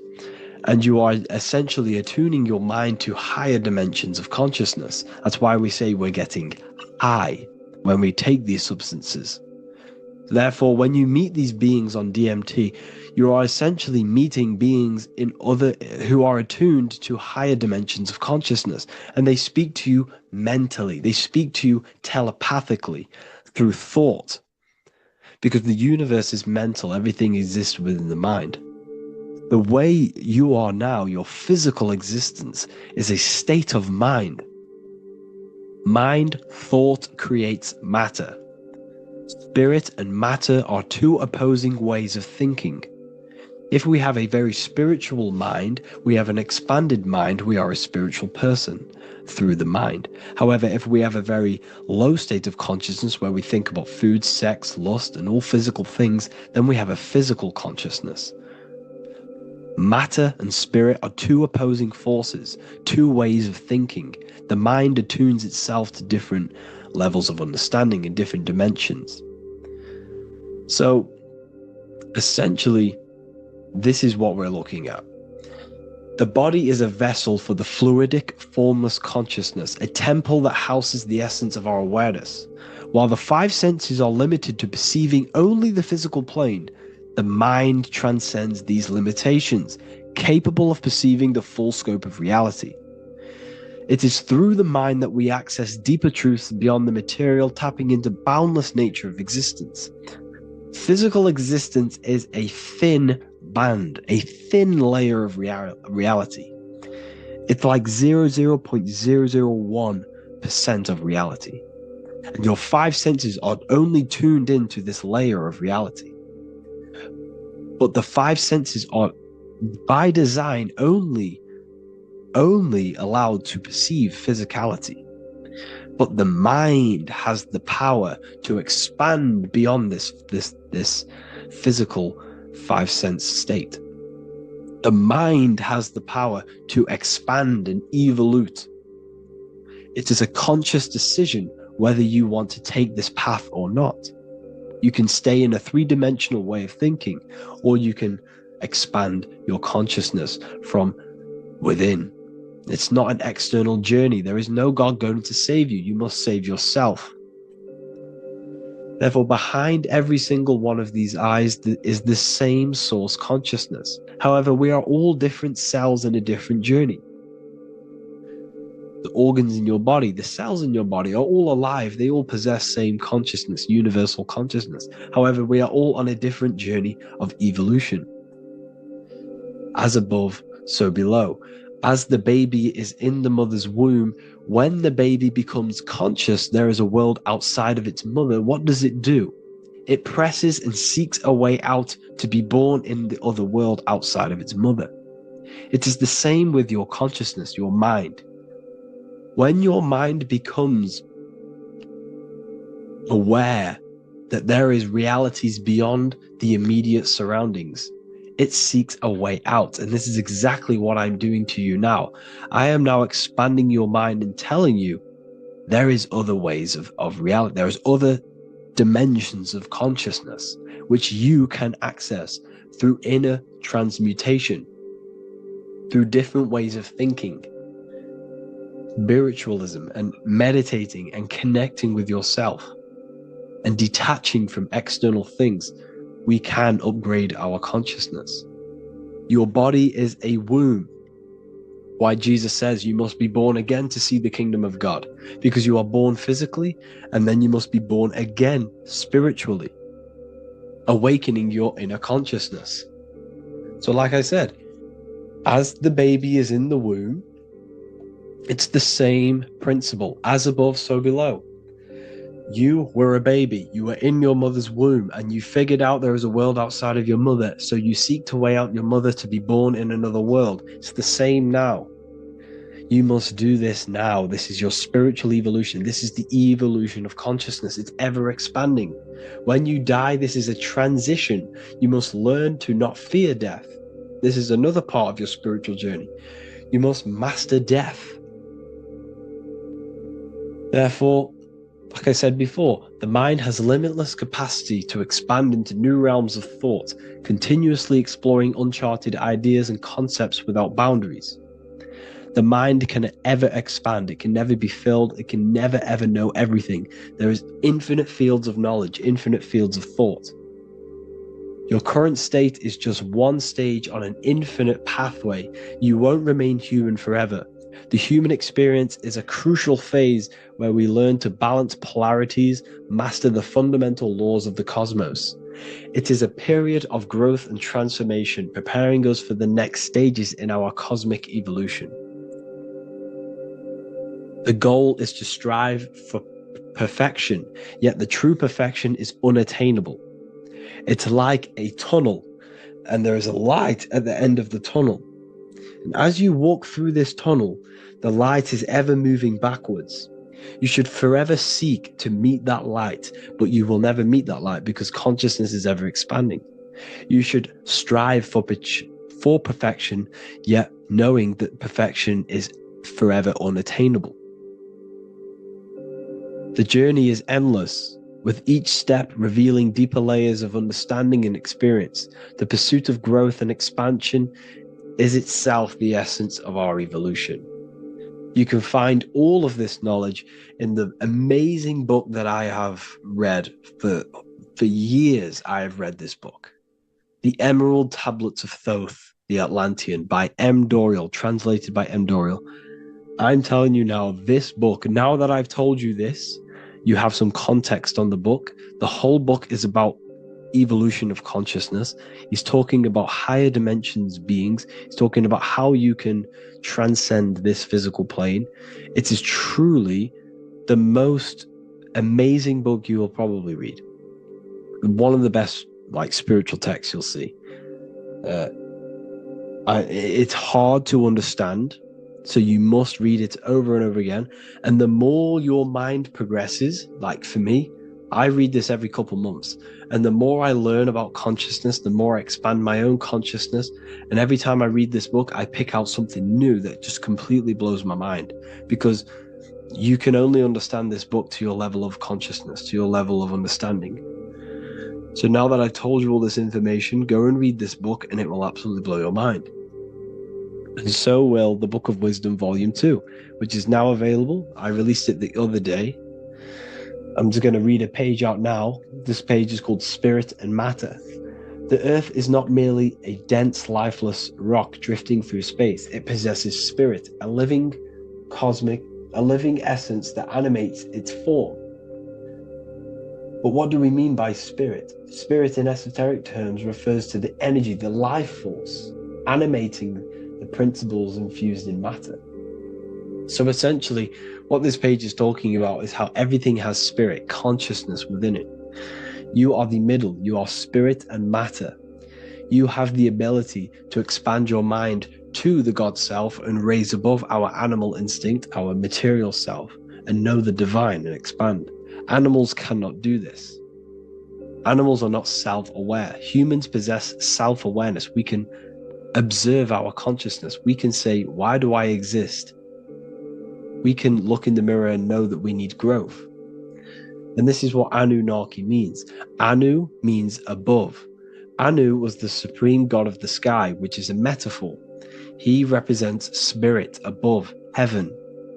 Anu came down to earth and married Ki, the goddess of the earth, which represents matter. It's a myth, it's an allegory. Anu married Ki and gave birth to the Anunnaki. Spirit came down and infused with matter and gave birth to the human, which is you. You are spirit infused in matter, Anu and Ki, Anunnaki. You are the Anunnaki. And this is what just one of the teachings in my book. Honestly, this book is absolutely amazing. If you truly, truly want to expand your consciousness, give this book a read.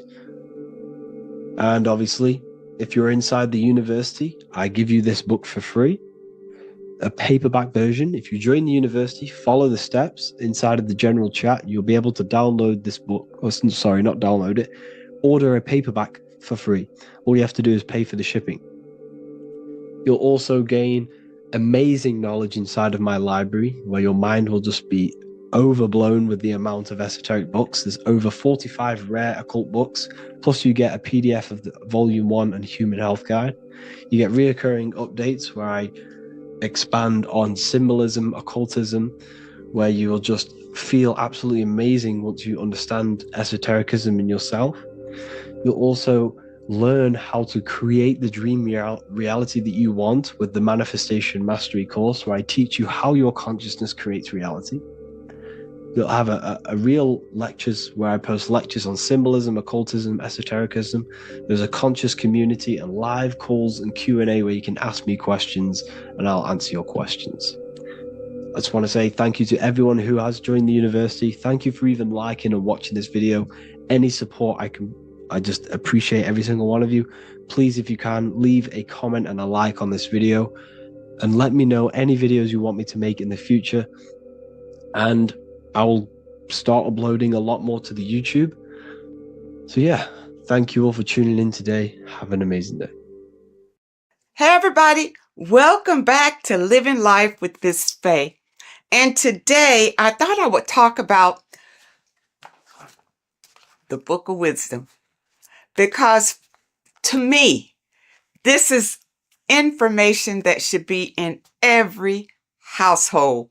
And you really shouldn't pass this by, because information like this may not be out here forever.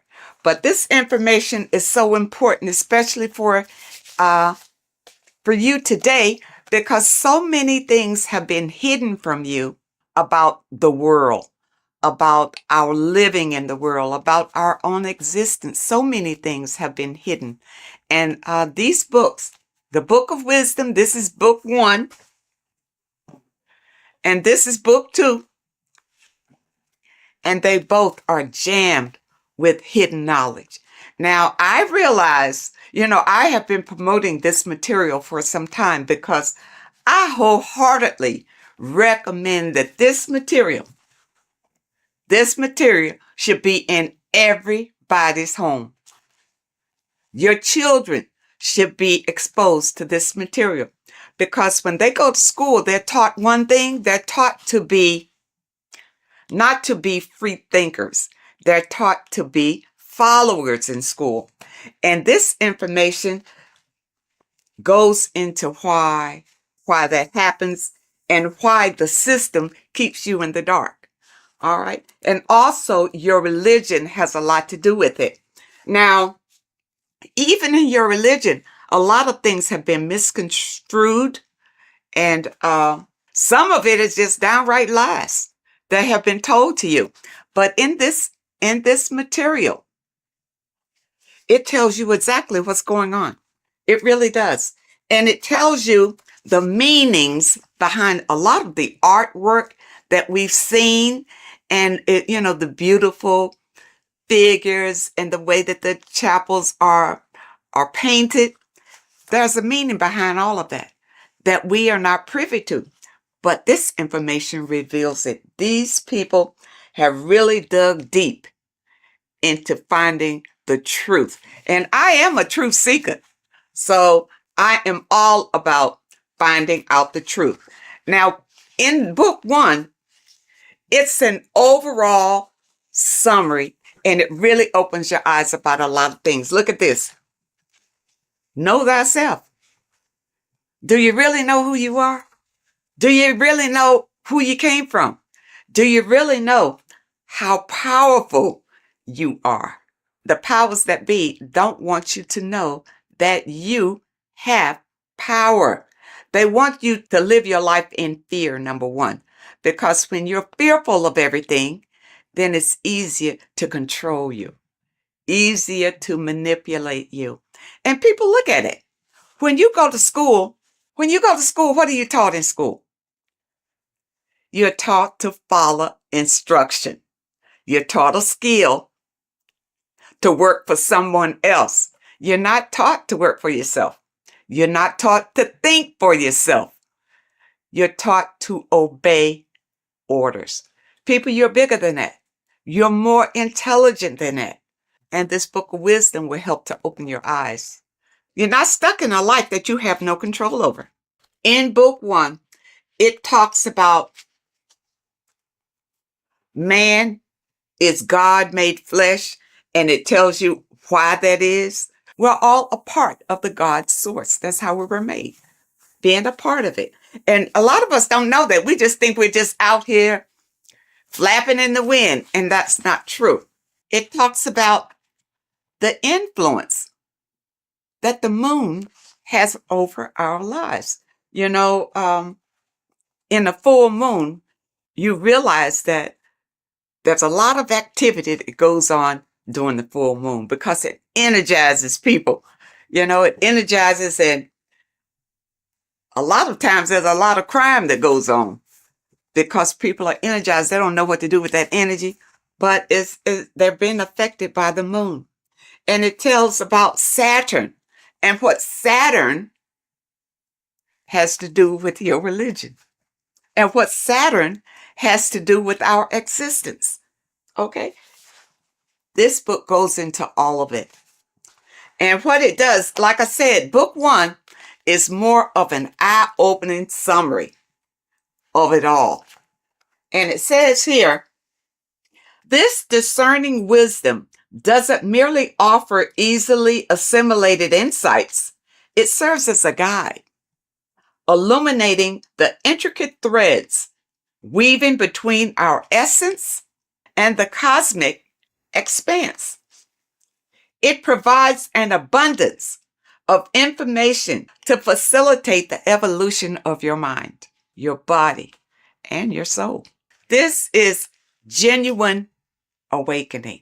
The author is Harry B. Joseph, and I know a lot of you, if you're on social media a lot or whatever, you've probably seen where he'll tell you some inserts from these books.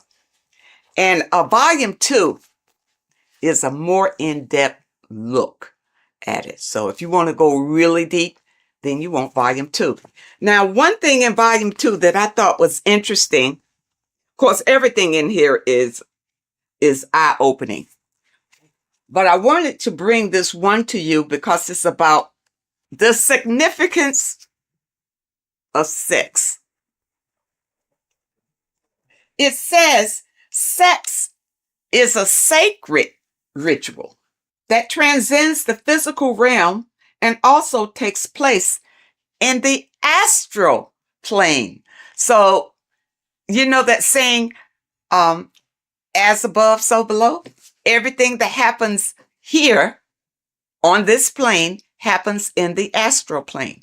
So when you have sex with someone, you have bonded with them in the astral plane. And that's why you can't just walk away from a sexual experience and not have the energies from that person, because you have shared energies doing this sexual ritual.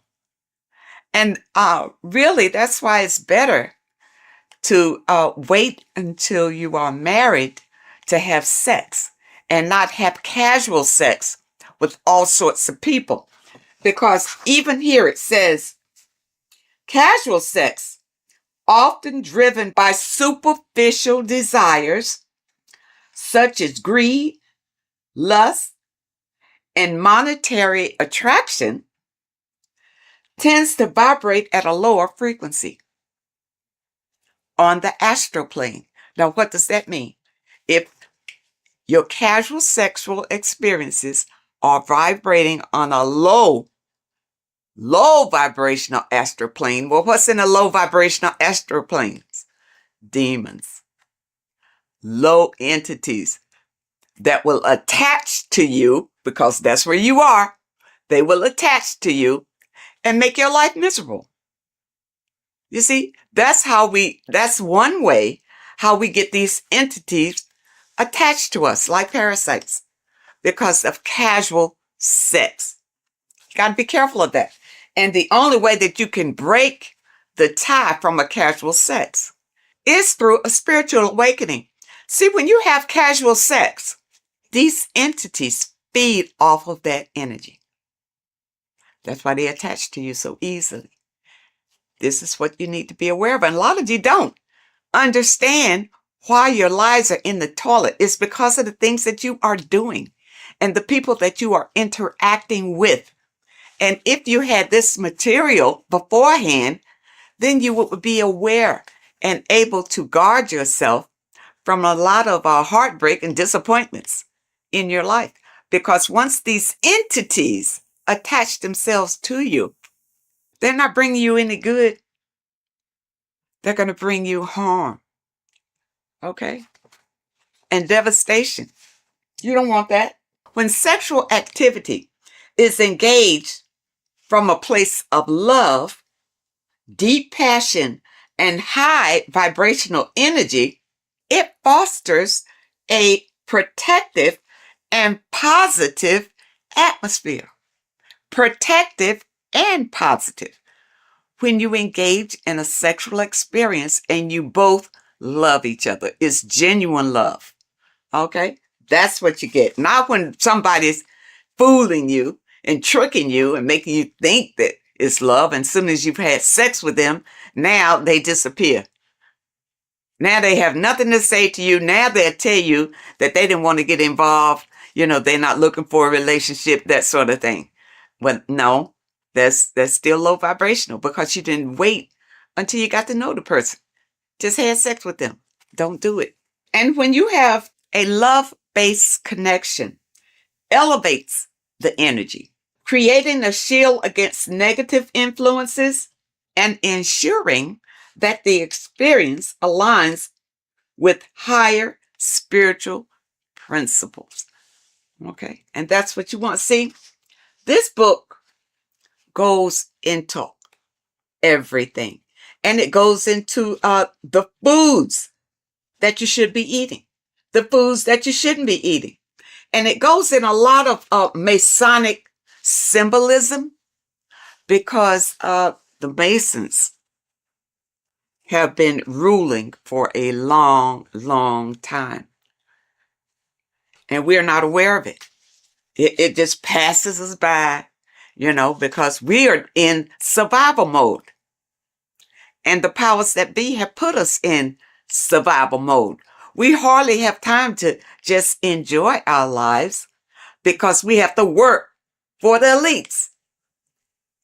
Work hard for the elites, you see. But if you have knowledge and understanding about how they maneuver and how they manipulate and control you, it will help you to improve your own life. In this book, You will discover more than just knowledge. You'll unlock the mysteries that lie beyond the veil of the ordinary. Dive deeper into the cosmic currents that flow through the universe, guiding your mind, body, and spirit toward a higher plane of existence. People, you don't realize how powerful you are because you have been dumbed down from the time you got here and made to believe you don't have any power. There's an external God that you must pray to for forgiveness of your sins, for anything that you desire in your life. You pray to that God, and that God will deliver it to you. Now, has it happened? Have you received all that you desire from the God that you have been worshiping? If not, maybe you need to know the truth about things. Maybe you need to look deeper into things. Now, it also talks about symbolism, and symbolism is everywhere. But many times we don't understand what the symbolism is. And we see people doing these mantras, and we think, it's evil what they're doing. What they're doing is calling in power from the entities that are around them, because they understand that we are all energy. And they do these mantras to bring in energy, whether it's for confidence, whether it's for strength, endurance, or whatever. That's why you see a lot of celebrities doing these mantras that you think is evil, because you don't know, because your mind is closed and you're living in fear of everything. You don't understand, but you see them progressing and doing better and better and better and doing all these evil signs. These signs are not evil, number one. They're not evil.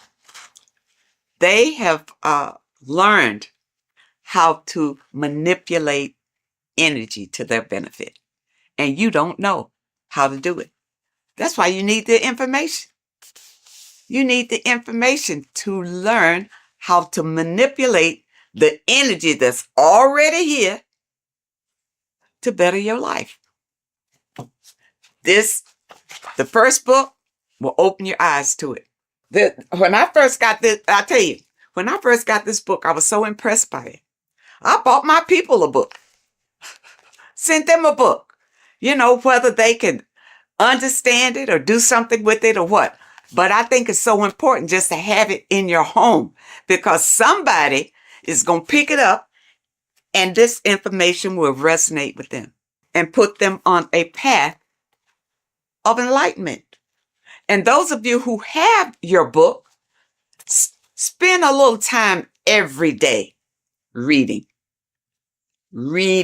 and understanding, because there's so much information, even in the first book, that it will take you a while to go through, where you can understand what it's saying in every page. The advertisement on social media talks about this book. He goes through some key points, but don't think that he's covering all of this information.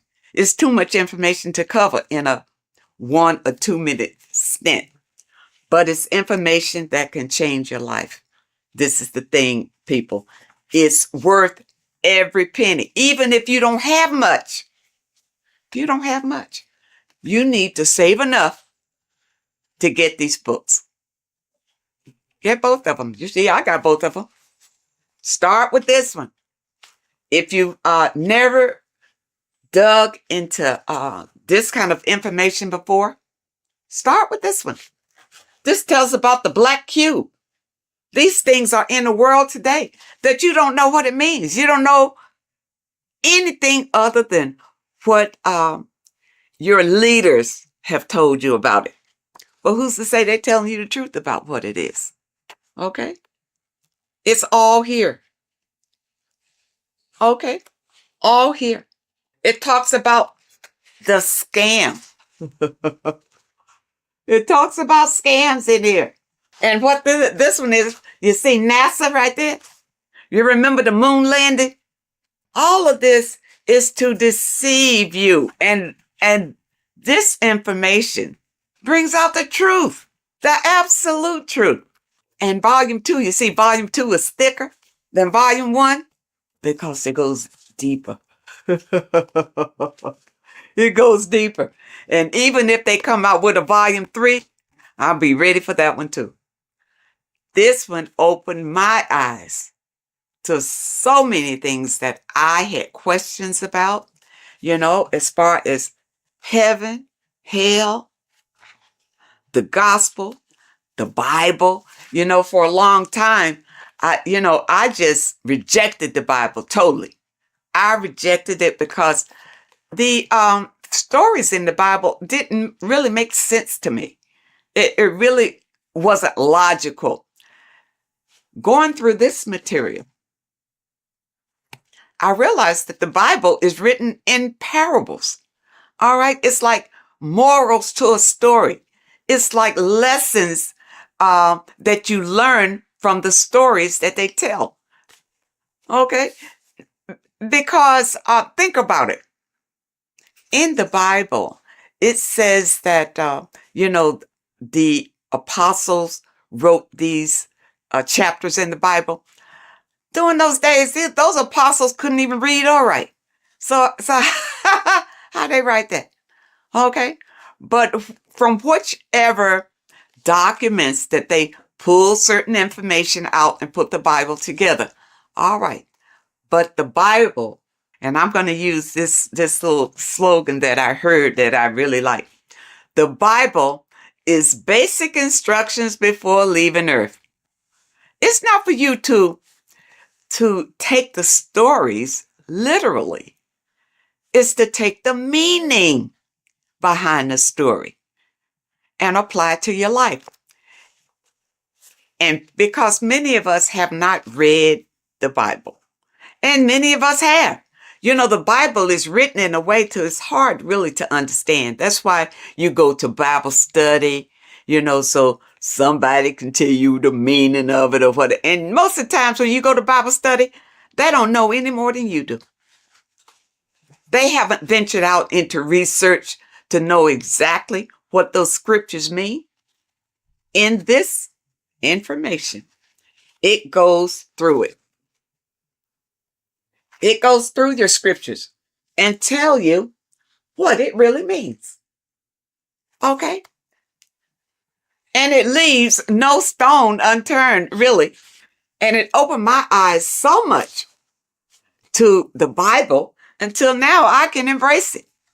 I can embrace the Bible because I understand that these are stories for you to learn from.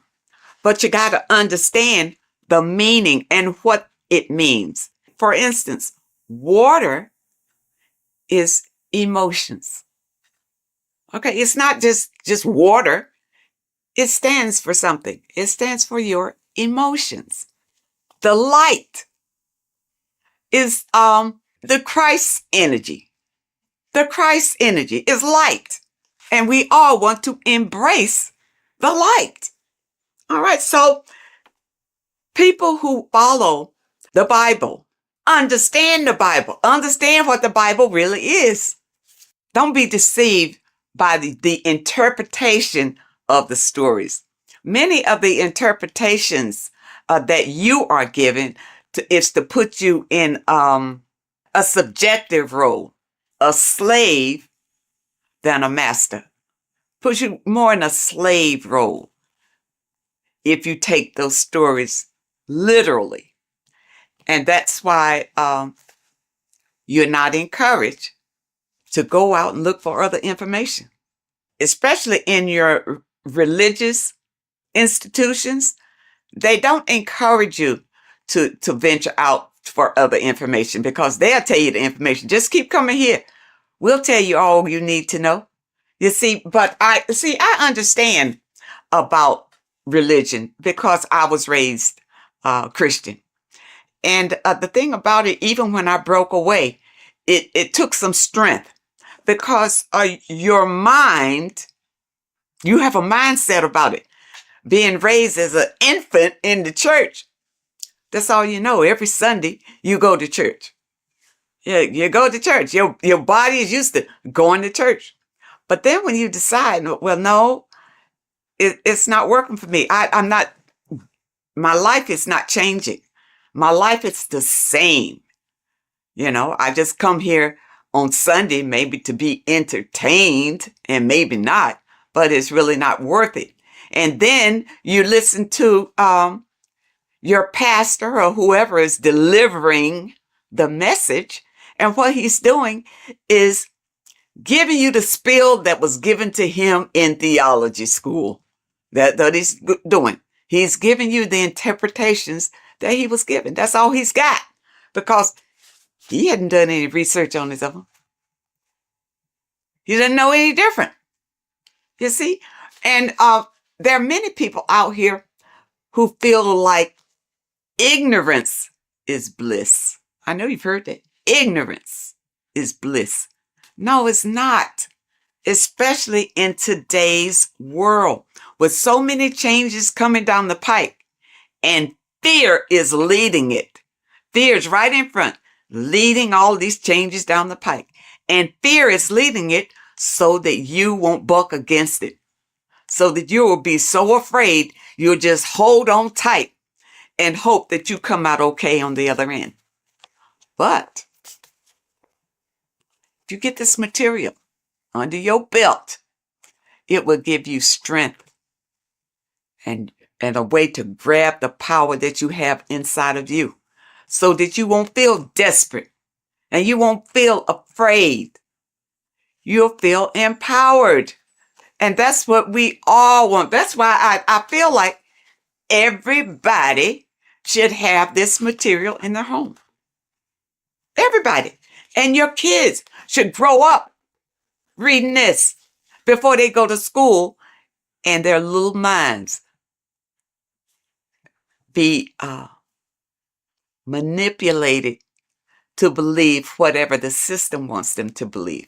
Because really, they're just grooming them to be little worker bees, to be worker bees. You see? People, you have the right. You have the right to be the master of your own reality. But if you don't know the information, you don't know where your power comes from and how to use the power that you have, doesn't mean anything. All you got to do is open yourself up to new information. That's all it takes. And your life could change drastically by just the information that is revealed in these pages. And it's I tell you, it's funny because years ago, I guess I was, I was in the Christian faith when I ran across information from one of the folks who contributed to this material. And when I heard him talking about it, it resonated. Something he said resonated in me, and I never forgot it. And then when I found this material again, and I saw his name, I think his name was Santos Benucci or something. I don't want to destroy anybody's name, but I know he is referenced in some of this material. This is it. When he talked years and years ago about it, and now here it is in printed form. People, do not let this pass you by. This is your life right here. You think your Bible is? The Bible is great, but it's in parables. You can't understand it the way it should be understood. Okay? But with this being your companion, it will open your eyes like they've never been opened before. And I know a number of you out there have purchased the book. Leave us a comment and tell us how you feel about it. But take your time. These are not fast reads. Either one. And the thing about it is, I keep going back to them. It's not the kind of material you read one time, put it aside and forget about it. You put this on the coffee table and read a little bit all the time because it reinforces your soul and helps you to manifest the life that you desire. Okay, people? I hope that you understand, and I hope that it helps. And of course, I will leave a link in the description where you click on the link and you can get either one. You can get book this volume 1 or you can get volume 2. And the volume 2 is in hardback. You know, when I first got it, it was in the soft cover, but I love hardback. So I have this in the hardback too, because the hardback I absolutely love. And because the books that I purchase, I want to pass them on to my people when I'm gone. They mean something. Stop wasting your money on stupid magazines and crap that doesn't mean anything. You buy a book, buy one that's going to change your life. Oh, and also, when you click the website, you'll notice that there are courses on there that you can sign up for. For those of you who want to go really deep. And also, there's a PDF on food. And I'm waiting for them to come out with the book on that. I don't want a PDF. I want the book. And once they come out with the book on foods that you eat and foods that you don't eat, I will be the first one to get that one. So I encourage you to add these to your library. This is the best material that I have found to date that opens your eyes to what life is really all about, and also opens your eyes to who you are and the power that you have to create your own reality. I thank you so much for joining me today, and I really hope to see you next time. Neo is plugged in on the back of the neck, which is the reptilian brain stem. The reptilian brain is all to do with survival mode, survival state. It's always scanning the environment for safety, whether that's physically, emotionally, or mentally. It does not think. It is instant. For example, do I smack the guy or run off? If something happens to you, like a car's coming really quick to you, you do not think about this. The reptilian brain is the animal instinct that will instantly move your body on the instant reactions. Hence why it's the closest brain to the rest of the body. It has instant access to the electrical nervous system to control the body at instant reactions. Now, Neo is plugged in on the back of the neck, which is the reptilian brain. Therefore, the matrix is the body itself. It is the lowest state of consciousness. This is what it represents. The word matrix means womb. It translates to womb because your body is a womb. Your body is a vessel for universal consciousness, for God consciousness. And the body is also a womb where you can be born again outside of this body by raising your consciousness, by awakening the neocortex. This is why Neo is called Neo, because it represents the neocortex. This is the higher aspect of our brain. This is all to do with new things, higher reasoning, higher thinking, new learning. You see, the brain is a receiver for universal consciousness. Now, what do I mean? It is a radio receiver. Think of it like this. You have a radio tower which emits frequencies.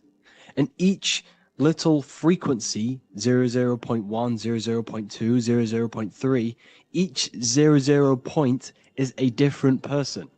We are all the same universal consciousness, encapsulated inside of a different vessel. This is why our body is the temple of God inside of the Bible. Your body is a sacred temple of the divine essence of the universe. However, consciousness is controlling this physical body.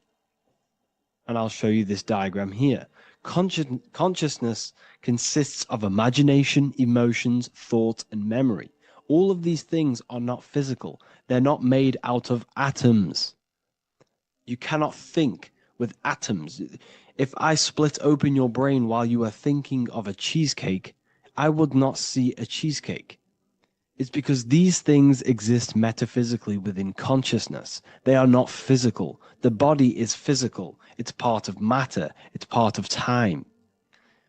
You see the Leonardo da Vinci, the circle and the square. The square represents limitation, beginning and end, because when you draw a square, there is a beginning and end. It represents the body, the mortal self, the ego, the echo. Then you have the spirit raised above, which represents spirit over matter, mind over matter. Invisible forces create physical forces. Everything physical exists in non-physical.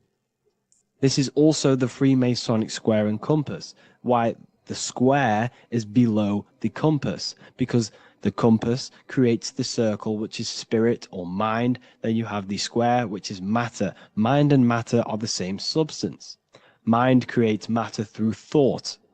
Everything in this physical universe manifested through thought. Everything began as thought. So you are spirit and matter. You have a material body and a spiritual body.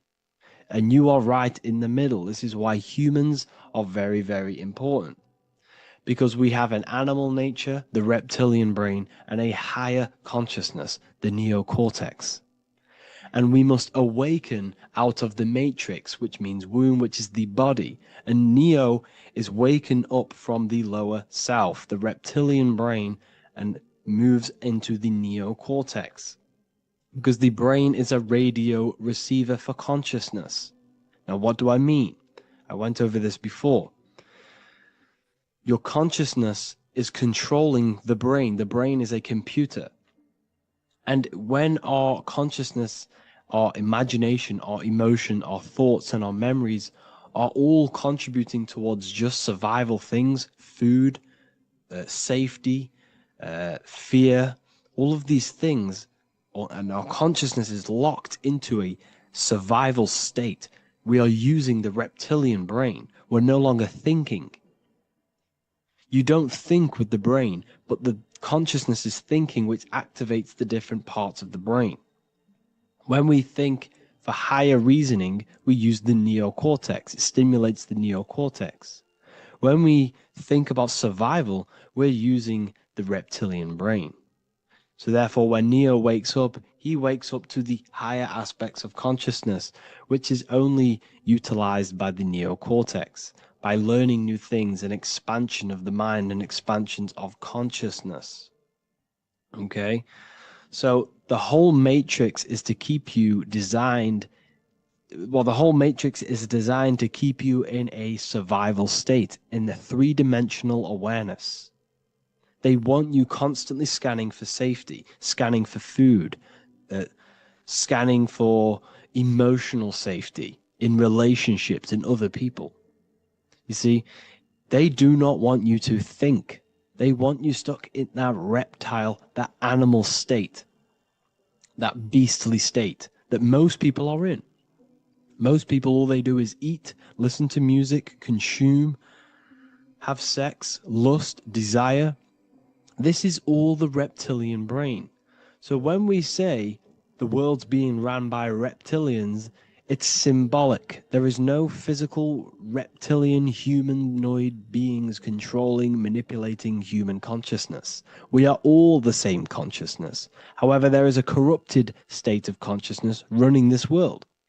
And this consciousness worships the physical plane.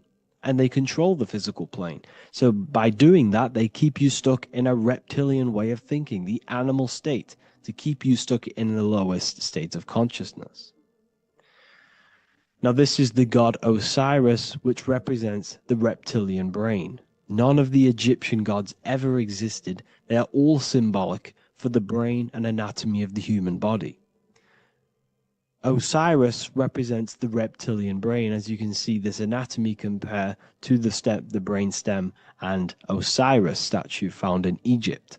And we also see an ancient artwork of Osiris with green skin and two reptile crocodile alligators next to him, which also symbolizes the reptilian survival state of human consciousness and the activation of the reptilian brain.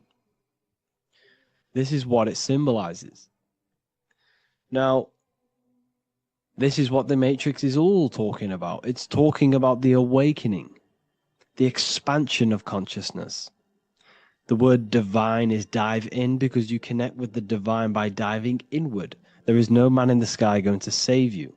You must connect with the self. Know thyself. Truth comes from within. All of these things I'm telling you comes from within you. I'm just pointing it out. All of this is self-realization. A lot of people say, well, what are my sources? My sources is knowing thyself, observing thyself, using the neocortex of critically thinking, sitting down and thinking about yourself and having deep realization of yourself. You can realize that your thoughts are not of this physical world. It's quite simple. The brain does not think. The brain does not imagine. The brain does not hold memory. All of these things exist in consciousness, the one consciousness, but we are all fractal, infinite parts of. This is the eye on the triangle, consciousness being given down to the rest. This is separate. Consciousness is separate from the rest of the pyramid. The pyramid is your body. Neo is the one consciousness. This is the Egyptians symbolizing the one consciousness giving Ankh, which is life, to all the different life forms. However, you can see that the central sphere is giving a big Ankh to the humans, because humans, like I said, possess the advanced consciousness, an advanced brain that allows us to turn above our reptilian animal self. For example, we can go against our reptilian lower animal nature and turn to our godly nature. Animals cannot do that. They are stuck in instinct. They are stuck in a reptilian animal way of thinking and operating. Everything they create is to survive. We can turn against our lower nature and create for amazing things like buildings, architecture, technology. We can use our creative consciousness for anything we wish, not just survival needs. And it's the same with your spiritual journey. You can raise your consciousness beyond this animal state that they try to keep you in through fear, consumption, food, and the reptilian brain. We must awaken, start to think critically, and awaken to our divinity, because the mind, the consciousness within you has infinite potential to expand. There are infinite fields of knowledge that you can explore. The mind can never be filled. It can never ever be full of knowledge. It always expands, and that's why you are alive. That's why you are part of this universe. That's why the science always says the universe is always expanding, because the universe exists in your mind, and the mind is always expanding into new fields of thought, new fields of knowledge and information. And that is your whole sole purpose, of expansion of mind and expansion of consciousness, and the exploration of the mind of God. We are living in the mind of God. You are a thought in the mind of God. You must awaken out of this body. This is why Jesus says you must be born again to see the kingdom of God. You must be born again. You must raise your consciousness beyond physical limitation and awaken to your divinity. And this is pretty much it for this video. I hope you all understand this, that this is all symbolic for consciousness.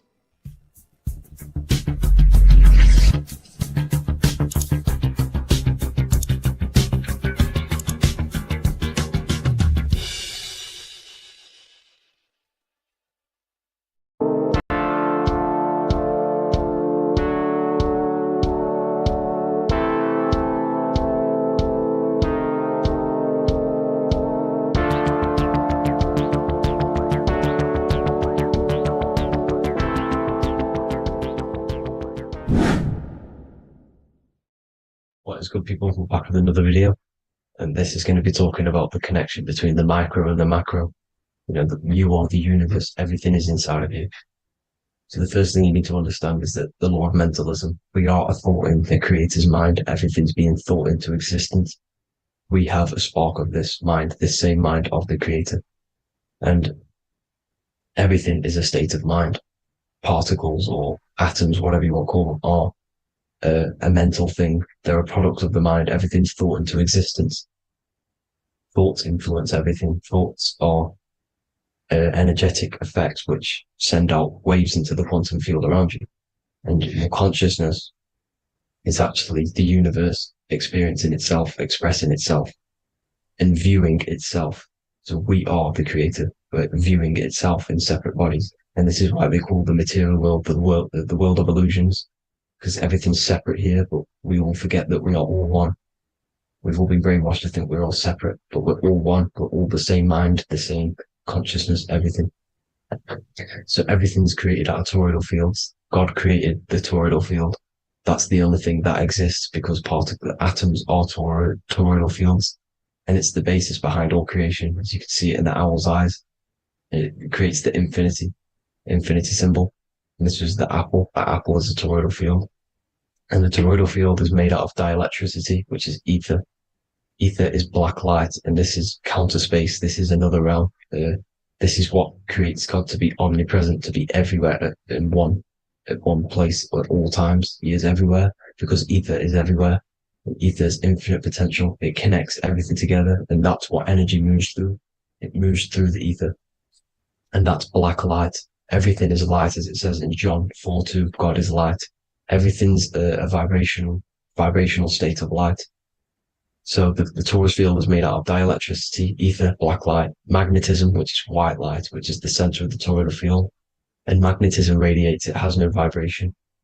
And then when white light splits, it turns into electricity, which is physical material, and that has a vibration. This is the Holy Trinity, the sun, the moon, Saturn. Saturn, the god of materialism. If you've watched my videos on Saturn, you know that Saturn is crystallizing everything into physical matter.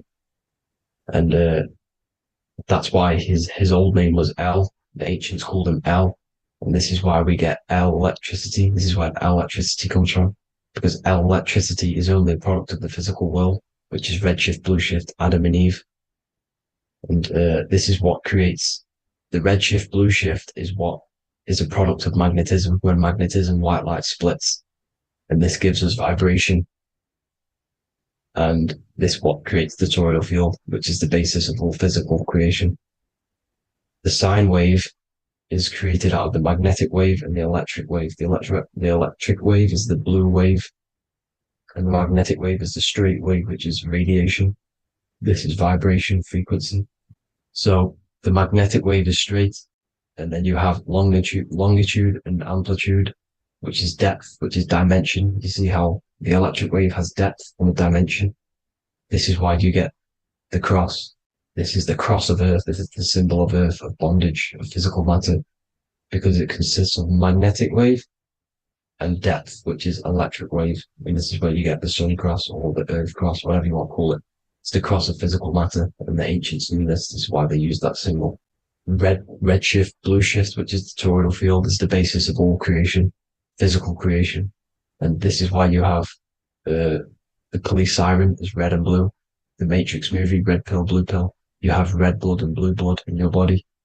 The Democrat and Republic, the two parties, red and blue. Like your taps on your taps, you have a red and blue tap. One's generative and one's destruction. Fire, destruction, water, generative. So this is the basis of all things. And electric wave has dimension, like I've already said, depth, material, and it's measured in hertz. It's measured in hertz because it hurts you. It decays because the electric wave has a vibration, and vibration always has to go back to a standstill point. This wave cannot go forever, but the magnetic wave will go forever. It's radiation. Magnetic is radiation. It radiates forever. It pulses. But the electric wave will at some point come back to a standstill point, and that's why it hurts. It decays. That's why our physical bodies decays, because we contain of electricity. this body is an electric body, and it will return back to stillness like a guitar string. If you vibrate a guitar string, you pull it, it will vibrate, make a sound, and then go back to a standstill point. It's the exact same with every single toroidal field within the body. It will decay, and this is why our bodies decay, and everything in creation decays. So we're born into sin, the sin of Eve. The sin of Eve is always biting into the tree of knowledge of good and evil, which is the, you know, the systems in the body. And the sin of Eve is biting into the sine wave. We bit into the sine wave. The sun moves in a sine wave. Our DNA is a sine wave. Time is a sine wave. Everything in this creation is a sine wave. This is why the dollar bill is a sine wave. Magnetism and electricity and electric waves in one. You know, and this is the sun doing its sine wave, which creates, you know, when you go bowling, it kind of creates that pin that you hit over. That's the pin of the sun.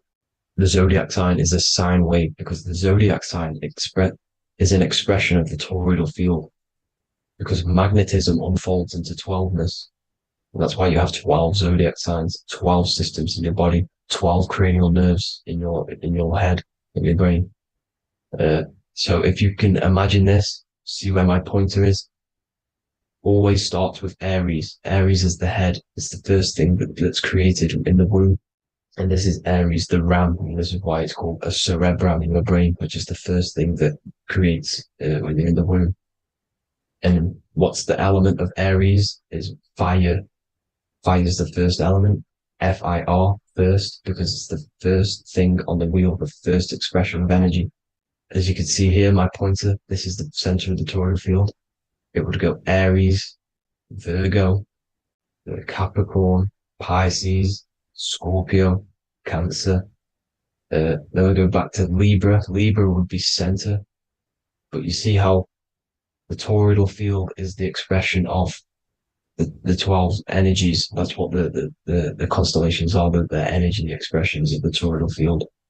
So it would go outward, starting from Aries here, all the way back to Pisces, which is beyond the bottom half. But Libra would be the center. That's why Libra is the equinox. It's the equinox. Libra is when it goes from summer over to autumn. It's the equal. It starts to transition into the winter side. Equinox, equal, which is Libra. And that's why Libra has the two scales. It's symbolized with the two scales. That's because of, you know, the sun moving over. It's being judged. It's equal now, but then it's going to tip over into the winter. That's why Libra is here, the center of the sine wave. And like I said before, magnetic energy unfolds into 12ness. Magnesium is number 12 on the periodic table. It's the sacred number. And this is why the scientists are trying to, well, NASA is trying to bring in another constellation to destroy the holy science of astrology. So Aries rules the head, which is Mars. Taurus rules the neck, the lower head. Gemini, the two twins, which is your lungs, your two twins, your arms, two twins. Cancer, the breasts, the chest area. Leo, the heart, which is the sun, which is fire, the center of the toroidal field. Virgo, the belly, which is the intestines. Libra, the kidneys, the two scales, the kidneys, balancing out everything. Scorpio, the sex organs. Sagittarius, hips and thighs. Capricorn, I've missed that out, which is the kneecaps. Capricorn, kneecap. Aries, which is the ram, which is the cerebrum in your brain. And then Aquarius, the calves and the ankles. And the Pisces, the two fish, the 2 feet. So everything corresponds, as you can see here. This is an ancient way of depicting it, of the folded human. And this is everything. Each constellation rules that part of the body, gives energy to that part of the body, makes you do certain things. So magnetic energy unfolds into 12ness, electricity unfolds into 7s. That's why when you get electric, the light spectrum that we see, it consists of 7 colors. Why we have 7 planets. The 7 planets give us our 7 metals and the 7 solfeggio scale frequencies. So the rotor, this is the rotor. And rotor is an anagram for Torah, the Torah, which is I think it's the Hebrew Bible. Don't quote me on that, but it's one of the holy books, which is the Torah, the Taurus. Everything goes back to the Taurus field because it's the basis of all creation. So the chief cornerstone, it says in the Bible that the builders rejected the chief cornerstone. The chief cornerstone You are the builder. You decided to incarnate into the physical world, into the electric world, the world of Saturn. When you are created in the womb, it takes you 9 months for you to be created. So, for example, if you went into the womb here, it'd take you 9 months. So let's say you're born in Scorpio. So you'd go back 9 months. 1, 2, 3, 4, 5, 6, 7, 8, 9. You consist of all of these 9 energies because it takes 9 months or however long you took to be born. Some people are born earlier. You'd have to find out how many months you were in the womb for. But you consist of these 9 energies, and each constellation has a cell salt associated with it. And these cell salts are vital for your health, and your cells are the optimal health of your body. So the chief cornerstone that you rejected is these 3 cell salts, these 3 constellations. So you're mineral deficient in these 3 constellations. For example, fluoride, magnesium, phosphate, and potassium sulfate. So that's the chief cornerstone. And a cornerstone, people always get it rejected with the cornerstone. The cornerstone is not, it doesn't say the cornerstone in the Bible, it says the chief cornerstone. The cornerstone is a cornerstone of a building, but a chief cornerstone is the top of the pyramid. This is where we get the pyramid of the wheel. So you're mineral deficient in whatever 3 zodiac signs you're not. You were not in the womb for. This is the chief cornerstone you rejected. So the human body is the micro. It is the universe in a physical form. It consists of everything in the universe. Just like your consciousness is the universe watching itself, experiencing itself. Your body is the whole universe. 12 systems in the body, 12 zodiac signs, 7 chakras are the 7 planets. The Holy Trinity of you is your Temple of Solomon, the soul and the mind, the sun and the moon. You know, everything is in you. You consist of everything, all the energies, everything. Heaven and hell. Heaven and hell is a mind state. It's a state of the mind. Head, Hea, which is heaven, and the heel, the bottom of your foot, is hell. And the bottom of your foot is the soul. So they're basically saying, well, it's wordplay. They're saying that your soul is in hell because, you know, with the elites being in control. So they call the bottom of your foot the soul, trying to say that you're in hell. The Christ is in you. And this Christ is Greek for Christos. And Christos is Greek for the oil. And this oil is produced in the cerebrum, the Aries, the ram, the cerebrum. It goes down the pineal. Well, the pineal and the pituitary are underneath the cerebrum. Goes down the pingala and the ida. The pingala being the positive charge connected to the pineal gland, pin, and the ida connected to the pituitary. And this is the 2 serpents going down the spinal column. And this is why Jesus goes from Nazareth to Bethlehem, and then Joseph and Mary are waiting for Jesus in Nazareth. Joseph and Mary are the pineal and the pituitary gland waiting for Jesus to come back up the River Jordan, your spinal column. So this is the oil. This is the story of Santa as well. Santa comes from the North Pole. Why? Because the North Pole of the Earth is the center of the toroidal field. And the North Pole of you is your spinal column, which is the North Pole of the toroidal field. The North Pole, he comes from the North Pole.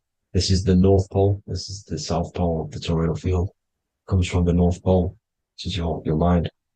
And he goes down the chimney and then back up the chimney. This is the chimney. And he drops off the present, which is the Christos, the oil. And this is why Jesus is crucified at 33, because he crosses over the vagus nerve at the top of your spine. When this oil comes back up the 33 vertebrae, these are your vertebrae here. When it goes up to the 33 vertebrae, it gets crucified at 33 because it crosses the vagus nerve, and he's crucified on a cross at 33. This is the story behind Jesus and Santa. The Ark of the Covenant in the Bible is the 2 hemispheres which cover the vital parts of your mind, the brain side, which is the cerebrum, the pineal, the pituitary, etc. So the 2 hemispheres are the 2 angels, the Ark of the Covenant. This is the Ark of the Covenant covering the 2 vital parts of your brain. So these are the optic thalamus is another part, and it protects the Christ oil, which is inside at the center of the brain. See, the Bible is all a massive metaphor about yourself because you are the universe. You are a microcosm of the universe. Your consciousness has experienced itself, and the universe experiencing, and your body is the whole universe. Your head's heaven. So Moses crosses the Red Sea. These are the two hemispheres of your brain. This is the corpus callosum, the Red Sea. So he's pretty much saying that he's uniting the two hemispheres of your brain, because most people in this generation are stuck in the left brain, which is just logic, reasoning, science and maths, writing. And this is what school teaches you to do. It keeps you stuck in your left brain. And you want to cross over to you want to cross the Red Sea, which is the corpus callosum, to the right brain, which is awareness, creativity, imagination, intuition, insight, using the higher mind, creativity, imagination. If you don't have intuition, then you can't read energy, you can't pick up on bad things. This is what Moses is symbolizing by crossing the Red Sea. And it's also the upper room where Jesus met the 12 disciples. 12 disciples are the 12 cranial nerves in your brain. It doesn't just represent the 12 zodiac signs. The 12 disciples symbolizes many different things. It's like I said, energy the universe consists of 12ness. So you have 12 cranial nerves in your brain, and that's the 12 disciples as well. And they want you stuck in your left brain, which is the five senses, materialism. So they say in the Bible that Satan blinds the mind. Satan is Saturn. If you've watched my videos, Satan is Saturn. And you consist of the Holy Trinity, which is the sun, moon, and earth. The soul, the moon, the soul being your sun, the solar, the moon being your mind, the earth, your physical body. And Satan blinds the mind. Why? Because we enter a soul system. This is a soul system, not a solar system. And Saturn is the Lord of the Rings, which is the outer ring. When your soul enters the soul system, your soul starts to materialize. It hits Saturn. Why? Because Saturn starts to materialize you. You take on the 7 virtues, which are the 7 planets, which are your 7 chakras. And to get out of this soul system, you must get out of your lower nature, your animal nature, which is lust, desire, greed. The number of the beast, 666, which is Saturn, Satan. So you enter the soul system, you take on the 7 energies, which you turn into physical matter. And this is your descension from heaven to say hell. And then you must raise back up from matter to spirit. They say Satan blinds the mind. Why? Because your mind gets materialized. Your soul and mind get materialized. And when you get materialized, it's an intense experience. You lose the divinity within you. You forget the divinity.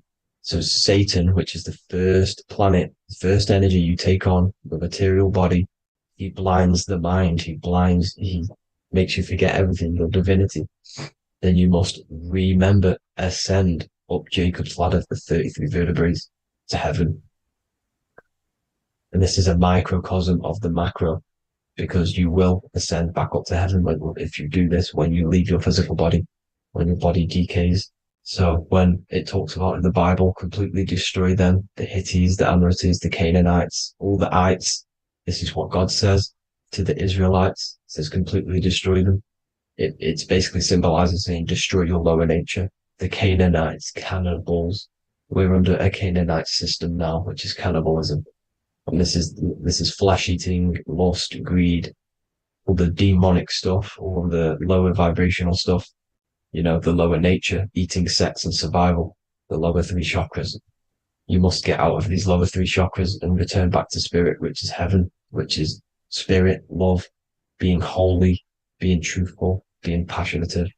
Going back to Satan blinding the mind, all of the planets are made out of these 3 symbols. Satan blinds the mind, and that's why Satan's symbol, this is the symbol for Saturn, Satan, this symbol of Saturn is the cross, which is physical matter, the earth, over the moon. The moon is your mind. So the Saturn symbol saying matter over mind. He blinds the mind. Satan blinds the mind once you enter the soul system. And you must remember, in the Bible, it talks about the Genesis, which is Eve, the sin of Eve, which is biting of the tree of knowledge.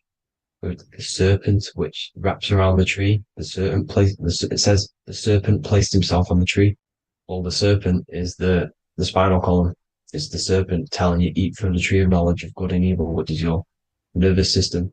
And eating from the tree of knowledge of good and evil is doing bad things. For example, over sexualized, overeating, eating the wrong food. That's eating from your nervous system. It's decaying you, and it's preventing you from achieving the God self, the God consciousness. This is the symbolism of, the tree on the serpent, telling you to eat from the left brain, with the left brain being the sinister. Sinister is Latin for left. That's sin. Sin is left. And left is lefty Lucy, Lucifer, right, righteousness, right, God, godly. The tree of knowledge of good and evil, which is your nervous system, because it determines good or bad. That's the only thing you experience in this world is your nervous system. And then the tree of life is the cardiovascular system, and the Garden of Eden is your body. So that's it for this video, people. I hope you've got a greater understanding of how you are the universe and everything is inside of you. Just keep in mind you are the universe experiencing itself, and your body is a reflection of everything. The 12 constellations, the 7 planets, everything's inside of you. This world is an expression from the inside outwards. You can't affect the outside world to manipulate reality. Everything's inside of you. I hope you got a greater understanding of this. God bless.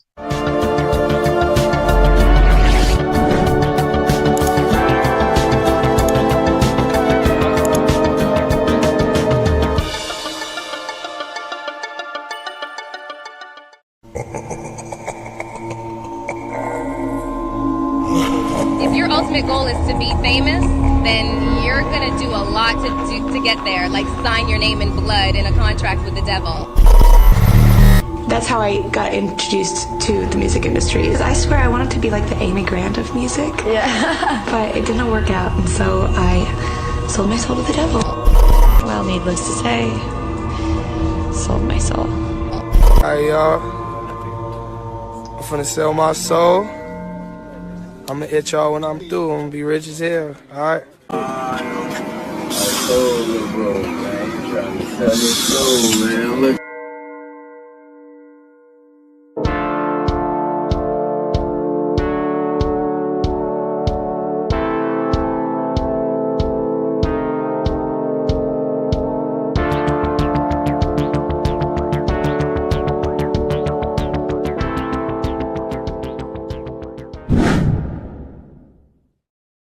So what exactly is selling your soul? In order to understand this to its full potential, you have to understand the spirit world and the occult world which our eyes cannot visibly see. The physical world we see is nothing but an illusion and a product of the higher planes of existence. For example, you can see someone's physical body, but you can't see the complex structure of the consciousness and the thinking behind that being. With that being said, there are forces and entities not attached to physical bodies, which they exist on the astral and etheric plane behind the physical plane. Now there are numerous videos and music with artists talking about this. For example, I sold my soul to the devil and the price was cheap. Why do you still do it? Why are you still out here? Well, it goes back to the destiny thing.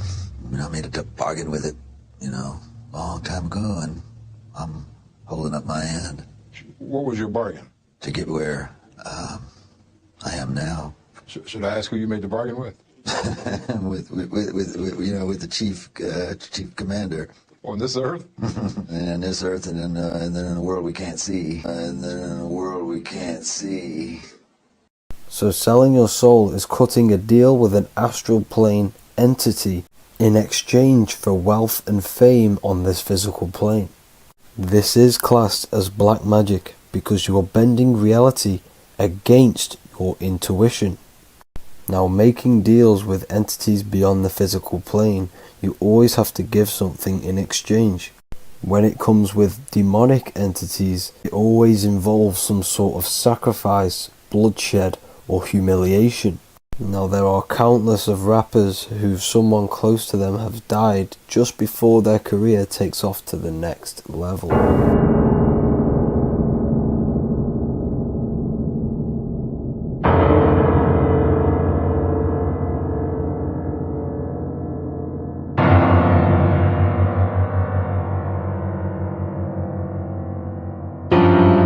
My mama was sacrificed. Nature. You understand? Yeah. In creation. Michael Jordan. What about him? His daddy, right? Bill Cosby, his son, right? Dr. Dre, his son. You know, out in Hollywood, a lot of people come up missing. So these rappers and celebrities do have to do sacrifice rituals in order to take their career to the next level. Tough flight, I've been going up, it's a ritual. So the occult side of this reality is heavily connected with the music industry and the elites. This is why they are all connected to Freemasonry.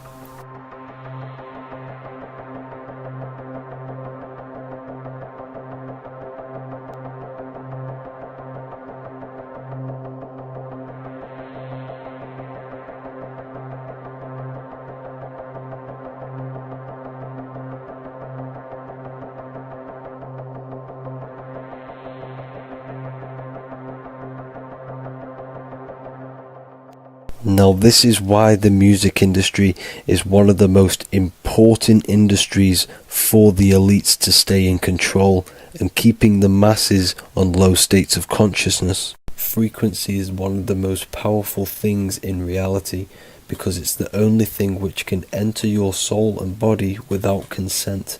The frequency on Spotify and all major platforms are all tuned to 440 Hz, which was set by the Rockefellers. 440 Hz turns off the whole right side of your brain, and the right side of your brain is to do with critical thinking, imagination, and your intuition. Music has the ability to influence your intent, your emotions, your thoughts, and your actions just by frequency itself. By controlling the music the celebrities put out and the things they talk about, they're actually molding society because of the celebrities' huge amount of influence over the younger generation and cultures within society. This is why the music industry is mainly talking about sex, guns, violence, and hating other people. These are all very low vibrational acts and things to do which destroys humanity and societies, keeping us all conquered and divided in order for them to stay in power.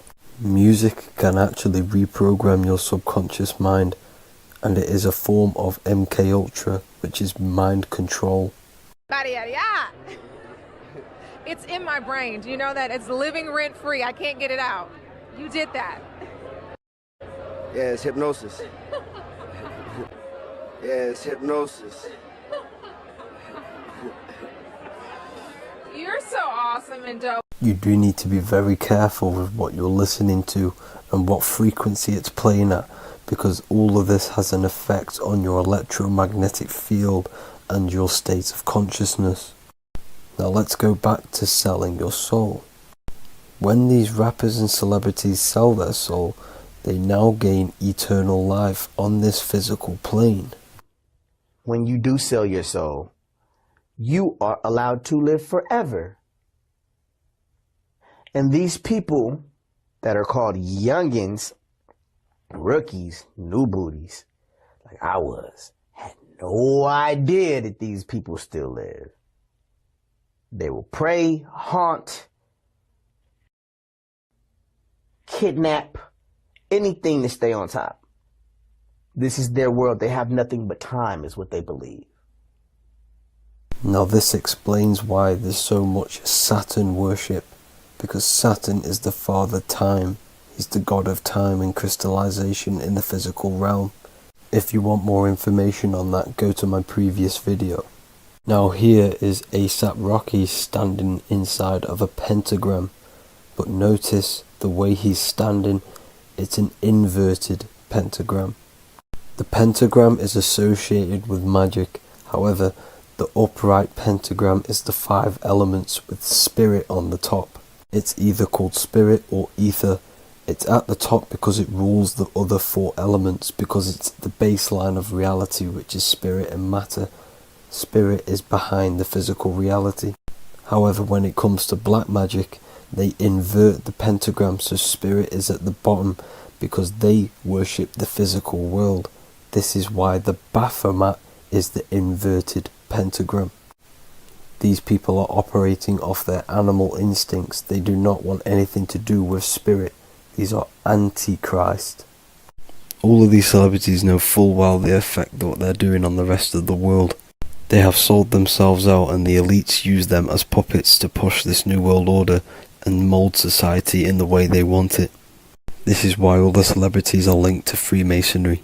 Because in Freemasonry you have to take the oath of silence, where you can't speak on anything that they learn inside of Freemasonry. This is the symbol of silence.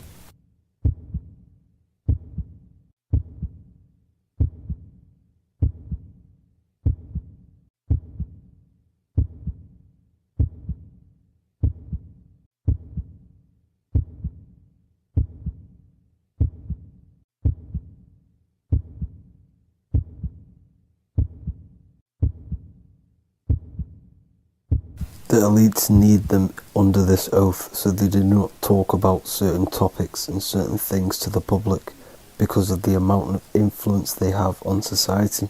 Now, even the name Hollywood is an occult term, because back in the ancient days when they used to create wands, they used to create them out of holly wood, out of the holly tree, because each wood has certain attributes and virtues when it comes to magic. And the holly tree was known as the holy wood, and they used to create the wands out of it to cast spells. And Hollywood are still casting magic to this day through the films and through the music to the masses. That's it for this video, people. Hope you enjoyed. Please like and comment and subscribe. Peace and much love.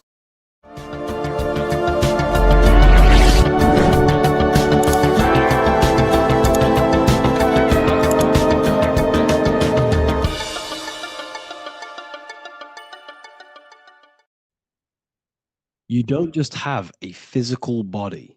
You have a physical, mental, spiritual, and emotional body. Each one of these aspects are a body of its own. Body does not just refer to a physical substance. You have a mental body for thinking, an emotional body for your emotions, a spiritual body for your energy in your astral form, and a physical body to encapsulate all of these. Each four of these aspects are essential for the human experience and essential to balance. Now, today we're going to be syncing the four aspects of your consciousness with the four seasons and the four elements, and how this ties into the Bible. So we have four physical elements. We have 5 elements in total, spirit being the most important, but spirit is pure invisible. We have 4 physical elements. We have air, fire, earth, water. Earth and water are feminine. Air and fire are masculine. Air and fire are active. Water and earth are passive. The air corresponds with the mental body of consciousness. This is where your intellect, this is where your communication, this is where your thoughts, intuition all comes from. This is the mental body of consciousness that allows you to think, allows you to process, figure things out, and have intellect and gain knowledge. This is your intellectual aspect of your consciousness, located in the head region. We have a fire nature, a spiritual nature. This is our astral body. Our astral body is all to do with the subconscious realms, the higher realms of consciousness. This is the body that allows us to be free from the physical body. Our spirit is more of our energy. Water is our emotional body. This is what allows us to feel things, that allows us to gain intuitive feelings of conscience. So emotion allows us to understand what is right and what is wrong. When we feel something bad, we know that this is wrong. When we feel something good, we know that we are doing good. Emotions are a creational force that allows us to feel certain things to bring them into existence. Our emotional body is a creational force and should not be reactive, and they should be controlled. Most actions are stemmed from emotions. Actions bring thought into physical existence. Emotions are the driving power. They are what drives your actions. The thought, then the emotion, then the action. Earth is your physical body. This is your physical state that allows you to take mind and emotion into action, into fruition, into physical matter. This is what your physical body allows your consciousness, your soul, to interact with the physical world and bring things into physical existence. The physical body, the physical world, is an outcome and an effect of the thinking mind. All physical substance comes from the thinking mind. The pen, the phone you're holding, the microphone I'm speaking into, all began as a thought in the thinking mind, then it was brought into physical reality. Earth is the most dense. So it goes in this order: body, emotions, spirit, mind. The higher you go up, the more lucid and fluidic it becomes. The lower you go down, the more dense and dull it becomes. Air is the mind, fire is the spirit, water is the emotion, earth is the physical body. So this is why you are a microcosm. You have these four things within you. You contain of these four elements, which correspond to the four bodies of your consciousness, the four bodies of the soul. You are the soul. You are the spirit. So this is why in Theologians 4:17, it says, caught up together with them in the clouds to meet the Lord in the air. You don't meet God or the Lord in the physical air, in the clouds. This is clearly a parable. A human being cannot go up to the clouds and meet a mystical man in the clouds. This is obviously a parable, a metaphor. The air is your mind. You must raise your consciousness beyond the body, beyond the emotions, beyond the spirit, and enter in the mind during meditation, turning the mind inward to connect with the Lord. The Lord is the highest aspect of your consciousness, the one that exists beyond the physical body, beyond your emotions, beyond the thought.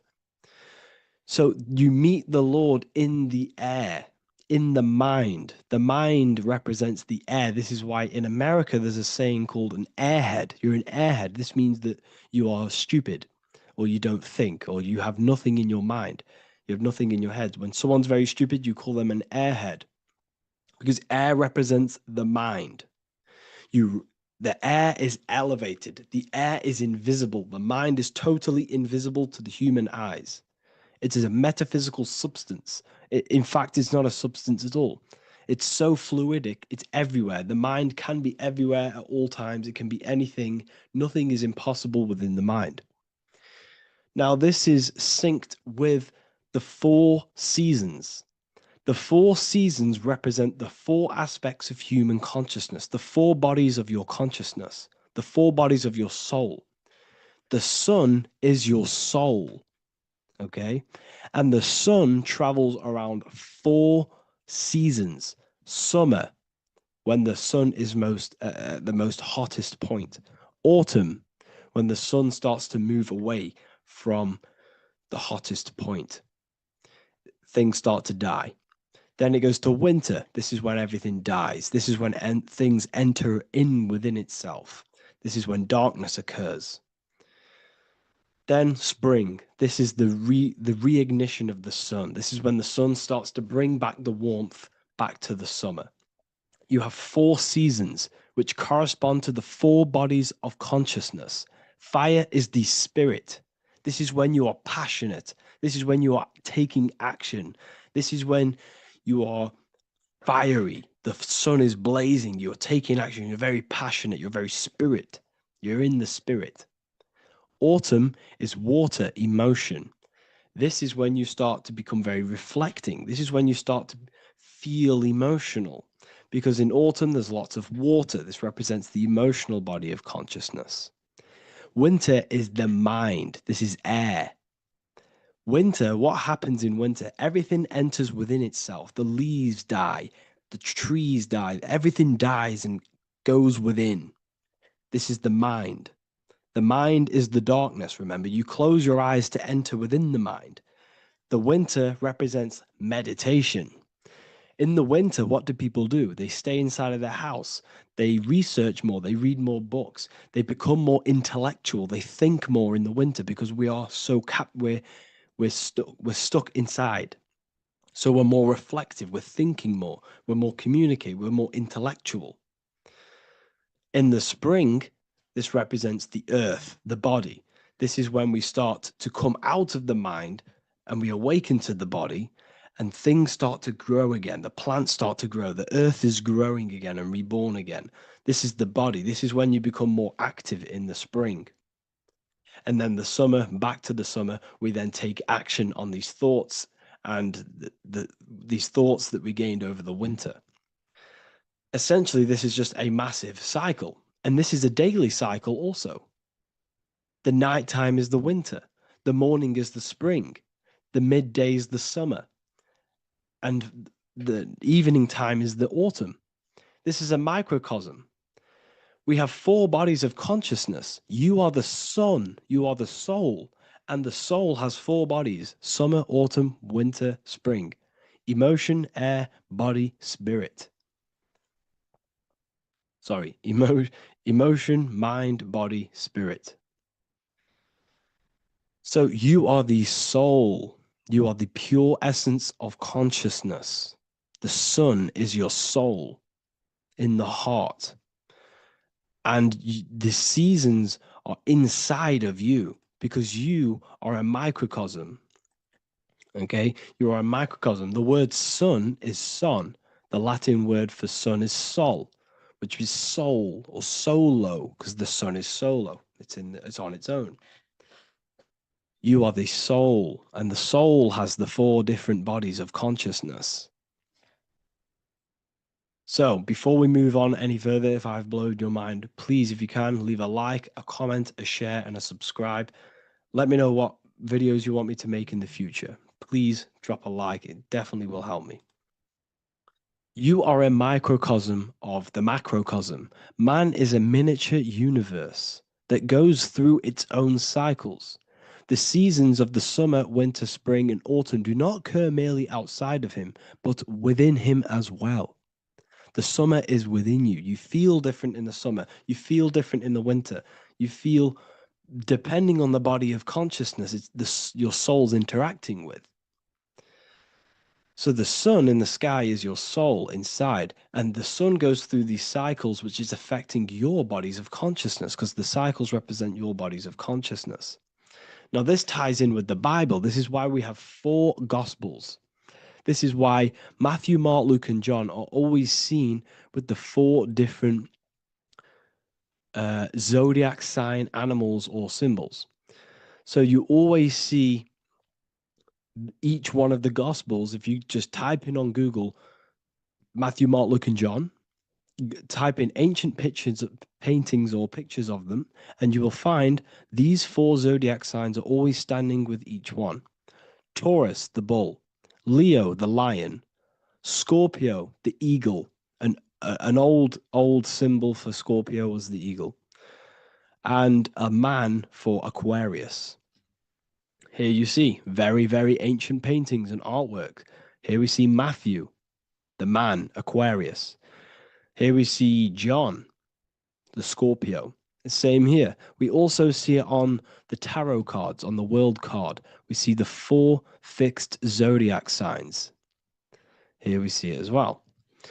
These are called the 4 fixed zodiac signs. Now, when we look at the zodiac, we're no longer looking at the sky, because what you must understand is as above, so below. What is above you is inside of you. What is above is what is below. What is outside of you is within you. The zodiac is inside of you. The zodiac revolves around the sun. The sun is your soul. These are different energies of your soul. Like I said earlier, The 4 seasons are the 4 bodies of your consciousness. And in each body of consciousness, you have these different energetic energies that you can work with. Okay, so this is the true astrology. This is the true astrology, the internal esoteric astrology. You can't find much information on this at all. Very hard to find. So what we're looking at are the 4 bodies of consciousness. Obviously, when you look in the middle of each, when we look in the middle of each season, spring, the middle of spring is Taurus. The middle of winter is Aquarius. The middle of autumn is Scorpio. The middle of summer is Leo. These 4 signs are known as the 4 fixed signs. Okay, Scorpio is fixed. It's the middle of autumn. Scorpio is a water sign, emotion. Aquarius is the air sign, the mind. Taurus is an earth sign, the body.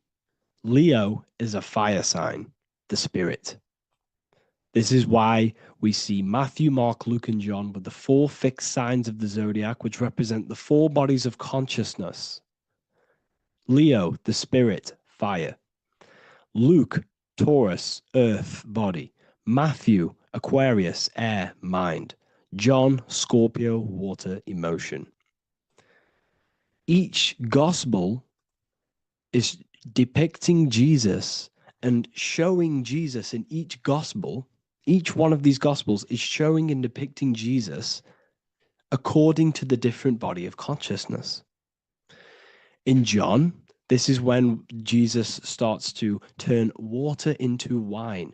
Water is emotion. Wine is transmuted emotion. This is when he does miracles with his emotions, water into wine. Aquarius, which is Matthew, air, the mind. Inside of the Gospel of Matthew, this depicts Jesus as an intellectual person, a person who's communicating and using his mind, his mental body a lot inside of the Gospel of Matthew. Go and read it, and you will see this.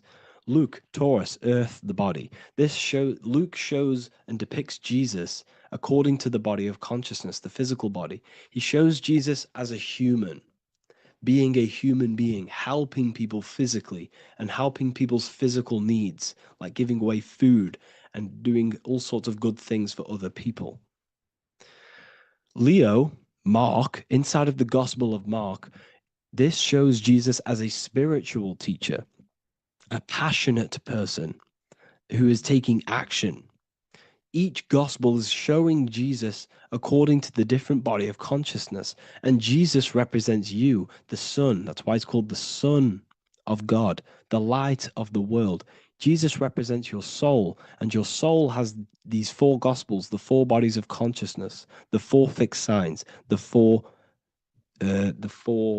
elements, and the 4 seasons. These things all correspond to your consciousness. So this is Leonardo da Vinci showing you the exact same thing. Jesus is the I am, the sun, the soul, in the middle, on his own. Luke, spring, earth, body. There are 3 people in each group. There are 4 groups, and there are 3 people in each group. 1, 2, 3. 1, 2, 3, 1, 2, 3, 1, 2, 3. Fall, winter, summer, spring. These are according to the 4 bodies of consciousness. Here we see Aries, which rules the head region. He's on the head of the table. Gemini, he's holding up the 2 hands because Gemini rules the 2 hands, the 2 arms. Gemini is the 2 twins, which is the 2 arms and 2 hands, and the 2 lungs. Here we see the beginning of summer, which is Cancer. You see the big knife here. Cancer, him here, this grey-haired guy, holding a knife for the crab. Cancer, they pinch. You have a knife, symbolizing the crab. Leo, the middle of summer, showing dominance. The sun is very dominant. He's got his elbow on the table, showing dominance. Virgo has no Adam's apple. Cancer here is pointing at this woman's neck, saying there's no Adam's apple. This is Virgo, the virgin, the only woman. Jesus, the sun. This is Libra, the balancing. He's holding his arms out balanced, showing the balancing of the sun. Because when the sun enters Libra, the sun is balanced between winter and summer. So it's balanced. This is all astrology, but this is internal. Okay. This is Ezekiel's vision. Ezekiel had a vision in the Bible, and he saw the face of a man, the face of a lion, the face of an ox, and the face of an eagle. The eagle is Scorpio, the ox is Taurus, the lion is Leo, and the man is Aquarius. He saw the throne of God.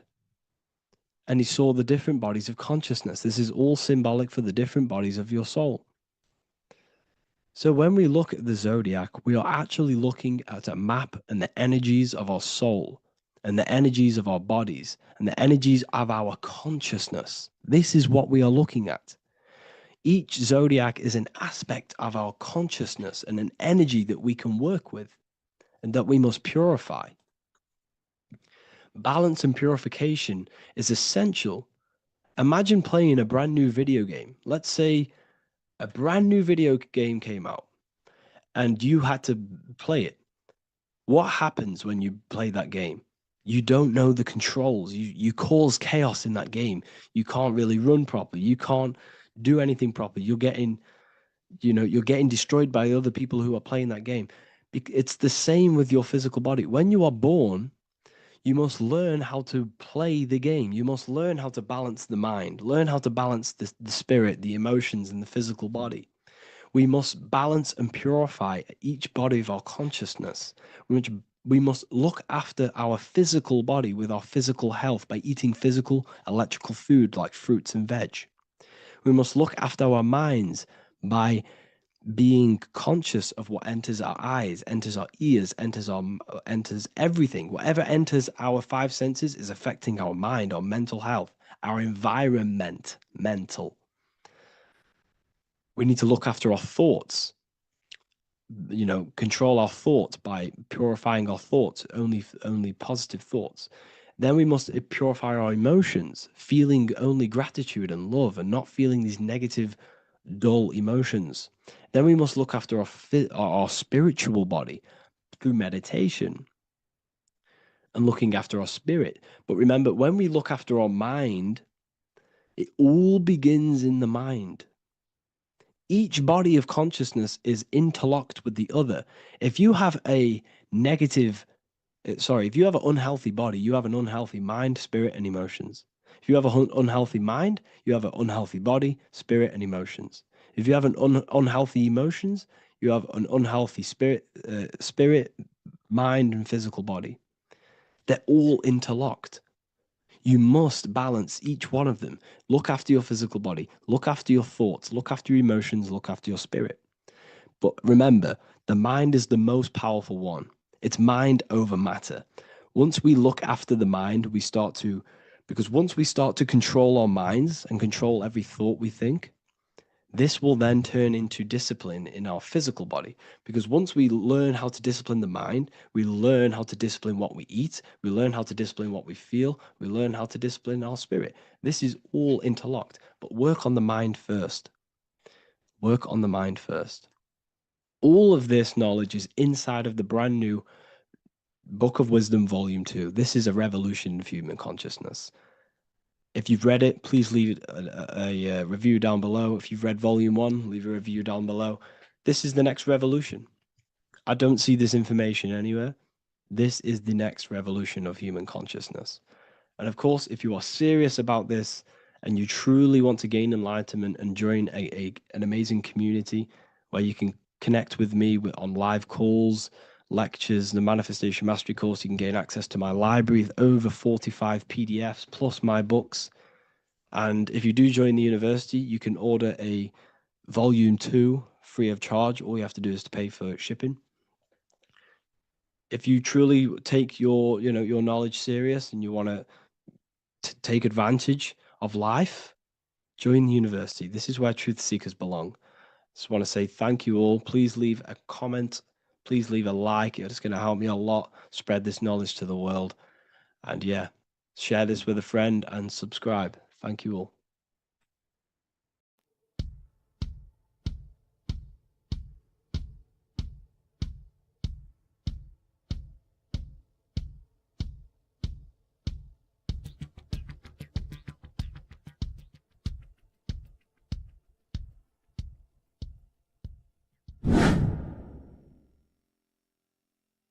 What is good, people? How are we all doing? Today we're going to be talking about the different planes of existence, the occult side of the world, the things they don't teach you in school.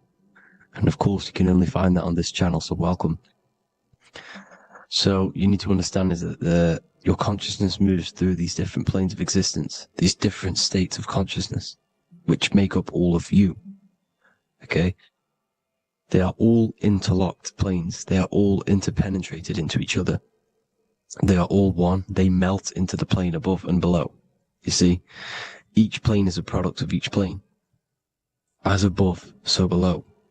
Now, the higher you go, the more fluid, the more dreamy, the less dense it becomes.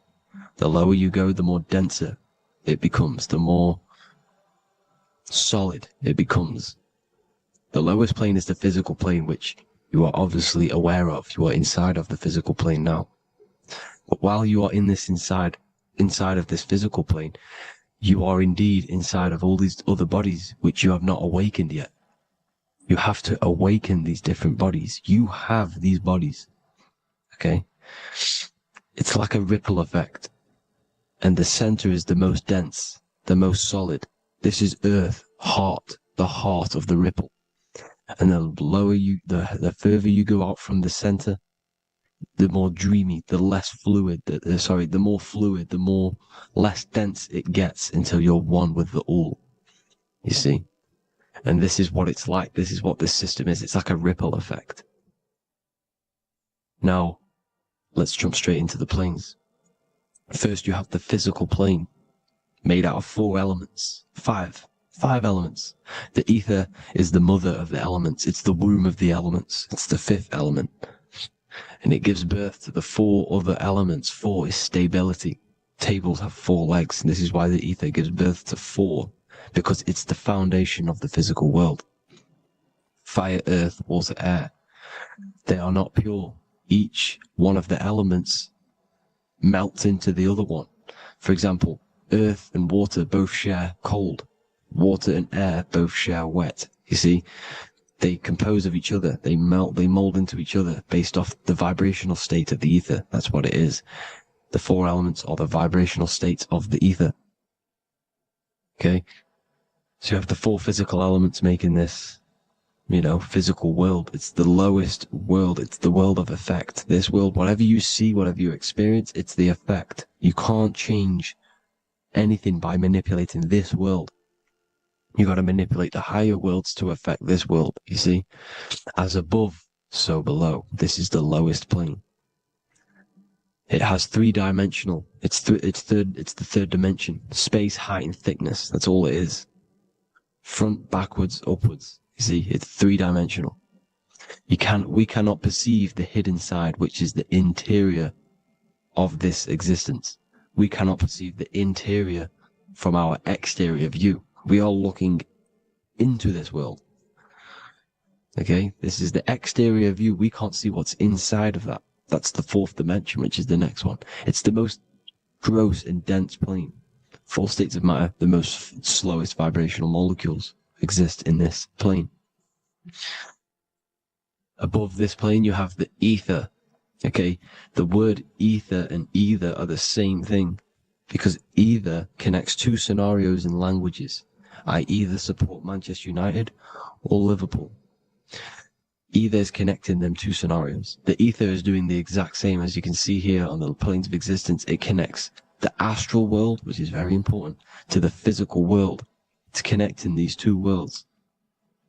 So it's the ether. It's the ether. The ether is pure potential. Energy flows through the ether. It is pure energy, pure potential. Okay? The physical body is an exact copy of the etheric counterpart body. So every physical object has an etheric energy double. It's like a blueprint of that object. Every single object has an energy double, and that's the etheric double. Okay? The etheric body determines the shape of our physical body through its lines of force. All through life, it rebuilds and restores the physical body. Physical problems show up first in the etheric body because as above, so below. You manipulate the higher planes, it will manipulate this plane. And this is why sorcery works. contact with astral plane entities. We'll get into that a bit later. So the reason why we can't see this plane, this energy world, which is all around us, which we are inside of right now as we speak, is that the molecules that compose it are further apart than those of the physical plane, making it invisible to the two eyes. That we can't perceive it. Our eyes cannot physically suck in that sort of information, and our brain cannot decode it. This is why, they brainwash us with all these programs to keep us asleep, to keep these other bodies we have asleep, so we don't find out about these other bodies, and is to make you believe that everything's just a material. Only the material world exists. They don't want you to know is that everything that you see is a result of something you cannot see. As above, so below. There are realities within this reality. This is what I'm breaking down now, these different planes, on how this reality works. So your etheric double is your energy body. You can see here the physical, etheric, astral. Astral is your spirit. The ether is a part of the physical plane. It's like just above the physical plane, but it's still part. But then the astral plane is completely separate. It's another plane, but they're all interlocked. Don't think they're apart. They're all interlocked. They're all one. They all melt into each other. The chakras that we have are inside of our etheric body. They are our sense of organs which tune us to the fourth dimension. These 7 chakras connect us to the astral world, the fourth dimension. Okay? They are points for the flow of energy from the universe / 7 planets, because the 7 chakras are your 7 planets, and the 7 planets are connected to the astral world. They are feeding these 7 senses in our body. They connect us to the universe, to our etheric counterpart, and then to us, supplying the physical body. Because the energy comes from above. As above, so below. These 7 senses, these 7 etheric chakras, are being supplied with energy from the universe, the 7 planets, the solar system. Then it supplies the physical body. You see? So, the ether is very important. And this is, that the ancients understood the science of the ether, and they could, harness free electricity from it, because it's all around us. The ether is all around us. And this is what they were doing. They were harnessing free energy using the ether. The astral plane, the fourth dimension, very important plane. Very, very important. We've all been there. Every single one of you has been there. Okay? The fourth dimension is unseen of what we see. It's the interior of the exterior that we see. We see the third dimension, but we cannot see beyond what's making this third dimension. This is the fourth dimension. Okay? It's the dream world. This is where you go when you dream. Okay? This is where you go when you dream. It's the place of disembodied spirits or ghosts, entities, whatever you want to call them. When you hear ringing in your ears, that is not tinnitus. That is an entity around you. Okay? That is an entity around you. The fourth dimension is where thought forms exist. Mental images. Thought forms as in what you see in your mind when you think of an image, because the mind is the highest plane of existence. Mind is the highest plane of existence. And it manipulates all of the planes below. So it goes the mental plane, then the astral plane. So the thought is in the mind, the mental plane. That just the thought alone, no image, but then the form depiction, the thought form exists. It manifests in the astral plane as a sort of image, an entity, a living conscious being. So this is why thoughts are things. You see, thought forms exist within the fourth dimension. So when you imagine something, when you are, for example, right now, look into your hand and imagine there's an apple in your hand. If you can see that, you are seeing into this fourth dimension. You can only see into this fourth dimension using the mind's eye, not the two eyes, the mind's eye. When you shut off the two eyes into darkness, the third eye opens. The mind's eye is open. And you can see, this is astral travel. You got to work on astral travel. And you will see this astral plane, this fourth dimension. And there are 3 different sections to this astral plane. Higher, middle, or lower.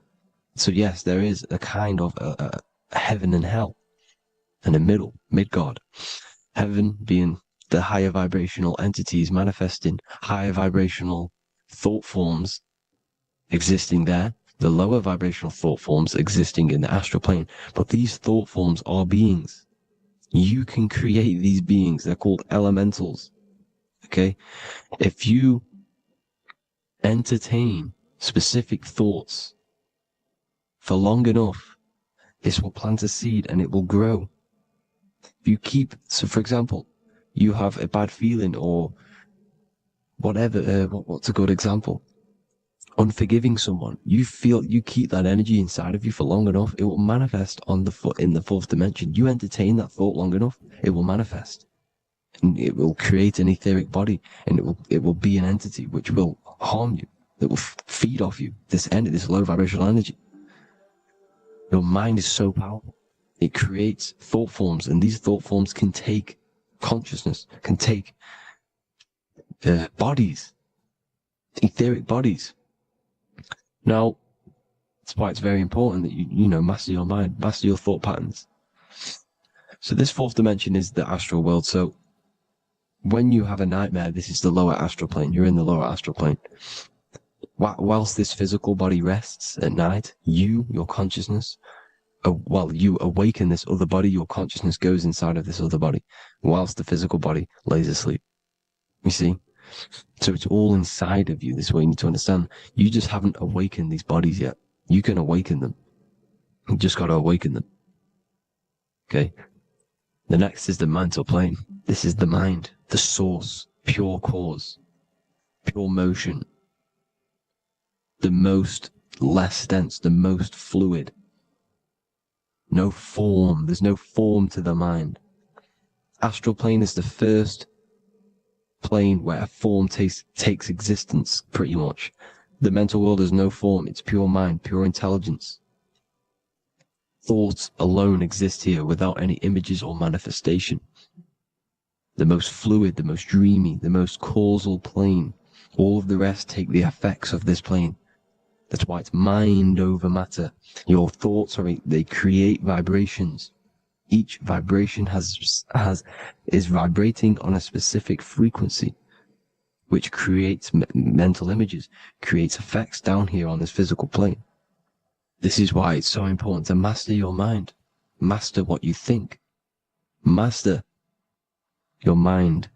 It's the hardest thing to master.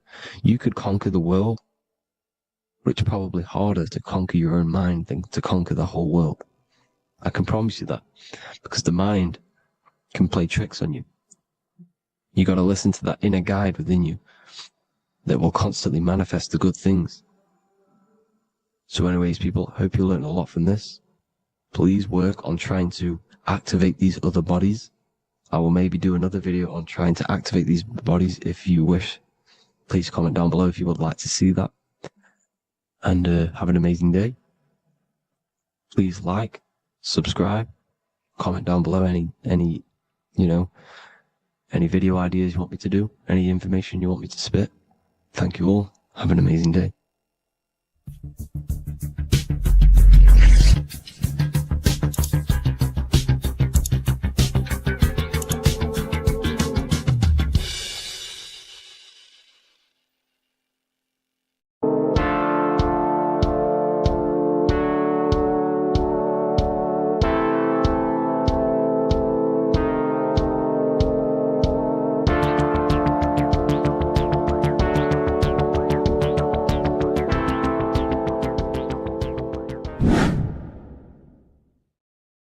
What's good, people? We're back with another video.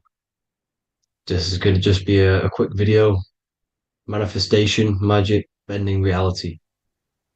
So let's jump straight into this. So you have a conscious and a subconscious part of your mind. The conscious is what you're conscious of, what you're actually doing, where you can choose or not. However, the subconscious is the part of your brain which is automatic. So all of the systems in your body, like the digestive system, your heartbeat, these are automatically being ran. And you do not have to tell these systems to do to do anything. You do not have to consciously tell your heart to beat. It's automatically doing it. And this is what the subconscious mind is controlling. It's like the dark aspect of your brain or your mind. It is the way bigger aspect of your mind. Okay, it controls all the systems in your body. Okay, and this is where all of your programs are. So when you're in it from your childhood, what you've learned in school, all of these things are being kept in your subconscious, maybe traumas and stuff like that. So the subconscious is the female aspect, and the conscious is the male aspect, because the male is all about action and doing, and the female is more about creation, creativity, intuition. So you have a right and a left hemisphere of your brain, and these are obviously male and female. The right side of your brain is your female. It's to do with creativity, imagination, intuition, insight. Okay. And this is one of the most important sides of the brain. This side of the brain is the most attacked by the elites, whatever you want to call them. This side is one of the most important, because obviously your intuition is a massive part of reality.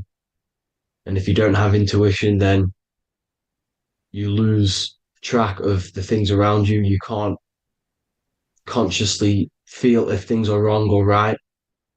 They don't want you to have intuition or creativity or imagination.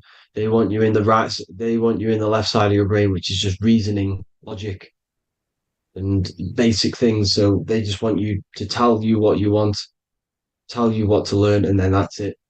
They don't want you thinking for yourself, which is the right side of the brain. So whatever the conscious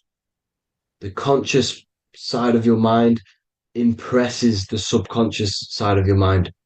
So if you do affirmations, for example, if you consciously do affirmations every day, you're reprogramming your subconscious mind.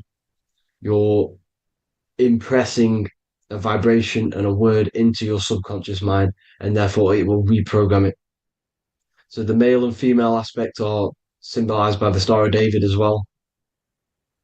The male being the upside triangle, the female being the downside, connected all in one, because we both have male and female energy.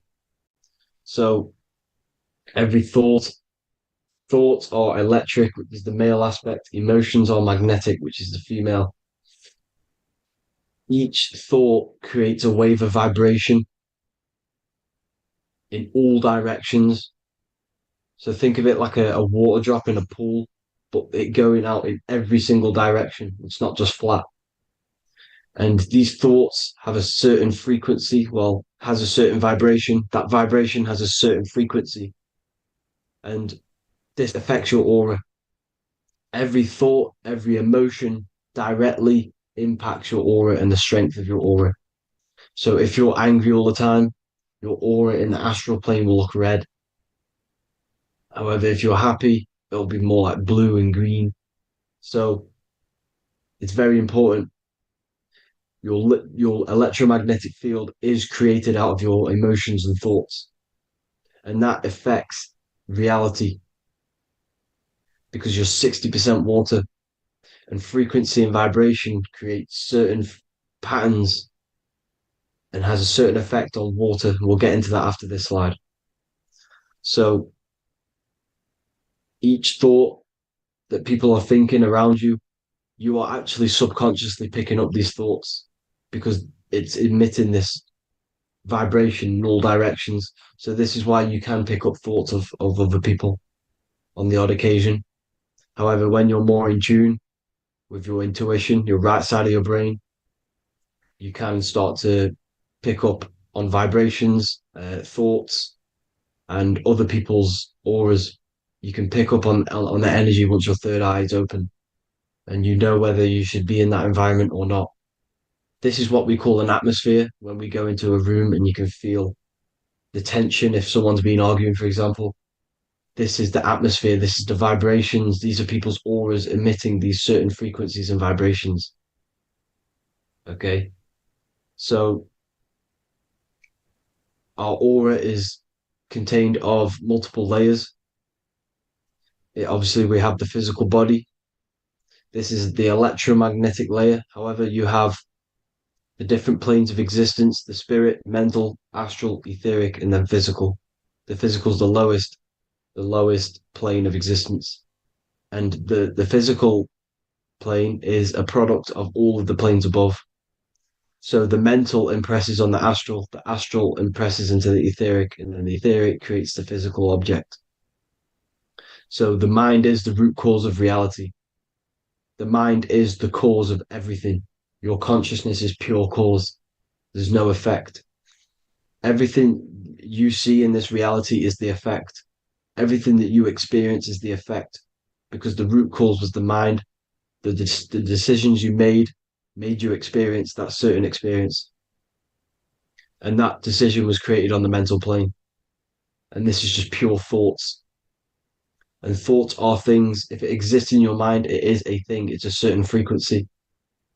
So if you have a certain level of thoughts, if you're thinking positive, for example, you're going to have a strong aura, you're going to have a higher vibration. And that attracts like. Like attracts like when it comes to thoughts and vibrations and electromagnetism. So if you're thinking positive all the time, speaking positive, doing positive, you're then creating a higher vibration, and that's going to attract people on that similar frequency to you. Everything is electromagnetism, frequency, and vibration. Everything. You see, so this is why, for example, if I put my hand to a TV screen, if my finger was the same vibration as the TV screen, it would go straight through it. However, the particles in my hand and the particles on the TV screen are two separate vibrations, and this is what causes the friction to stop and not my finger to go straight through it. So like I said, when you don't feel the vibe of someone, when you don't feel right, you don't really get along with someone, this is a vibration. Your vibrations are not matching, they're not similar, they're two complete different vibrations, and they're not aligning properly. So music has a massive part on this. Music is a massive, massive tool for the elites because music is frequency. And in 1975, the musical instrument are all tuned to 440 hertz. So Spotify, Apple Music, most of the music on YouTube is all set to 440 hertz. And 440 hertz is not divisible by 3, 6, or 9. And when you can't divide a frequency by 3, 6, or 9, it's not a natural frequency. As you can see here, this is 432 hertz. This makes a nice geometric pattern. However, 440 hertz is a distorted pattern. So when you listen to this, this actually shuts off the whole right side of your brain. Like I said at the start, this is the most attacked side of your brain. It's to do with creativity, imagination, intuition. When you listen to 440 hertz, it shuts off the whole right side of your brain. And obviously shutting off all of these forms of your brain. Music is a very, very powerful tool for the elites because it's the only thing which can enter your soul or your ears without consent, your body without consent.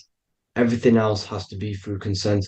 You choose whether to eat something, you choose whether to drink something, but frequency, you're going to hear it no matter what. This is why it's so powerful. And music influences the body in many different ways. It's the most powerful imitator of everything. It directly affects all listeners. It directly affects intentions, gestures, movements, and actions. It stimulates your mind, and certain songs, certain catchy songs, can reprogram your subconscious mind, invoking certain emotions. This is why when you listen to slow beat songs, it makes you feel more sad. When you listen to upbeat songs, you feel more energetic.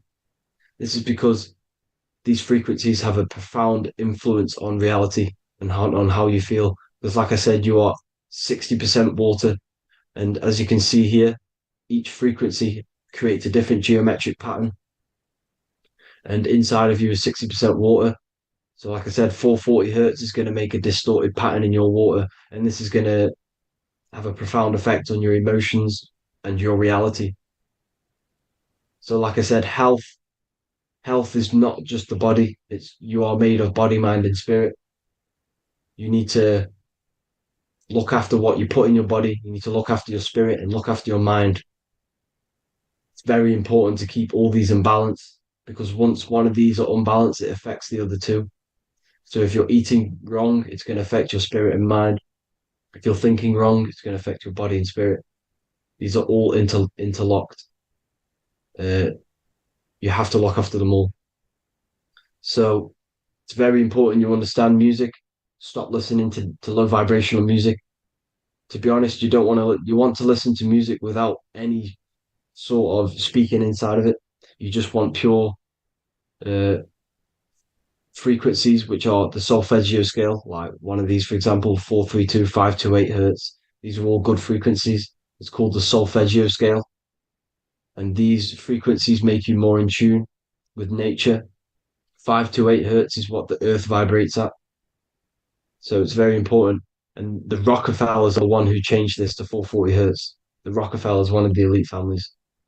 So if you want to manipulate reality, it's very important to have your chakras aligned and having a high vibration, because the higher your vibration, the more powerful your words and your intentions are on reality. So the lower your vibration, the harder it is to affect reality, because you're on a lower state of consciousness.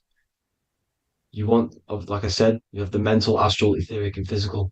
Everything is a product of the one above. As above, so below. This is what Hermes Trismegistus was saying in the Egyptian days. This is where it comes from.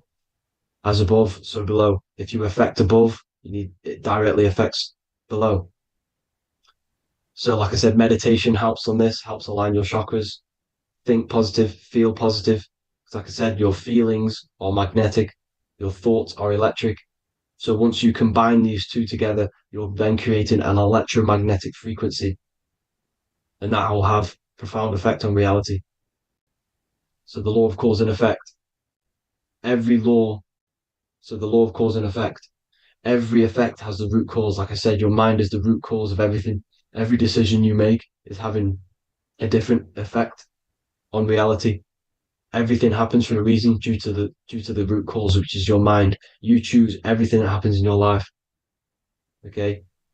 So it's very important you understand this and you constantly make the right decisions, the good decisions, to have good effects on your reality. You have to be very conscious of this law, because nothing escapes this law. This is the law of all consciousness. So think about it. Imagine a massive ball of consciousness. However, off this ball are different sparks, and each one of these sparks are in each and everyone's body.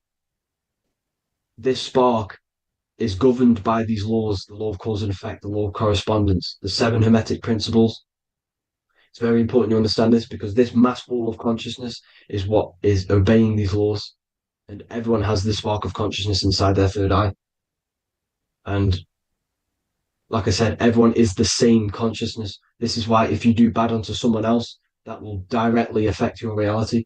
So if you hurt someone, it's going to come back to you in one way or another, because you are that same consciousness. This is like a mirror reality. As within, so without. Whatever you feel on the inside, you're gonna see that on the outside. You're gonna experience that reality, whatever you've impressed. So there's different ways to bend reality to your will. This is kind of a sort of magic.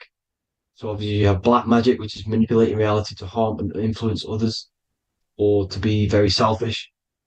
And then you have white magic, which is manipulating reality for the good of humanity. So you do have to be very careful with your intentions, people, when you're trying to manipulate reality, because this is nothing to be played with. If you are manipulating reality for the wrong reason, it's going to come and bite you in the ass in some way or another. Because everything is balanced.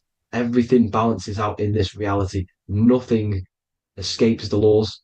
Not one thing escapes the laws. So if you're stealing from yourself, because it's just going to come back in one way or another. Inside of everyone's heart, you know whether you're doing good or wrong. You can feel it when you do something wrong. You can feel it when you do something good. The heart is the center of the Taurus field. It's balance. And this is why you say follow your heart, because it's the center of the Taurus field. It's very important to listen to this inner voice inside of you, because that is telling you the right things to do, the good decisions to make. And when you keep following that voice, that good voice inside of you, it takes you to your life path. Very important to follow that voice. However, don't let the ego get in the way of it. Don't care what your friends are going to say. It's very important to understand this. So you have different ways of manipulating reality. You have sigil magic. This is where you create your own sigil or symbol. You create your own sigil and symbol, and then you charge it. You behind that symbol, you have an intention. So, for example, if you want to manifest wealth, you create a sigil which represents what you want. You create that sigil, you draw it out, you charge it, because wherever your attention goes, energy flows. So whatever your attention is, you're sending energy that way. So what you do with your eyes and your hands, you place attention on the sigil. Imagine that it's glowing. Imagine that you're sending energy to the sigil, and then you burn the piece of paper once you've done this. And then after this, you meditate on that symbol. You constantly think about that symbol, because that symbol is the frequency, is the thing that you want to manifest. So that's one way. Or you can just meditate on your reality. So imagine yourself having already what you have. This is what they call a mindset. You must set your mind to the frequency what you want to manifest. Okay. So if you want to manifest wealth, for example, imagine yourself being wealthy. What would it feel like? What would you be doing? Imagine a scene in your mind.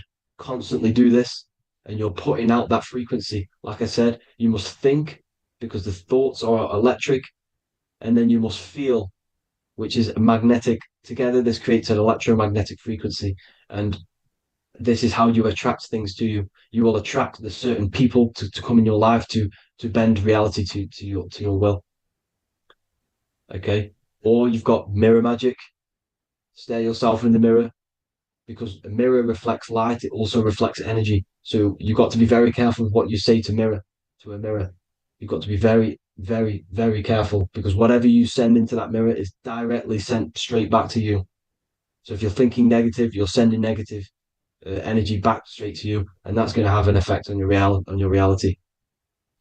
Affirmations are very important, because your words are frequency, your words are vibrations, and each word you say has a certain frequency. If it's positively charged, it's going to affect you positively. If it's negatively charged, because like I say, your brain and your mind is like the director of energy.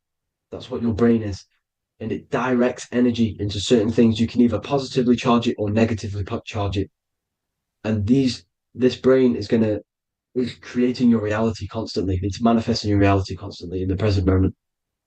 So this is what the government knows. The government know your mind is the root cause of reality. This is why they call themselves a government. Government. The New World Order is not being manifested by them. They are controlling the information. They are controlling your perception of this reality. And they know the mind is the root cause of reality. Therefore, if they control your perception of reality and your information, what you believe, you're going to manifest that information, that perception. So we, the people as a collective consciousness, are the ones manifesting this New World Order. You see, so this isn't black magic. They're actually tricking us into manifesting their own their plans, this New World Order. You see, this is how smart these people are. They know how to get around the laws of reality. They know how to bend reality to their will without facing the consequences. They're getting humanity to do it.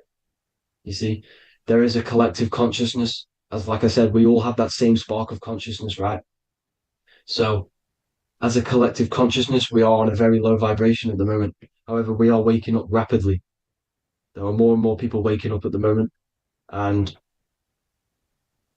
light always chases away the shadow. Light is a lot more powerful than darkness, you see. So one person waking up has a massive effect than one person being asleep. it has a profound effect. Because like I say, the light always chases away the darkness. It's more powerful. The light is always more powerful. High vibrations are more powerful than lower. So that's it for this, people. I hope you all enjoyed. This is a short, quick video. God bless you all.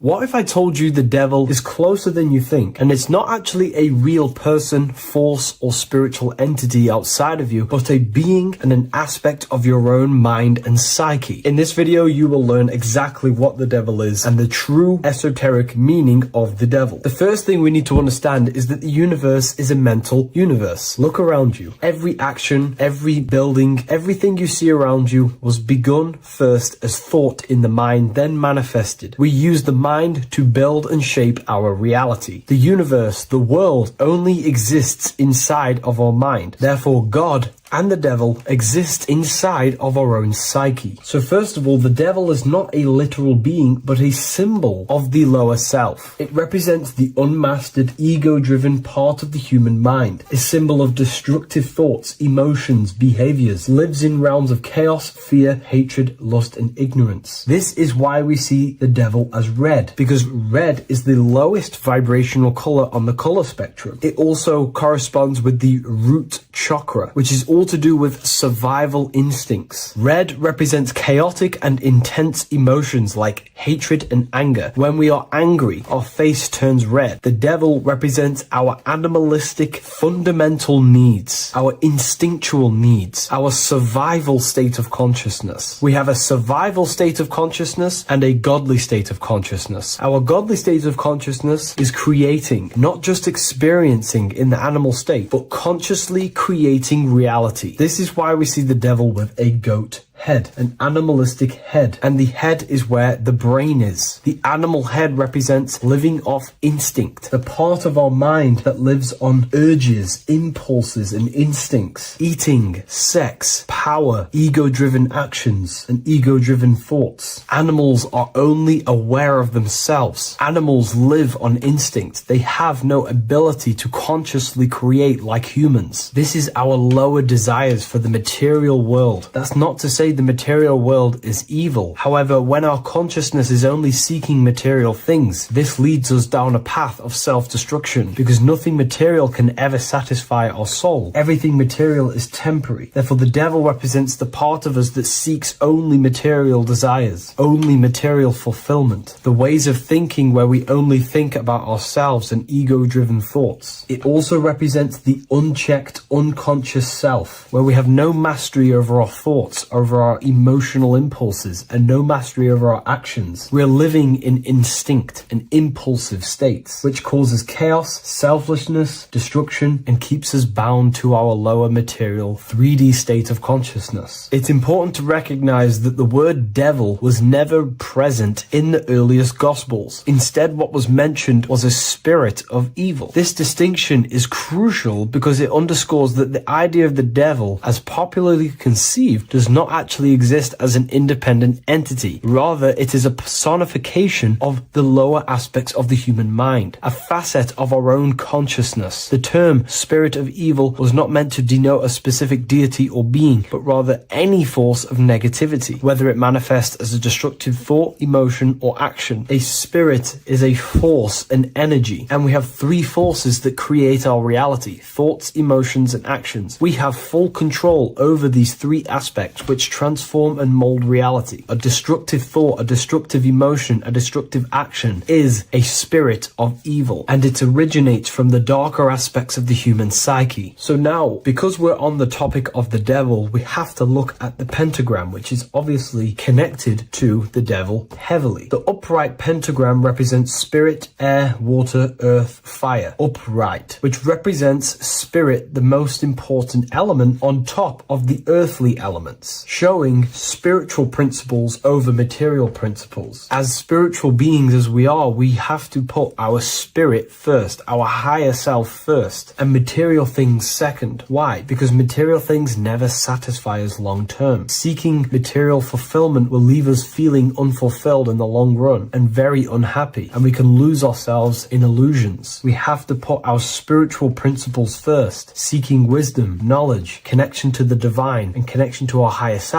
is what gives us true fulfillment in our hearts and souls. But when we see this pentagram inverted, we now have spirit on the very bottom, which now represents earthly principles on top of the spiritual principles. We're putting our earthly elements on top of our spiritual element, which this inverted pentagram represents no longer caring about spirit, no longer caring about our invisible internal world, and only caring about this external body, food, sex, material things, cars, money, and all the things outside of us, the world outside of our mind. This is what true Satanism is. Satanism is not worshipping an external deity, but it is worshipping the self, only fulfilling the ego's desires. This is what true Satanism is, and we have all been conditioned to live in this state. Satanists want us to believe that there is an external deity called Satan or the devil, and the reason they do this is because they trick us, making us believe that we are not Satanists, while they are actually conditioning us to be self-seeking, ego-driven people, where we only care about sex, food, material things, and money, which is actually conditioning us to be Satanists. 80% of the population today are unknowingly involving themselves in Satanism, which is ego-driven thoughts, actions, and emotions, dwelling and living in this state, where we only care about ourselves. When we are spiritual, we realize we are all one. We are all one consciousness family, and we need to do things that help and contribute towards our collective experience, helping others, instead of seeking to serve only the self. The angel is depicted with wings, which represents elevation, higher self. The devil is represented with an animal horns, which is on the ground. A goat is on the ground, which represents the lower self. This is the elevated mind and the lower material mind. Horus, the bird, higher self. Set, the ground animal, lower self. Jesus and Satan. These are two forces, two characters that exist within the human psyche, not real entities. They are forces of our minds, and there is a battle between our higher self and lower self all the time within our own minds. There's always a part of us that's telling to do one thing and another thing, to do something bad and to do something good. There is this battle inside of our own consciousness. Here we have the human spinal column. The human spinal column is showing you the higher and the lower self. The higher self represents the head. The head is where the mind is. This is the creative essence of the universe. This is where all material things begin as a thought in the mind. We create with the skull, with the brain. This is our higher self, the heavens, connected to the heavens, the sky. And the lower end of the spinal column is where our reproductive organs are, where our gut is. Our reproductive organs and our gut is all to do with survival. The lower end of the spinal column, lower instinctual 3D based consciousness. The lower end of the spinal column is where our lower self dwells. Eating, consumption, power, and sex, lust. These are all emotional forces and instinctual based organs that are not inherently evil, but when we dwell and live off this lower end of the spinal cord, it keeps us in low states of consciousness. Our goal to raise to our higher mind is to balance this, not to overeat, not to abuse power, not to abuse sex and lust, but to master these organs and gain the ability to say no to these organs so that we can raise to our creative side of consciousness. Instead of dwelling in our instinctual nature, we can turn to our creative nature and consciously become a builder and constructor of reality. This is the true way of raising consciousness. This is the stairway to heaven, out of the animal consciousness to the higher consciousness. To wrap all of this up, it's all about gaining control over our instinctual lower nature and allowing our spirit to rule over our body and not our body ruling over our spirit or mind. The moment you let let a thought become instantly an action is the moment you are an impulsive person. We are all trained to be this way. It is okay if you are in this state. The moment you let a thought turn straight into an action without questioning, that is the mind controlling you and you not controlling the mind. We need to gain control over the mind, and we do this through many different ways, through meditations,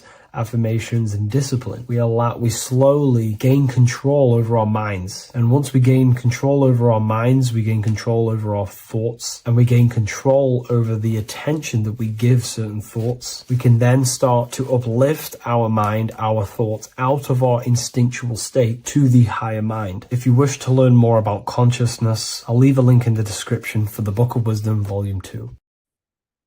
What if I told you that you are under a spell? And this spell is controlling you in every aspect of your life, and you don't even realize it. Spells are not what you've been taught. They're not fantasy magic wands that are casted over you. No, no, no. Spells are much, much deeper. A spell is a belief system that is installed into your subconscious mind, which holds power over you. Okay? If I install a belief into your mind and that belief holds power over you and controls you, that is you under my spell. A spell is a belief that someone has installed into you. Okay? You have a subconscious mind. The subconscious holds power over 90% of your daily basis behavior, thought patterns, and overall emotional state. Because the subconscious is the back end of our mind, the mind that we don't really have access to. It's the shadow self, where all of our programs, all of our memories, all of our traumas, all of our everything that we've ever experienced is recorded and kept in this vast database called the subconscious. Now, the subconscious is the 90% of our mind. We are only aware of 10% of our mind, which is the conscious mind, which is what you're using now, what you're consciously aware of. But there is a subconscious mind that holds power over your conscious decisions, and you don't even realize it. For example, as a child, you had a very, very traumatic event happen. Let's say as a child, you were not loved enough by your parents. And this feeling of you not being enough for your parents and feeling alone as a child implanted this seed. And this seed was planted by your emotions, a strong emotion. And over time, as you grew older into an adult, this seed grew and grew and grew. And what this seed grew into is you being very needy, you always seeking validation from others. Okay. But you taking this conscious decision 10 years down the line actually stems from this hidden cause within your subconscious mind, within this little feeling, this seed inside your subconscious where you don't feel like you are worthy. So this results in a conscious decision of you seeking validation from others, being very needy from others. Okay. This is what the subconscious is. The subconscious holds power over us. For example, posting on social media. Why are you actually posting on social media? If you take a selfie with your new watch, new car, and you go and post that onto your social media, why are you actually doing that? On the deepest root cause, it's not because you just want to post a picture. No, it's much deeper. It comes from a subconscious belief or a subconscious emotion of you seeking external validation, whether you believe that or not. But that's what it is. If you're posting on social media, you're seeking attention, you're seeking validation from others on a deep level, on a subconscious level. You may not even realize this because it's subconscious. Now, this is what a spell is. Money is a type of spell. Remember, money doesn't actually exist. Money does not exist. Money is a physical object inside of the material plane. But the physical object has a belief in the mental plane. See, the mind is the highest plane. This is the root cause of reality, the mental plane. Okay? So our belief in our mind has given this piece of paper value and a meaning. But in reality, it's just a piece of paper with a belief behind it. But this subconscious belief behind this piece of paper is controlling your daily basis behavior, is controlling your emotional state, and controlling your life without you even realizing it. Without you even realizing that it's all an illusion. Money does not exist. It's the belief that gives the piece of paper a power. And the way we break the spell is by realizing that the money doesn't actually exist. The whole world is under the spell of money, and it's controlling all of us. But the spell is the belief. Once we all wake up and realize money has no value, it doesn't actually exist, it's only a belief. There is no actual money. That's how we break the spell. The spell is broken when we figure out that we are under the spell, under the belief, under the illusion of this piece of paper having value, and it's controlling our lives. That's why the word money has mon within it. Mon is moon, and the moon represents our hidden aspect of our mind, our subconscious, and the sun represents our conscious mind. So you have two versions of yourself. You have the self that you show to everyone, the conscious mind, and you have a shadow self called the subconscious, which is the hidden aspect of you. For example, do you really love your partner who you're with, or are you just with them for, is there a subconscious fear of being alone? Do you really want to be with this person, or is it stemming from, are you staying with them because it's stemming from this fear of being alone, of being lonely? Or are you just with them because you have a subconscious sexual addiction? And all of your conscious decisions are actually coming from this little seed of wanting sex or not being alone. You have two versions of yourself, the conscious mind and the subconscious, the shadow self and the self that you show to everyone else. Okay? And the subconscious is what's holding power over you. When you drive your car, you don't consciously have to think about changing gear. You've done it that many times. It's on autopilot. That's the subconscious doing it. You can be walking down the street. Your conscious mind can be thinking about what you're going to cook for tea later, but your subconscious mind is controlling your body and walking your body. You don't have to think about moving the body. You just do it because you've done it that many times. It's a program. It's a belief in the subconscious that's giving this movement power. You see, the subconscious holds a lot of power over you. Our beliefs hold power over our daily basis behaviors and actions. Okay, like I said, posting on social media, this is seeking external validation. There's a subconscious stem, there's a subconscious urge bringing this desire into conscious reality. So we must break the spell of our emotions controlling us, our traumas from a child controlling us. For example, another example of this, let's say you were in a car crash years ago, and this car crash led you to having a very traumatic event, very traumatic emotion you felt in that car crash. You felt a lot of pain. That was impressed into your subconscious. And even to this day, you're probably scared of going into trains, going onto cars, going inside of vehicles. And you might not even be aware that it's actually stemming from this event that happened 10 years ago. That's the spell. That's the spell that's holding power over you. And you don't even realize it. You realize the spell when you realize you're being controlled by this old belief, this old trauma. That's what a spell is. A spell is not something I cast over you with a wand like Harry Potter. Spell's much deeper. It's the hidden aspects of our mind that hold power over us, that control us. Okay? So how do we get rid of the spell? How do we break the spell? By installing new belief systems, by installing new programs into our subconscious. The subconscious is impressed by repetition and emotion.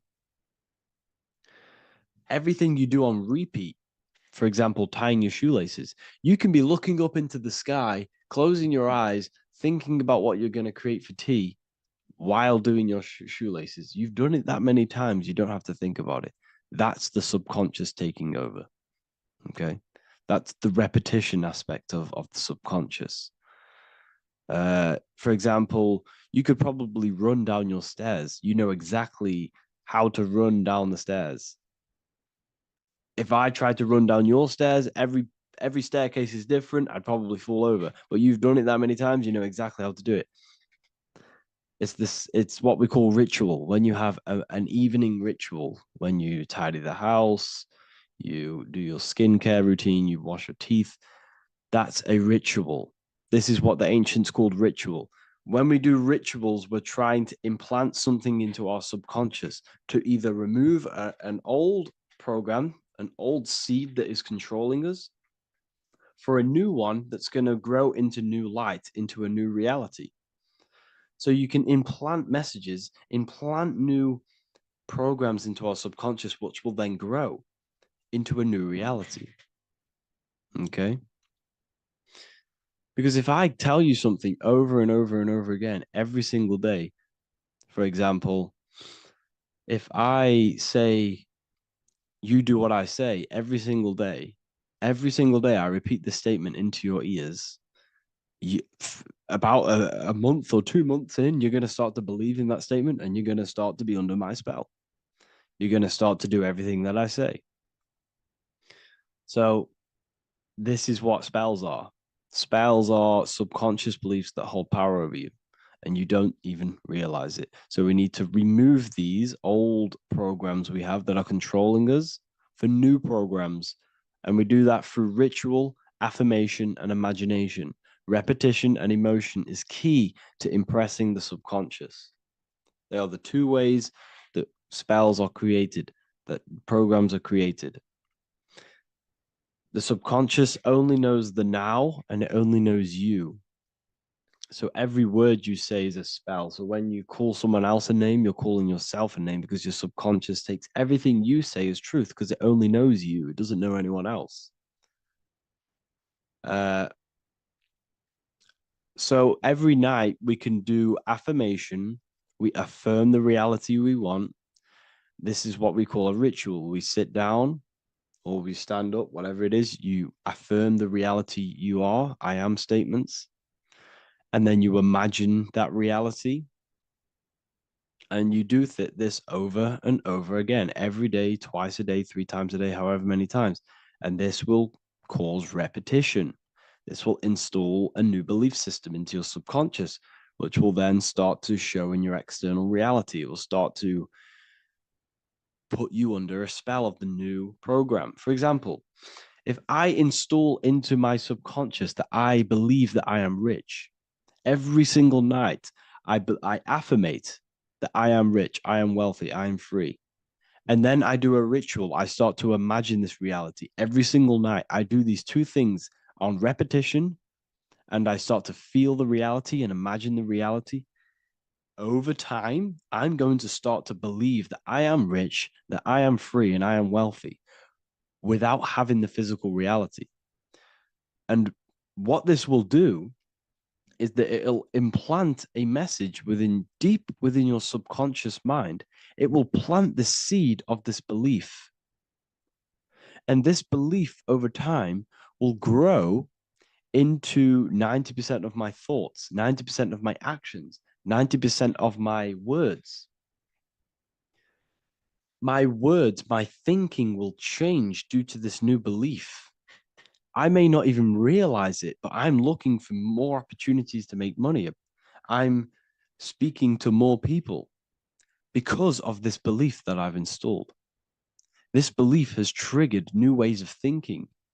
My mind, my conscious mind, is now only operating to fulfill this belief. And my conscious mind might not even be aware of it.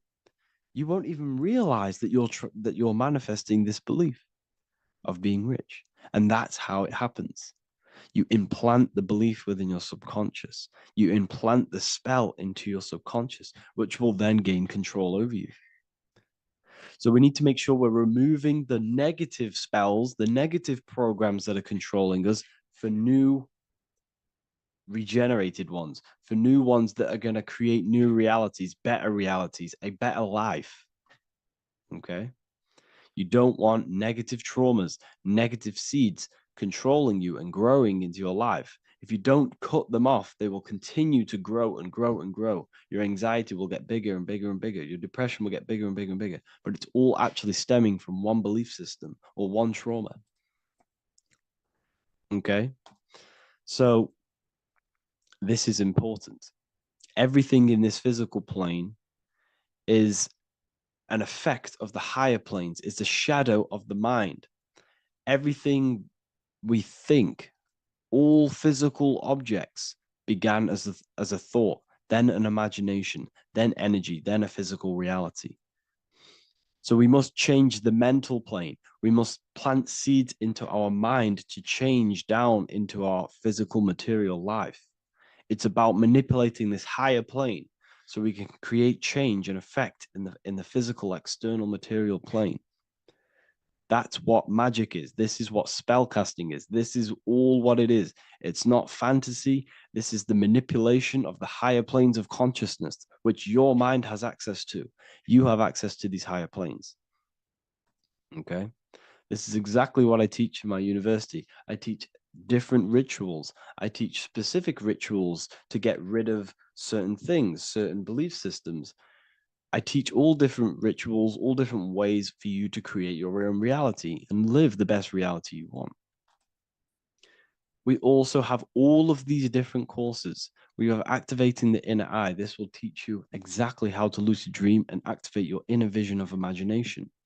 We have the sexual alchemy course. This will give you the power of transmuting your sexual energy into creativity.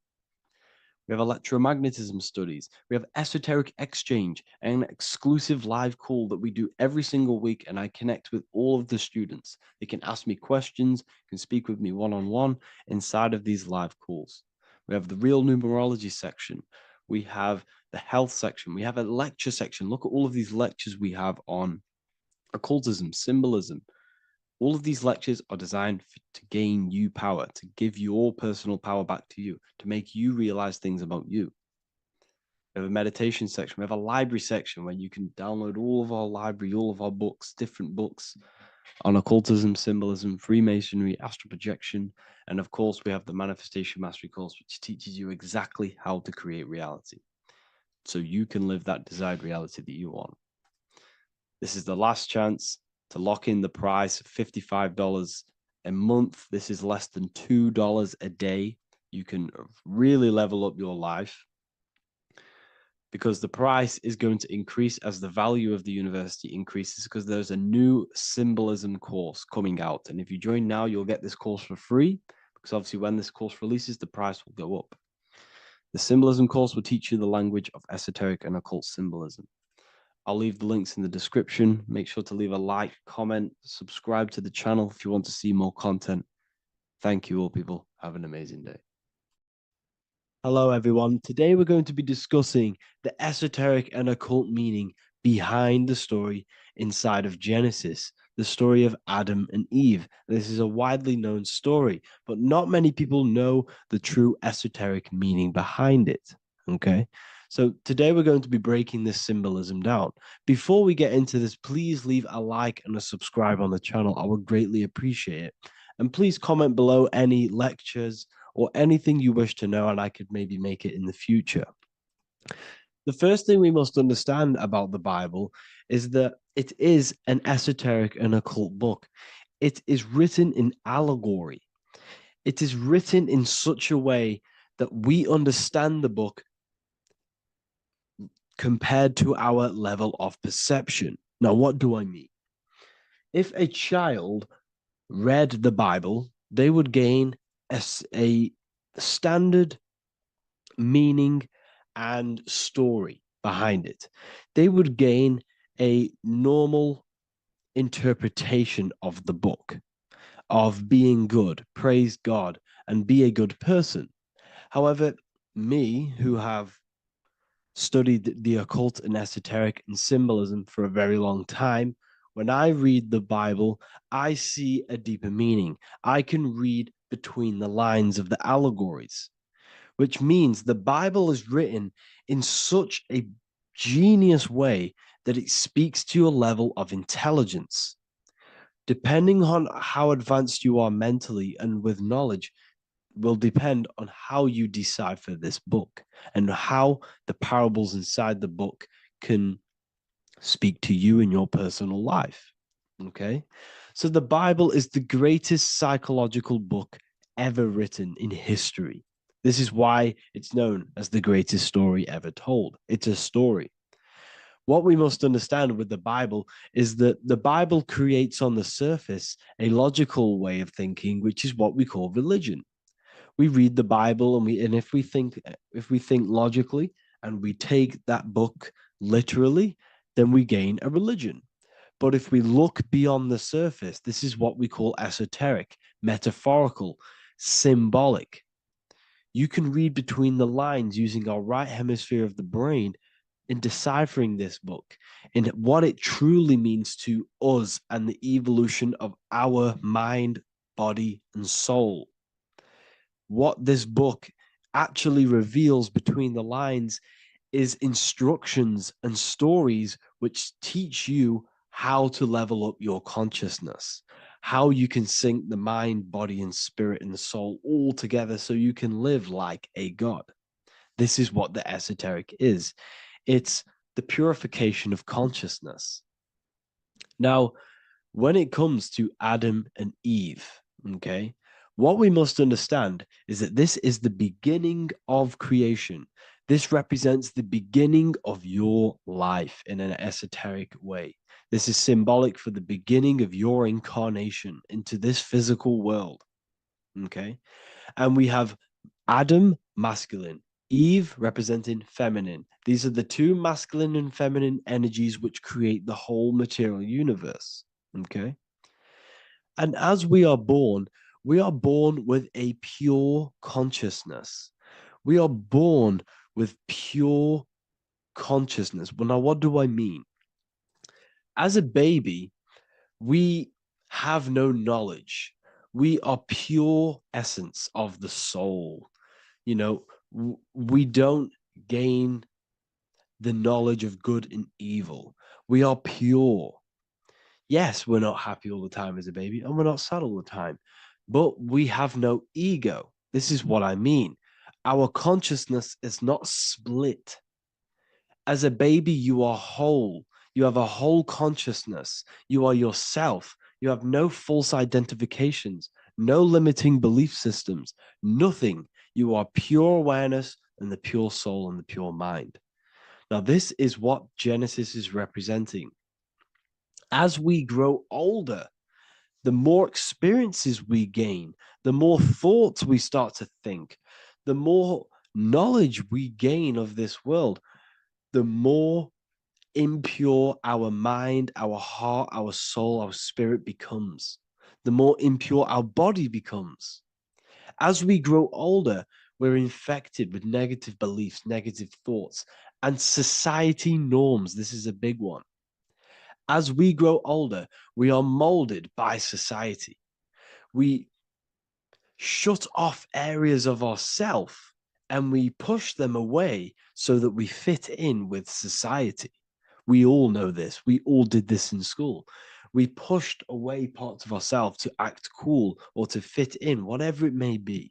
Whatever type of person you were in school, we all went through this because society and culture is programmed. So as we grow older, our consciousness splits. We gain a persona, an ego, and we gain a shadow self, the subconscious, and we gain an ego. Now, the ego is what you show to people. It's that character that you show, that you put on to your culture, to your family, to your friends. This is a false identification. And we also gain a shadow self. The shadow self is gained through experience. This is the subconscious. Our ego is created through experience. And so is the subconscious and the shadow self. Okay. So as we gain age in this material body, we fall from the Garden of Eden. We gain the knowledge of good and evil. This is what the symbolism represents of us leaving the garden, us eating from the fruit. Now, the fruit represents the knowledge, it represents the insight, the experience, which splits our pure consciousness. Our soul splits. Okay? We lose connection with the divine. We lose connection with our pure self through material experiences. We may lose ourselves in material experiences. We may lose ourselves in lust and material gain, wealth, and all of these lovely things that the material world offers. We lose ourselves in this. Okay?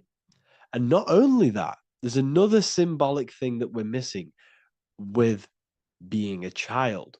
There's another symbolic meaning behind this tree in this story of Adam and Eve. And this is sexual energy. Okay? As we are a baby, we have no ability to create another human life. We have no sexual urges. We have no desire for the material things as a baby. Nothing. As we grow older, our sexual energy cultivates around the age of, it's like 10, maybe earlier for some people or later for some people. This is what we call puberty, when our sexual energy activates. This is when the masculine and feminine energies are present within the body.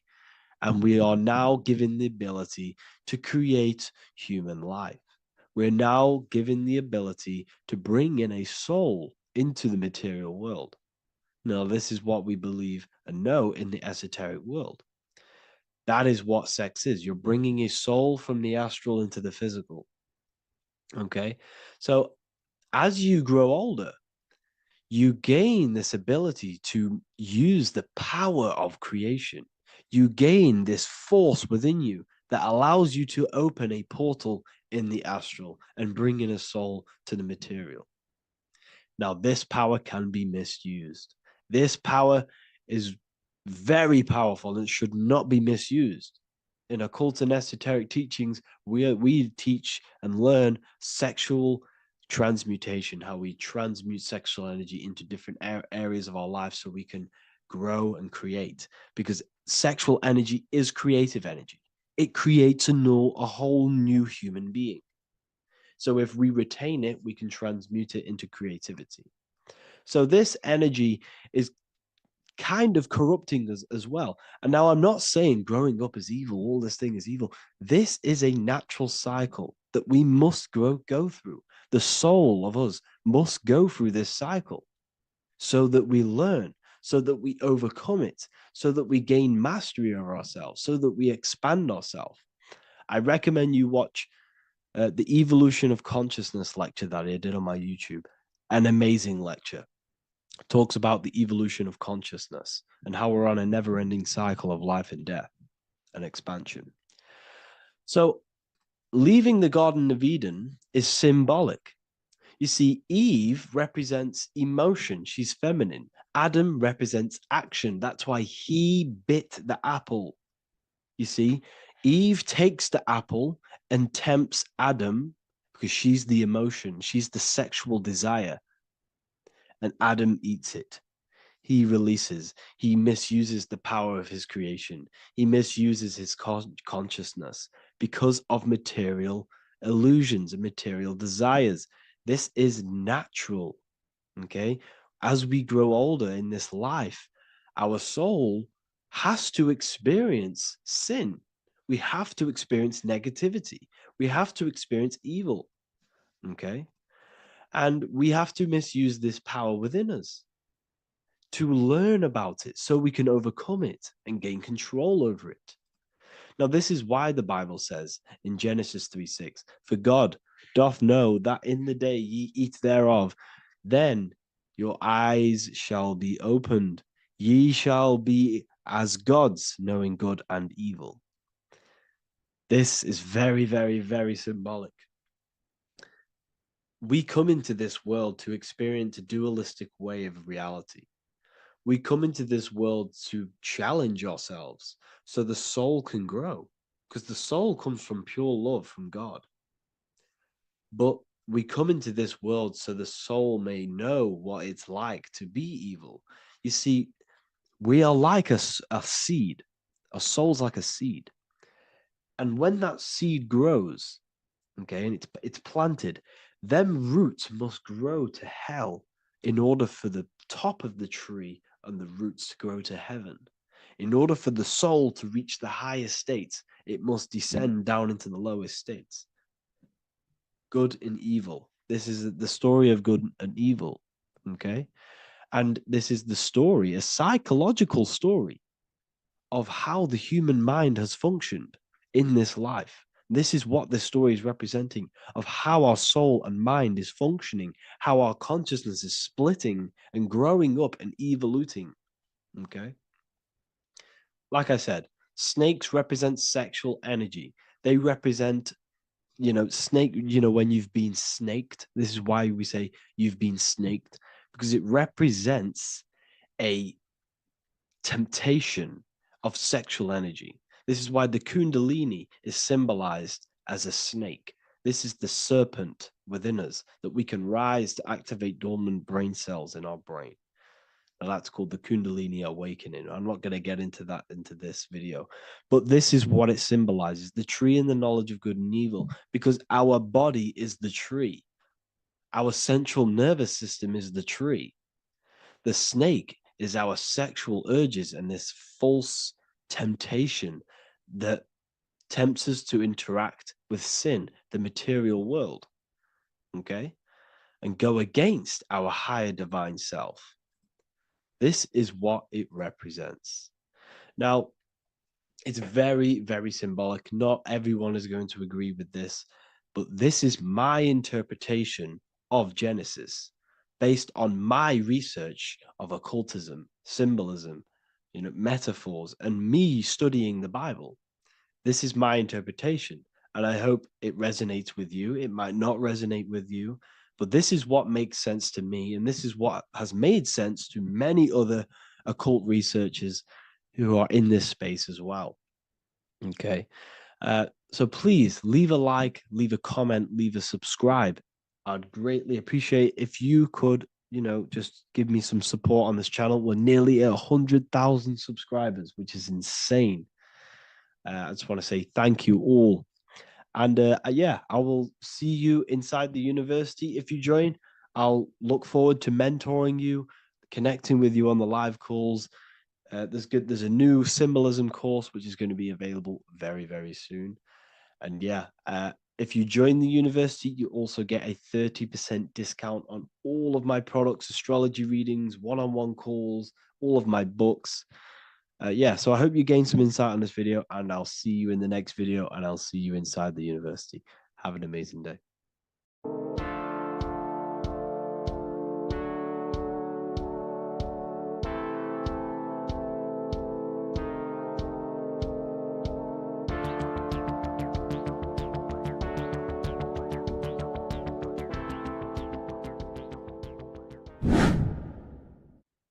How are we all doing, people? It's Revival of Wisdom from the Wisdom Academy. Today we're going to be breaking down God, consciousness, and the higher and the lower self, and how to overcome the lower self. Now, the first thing you need to understand is that you are the invisible intelligence within the brain, within the body. This invisible intelligence is known as the mind. But you are not the mind. You are the observer of the mind, which is the soul, the invisible entity. The mind is your intellect, your intelligence. Now, the mind is, it's hard to put this in words, but the mind is something that gives you the ability to explore the universe. And this inner self is the I am. It's the quiet, the inner self, the voice you see in you hear in your head.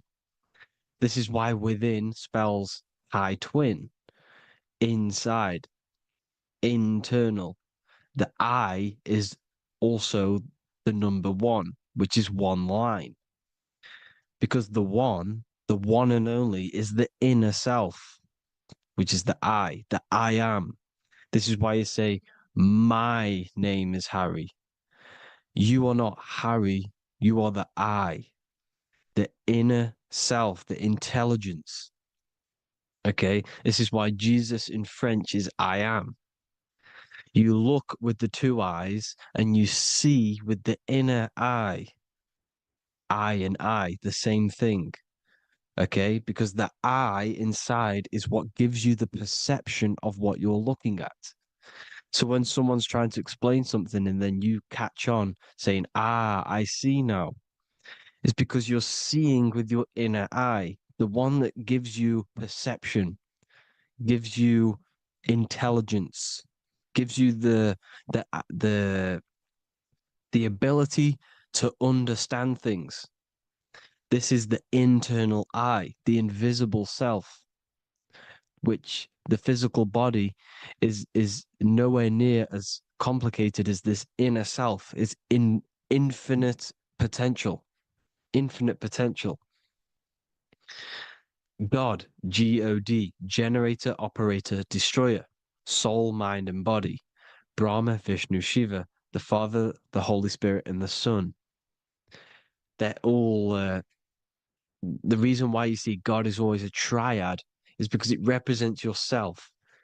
Your invisible intelligence is God. Me and you are the same invisible intelligence.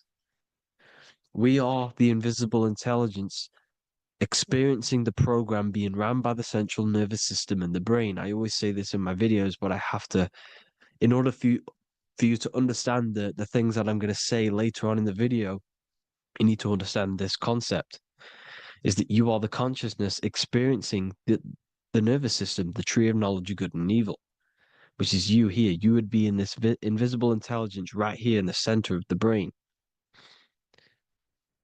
Now, this is why the ancient Christians show God is in the brain.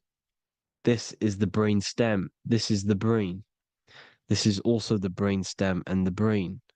The brain stem and the brain. It's all depictions of the brain because the brain's the computer, the electromagnetic computer, which decodes the demands created by the invisible intelligence, the I, the inner self, you, your true self. The person moving, if you observe what someone moving, this is going to sound, but if you observe someone walking, it's not the body. The body is moving, but the thing telling it to move is the invisible intelligence. Before you kick a football, a decision is made within your invisible intelligence, your mind. And this consciousness, this invisible intelligence, is either stuck between the lower self and the higher self. Okay? When the invisible intelligence, meaning the true self, identifies itself with the physical body, it will trap its mind within physicality. This consciousness that we have is either operating in the lower self or the higher self. It's either feeding the material body or it's feeding the spirit. Okay? But because we are physical and spiritual, we need to be even. We don't want to be meditating all day long because we do have a physical body as well whilst we are here. We are playing a game in physical matter. Okay?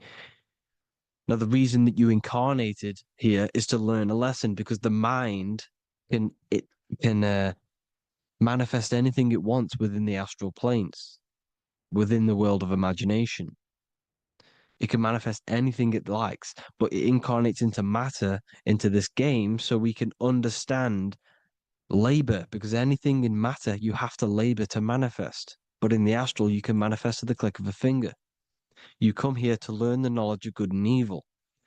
And your consciousness, I came out a bit off topic there, but your consciousness is experiencing the lower or higher self. The lower self is manifested in the lower parts of the body. Sex, food, and power, the lower three energy centers. These centers are like mini brains. You are literally thinking with these centers. And when your mind is stuck within these lower centers, you'll think, have you ever heard the term of thinking with your penis, or thinking with your, you know what, as a man? Even females maybe, but mainly this is a boy saying, you're thinking with your penis. This is a truth, it's truth in plain sight. You think with these energy centers. When you're living off the lower three centers, all you care about is sex, food, and power. Eating, sleeping, and greed. Power's kind of like greed. Now, when we move up to the higher parts of the body, when we live our life within the higher parts of the body, this is considered heaven. Love, expression, intuition, and wisdom. This is what we need to be aiming to do, moving out of the lower half of the body and living our life within the higher self, the higher parts of the body, thinking with the higher energy centers, thinking with love, expression, intuition, and wisdom, spreading love, expression, intuition, and wisdom to others. Heaven is even. This is why Jesus is pointing at the heart chakra, always pointing at the heart. Earth rearranged his heart, because in earth you're manifested as a physical being. You're in the heart, good and bad. You need to be balanced between the good and bad, because love can be a demon too. That's a whole nother video, but love can be a demon. Now, the seven chakras are known as the seven seals in the Bible. When the Lamb opened the seventh seal, there was silence in the heaven for about half an hour. This is a verse from the Bible. The Lamb is Aries, which is the higher brain, the cerebrum,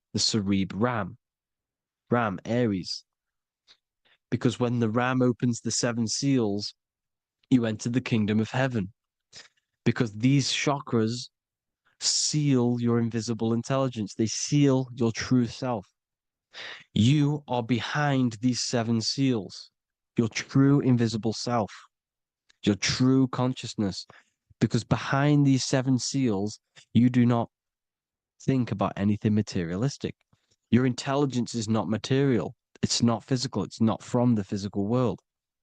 It does not desire the physical world. The body is the beast. The body's the animal, the lower self, which can corrupt our intelligence. It can corrupt the intelligence. Okay? Now, we need to balance these chakras so that we gain a deeper connection between this intelligence and the brain. Because when there's a strong connection between the brain and the intelligence, your body and the intelligence, you have a strong connection. Therefore, you can manifest what the intelligence is saying at all times. Meaning, when, for example, your higher self, this is intelligence, the higher intelligence is always speaking to you. It's always guiding you. It's always telling you the right thing to do. You can feel it when you're doing something wrong. You can feel that you're doing something wrong, because this higher self, this intelligence knows what it needs to do here. And when there's no connection between the body and this our intelligence, our true self, when we strip away, when you close your eyes for long periods of time, you will figure out you are this invisible, infinite creative being. There's no words that I can't describe what it is, but it's the voice inside of your head that you can feel when you close your eyes. You are this being inside of the heaven, because this is heaven, this intelligence. And when there's a strong connection between the body, you can manifest everything it's saying. When everything is balanced, when you're no longer thinking with the lower centers, when they're all balanced, you're not thinking in particular with every center, you balance them all, you can manifest everything it says. Your body will act out what the intelligence is always saying. This is God in the brain, the intelligence, trying to touch Adam, representing the lower self. This is why they're not touching. Notice how Adam is resting, but the intelligence is always reaching out, stretching, symbolizing metaphorically saying it's guiding. I'm always reaching out. The intelligence, your intelligence is always guiding you. It's always reaching out to you. But Adam is ignorance of it. The lower self is ignorant of it. And that's why he's so relaxed and God is so stretching out. Because at our highest self, that when you think of when you want to better your life, that highest true version of yourself is God. When you're manifesting this, your highest self, this is God. Your truest form, your most perfect form, that is God. Your highest version of yourself, that is God. Emotions are not what you've been taught. Emotions are not something that should be reactive, okay? You should not let the emotion be you, except that you should experience them instead of letting them become you. You need to understand there's a separation in our consciousness. You have the soul, which is the person who is observing your thoughts. When you think a thought, who's the one observing that thought? The soul, you, the I am, the I, the inner self, the one and only. And inside of every single body, inside of me, inside of you watching this video, there is this same intelligence that is inside of me, inside of you. And it's the exact same intelligence, experiencing a different body. And this is what we mean by the universe is mental. We all are all sharing the same ball of consciousness in a different body. The animals, the fish, the cells, all expressing this one consciousness. Me and you are the same. This is why the golden rule is treat others like others should be treated, because I am you and you are me in a different body. Now, going back, you need to identify that there's different levels of consciousness: soul, mind, emotion, and body. Okay? Your emotions are on a separate layer than the body, the mind, and the soul. So when you identify there's a difference between all of these, you do not let them become you. You do not let your mind rule you, because your mind can be corrupted. Your soul is the one that is pure good, pure love, but your mind can be corrupted. Okay? Your emotions can be corrupted. The body can be corrupted, but the soul can never be corrupted, only layered on top. You can only throw piles of programs within the subconscious, layering the soul down, but deep down inside of every single one of you, there is a loving being. Because love comes from the heart. Love is the universal emotion, expression. Now, your thoughts can become bondage, your emotions can become bondage. Now, what do I mean by bondage? By conquering the lower self, we need to conquer our own mind, because the mind is what's manifesting the lower self.